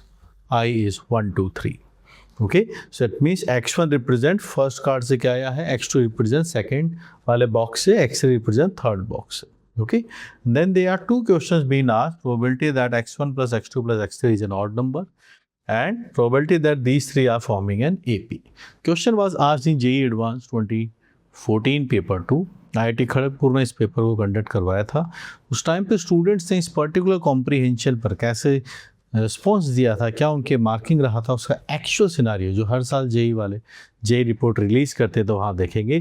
First वाले part पर 38% student ऐसे थे जिन्होंने इसको सही किया था। It says as 46,000। और वहीं पर सेकंड वाला जो आपके पास है वो है 17, आप देख सकते हैं 20,000। इनका 20,000 आपके पास है, इसका नंबर यहाँ पर दिख रहा है, ठीक है। तो चलिए इस क्वेश्चन को देखेंगे, उसी अकॉर्डिंगली हम इस पर एड्रेस भी करेंगे, ठीक है। ABCD में से एक ही ऑप्शन यहाँ पर करेक्ट था, ये बात बताई गई थी। तो प्रोबेबिलिटी एक ऐसा चैप्टर जिससे स्टूडेंट थोड़ा सा, हर स्टूडेंट इसकी तैयारी प्रिपरेशन करके नहीं जाता है। इसका रिफ्लेक्शन आपको यहाँ से भी दिखेगा कि जो स्टूडेंट्स हैं जिन्होंने अटैम्प्ट नहीं किए वो 40,000 47,000 स्टूडेंट्स हैं, रफली 34-39% स्टूडेंट्स जिन्होंने इसको अटैम्प्ट नहीं किया। चलिए क्वेश्चन पर आते हैं और देखते हैं सीक्वेंशियली कैसे इस पर्टिकुलर क्वेश्चन को हमें अप्रोच करना चाहिए, ठीक है। They are box 1, box 2 and box 3। So let me mark few boxes कि क्या हम कहानी यहाँ पर बना रहे हैं। सो बॉक्स 1, आपके पास 3 बॉक्सेस हैं, तो मैं यहाँ पर क्लियरली ऑड और इवन के हिसाब से लिखना चाहूँगा उन 3 नंबर्स को। ऑड नंबर्स 1 and 3 हैं, और यहीं पर अगर हम इवन नंबर की बात करें तो वो 2 है। फिर there is a box number 2। Box number 2 के लिए बताइएगा, we are having 5 numbers, 5 cards they are with the numbers 1, 2, 3, 4, 5. So let me write the odd one. Odd आपके पास से 1, 3 and 5 है, एंड इवन अगर हम देखें तो वो हमारे पास 2 and 4 है। फिर हम चलते हैं बॉक्स नंबर 3 की तरफ, और इसको भी कैटेगराइज करते हैं कि यहाँ ऑड कितने हैं, यहाँ इवन कितने हैं। ये कैटेगराइजेशन इसलिए हो रहा है क्योंकि आगे जाकर हमें इन तीनों का सम ऑड चाहिए। तो ये पहले से ही हम उनको इस हिसाब से अकॉर्डिंगली बाइफरकेट कर देते हैं कि उन 7 नंबर्स B3 में जो है यहाँ पर कितने ऑड हैं कितने इवन हैं। तो ई ऑड आपके पास है 1 3 5 7 2 4 6, ये नंबर्स हो गए। तीनों बॉक्सेस के बारे में डिटेल लिख ली। अब होगा क्या, पढ़िए। बॉक्स 1 की बात हो गई, बॉक्स 2 की बात यहाँ हो चुकी है, बॉक्स 3 की बात हो चुकी है। हाँ, अ card is drawn from each of 3 boxes, तीनों बॉक्सेस से एक एक कार्ड निकाला जाता है। xi is the number on the card drawn from ith box. इसका मतलब क्या है? x1 का मतलब क्या है? इसका मतलब है card number from B1 box. x2 का मतलब क्या है कि यहां से आपके पास जो कार्ड नंबर है ये सेकंड वाले बॉक्स से क्या निकल के आया है, और जो x3 है वो है आपके पास से कि card number from B3 box आपके पास से क्या बनेगा। ठीक है, तो कार्ड्स के बारे में यहाँ पर डिटेल्स चल रही है, कार्ड नंबर B1 से, कार्ड नंबर B2 से, कार्ड नंबर B3 से, और ये चाहते हैं कि ये ऑड आए। अब आप यहाँ पर देखिएगा क्या सिचुएशन बन सकती है, x1 x2 x3, और हम चाहते हैं कि तीनों का सम ऑड आ जाए। अब क्या क्या पॉसिबिलिटीज है आप मुझे बताइए। पहली पॉसिबिलिटी तो यही है कि तीनों ही ऑड हो जाए। क्या लगता है आपको? तीनों अगर ऑड नंबर्स होंगे तो तीनों का सम भी ऑड आएगा, कंफर्म बात है। और क्या पॉसिबिलिटी है? दूसरी पॉसिबिलिटी ये है कि अगर हमने 2 ऑड और 1 इवन कर दिया तो ऑड प्लस ऑड इवन होता है, और इवन में इवन ऐड होगा तो इवन बन जाएगा। वो बात नहीं, एक्सेप्टेबल नहीं है। तो फिर आप ये कर सकते हैं कि एक ऑड हो जाए, 2 इवन बन जाए। क्या ये फिजिबल है? इवन इवन इवन होता है, इवन में ऑड ऐड करेंगे तो फिर से ऑड आ जाएगा, ये वाली बात फिजिबल है। अभी हमने x1 को ऑड किया है, ऐसा भी तो हो सकता है कि x2 ऑड आ जाए और x1 x3 दोनों इवन रहे, और ये भी पॉसिबिलिटी है कि x1 x2 दोनों इवन रहें, लास्ट वाला हमारे पास से ऑड आ जाए। ये बात है। ठीक, लिखिए कहानी। सो दी और कोई पॉसिबिलिटी, तीनों इवन हो जाएंगे तो सम इवन आ जाएगा, एक इवन 2 ऑड लेंगे तो भी इवन आ जाएगा, वो भी बात नहीं बनेगी। तो ये 4 केसेस हमारे पास यहाँ पर बन रहे हैं। चलिए, अब इनकी रिस्पेक्टिव प्रोबेबिलिटीज के लिए अब हम आगे बढ़ते हैं कि इनकी प्रोबेबिलिटीज क्या होंगी। प्रोबेबिलिटीज, चलिए भाई बताइएगा। पहला वाला ऑड आए, हमारे पास ऑड है कितने? टोटल 3 है, ऑड 2 है, तो आपके पास पहले वाले की प्रोबेबिलिटी 2/3। आराम से सोच के चलिए, 2 ऑड है, टोटल 3 है, तो 2/3। फिर सेकंड वाले में ऑड है, 3 ऑड है, टोटल 5 है, 3/5। आगे चलते हैं x3 पर। x3 पर 4 ऑड है, टोटल 7 है, 4/7। ठीक, ये फर्स्ट वाले की प्रोबेबिलिटी लिख ली। सेकंड, x1 पर ऑड चाहिए, ऑड अपने पास 2 है तो इसकी प्रोबेबिलिटी है 2/3। x2 पर इवन चाहिए, इवन 2 है तो आपके पास है 2/5। फिर इवन चाहिए, इवन 3 है, 3/7। अगले वाले पे चलते हैं, इवन चाहिए, इवन 1 ही है। फिर ऑड चाहिए, सेकंड वाले पे ऑड अपने पास 3 है, 3/5। फिर इवन है थर्ड वाले पर इवन है, ये रहा 3 आते हैं आपके पास से, 3/7। आगे चलते हैं, इवन की बात करते हैं फर्स्ट वाले की, तो 1 है, डेटा आता है 1/3। फिर आता है इवन आपके पास, यहाँ से ये 2 डेटा लिखे गए हैं तो आपके पास से आता है 2/5। फिर आता है आपके पास से यहाँ पर इवन, लास्ट वाला क्या है? ऑड। ऑड आपके पास 4 है, 4/7। तो एक एक जगह भी अगर गलती हो गई तो फिर गलत हो जाएगा, तो ध्यान रखिए। Odd odd odd odd odd count कर लो, 2 3 4, करेक्ट। फिर ऑड 2, फिर दोनों इवन है, 2 and 3, 2 and 3, ठीक है। इवन 1, ऑड 3 और इवन 3, ठीक है। इवन 1 2, फिर ऑड 4, करेक्ट। ये प्रोबेबिलिटी है, तो बस सम निकाल लीजिए सबका। तो आपके पास जो डिनोमिनेटर वाला नंबर है वो तो शायद थिंक सभी जगह सेम ही रहेगा, कैंसिल करके मत फंसिए ना, फिर एलसीएम लेना पड़ेगा। सो यहाँ पर आपके पास 105 डिनोमिनेटर में आता है, 12 है, 24 आपके पास बन जाएगा। 12/105 9/105, 8/105, let's add all of them. 28 आपके पास देखेंगे तो ये 17 आता है, 17 आप यहाँ ऐड कीजिए 29 आता है, 29 अगर हम यहाँ ऐड करेंगे तो 33, 53, 53/105 हमारे पास से आंसर आता है, 53/105 हमारे पास से आंसर आता है। This is B option, B हमारे पास से इसका फाइनल आंसर निकल के आएगा 53/105। तो कैसा रहा क्वेश्चन?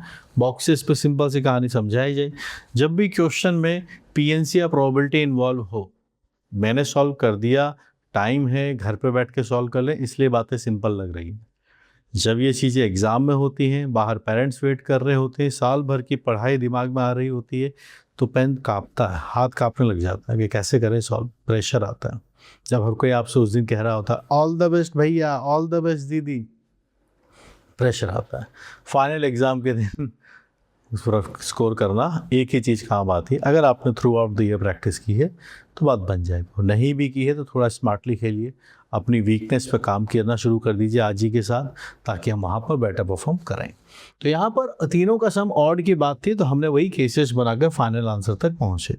अब हम चलते हैं सेकंड पार्ट पर, जो प्रोबेबिलिटी में पूछा गया है उसके लिए क्या चाहते हैं, x1, x2, x3 ये AP में आने चाहिए। AP में आएंगे तो कहानी ये है कि जो x2 होता है ना, वो x1 + x3/2 बनता है। इसका मतलब ये है कि आपके पास 2x2 की वैल्यू x1 + x3 रहती है। यही बात है। अब आप देखिए x2 चाहे कुछ भी हो, सेकंड वाले बॉक्स से कुछ भी निकालो, 2 से मल्टीप्लाई होके ये बन चुका है E1। तो अब आपके पास यहाँ जो x1 + x3 है, ये भी E1 आना चाहिए। तो इसके दो केस बनेंगे, क्या कि x1 और x3 दोनों कैसे होने चाहिए, दोनों ऑड हो जाएं। तो ऑड प्लस ऑड करने से E1 आ जाता है, या फिर x1 x3 आपके पास से दोनों ही E1 आ जाएं तो भी बात बन जाएगी। तो x1 x3 हमें डिसाइड करने वाला है। फिर से मैं लिखूंगा B1 के लिए ऑड आपके पास, B1 के लिए E1, ये 1 और 3 है, यहाँ 2 है। B2 है, इसके लिए आप लिखेंगे पहले ऑड, फिर आपके पास E1, E1 आपके पास 1 3 5 ऑड है, E1 2 और 4 है। और फिर B3 की अगर हम बात करें तो यहाँ पर आपके पास 1 3 5 7। वहीं पर अगर हम E1 की बात करेंगे तो वो 2 4 6 आपके पास बनेगा। ठीक है, ये कहानी है। तो यहाँ पर ये दोनों ऑड है, वहाँ पर वो दोनों E1 आपके पास लिखे गए। आगे चलें, प्रोसेस करें, सीखें आगे। तो ये दोनों ऑड है, वो दोनों E1 अपने पास लिखे गए हैं। ठीक है, तो देखिए ऑड चाहते हैं, E1 चाहते हैं, तो फिर यहाँ पर हम इस बात की प्रोबेबिलिटी या कॉम्बिनेशंस बना लेते हैं, कितने बात बनने चाहिए। दोनों ऑड हैं, इस बात की प्रोबेबिलिटी निकाल लेते हैं। बताइए फर्स्ट वाला केस, x1 और x3, x2 के बारे में कुछ नहीं पता हमें, हम बात कर रहे हैं यहाँ पर x1 x2 दोनों, और x1 और x3। ये है x1, यहाँ से आएगा आपके पास x1, और x3 आपके पास यहाँ से बनेगा। इनकी कहानी है जहाँ पर हम बातचीत कर रहे हैं, यहाँ पर है बात। तो क्या कॉम्बिनेशंस आप बनाना चाहते हैं, ये देखिएगा। x1 और x3 के लिए दोनों अगर ऑड आ जाए तो हमारे पास 2 ऑड यहाँ पॉसिबल है, और यहाँ पर आपके पास 4 यहाँ पॉसिबल है।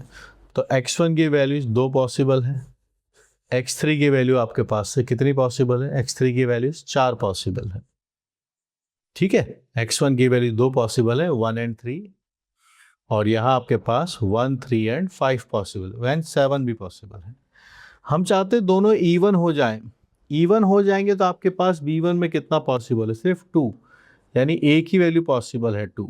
और x3 आपके पास से E1 हो जाए, वो आपके पास से 2 4 6 है, यानी 3 पॉसिबिलिटीज आपके पास है, 2 4 6। तो नंबर क्या बना अपने पास, टोटल कितने नंबर्स बने हमारे पास x1 x3 के। यहाँ से आप देख सकते हैं कॉम्बिनेशन 2 × 4 पॉसिबिलिटीज़ है, और यहाँ 1 × 3 पॉसिबिलिटीज़ है, यानी आपके पास 11 सच पेयर्स आप बना सकते हैं।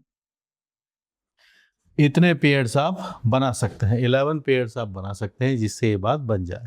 और जैसे ही x1 x2 आप पिक करते हैं, इस फॉर्मूले से x2 फिक्स हो जाता है। जो भी आप नंबर्स पिक करेंगे, तो ये नहीं कि x2 को सेलेक्ट करने का और तरीका आ जाएगा, नहीं, जो भी आप नंबर्स लेंगे दोनों को ऐड करके बाय 2 करते x2 फिक्स है। तो यहां पर आप मुझे बताइए टोटल वेज कितने हैं। फेवरेबल तो हम निकाल चुके हैं, टोटल वेज ऐसे हैं कि हमारे पास पहले वाले बॉक्स में 3 है, दूसरे वाले में 5 है, तीसरे वाले में 7 है। ये टोटल वेज है। तो प्रोबेबिलिटी आपके पास बनेगी 3 × 5 × 7, और ये है आपके पास फेवरेबल। फेवरेबल हमने केसेस बना लिए, फेवरेबल केसेस आपके पास आ रहे हैं 11। So this is what we are having, 11/105 is the final answer, that is C. C option हम यहाँ पर मार्क कर दें। बहुत बढ़िया प्यारा क्वेश्चन है। ये कई बार पीएनसी में भी बातें पूछी हैं कि नंबर्स आपके एपी में आए तो ये वाला पार्ट पूछ लिया जाता है, टोटल से डिवाइड कर दिया तो बात प्रोबेबिलिटी पे आ गई। सो 11/105 we are going to mark C as the final answer. तो सीखिए इन चीज़ों को, डरने की कोई बात नहीं है। जो भी स्टूडेंट इंडिया के किसी भी रीजन में है, सोचना जानता है, तो वो सब इन चीज़ों को सॉल्व कर सकता है। बस ट्रूली उसको एक अच्छा टीचर मिल जाए जिनकी बातें उससे तुम्हारी फ्रिक्वेंसी मैच होती हैं, जिसकी एक्सप्लेनेशन आपको समझ में आती हो, बस ये आपको करना है। ठीक है। 2014 में जो परसेंटेज अभी आपने देखी कितने स्टूडेंट का सही हुआ था गलत हुआ था, उसमें एक चीज़ मैं आपको ये बताना चाहूँगा, तब ये पेपर ना OMR शीट पर डिस्कस हुआ था, CBT मोड में नहीं होता था। फिजिकल को रूम्स में आकर आराम से आपको OMR शीट फिल करनी पड़ती थी। और 2014 में वहाँ पर ऑनलाइन का भी इरा नहीं था, बहुत कम था। तो जो भी स्टूडेंट्स जिन्होंने सही किया वो सब रेगुलर ऑफलाइन के स्टूडेंट्स रहे होंगे, जहाँ पर एक बार सिलेबस कंप्लीट हो गया तो बच्चा सिर्फ टेस्ट सीरीज़ के लिए जाता है इंस्टीट्यूट, या आधी जगह वहाँ भी नहीं जाता है। लेकिन आज के ज़माने में अगर आप पेपर दे रहे हैं तो आपके पास हर चीज़ का सोल्यूशन, हर चीज़ की मेंटरशिप अवेलेबल है। तो बहुत ज़्यादा एक्सपेरिमेंटल मत होइए, एक्सपीरियंस टीचर्स के पास पढ़िए। और ये परसेंटेज, यही क्वेश्चन अगर आज पूछा जाता तो ये परसेंटेज काफ़ी बढ़ चुके होंगे, ये मान के चलिएगा। पहले कन्फाइंड थी नॉलेज, अब फैल गई है सब तरफ, तो हर कोई अब सीख सकता है। तो कंपटीशन थोड़ा इंक्रीज़ हुआ है, इस बात का ध्यान रखिए। मेरी जो मैथमेटिक्स की बुक्स है या कोर्सेज है सबके लिए अवेलेबल है, along with my mentorship. Keep solving what ever you are your current situation, you can improve from any situation. Keep learning.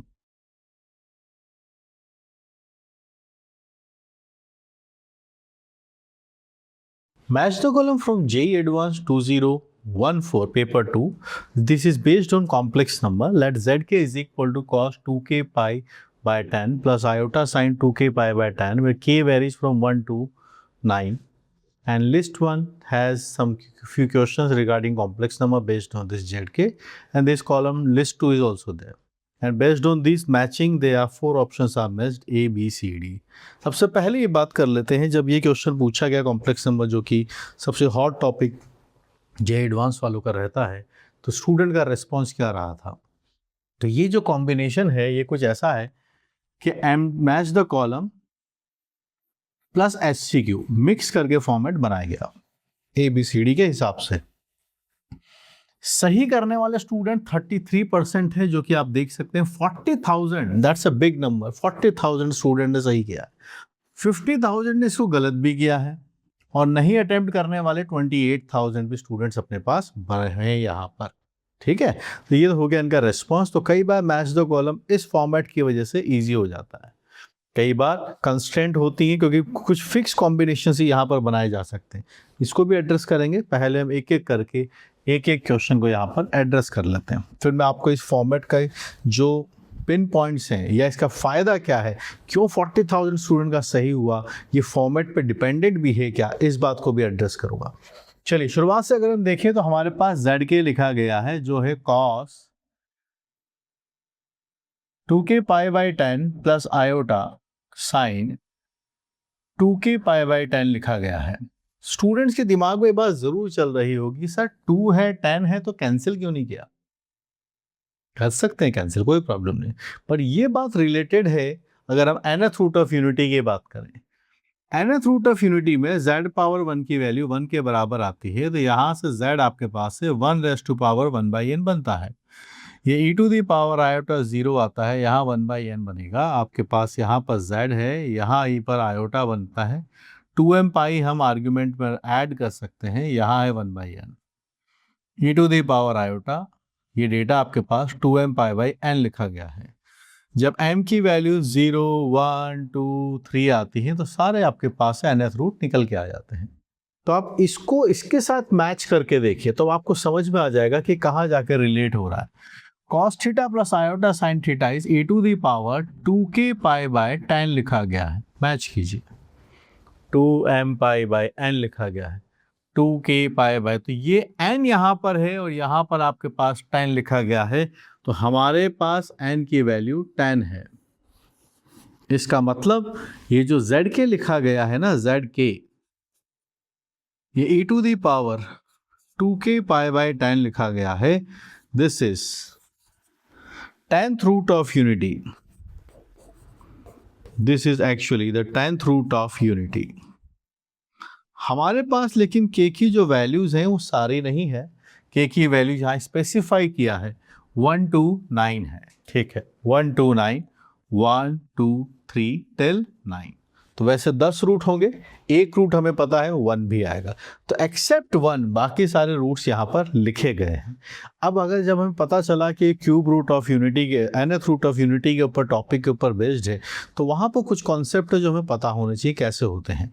जितने भी ये n रूट्स होते हैं they all lie on a circle of radius 1, इसका magnitude कितना है 1 है, so they all are going to lie on a unity circle जिसका सेंटर ओरिजिन है और इक्वी स्पेस्ड होते हैं। अगर हम इन सब को ज्वाइन करें तो रेगुलर पॉलीगन यहाँ पर बनता है। कितना बनेगा? Regular polygon. और इसको अगर हम सिंप्लीफाई करके देखें तो हमारे पास z के जो बनेगा e to the power iota k pi by 5 हमारे पास से बनेगा। ये है z के। आगे बढ़ने के पहले, ऑप्शन सॉल्व करने के पहले मैं यहाँ पर आपको एक सर्कल पर इन सबको शो करके बता देता हूँ कहाँ कहाँ पर ये बात बनने वाली है। जो हमने देखा कि z के लिखा गया है e to the power iota आपके पास से k पाई बाय 5 आपके पास है। सबसे पहले k की वैल्यू 1 अगर हम रखेंगे तो पाई बाय 5 आएगा। पाई बाय 5 कितना एंगल होता है? ये अगर आप देखेंगे तो ये 36 डिग्री के आसपास होता है। तो फर्स्ट यहाँ पर आएगा 36 डिग्री पर, सेकंड वाला आपके पास 72 पर आएगा, थर्ड वाला 108 पर आ जाएगा। सो दिस इज Z1, ये है Z2, ये है Z3। फिर यहाँ पर आपके पास फोर्थ वाला रहेगा, 4 से आप मल्टीप्लाई करेंगे तो 144 आपके पास आएगा Z4।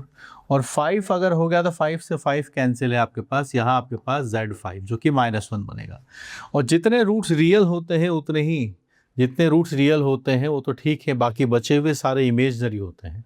और इमेजनरी रूट्स अगर कॉफिशिएंट रियल हो तो अपने कॉन्जुगेट्स के साथ प्रेजेंट होते हैं।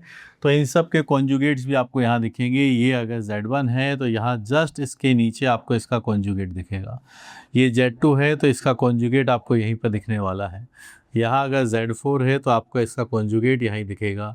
Z3 है तो ये कॉन्जुगेट भी आपको यहाँ पर दिखने वाला है। तो ये बन चुका होगा आपका Z6, Z7, Z8, Z9 and this is 1 first root. इसको छोड़कर बाकी सारे 9 रूट्स यहाँ पर गिवन है। तो हो क्या रहा है, ये Z1 Z9 जो है एक्चुअल में देखा जाए तो ये Z1 का कॉन्जुगेट है, जो Z8 है ये Z2 का कॉन्जुगेट है, जो Z7 है ये एक्चुअल में यहाँ अगर हम देखें ये Z3 का कॉन्जुगेट है और Z6 Z4 का कॉन्जुगेट है। ये कहानी है। तो रियल कोफिशिएंट्स हो तो इक्वेशन के रूट्स अगर इमेजनरी है so they are present with their conjugates, तो ये सब इनके कॉन्जुगेट्स हैं। यहीं से रिलेटेड अपने ऊपर क्वेश्चन नंबर 1 लिखा गया है जो कहता है कि there for each ZK there exist a ZZ such that this product is equal to 1। ये प्रोडक्ट जो है इसकी वैल्यू 1 है, कुछ टाइपिंग का इशू है। ZK का प्रोडक्ट 1 आना चाहिए। This was the question, this is the question का प्रोडक्ट 1 आए। तो चलिए P ऑप्शन सॉल्व करते हैं। हम पहुंचे यहाँ पर ZK ZJ is equal to 1 for each ZK, ठीक है। तो क्या ये पॉसिबल है? बिल्कुल पॉसिबल है। अगर आप देखिए ZJ को जो हम लिख सकते हैं ये 1/ZJ लिख सकते हैं। और ये 1 कब आ सकता है? Z1 को Z1 बार से मल्टीप्लाई कीजिए उसी के कॉन्जुगेट से, तो वैल्यू 1 आ जाएगी क्योंकि मॉड 1 है। There is a property if you remember ZZ bar is mod Z square, यहाँ वैल्यू 1 लिखी गई है। तो अगर हम यहाँ पर देखें क्योंकि मॉड 1 है तो ये आप जेड के का कॉन्जुगेट लिख सकते हैं। तो कैसा, क्या ईच जेड के लिए होगा? यस। अगर आप Z1 की बात करेंगे तो मेरे पास ZJ1 Z1 बार आ जाएगा। Z2 की बात करेंगे तो ये आपके पास से Z8 आ जाएगा, यानी Z2 बार बन जाएगा। Z3 की बात करेंगे तो सारे सॉल्यूशंस आपके पास आ जाएंगे। So we are marking this as a true statement. Yes, this is true. जो भी ZJ आप लिखना चाहते हैं, जिस ZK के लिए बात करेंगे आप उसका कॉन्जुगेट लिख लीजिए। कॉन्जुगेट क्या होता है? आयोटा को माइनस आयोटा से रिप्लेस कर देते हैं। इन सब इमेजनरी में सिर्फ एक रियल नंबर है जो है Z5 -1। -1 के साथ कोई आयोटा नहीं है तो -1 का कॉन्जुगेट भी -1 ही रहेगा। ठीक है, तो उसके लिए दोनों ही -1 बन जाएंगे। -1 इंटू -1 की वैल्यू 1 आती है। तो यस फॉर ईच के यहाँ पर ये बात पॉसिबल है। देख सकते हैं हम सबके कॉन्जुगेट अपने पास लिखे गए हैं। So this P statement is true. So now let's proceed towards Q। तो आपके पास P का स्टेटमेंट 1 से कनेक्ट होगा। ठीक है, यहाँ 1 मिसिंग था, मैंने 1 लिख दिया, तो पहला वाला ट्रू आएगा। आपके दो ऑप्शन चले गए। जैसे KBC में 50-50 लाइफलाइन होती है ना, दो ऑप्शन चले गए आपके पास, ये बात है। अब हम चलते हैं यहाँ पर Q ऑप्शन के लिए। अगर मैं सिर्फ एग्जाम पॉइंट ऑफ व्यू से बात करूँ तो फिर मैं इसको सॉल्व नहीं करूँगा, क्योंकि दोनों में 2-2 लिखा हुआ है। ये तो अच्छी बात हो गई है। फिर मैं जाता हूँ यहाँ 4 और 3, फिर मैं सीधा जाके R ऑप्शन को ट्राई करूँगा या फिर S ऑप्शन को ट्राई करूँगा। तो एग्ज़ाम में उनके बनाए हुए रूल्स के हिसाब से चलना पड़ता है, क्योंकि टाइम एक फैक्टर है। वहाँ ये नहीं कि आधा घंटा लगा के 20 मिनट लगा के पूरा क्वेश्चन एक एक करके सॉल्व कर रहे, नहीं। जिस तरीके से एग्जामिनर ने इनकी कोडिंग की है, हमें बस क्रैक करना है कि सही कौन सा है। तो पेपर में हमें ऐसे ही सॉल्व करना, लेकिन यहाँ अभी हमारा पेपर नहीं हो रहा। आप जब देखने आए हैं तो हमें, इसलिए मैं एक एक ऑप्शन डिटेल में आपको समझा रहा हूँ।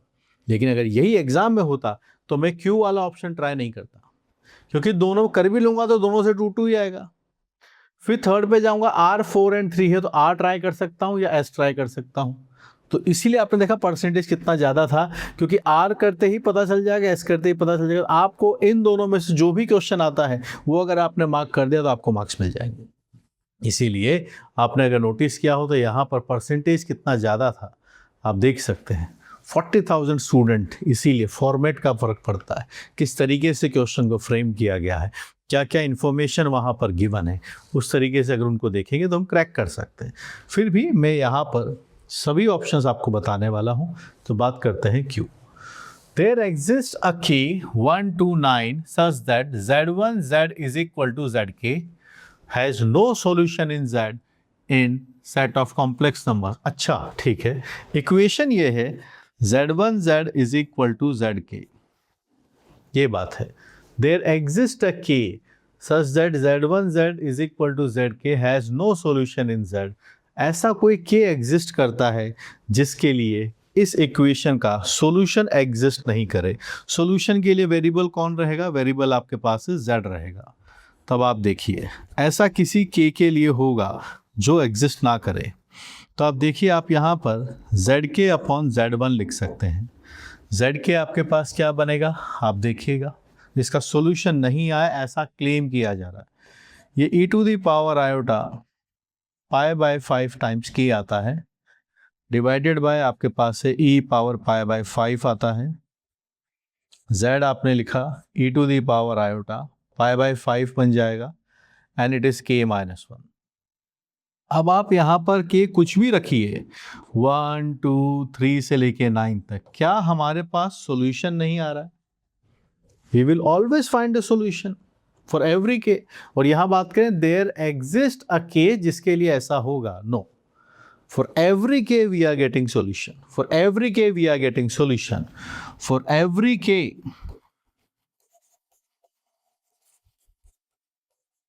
we are getting solution।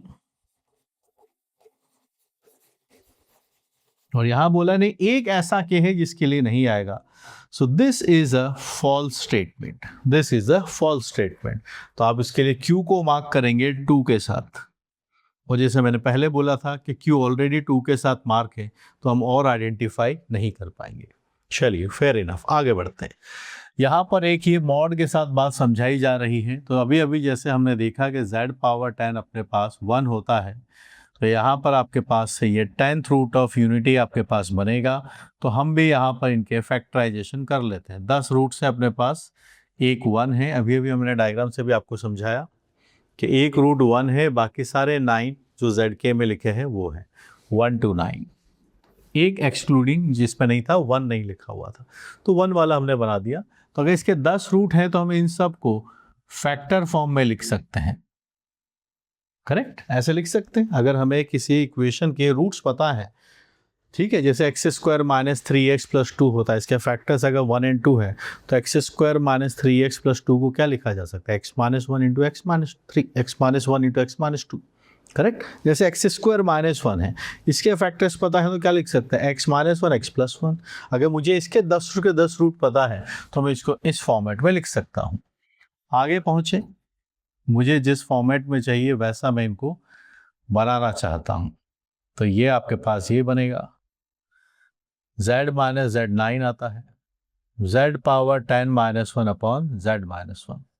आपको नहीं लगता ये एक GP लिखी गई है, GP का समेशन चल रहा है, यहाँ आप इसको लिख सकते हैं। देखो आप ध्यान से, ये GP अगर होती तो 1z लिखा हुआ है, तो first term z power 10 minus 1 upon z minus 1, इस तरीके से हम इसको समेशन यहाँ पर बना सकते हैं। अंडरस्टूड। अब इसको इसके साथ कंपेयर कीजिए, यहाँ सब जगह आपको दिख रहा है कि 1 लिखा गया है, तो अब आप यहाँ पर पुट करने वाले हैं कि z की वैल्यू 1 रहे।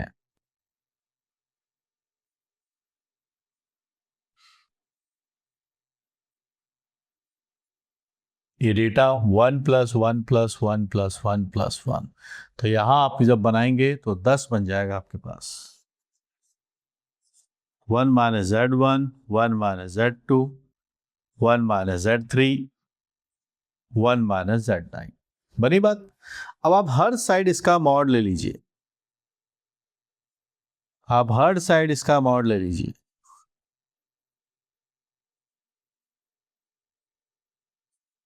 तो यहां पर आपके पास से मॉड बनेगा 1 माइनस Z1, मॉड अलग अलग हो जाएंगे।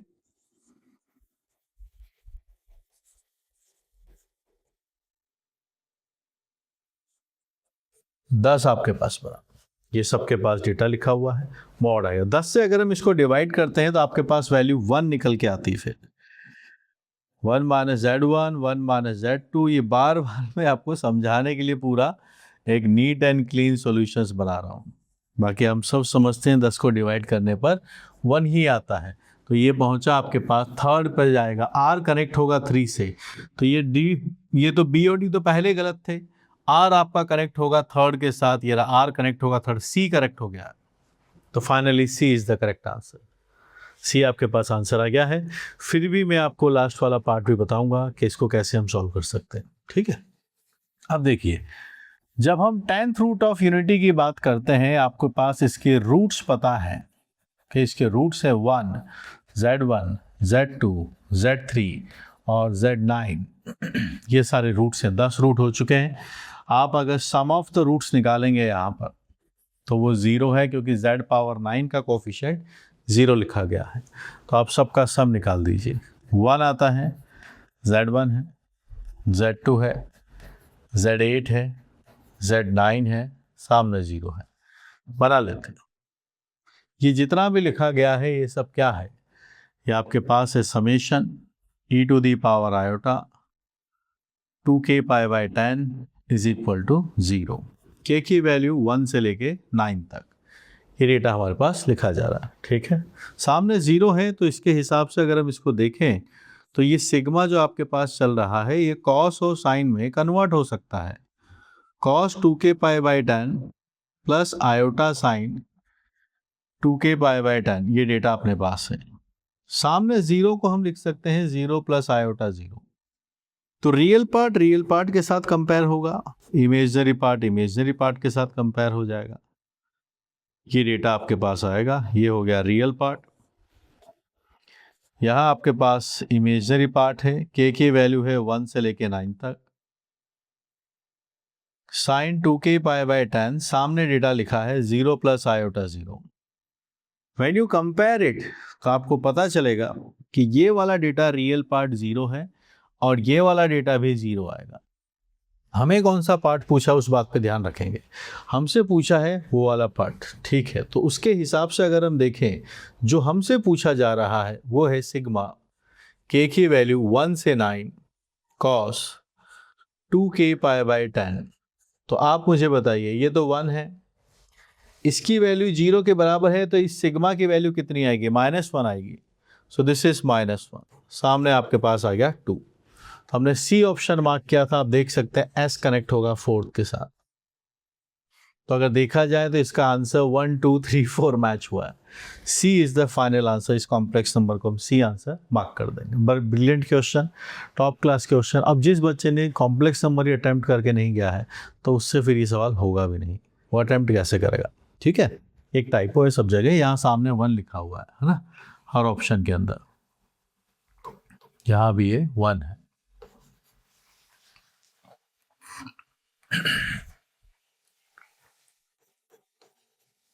ठीक है, तो ये कॉम्प्लेक्स नंबर का क्वेश्चन हमने देखा। फॉर्मेट का बहुत फर्क पड़ता है। शुरुआत में मैंने आपको बताया कि हमें चारों सॉल्व करने की ज़रूरत ही नहीं है, हम बस 2 या 3 सॉल्व, 2 सॉल्व करेंगे उसी से बात बन जाएगी। पी सॉल्व कर लो और आर सॉल्व कर लो, या क्यू सॉल्व कर लो आर सॉल्व कर लो, या फिर आप यहाँ से एस और पी सॉल्व कर लो, उससे भी बात बन जाएगी। तो ये फॉर्मेट का फ़र्क है, इसीलिए आपने देखा कि यहाँ पर परसेंटेज बढ़ गया था। तो सबसे पहले जो जेई एडवांस के हिसाब से फेवरेट चैप्टर्स हैं उनको आप ध्यान रखिए। Complex number, definite integration, probability, 40,000 ने इसको करेक्ट किया है। ओके, फॉर्मेट पे डिपेंडेंट है। ठीक है, so keep learning, keep solving this question. Complex number मेरा स्टूडेंट टाइम से फेवरेट चैप्टर है, तो पढ़िए इसको, बहुत बेहतरीन चैप्टर है। और आपको लगता है कि एनसीईआरटी में तो 1 पेज लिखा हुआ है इसके बारे में, पर बहुत बेहतरीन चैप्टर। आप मेरी अलजेब्रा वाली बुक देखना, आपको कॉम्प्लेक्स नंबर इतने बढ़िया बढ़िया सवाल वहाँ दिखेंगे, और आप थ्योरी कोर्सेज में देखेंगे तो आपकी अंडरस्टैंडिंग बहुत डेवलप हो जाएगी। Keep learning.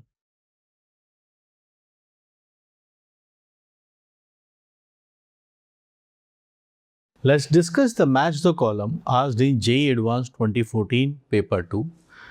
Has 4 options. 2 are based on definite integration and 2 are based on, one is integration, one on trigonometric equation. So option list 1 has 4 and list 2 also has 4 options. So the number of polynomials fx with non-negative integer coefficients of degree less than or equal to 2 satisfying f of 0 as 0. This condition is written as f of 0 and 0. F of 0 as 0 and 0 to 1 f of x as 1. And the second question says about an equation, number of points in the interval from -√13 to √13 at which f of x sin x square plus cos x square attains the maximum value. There are 2 integrations also, and these match the columns are asked in format of SCQ. So this is a perfect blend of MCQ, match the column plus SCQ। और जब भी ये format पूछा जाता है तो students के लिए आंसर निकालना के लिए चारों ऑप्शन सॉल्व करने की ज़रूरत नहीं पड़ती, क्योंकि कंस्ट्रेंट है जब आप मैच करोगे। तो यहाँ पर ये 4 ऑप्शंस आपके पास बने हुए हैं कि PQRS की क्या बातें यहाँ पर बन सकती हैं, कैसे कनेक्ट हो सकते हैं। इसकी टेस्टिमनी आपको इस टाइम के स्टूडेंट्स का जो डेटा है, जिन्होंने एक्चुअल में पेपर दिया था उस टाइम पर, जहाँ पर ऑनलाइन एजुकेशन नहीं थी, बहुत ज़्यादा, बहुत रेयर थी। 2014 में मेजरली सभी स्टूडेंट ऑफलाइन में ही जाकर पढ़ते थे, लेकिन आज ज़माना बदल गया है। जब CVD मोड में भी पेपर नहीं था, ऑफलाइन में जाके जो बबल्स फिल करते हो MR शीट में, तब का ये पेपर है। सो लेट्स डिस्कस उस टाइम के स्टूडेंट ने इसके अंदर कैसा परफॉर्म किया था। 38% स्टूडेंट ऐसे थे जिन्होंने इस क्वेश्चन को सही कर दिया था। 45,000 स्टूडेंट्स, बहुत बड़ा नंबर है, जहाँ JEE की सीट्स इतनी कम है, 45,000 ने इस पर्टिकुलर क्वेश्चन को करेक्ट कर दिया था। वहीं 52,000 ने इसको रॉन्ग किया था। नहीं अटेम्प्ट करने वाले भी 20,000 स्टूडेंट्स थे। अब बात करते हैं कॉन्सेप्ट्स की, और एक एक करके सभी क्वेश्चंस को यहाँ पर हम सॉल्व कराएंगे। सो let's discuss first the P option. So number of polynomial fx with non negative integers coefficient of degree less than और इक्वल टू 2। तो आपके पास ये fx हमने लिखा है, ये लेस देन और इक्वल टू 2 का मतलब है कि ये क्वाड्रेटिक है, ax square plus bx plus c। Less than और इक्वल टू 2 मतलब हो सकता है कि अगर 0 a 0 आ जाए तो ये लीनियर बचे, तो 2 से छोटा या 2 के इक्वल ये पॉलिनोमियल हो सकता है।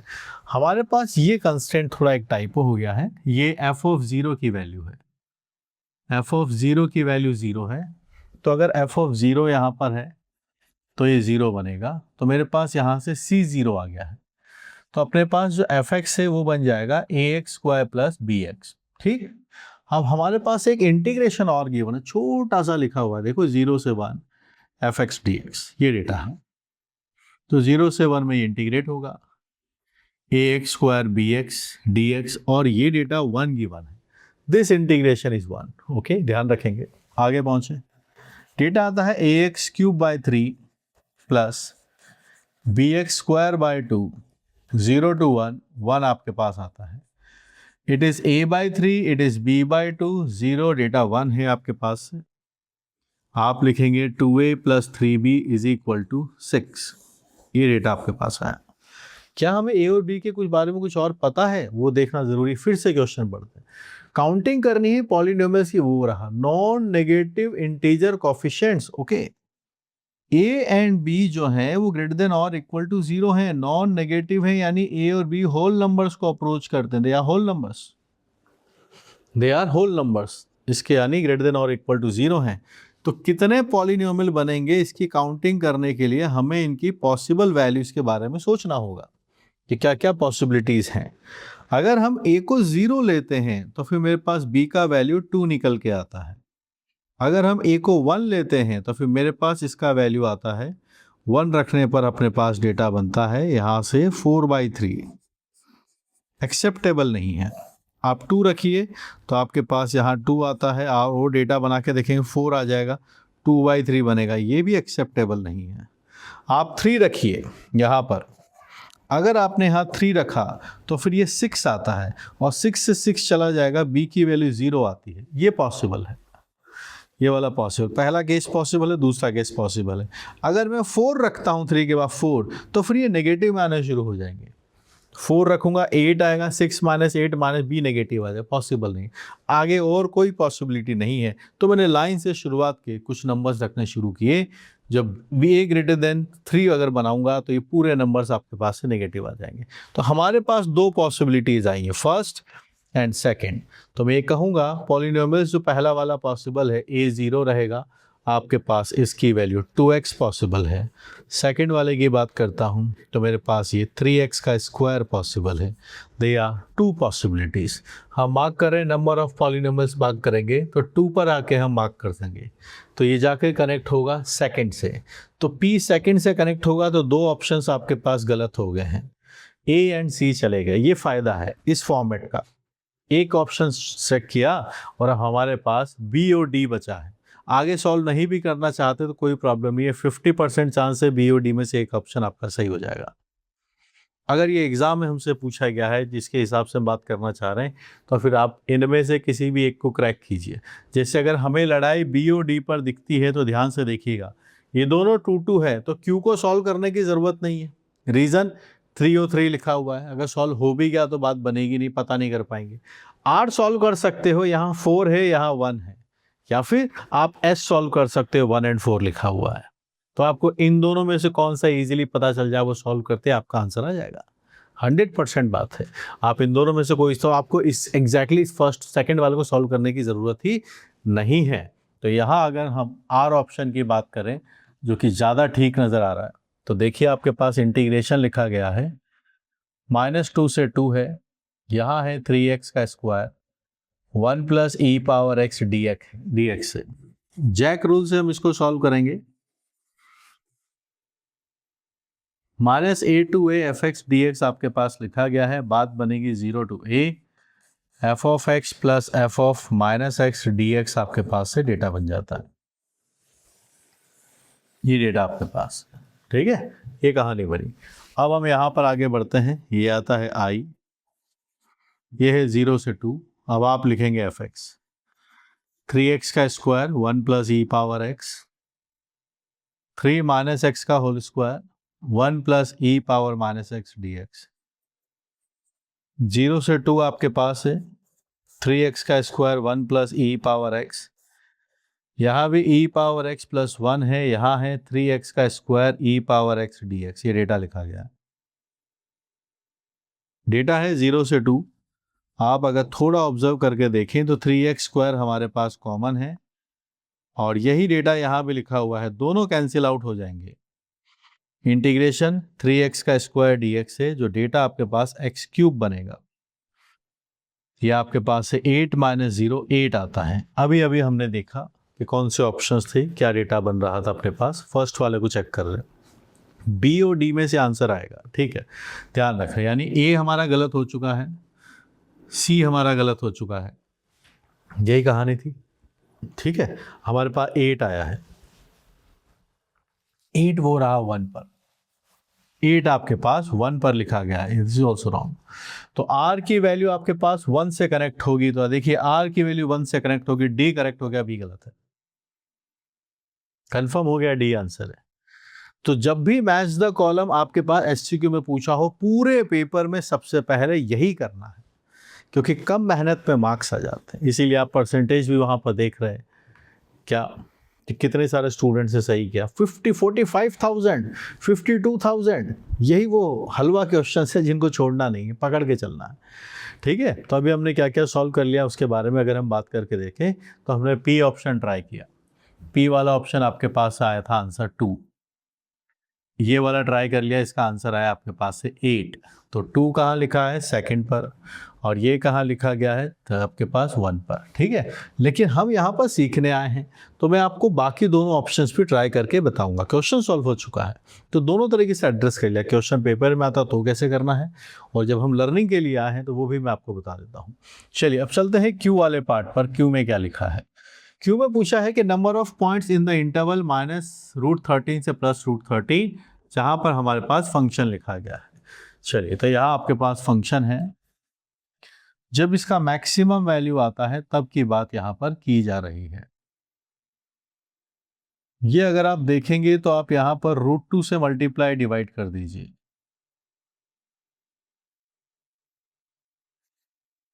यहाँ पर एक स्टैंडर्ड फॉर्मूला होता है a sin x plus b cos x की maximum value √a² plus b² होती है, तो वहां से √2 ये जनरेट हो रहा है।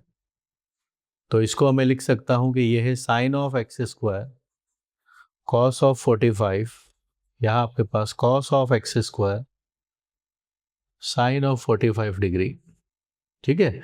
ये आपके पास से fx आता है, ये आपके पास से fx आता है।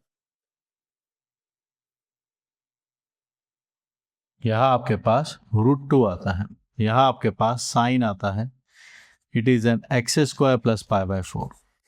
This is the data, x sine a plus B data आपके पास से बन गया, ठीक है। √2 times sine of a plus B आपके पास से डेटा बना। अब आप बताइए इसकी मैक्सिमम वैल्यू क्या होगी। इसका मैक्सिमम वैल्यू आपको पता है 1 हो सकता है, और इस ओवरऑल fx का मैक्सिमम वैल्यू अगर आप देखेंगे, जब ये 1 से मल्टीप्लाई होगा तो आपके पास √2 आ जाएगा। हम चाहते हैं सॉल्यूशन निकले तो साइन की वैल्यू 1 आनी चाहिए, ये 1 आना चाहिए, यानी ये यहाँ से आपके पास साइन ऑफ π/2 है। इसका सॉल्यूशन आप मैच कीजिए, जनरल सॉल्यूशन आपके पास x² plus π/4 is 2n pi plus π/2, ये डेटा आपके पास लिखा गया है। 2n पाई प्लस π/2 आपके पास से डेटा बनता है, 2n पाई प्लस π/2 ये डेटा आपके पास यहाँ पर आया। अब आगे बढ़ते हैं, अगर हम यहाँ पर x² बनाना चलते हैं तो बात बनेगी 2n पाई प्लस π/4। आप एक बात नोटिस जरूर करते हुए चलिएगा, x की वैल्यू -√13 से +√13 है, तो x² की जो वैल्यूज हैं वो 0 से 13 के बीच में रहेंगी, ये ध्यान हमें रखना है स्क्वायर जब करेंगे, ठीक है। सॉल्यूशंस के ऊपर हम बेस्ड हैं, स्क्वायर कभी नेगेटिव हो नहीं सकता। एन अगर मैंने 0 रखा तो मेरे पास x² की वैल्यू π/4 आती है, जहां से मेरे पास x के 2 सॉल्यूशंस आएंगे, 2√π/2। क्या हमें काउंटिंग करनी है, बिल्कुल नंबर ऑफ पॉइंट्स निकालने हैं, तो 2 सॉल्यूशंस यहाँ पे आए। अगर मैं n की वैल्यू 1 रखता हूं तो फिर मेरे पास डेटा बनता है 2π प्लस π/4। पाई की वैल्यू 3.14 होता है, डबल करेंगे 6 के आसपास पहुंचा, 17 के आसपास आप पहुंच रहे हैं। आपके पास यहाँ से भी दो सॉल्यूशंस आपके पास आ जाएंगे, 8 and 1 9, तो आपके पास ये डेटा बना सकते हैं। 9/4 है जो आपके पास है 3π/2 बन जाएगा, ये एक्स का डेटा आ जाएगा। रूट पाई 3√π/2 ये आपके पास से डेटा बनेगा। अगर मैं 2 लेकर लिखता हूं तो अब आप देखिए क्या आप डेटा बनता है। 2 लिखेंगे जैसे ही हम यहां पर तो 4π बन जाता है। ये डेटा आपके पास लिखा हुआ है। सब बातें ठीक हैं, कोई गड़बड़ तो नहीं चल रहा है, सब ठीक है, यही चल रहा है। आइए, तो ये 16 + 1 आपके पास है 17π/4 लिखा गया है एक्स स्क्वायर। तो आप थोड़ा नोटिस करिए, क्या 13 क्रॉस हो गया? एक्स स्क्वायर की वैल्यू 13 क्रॉस नहीं होनी चाहिए, और यहाँ थोड़ा वेरीफाई हमें करना होगा, ठीक है। तो अगर हम पाई का डेटा देखते हैं तो आपका 3.14 होता है। यहाँ भी अगर हम इसको देखें तो ये मेरे पास नंबर है 17 × 3.14 डिवाइडेड बाय 4, ये नंबर हम चाहते हैं। तो अगर हम 17 का मल्टीप्लाई करेंगे तो 8 आता है, 6 आपके पास आएगा, तो यहाँ पर 2 बनेगा, 51 53। Yes, this is greater then 13। 52 होता तो 13 बनता है, 53 पॉइंट समथिंग है, ग्रेटर देन 13 है, सो दिस इज रिजेक्टेड। ये रिजेक्टेड है। और हम आंसर पहले मार्क कर चुके हैं। आंसर क्या आया था अपने पास, नोटिस करते हुए चलिएगा। आंसर हम मार्क कर चुके हैं, आंसर आना चाहिए डी, ठीक है। तो डी के हिसाब से अगर हम चलेंगे, हम जब आंसर मार्क करने वाले हैं, तो this is our final answer जो हम पहले ही सॉल्व कर चुके हैं। तो क्या हम मैच किए? आपके पास यहाँ से दो सॉल्यूशंस यहाँ पे आएंगे, दो सॉल्यूशंस यहाँ पे आएंगे, टोटल आपके पास से 4 सॉल्यूशंस यहाँ पर निकल के आने वाले, 4 सॉल्यूशंस आपके पास यहाँ से निकल के आने वाले। तो ये 4 पे जाके मार्क करेंगे इसको। तो थर्ड जो है क्यू आपके पास से 3 वाले नंबर पे जाएगा, 3 वाला नंबर पे 4 लिखा गया है। अंडरस्टूड? तो ये आपका क्यू वाला पार्ट भी हो गया है। अब बचता है एस। वैसे पता है एस की वैल्यू 4 आएगी, यानी ये 0 आना चाहिए। क्या सच में 0 आ रहा है? और मैं बता दूं आपको, चारों पार्ट के अंदर सबसे आसान पार्ट एस ही है, ये सबसे आसान पार्ट है। -a to a अगर आपके पास लिखा जाता है, जैक रूल है, -a to a fx dx लिखा गया है। अगर ये फंक्शन आपको पता चल गया कि ऑड है, तो ये f(x + f(-x) का डेटा आपके पास से 0 क्रिएट हो जाएगा। जो न्यूमरेटर में लिखा गया है उस इंटीग्रल को आप देखिए, यहाँ जो है -½ to ½ आपके पास लिखा गया है, ये बनेगा 0 से ½ आपके पास लिखा है cos 2x log 1 + x/1 - x। आप आगे पहुंचेंगे cos of -2x log 1 - x/1 + x dx। This is the data. 0 से ½ आपके पास आता है cos -θ is cos θ log 1 + x log 1 - तो जब ये 0 आया है तो न्यूमरेटर आपके पास से 0 आ चुका है, ठीक है। तो ये 0 आ चुका है, न्यूमरेटर 0 है, तो ये 0 पे कनेक्ट हो जाएगा। और यही हमने डी ऑप्शन यहाँ पर भी मार्क किया हुआ था, तो एस कनेक्ट होगा 4 के साथ। फाइनल आंसर आपके पास यहाँ पर डी बन जाता है। अंडरस्टूड? तो ये बेस्ट चॉइस है एग्जाम में। अगर आपके पास मैच द कॉलम आपसे एससीक्यू फॉर्मेट में पूछा है, इसको नहीं छोड़ना है, सबसे पहले यही अटेम्प्ट करना है। जो आपको देख भी रहे हैं कि स्टूडेंट्स कितने स्मार्ट हैं, और बहुत सारे स्टूडेंट्स ने इसको जस्टिफाई भी किया है क्योंकि इट्स ईजी टू स्कोर। तो सेक्शन बहुत इंपॉर्टेंट होता है, और स्टूडेंट्स बिल्कुल स्मार्ट है। जब हम इंडिया की बात करेंगे, एवरीबॉडी सो स्मार्ट। ये उस टाइम के पेपर है जब ऑनलाइन एजुकेशन नहीं थी, बहुत कम थी। देखिए 45,000 ये पेपर अगर आज दे दिया जाए तो ये बहुत ब्रिलियंट ही है। 38% कब का आपका 70% पहुंच जाएगा। So keep learning, keep solving all this questions, smartly solve कीजिए, कीप लर्निंग।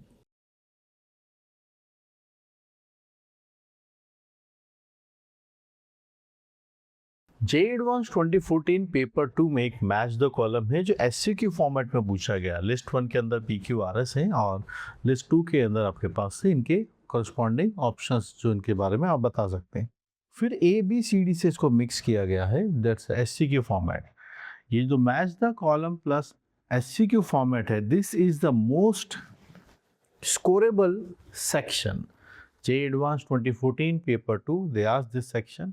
ये इसका रिस्पॉन्स आपको स्टूडेंट के रिस्पॉन्स से पता चल जाएगा जिस टाइम पर उन स्टूडेंट्स ने इस पेपर को दिया था। तो अगर आप देखें तो 54% स्टूडेंट ऐसे हैं जिन्होंने इस पर्टिकुलर क्वेश्चन को सही किया था। पूरे पेपर में ये क्वेश्चन सबसे ज़्यादा स्कोर करने वाला रहा है, सबसे ज़्यादा मार्क्स इसके अंदर आए हैं 64,652। ये उस टाइम का पेपर है जब पेपर ऑफलाइन मोड में होता था, OMR शीट पर फिल करते थे, कोई ऑनलाइन का इतना ज़्यादा क्रेज़ नहीं था। तो मेजरली स्टूडेंट्स पढ़ने वाले भी ऑफलाइन सेंटर्स पर ही रहा करते थे। वहाँ से कंपैरिजन करना आज का, अगर ये क्वेश्चन आज पूछा जाए जब हमें हर नॉलेज को किसी बैरियर में फंसी हुई नहीं है, every can attain knowledge at any place across India और वर्ल्ड, अगर आज ये क्वेश्चन आएगा तो ये 54% से ज़्यादा पहुँच जाएगा, 100%, 70% तक स्टूडेंट इसको सही कर देंगे। तो competition over the time increase हुआ है। वहीं पर 26% उस टाइम के स्टूडेंट ऐसे हैं जिन्होंने गलत सॉल्व किया था। नहीं अटेम्प्ट करने वाले भी 19% के आसपास है। क्वेश्चंस की बात करें तो फर्स्ट वाला हमें जो दिख रहा है ये डिफरेंशियल इक्वेशन का क्वेश्चन है। डेरिवेटिव्स का बेसिकली यहाँ पर रखना है। डिफरेंशियल इक्वेशन तो तब होता है जब हम इसको सॉल्व करने को बोलते हैं। तो पहला वाला हमारा जो चैप्टर है वो MOD दिखता है कि डिफरेंशिएट करके रखना है। सेकेंड वाला वेक्टर्स का है, वेक्टर्स में आपको दिखेगा वेक्टर 3D चैप्टर से। और नेक्स्ट वाला आपके पास जो है ये कॉनिक्स है, एलिप्स वाल के ऊपर दिख रहा है। और लास्ट वाला आपके पास ITF है। यहाँ भी डिफरेंशिएशन ITF का ही चल रहा है। सीक्वेंशियली बढ़ते हैं आगे, कैसे हम इसको सॉल्व कर सकते हैं एक एक करके देखते हैं। यहाँ पर एक बात ऑब्जर्व कीजिएगा कि जब ये SCQ होता है तो सबसे पहले मैं आपको इस क्वेश्चन को एग्जाम पॉइंट ऑफ व्यू से सॉल्व करके बताता हूँ कि क्यों मैंने बोला सबसे ज़्यादा स्कोरिंग है। इसमें आपको चारों चीज़ें सॉल्व करने की ज़रूरत नहीं पड़ती है। उसके पहले ही आपके पास हो सकता है कि हमें ABCD में से आंसर्स पता चल जाए। ठीक है, तो सबसे पहले अगर हम देखें तो यहाँ पर कोई ऐसा ऑप्शन ढूंढिए जिससे हमारे पास क्लैरिटी आ जाए। जैसे आप इसको देखिए, ये R ऑप्शन, हाँ, ये बात कर रहा है कि आपको नॉर्मल निकालना है पॉइंट इस पर इलिप्स के ऊपर जो परपेंडिकुलर है इस लाइन के साथ। ठीक है, तो मैं R ऑप्शन को सबसे पहले सॉल्व करूंगा। अगर इलिप्स की equation x² by a² y² by b² is equal to 1 है तो इसके नॉर्मल की जो इक्वेशन आती है वो आती है a² x upon x1 b² y upon y1 is equal to a² minus b²। हमारे पास a² की वैल्यू 6 है, b² की वैल्यू 3 है। तो और यहाँ पर जो पॉइंट है अपने पास x1, y1 वो भी हमें क्लियर है, दैट पॉइंट इज h, 1। तो हमारे पास सबके वैल्यूज पता है, रखना शुरुआत करते हैं। 6x upon h minus b² 3 है, ये y1 है। It is 6 minus 3 which is coming as 3। ये 2x minus hy is equal to h, ये डेटा आपके पास बनेगा। सिंप्लीफाई करते हैं, 3 से सब जगह कैंसिल हो जाएंगे। 2x minus hy minus h आता है आपके पास, ये आया नॉर्मल। आप यहाँ से स्लोप बता दीजिए कितना आने वाला है। यहाँ से स्लोप अगर आप देखेंगे तो आपके पास से वो 2/h आता है। जो गिवन लाइन है उस लाइन की बात करते हैं। क्या है वो line? x plus y is equal to 8, x plus y is equal to 8 आता है। इसका जो स्लोप है वो है -1। बोला है कि ये दोनों कैसे हैं? परपेंडिकुलर हैं। फाइनाइट स्लोप हो, लाइन से अगर परपेंडिकुलर हो तो फिर हमें मालूम है कि m1 m2 की वैल्यू -1 आती है। तो ये है 2/h, यहाँ है -1, ये आया -1। अपने पास डेटा आ गया, h का वैल्यू 2 आता है। सिंपल नॉर्मल की इक्वेशन, कोई फंडाबुलस कॉन्सेप्ट नहीं, सिंपल नॉर्मल। अगर आपको इक्वेशन याद है उससे हम क्वेश्चन कर रहे हैं। हमने देखा इसका आंसर आता है 2 आप मार्क करेंगे, यहाँ आता है सेकंड ऑप्शन आता है। कौन सा ऑप्शन आता है? सेकंड। तो R सेकंड से मार्क करेंगे तो R सेकंड से आपके पास सिर्फ फर्स्ट ऑप्शन पे मार्क हो रहा है। क्वेश्चन सॉल्व हो गया, A आंसर आ जाएगा, खत्म। तो 11th क्लास का स्टूडेंट जिसने सिर्फ कोऑर्डिनेट पढ़ी हुई है वो इस क्वेश्चन को करके जा सकता है, चाहे उसको ITF की इक्वेशन सॉल्व करने नहीं आती हो, इधर डिफरेंशिएशन नहीं आता हो, वेक्टर नहीं आता हो, मार्क्स आ जाएंगे। समझिए, क्योंकि R के साथ 2 का सिर्फ एक ऑप्शन है, क्वेश्चन सॉल्व हो गया। समझिए, तो दिखने में 4 ऑप्शंस हैं ए P Q R S solve करने हैं, पर जब हम इसकी टेस्ट तरीके से मैचिंग करते हैं और फिर एससीक्यू फॉर्मेट में पूछेंगे, तो कई बार ऐसा होता है कि एग्जामिनर ढंग से अगर ऑप्शन ना बनाए तो फिर कम टाइम में वो सॉल्व होके आ जाता है। जैसे मैंने आपको बता दिया कि सिर्फ आर ऑप्शन सॉल्व करके हम यहाँ पहुँच सकते हैं। क्या हम ऐसा किसी और ऑप्शन करके भी बना सकते हैं, ये भी आप देख सकते हैं। पर हम यहाँ पर लर्निंग के लिए आए हैं, इसलिए डरिए मत, मैं आपको सोल्यूशन सभी के बताने वाला हूँ। तो पहले मैंने आपको ये बताया कि एग्जाम में आएगा तो कैसे पिक किया। सबसे आसान जो इन सब में दिख रहा है वो ये नॉर्मल की इक्वेशन को निकाला, इसके साथ बनाया, बात बन गई। तो ऑप्शंस देखे थे मैंने सबसे पहले, देखो यहाँ पर देखो 4 4 2 2, अगर ये सही भी सॉल्व करूंगा तो 2 ऑप्शन बचेंगे। यहाँ भी सॉल्व करता हूँ 3 4 3 4 तो 2 ऑप्शन बचेंगे। यहाँ ज़्यादा थे 1 2 3, 3 वेराइटी थे। यहाँ पर भी 1 2 3 एस के अंदर भी। ठीक है, चलिए प्रोसीड करते हैं। तो एग्जाम के लिए थोड़ा सा हमें टाइम को ध्यान रखना पड़ता है, उस बात का ध्यान रखना होगा पी। तो अभी हम सीख चुके हैं कि आर जाके कनेक्ट हुआ है आपके पास 2 के साथ। ठीक है, चलते हैं पी पर। पी को आप देखिए अपने पास जो लिखा गया है यहाँ पर, ये आपके पास है y x, this is y x. Y यहाँ पर मिसिंग है, वाई होना चाहिए, this is y x.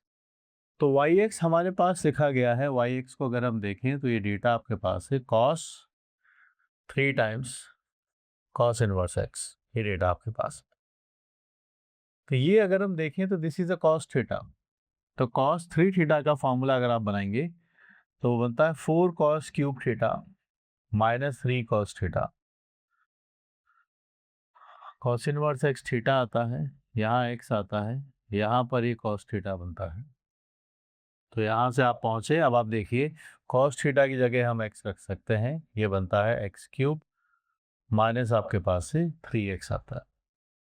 Differentiate करेंगे डी वाई डी एक्स आपके पास से आता है और ये डेटा बनेगा आपके पास से 12x square minus 3, then there is a double derivative जो आपके पास है 24x आता है। अब क्या हमें एक्सप्रेशन निकालना है वो आप देखिए, वो ये रहा एक्सप्रेशन। वी आर इंटरेस्टेड कि हम इस एक्सप्रेशन को इक्वेट करके देखें कि क्या ये एक्सप्रेशन बनेगा। सो द रिक्वायर्ड एक्सप्रेशन, तो वो देखिए 1/y(x) लिखा है, y(x) का डेटा रख दीजिए, आपके पास आता है 4x क्यूब माइनस 3x। फिर आपके पास है x square minus 1 double derivative जो बनेगा 24x। फिर x आता है और ये है dy बाई डी एक्स। यहाँ है 12x स्क्वायर माइनस 3, आपके पास से डेटा बन जाएगा।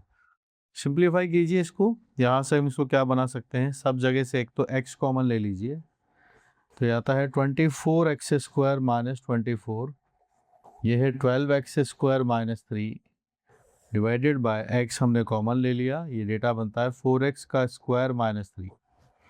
सिंप्लीफाई करके देखिए, यहाँ से 36 बन रहा है which is 36x square minus 27 divided by x से तो x कैंसिल कर दिया है, it is 4x square minus 3।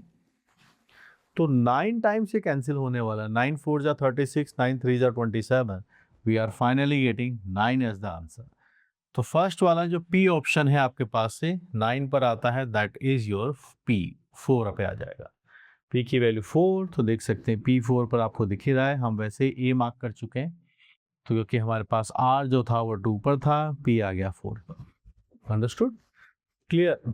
ITF जरूर था, फाइ इनवर्स अंदर है, cos 3 थीटा का फॉर्मूला, सीधा सीधा डिफरेंशिएशन। ये वाला बनाने के बाद भी आपके 2 ऑप्शन बचते हैं, ए और सी। ठीक है, आगे बढ़ते हैं। ए और सी मार्क करने के बाद क्यू को सॉल्व करने की ज़रूरत नहीं है।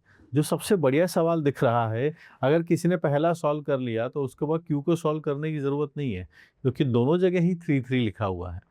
थोड़ा यहाँ इसके साथ खेलना चाहिए था, क्योंकि इन चारों में सबसे स्मार्ट क्वेश्चन क्यू है। तो आई वुड से ये पुअर मैचिंग की गई एग्जामिनर के द्वारा, पुअर मैचिंग है। तो इस बात का ध्यान स्टूडेंट से बहुत अच्छे से लिया, फ़ायदा उठाएं इस बात का। ये 54% इसी बात की गवाही है जो हम यहाँ पर देख रहे हैं, कितने परसेंट स्टूडेंट ने इस बात का फ़ायदा उठाया।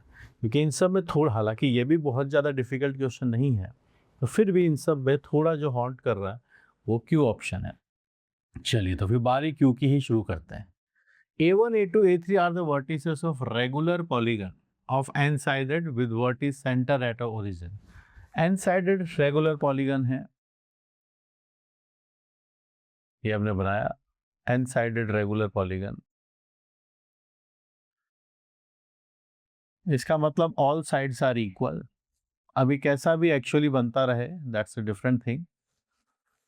हमें कुछ रिजल्ट्स यहाँ पर बनाने होंगे। Let's say this is A1, this is A2, this is A3। Total angle centre पे कितना बनेगा? टोटल एंगल सेंटर पे 2 पाई बनता है, तो इन सब के बीच का एंगल 2 पाई बाई n होगा, theta. This is also theta, ये सब थीटा होंगे। अब देखिए आगे बढ़ते हैं, क्योंकि ये रेगुलर है इसलिए सारे एंगल सेम हो गए। ए के वैक्टर इज ये सब वेक्टर्स हैं जिनके यहाँ पर डॉट और क्रॉस करने हैं। पोजीशन वेक्टर ऑफ ए के, इसका पोजीशन वेक्टर आपके पास है A1 वेक्टर है, ये रहा ओरिजिन। इसका वेक्टर आपके पास है A2 वेक्टर है, इसका आपके पास से A3 वेक्टर है, ऐसे बात है। तो बात यह है कि जो भी ये ए के हैं इसको रिप्रेजेंट कर रहे हैं हम ए के वेक्टर के साथ। क्योंकि ये रेगुलर पॉलीगन है तो इन सब के मैग्नीट्यूड सेम आएंगे। OA1 is equal to OA2 is equal to OA3 is equal to आपके पास OA के। मैग्नीट्यूड आप चाहें इन सब के वो ले सकते हैं, यानी A1 वेक्टर का मैग्नीट्यूड, A2 वेक्टर का मैग्नीट्यूड, A3 वेक्टर का मैग्नीट्यूड और A के वेक्टर का मैग्नीट्यूड इक्वल आएगा। Let's say it is a lambda. तो अब हम चलते हैं इस कंडीशन के पास जो यहाँ लिखी गई है। आइएगा, यहाँ लिखा गया है सिग्मा के का वैल्यू 1 से लेके n-1, आपके पास ए के क्रॉस ए के प्लस 1 लिखा गया है इज इक्वल टू सिग्मा के की वैल्यू 1 n-1, यहाँ ए के है, यहाँ ए के प्लस 1 है और ये मॉड बन जाएगा। ये इन दोनों का क्रॉस और ये इन दोनों का डॉट आता है। ठीक है, चलिए आगे बढ़ते हैं। अब यहाँ देखिए क्रॉस चलने वाला है।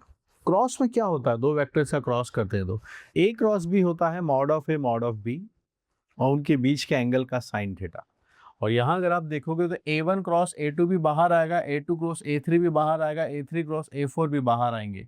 तो इन सब का जो डायरेक्शन है वो परपेंडिकुलर टू द प्लेन आ जाएगा, इसीलिए सारे वेक्टर्स ऐड हो जाएंगे जो यहाँ लिखा हुआ है। यहाँ पर पहले ऐड करना है फिर मॉड लेना है। तो अगर हम इसको देखें तो ये बनेगा k equal to 1 to n-1, इसका मॉडुलस, फिर आपके पास इनके बीच का एंगल साइन थीटा और ये इनका direction N cap.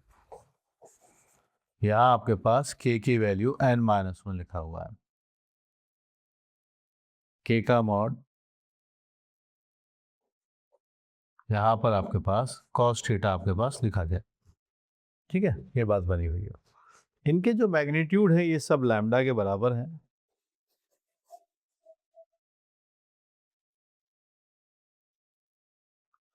Lambda lambda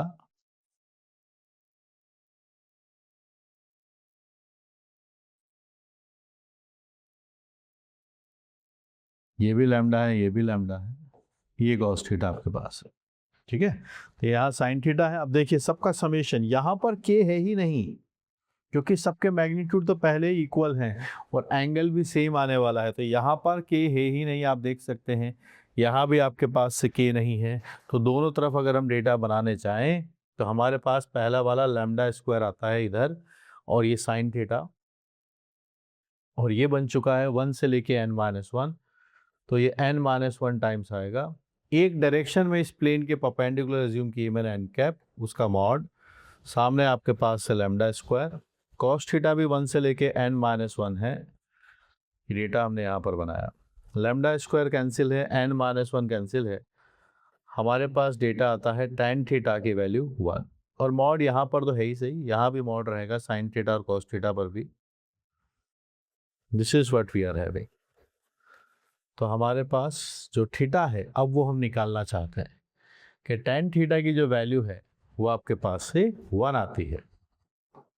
तो हम n के बारे में बात करना चाहते हैं कि क्या पॉसिबिलिटीज़ है n की, और n स्टैंड करता है कि नंबर ऑफ साइड्स कितनी है। तो यहाँ पर अगर हम देखें तो थीटा आपके पास से आप बना सकते हैं n pi plus pi by 4, n pi plus pi by 4 हम बात कर सकते हैं यहाँ से बात, ठीक है। तो यहाँ से टेन थीटा प्लस और माइनस दोनों की हम बात कर सकते हैं, प्लस माइनस 4 भी लिख सकते हैं क्योंकि मॉड लगा हुआ है। तो पाई माइनस पाई बाय 4 का भी मॉड लेंगे तो भी 10 के हिसाब से बन ही आता है। ये डेटा अपने पास है। अब थीटा क्या है, एक तो यहाँ पर इस n को नंबर ऑफ साइड से कंपेरिजन मत कीजिएगा। जनरल सॉल्यूशन लिखना चाहता हूँ तो फिर हम यहाँ पर p लिख सकते हैं। You can use this as p। आगे बढ़े, थीटा कितना है, थीटा है 2 पाई बाई n। n ये है इसलिए जनरल सॉल्यूशन स्ट्रेट लाइन पे मैंने p ले लिया है। जनरल सॉल्यूशन जानते हैं, tan theta is equal to tan alpha, then theta is equal to n pi plus alpha, उसकी बात कर रहे हैं। यहाँ ऑलरेडी ये नंबर ऑफ साइड है तो हमने कुछ और नंबर p ले लिया है।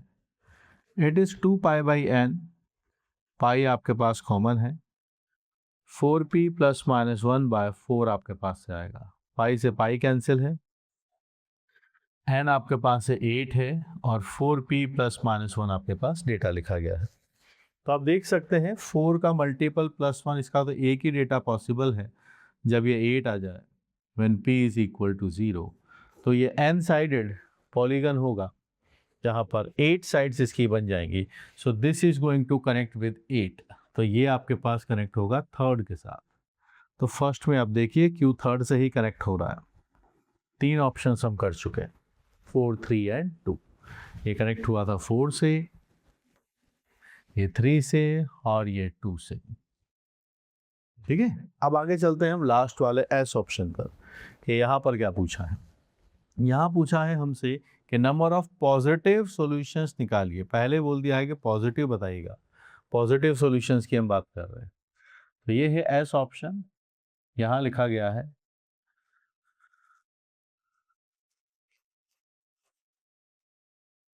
tan inverse 1/4x plus 1 is equal to tan inverse 2/x²। ये सब एंगल से हम दोनों साइड tan ले लेते हैं।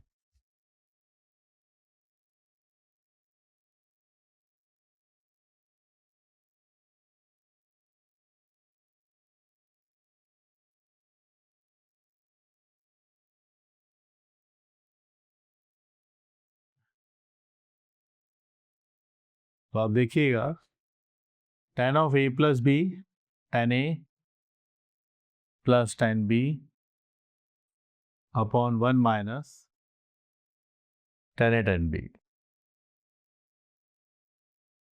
ये डेटा आपके पास है। 4x plus 1, 2x plus 1,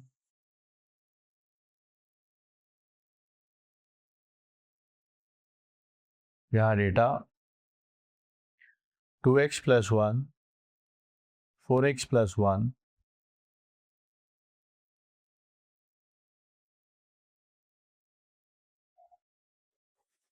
two by x square. जो कैंसिल हो सकता है कैंसिल कीजिए, ये कैंसिल है। आगे ऊपर चलिए, यहाँ से डेटा है 6x प्लस 2 का, यहाँ आपके पास है 8x का स्क्वायर है, ये 6x आता है, प्लस 1 आपके पास से कैंसिल है, 2/x² है। ये डेटा आपके पास, एक तो आप x कैंसिल कर सकते हैं, दूसरा आप 2 कैंसिल कर सकते हैं।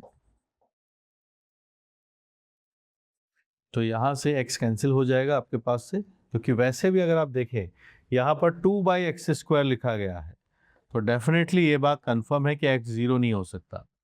और एक और बात पहले ये बने कि पॉजिटिव सॉल्यूशन ढूंढ रहे हैं, तो आप कैंसिल आउट करते हुए चलिए, नो प्रॉब्लम। यहाँ आया 3x प्लस 1, x आएगा मल्टीप्लाई, एक x चला गया है, और फिर हमने पास यहाँ से बचेगा 4x प्लस 3। डेटा बनाते हैं, डेटा बनेगा 3x का square minus 3x minus 1। Calculation का ध्यान रखेंगे कि क्या डेटाज हमारे पास किस तरीके से बन रहे हैं।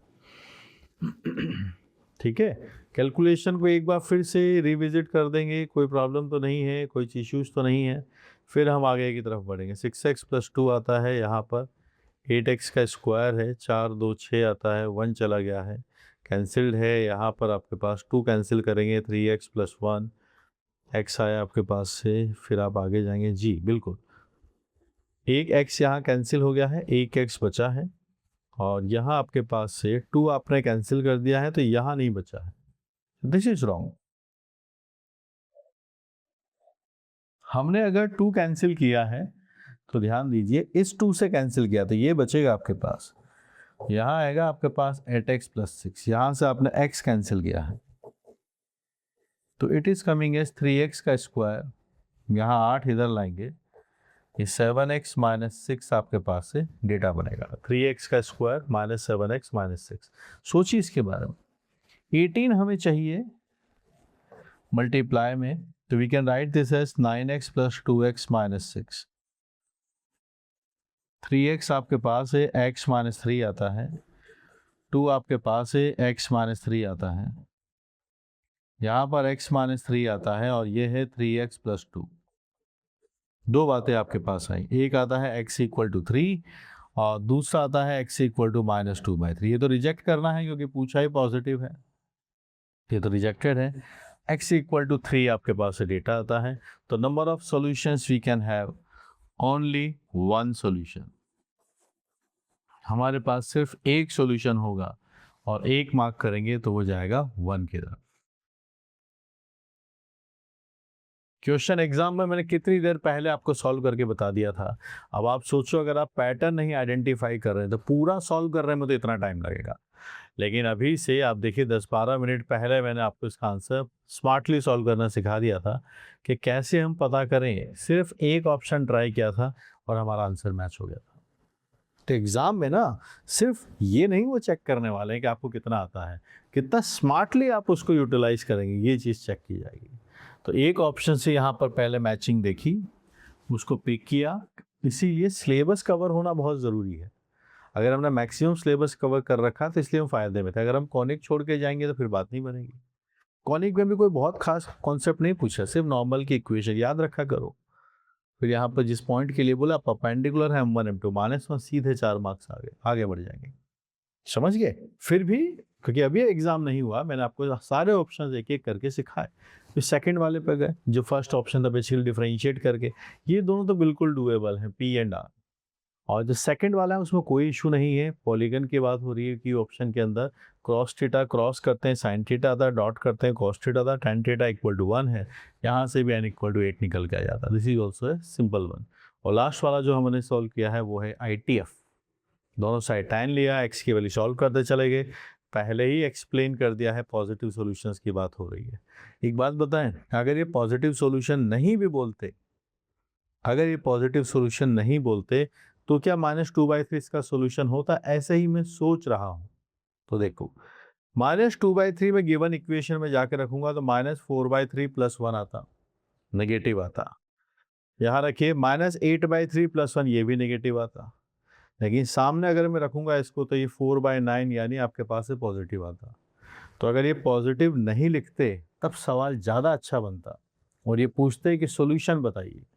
तो सॉल्यूशन में क्या है कि x = -2/3, इसका कभी सॉल्यूशन बनेगा ही नहीं, क्योंकि इस पर्टिकुलर केस के अंदर हो क्या रहा है कि RHS आपकी इस पर्टिकुलर केस के अंदर जो LHS है वो नेगेटिव आ रही है और जो RHS है वो पॉजिटिव आने वाली, इसलिए केस तो रिजेक्टेड है। पर इन्होंने पहले पॉजिटिव बोल के नलीफाई कर दिया। मैं ये कहना चाह रहा हूँ आपसे, यही फ़ायदा होता है एक्सपीरियंस टीचर्स पढ़ने का बेटा, कि अगर ये बात नहीं लिखते, सिर्फ सॉल्यूशन भी बोल देते तब मज़ा आता। तब कुछ स्टूडेंट इसको काउंट करते हैं कि एक आंसर ये भी तो आया, अभी तक इसलिए छोड़ दिया पॉजिटिव बोला था, पर एक्चुअल में इसका सोल्यूशन ही नहीं है।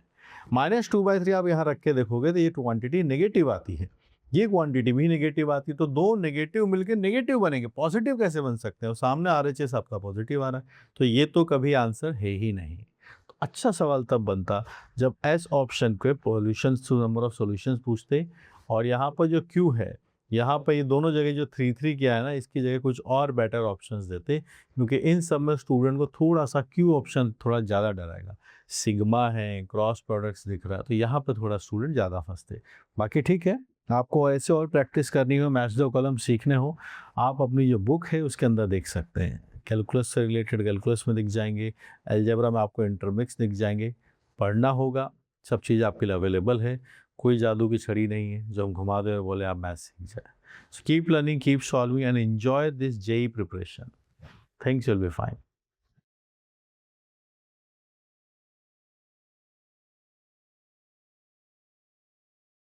Let's discuss 2014 paper 2 match the column, जो थोड़ा सा कॉम्प्रिहेंशन स्टाइल में है, मैचिंग करनी है और लास्ट में आते आते 4 ऑप्शंस बने हुए हैं।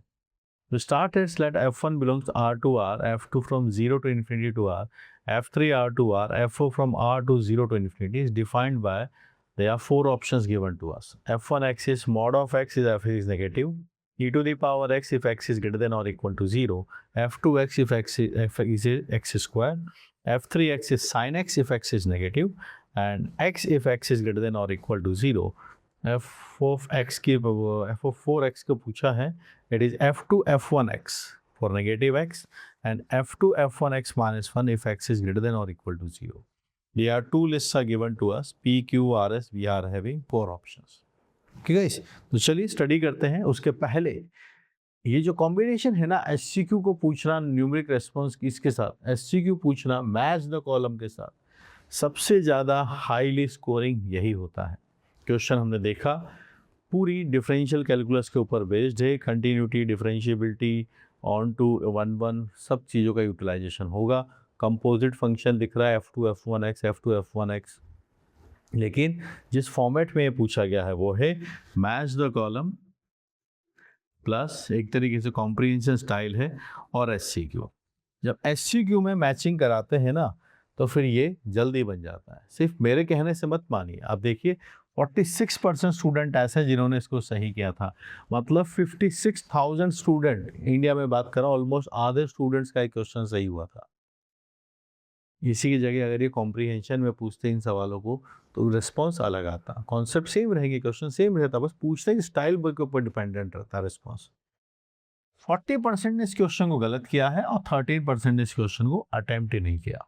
ये कहानी चल देगी, ठीक है।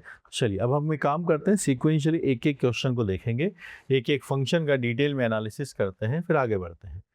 सबसे पहले मैं f1 का एनालिसिस करना चाहता हूँ। f1 जो गिवन है r से r, और मेरे पास जो f1x है उसके बारे में हम बात करते हैं। ये लिखा हुआ है कि अगर नेगेटिव है तो मॉड x है और पॉजिटिव है तो e to the power x आता है। ये कहानी, इसका तो हम डायग्राम जानते हैं, तो डायग्राम ही बनाएंगे, बेस्ट वही है। ये मॉड x बनेगा नेगेटिव साइड पर, यहाँ हम पहुँचे, ये डेटा बना दिया 0 है। फिर e to the power x से 0 पर इसकी वैल्यू 1 आती है, यहाँ पर ये डेटा 1 है, ये डेटा है, तो ये बन गया लाइन और फिर ये बना इसके पास e to the power x। अब ये आपके पास ग्राफ बना है। अब आप मुझे देखिए, कोडोमेन r है, यहाँ r से r में डिफाइन किया गया है। ये अगर हॉरिजॉन्टल लाइन एक से ज़्यादा बार इसको कट करेगा तो ये आपके पास से मेनी वन बन चुका है। रेंज की अगर हम बात करें यहाँ पर, तो रेंज अगर आप देखें तो इसकी आएगी 0 से इन्फिनिटी, 0 से इन्फिनिटी रेंज है, जो r के इक्वल नहीं है, जो कोडोमेन है। इसका मतलब इस फंक्शन को हम रखेंगे इनटू फंक्शन में। x इक्वल टू 0 पर हम इसको देख सकते हैं, ग्राफ ब्रेक हो चुका है, so it is a discontinuous function and not differentiable. दोनों बातें हैं, और डिफरेंशिएबल भी है और ये भी है, पर हमसे f1 पूछा ही नहीं है। कोई बात नहीं, f2 पे चलते हैं। सेकंड फंक्शन की तरफ अब एनालिसिस करना शुरू किया। f2 कैसा है देखिएगा, f2 है 0 से इन्फिनिटी डिफाइंड है और r में बात हो रही है, 0 से इन्फिनिटी है और r में डिफाइंड हो रही है बात। यहाँ पर स्टूडेंट कैसे फंसेंगे वो मैं बताता हूँ। फंक्शन f2 लिखा है एक्स स्क्वायर, तो स्टूडेंट्स क्या होते हैं ना, बहुत सारे स्टूडेंट ये डायग्राम बना देंगे, सर ये एक्स स्क्वायर है, पर एक्चुअल में ये डायग्राम नहीं है। आप नोटिस करिए, इस पर ध्यान देना ज़रूरी है। पूरे आर में डिफाइन नहीं है, 0 से इन्फिनिटी पे डिफाइन किया गया है, तो ये डायग्राम नहीं बनेगा। इसका डायग्राम ये बनेगा कि आप यहाँ हैं और यहाँ से इसको आगे लेके जाएंगे, ये इसका डायग्राम है, दिस इज द डायग्राम। और जब ये डायग्राम बनेगा, आप 0 के आगे ही बात करेंगे, तो क्लियर है कि ये आपके पास से 1 1 है। आप इसकी रेंज निकालिए, क्या है इसकी रेंज? देखिए आप, 0 से infinity, this is the range. 0 से इन्फिनिटी ये रेंज है। रेंज है, सामने आर लिखा है, ये आपके पास आर के इक्वल नहीं है, आर के इक्वल नहीं है, आर के बराबर नहीं है। इसका मतलब क्या हुआ? रेंज आर के बराबर नहीं है तो फंक्शन हो गया आपके पास से इनटू। कंटिन्यूस फंक्शन है, नो प्रॉब्लम, और डिफरेंशिएबल भी ये रहेगा। तो अब ये किससे मार्क होगा वो आप देखिए, F2। F2 is onto ना, इनटू है, गलत है। It is neither continuous, no it is continuous function. It is differentiable but not 1 1, it is 1 1 function, ये भी गलत है। कंटिन्यूस एंड 1 1, आपके पास S जाके कनेक्ट होगा 4 के साथ, S जाके कनेक्ट होगा 4 के साथ। दो ऑप्शन आपके गलत हो चुके हैं। S किससे कनेक्ट हो गया? 4 के साथ। तो एक बात हमें पता चल गई कि भाई S जो है वो 4 के साथ कनेक्ट हो रहा है। फाइनल। और किसका एनालिसिस करें वो देख लीजिए। यहीं पर हमारे पास एक एनालिसिस F3 का भी है। F3 एक्स आपके पास लिखा गया है, ये डेटा आपके पास आता है sine x is negative, x is greater than और इक्वल टू 0। चलिए भाई बनाइए, चित्र बनाइए इसका।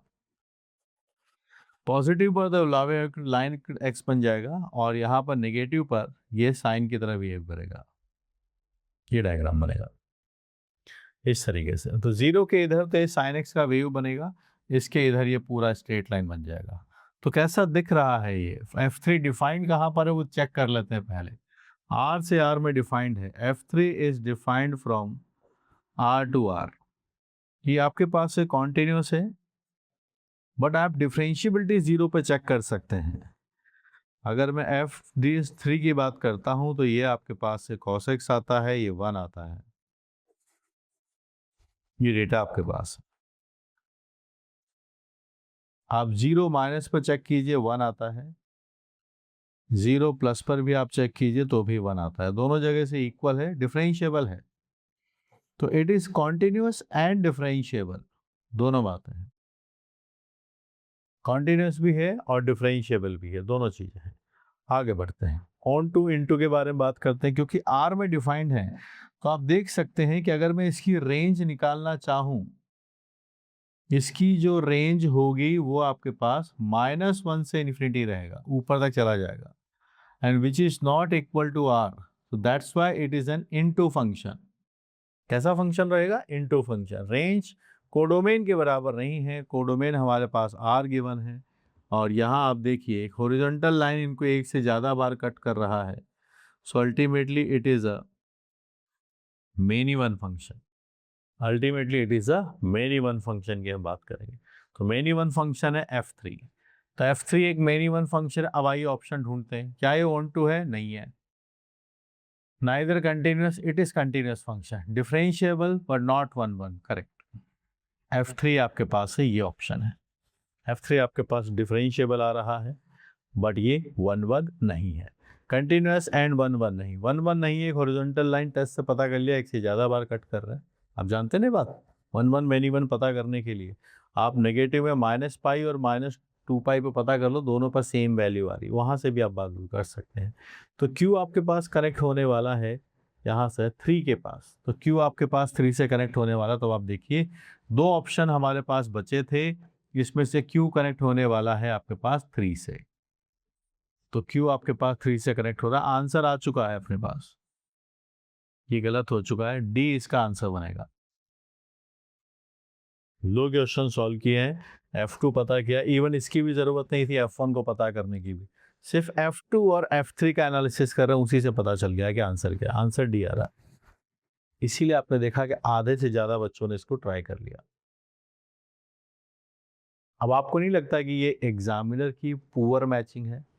जब आपने इतना अच्छा कॉम्पोजिट फंक्शन यहाँ बनाया है, F2 F1 F2 F1 minus, इसके यूज ही नहीं पढ़ा, उसके पहले ही क्वेश्चन सॉल्व हो गया। स्मार्ट बच्चा ऐसे ही लूप होल ढूंढता है कि कैसे क्वेश्चन को पिक करें, वो यहीं से उठाने की कोशिश करेगा कि पिक कैसे करें क्वेश्चन को। समझिए, सवाल बहुत अच्छा है, ये सवाल बहुत अच्छा है। आपको कंपोजिट फंक्शन निकालने पड़ेंगे, बस ढंग से नहीं पूछा। चलिए आगे बढ़ते हैं। तो अब तक हमने देखा कि ये आपके पास थर्ड से कनेक्ट होगा, ये वाला हमारा फोर्थ के पास कनेक्ट होगा। एनालिसिस हमारा F1 का हो चुका है, F2 का हो चुका है, F3 का हो चुका है। बचा है f4। f4 क्या है? f4 f1 f2 x के ऊपर डिपेंडेंट है, तो फिर मुझे यहाँ पर एक फंक्शन का एनालिसिस करना होगा विच इज f2 f1, और ये हमें यहाँ भी चाहिए R ऑप्शन के अंदर भी। तो चलिए पहले इसी का एनालिसिस करते हैं। तो f2 फंक्शन कहाँ है? हो रहा f2 function, f2 function is an x square, ये आपके पास लिखा गया है। तो ये आपके पास आ जाएगा f1 का x का होल स्क्वायर। अब x1 क्या है? f1 ये रहा आपके पास। अगर x नेगेटिव है तो ये आपके पास है मॉड x का स्क्वायर बन जाएगा, और अगर ये वाला डेटा है तो ये e to the power x का स्क्वायर बन जाएगा अगर x आपके पास पॉजिटिव है। सो f2 f1 x की बात करते हैं, ये आपके पास है x square e power 2x, और ये सिचुएशन आपके पास बनी। आइए प्लॉट करते हैं, डिस्कस करते हैं क्या बात बनेगा। एक्स स्क्वायर नेगेटिव साइड पर, ये इसका ग्राफ आएगा यहाँ पर ऊपर, फिर 0 पे आप जाएंगे e to the power x square इस साइड, दिस इज 1, ये 0 है। ये कहानी आपके पास बनी, ये नेगेटिव साइड पे एक्स स्क्वायर, पॉजिटिव साइड पे ये डेटा बनाऊंगा। कैसा लग रहा है ग्राफ आपको? आप देख सकते हैं एक से ज़्यादा बार कट करेगा, so it's a many one. पहली बात, रेंज आप देखिए, रेंज हमारे पास इसकी 0 से इन्फिनिटी आएगी जो r के बराबर नहीं है। 0 से इन्फिनिटी आपके पास आता है जो r के बराबर नहीं है, that's why it's an into function, into function है। ठीक है, ये मेनी वन है, ये इनटू फंक्शन है। आगे बढ़ाइए, और क्या बात हो सकती है? कंटिन्यूस है क्या? कंटिन्यूस नहीं है, ब्रेक हो चुका है। It is a discontinuous at and non differentiable at x equal to 0। ठीक है, डिसकंटिन्यूस होगा, नॉट डिफरेंशिएबल होगा, ये वाली बात भी ठीक है। और बताइए, 1 1 मेनी वन सब क्लियर होगा। चलिए इसको मार्क करते हैं। तो ये n2 है तो on2 तो नहीं होगा, नाइदर कंटिन्यूस नॉर 1 1, ये वाली बात ठीक है क्या? बिल्कुल कंटिन्यूस नहीं है और 1 1 भी नहीं है। तो ये जाके कनेक्ट होगा आपके पास सेकंड पर, तो R जाके कनेक्ट हो रहा है 2 पर। डी ऑप्शन हम पहले ही मार्क कर चुके हैं, ये कहानी बन गई 3 2 4। अब आता है आपके पास फर्स्ट जो है f4, f4 यहाँ पर लिखा हुआ है। तो थोड़ा अब हम f4 के बारे में बात करते हैं। सो now let's discuss the f4 function. f4 function क्या है देखिए, अब वहां लिखा गया है f2 f1 x, अगर x नेगेटिव है, x पॉजिटिव है, तब भी यही फंक्शन रहेगा, बस -1 से शिफ्ट कर देंगे। तो हमारे पास f2 f1 फंक्शन का ग्राफ पहले से ही पता है, ये रहा। तो आप देखिएगा f4 कैसे बनेगा। नेगेटिव साइड पर तो सेम फंक्शन बना देना, तो नेगेटिव साइड पर तो सेम फंक्शन बन जाएगा, ये रहा। पॉजिटिव साइड पर क्या होगा, जो ये फंक्शन है उसमें -1 कर देना। तो क्या फर्क पड़ेगा, ये जो ग्राफ है आपके पास e to the power 2x, इसमें -1 करना है। तो आपके पास डेटा बना इसके बारे में हमारे पास कि ये तब तो एक्स स्क्वायर ही रहेगा जब नेगेटिव है, और जब यहाँ जाएगा तो ये e पावर 2x -1 बन जाएगा। अब क्या हुआ ग्राफिकली, अगर आप इस बात को देखते तो ये जो एक्सपोनेंशियल का ग्राफ है, ये 1 यूनिट नीचे लेके आऊँगा। जब ये 1 यूनिट नीचे लेके आऊँगा तो फिर ये यहाँ से पास होके जाएगा और ये कंटिन्यूस जैसा दिखेगा कि हाँ फंक्शन कैसा हो चुका है, कंटिन्यूस। और याद रखिए ये है आपके पास एक्स स्क्वायर, और आगे वाला पोर्शन आपके पास है e पावर x वाला। तो दिखने में क्वालिटी जैसे नहीं दिखने चाहिए, ये एक्स स्क्वायर है और ये e पावर 2x है, वरना डिफरेंशिएबिलिटी पे इशू हमें आ जाएंगे, 2x - 1। तो ग्राफ अब बन चुका है, यहाँ से कॉन्टिन्यूस फंक्शन है, ये हो गया पहली बार। हॉरिजॉन्टल लाइन इसको 2 बार कट कर रहा है, it's a main even function, it's a main even function. Range की अगर हम बात करें तो रेंज हमारे पास 0 से इन्फिनिटी आ रहा है, पर ये r के बराबर नहीं है। रेंज देखिए 0 से इन्फिनिटी r के बराबर ही आ रहा है, ये कंटिन्यूस है, मेनी वन है, रेंज है, सारी बातें यहाँ बनाई। और क्या है, कंटिन्यूस, मेनी वन, रेंज, ये पता चला। डिफरेंशिएबिलिटी के बारे में पता करें अगर, तो आप देखिएगा f4 डेरिवेटिव 0 माइनस मैंने पता किया इसके हिसाब से, तो ये 2x आता है। डेटा आता है 0, यहाँ आप जाएंगे 0 प्लस आता है, इसके हिसाब से 2 times e to the power 2x, x की वैल्यू 0, ये दोनों आपके पास से अलग अलग आ रहे हैं। तो क्लियरली एक ऐसा हो गया है f4x is not differentiable, it is not differentiable. Question हम बहुत देर पहले सॉल्व कर चुके हैं, मैं आपको सॉल्यूशंस इसलिए बता रहा हूँ ताकि आपकी लर्निंग मैक्सिमम रहे, हर ऑप्शन से आप कुछ ना कुछ सीख कर जाएं। चलिए, तो यहाँ हम मार्क कर चुके हैं 3 2 4 आपके पास ऑप्शन बन चुके हैं कि ये आपके पास 3 से कनेक्ट हुआ, ये 2 से और ये 4 से। हम चल रहे हैं P की तरफ। अब बताइए F4 के बारे में क्या पता चला।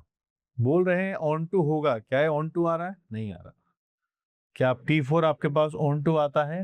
हाँ, और एक बार थोड़ा चेक कर लें, जो हमारे पास F4 डिफाइन किया गया है, इसके लिए हमें कहाँ डिफाइन है वो देखना पड़ेगा। ध्यान से देखो F4 क्या है, ये रहा।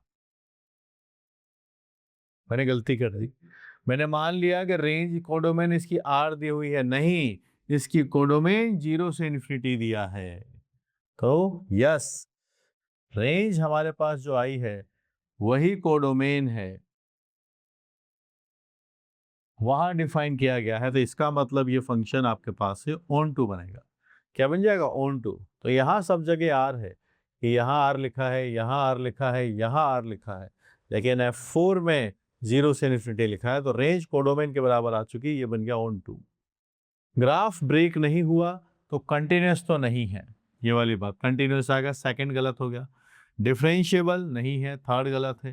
Continuous and one one, no, continuous है but it is many one, तो ये जाके मैच हो रहा है हमारे पास फर्स्ट वाले ऑप्शन से।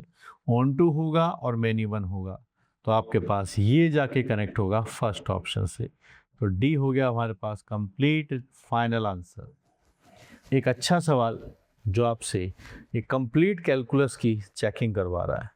थोड़े से ऑप्शंस और बेटर बनाते तब भी कहीं ना कहीं कुछ ना कुछ लूप होल आ ही जाएंगे।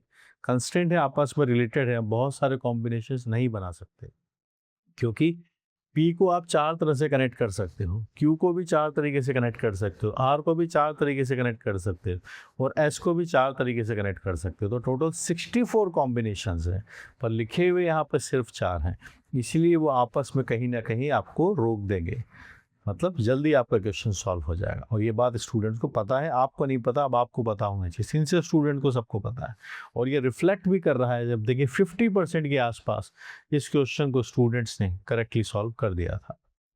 देखिए 46% क्या, 56,000। और ये तब उस टाइम की बातें हैं बेटा, जब 2014 के अंदर ऑनलाइन का कोई क्रेज़ नहीं था, सब बच्चे मेजरली ऑफलाइन ही पढ़ते थे। लेकिन आजकल क्या है ना, नॉलेज प्लेस बाउंडेड नहीं है।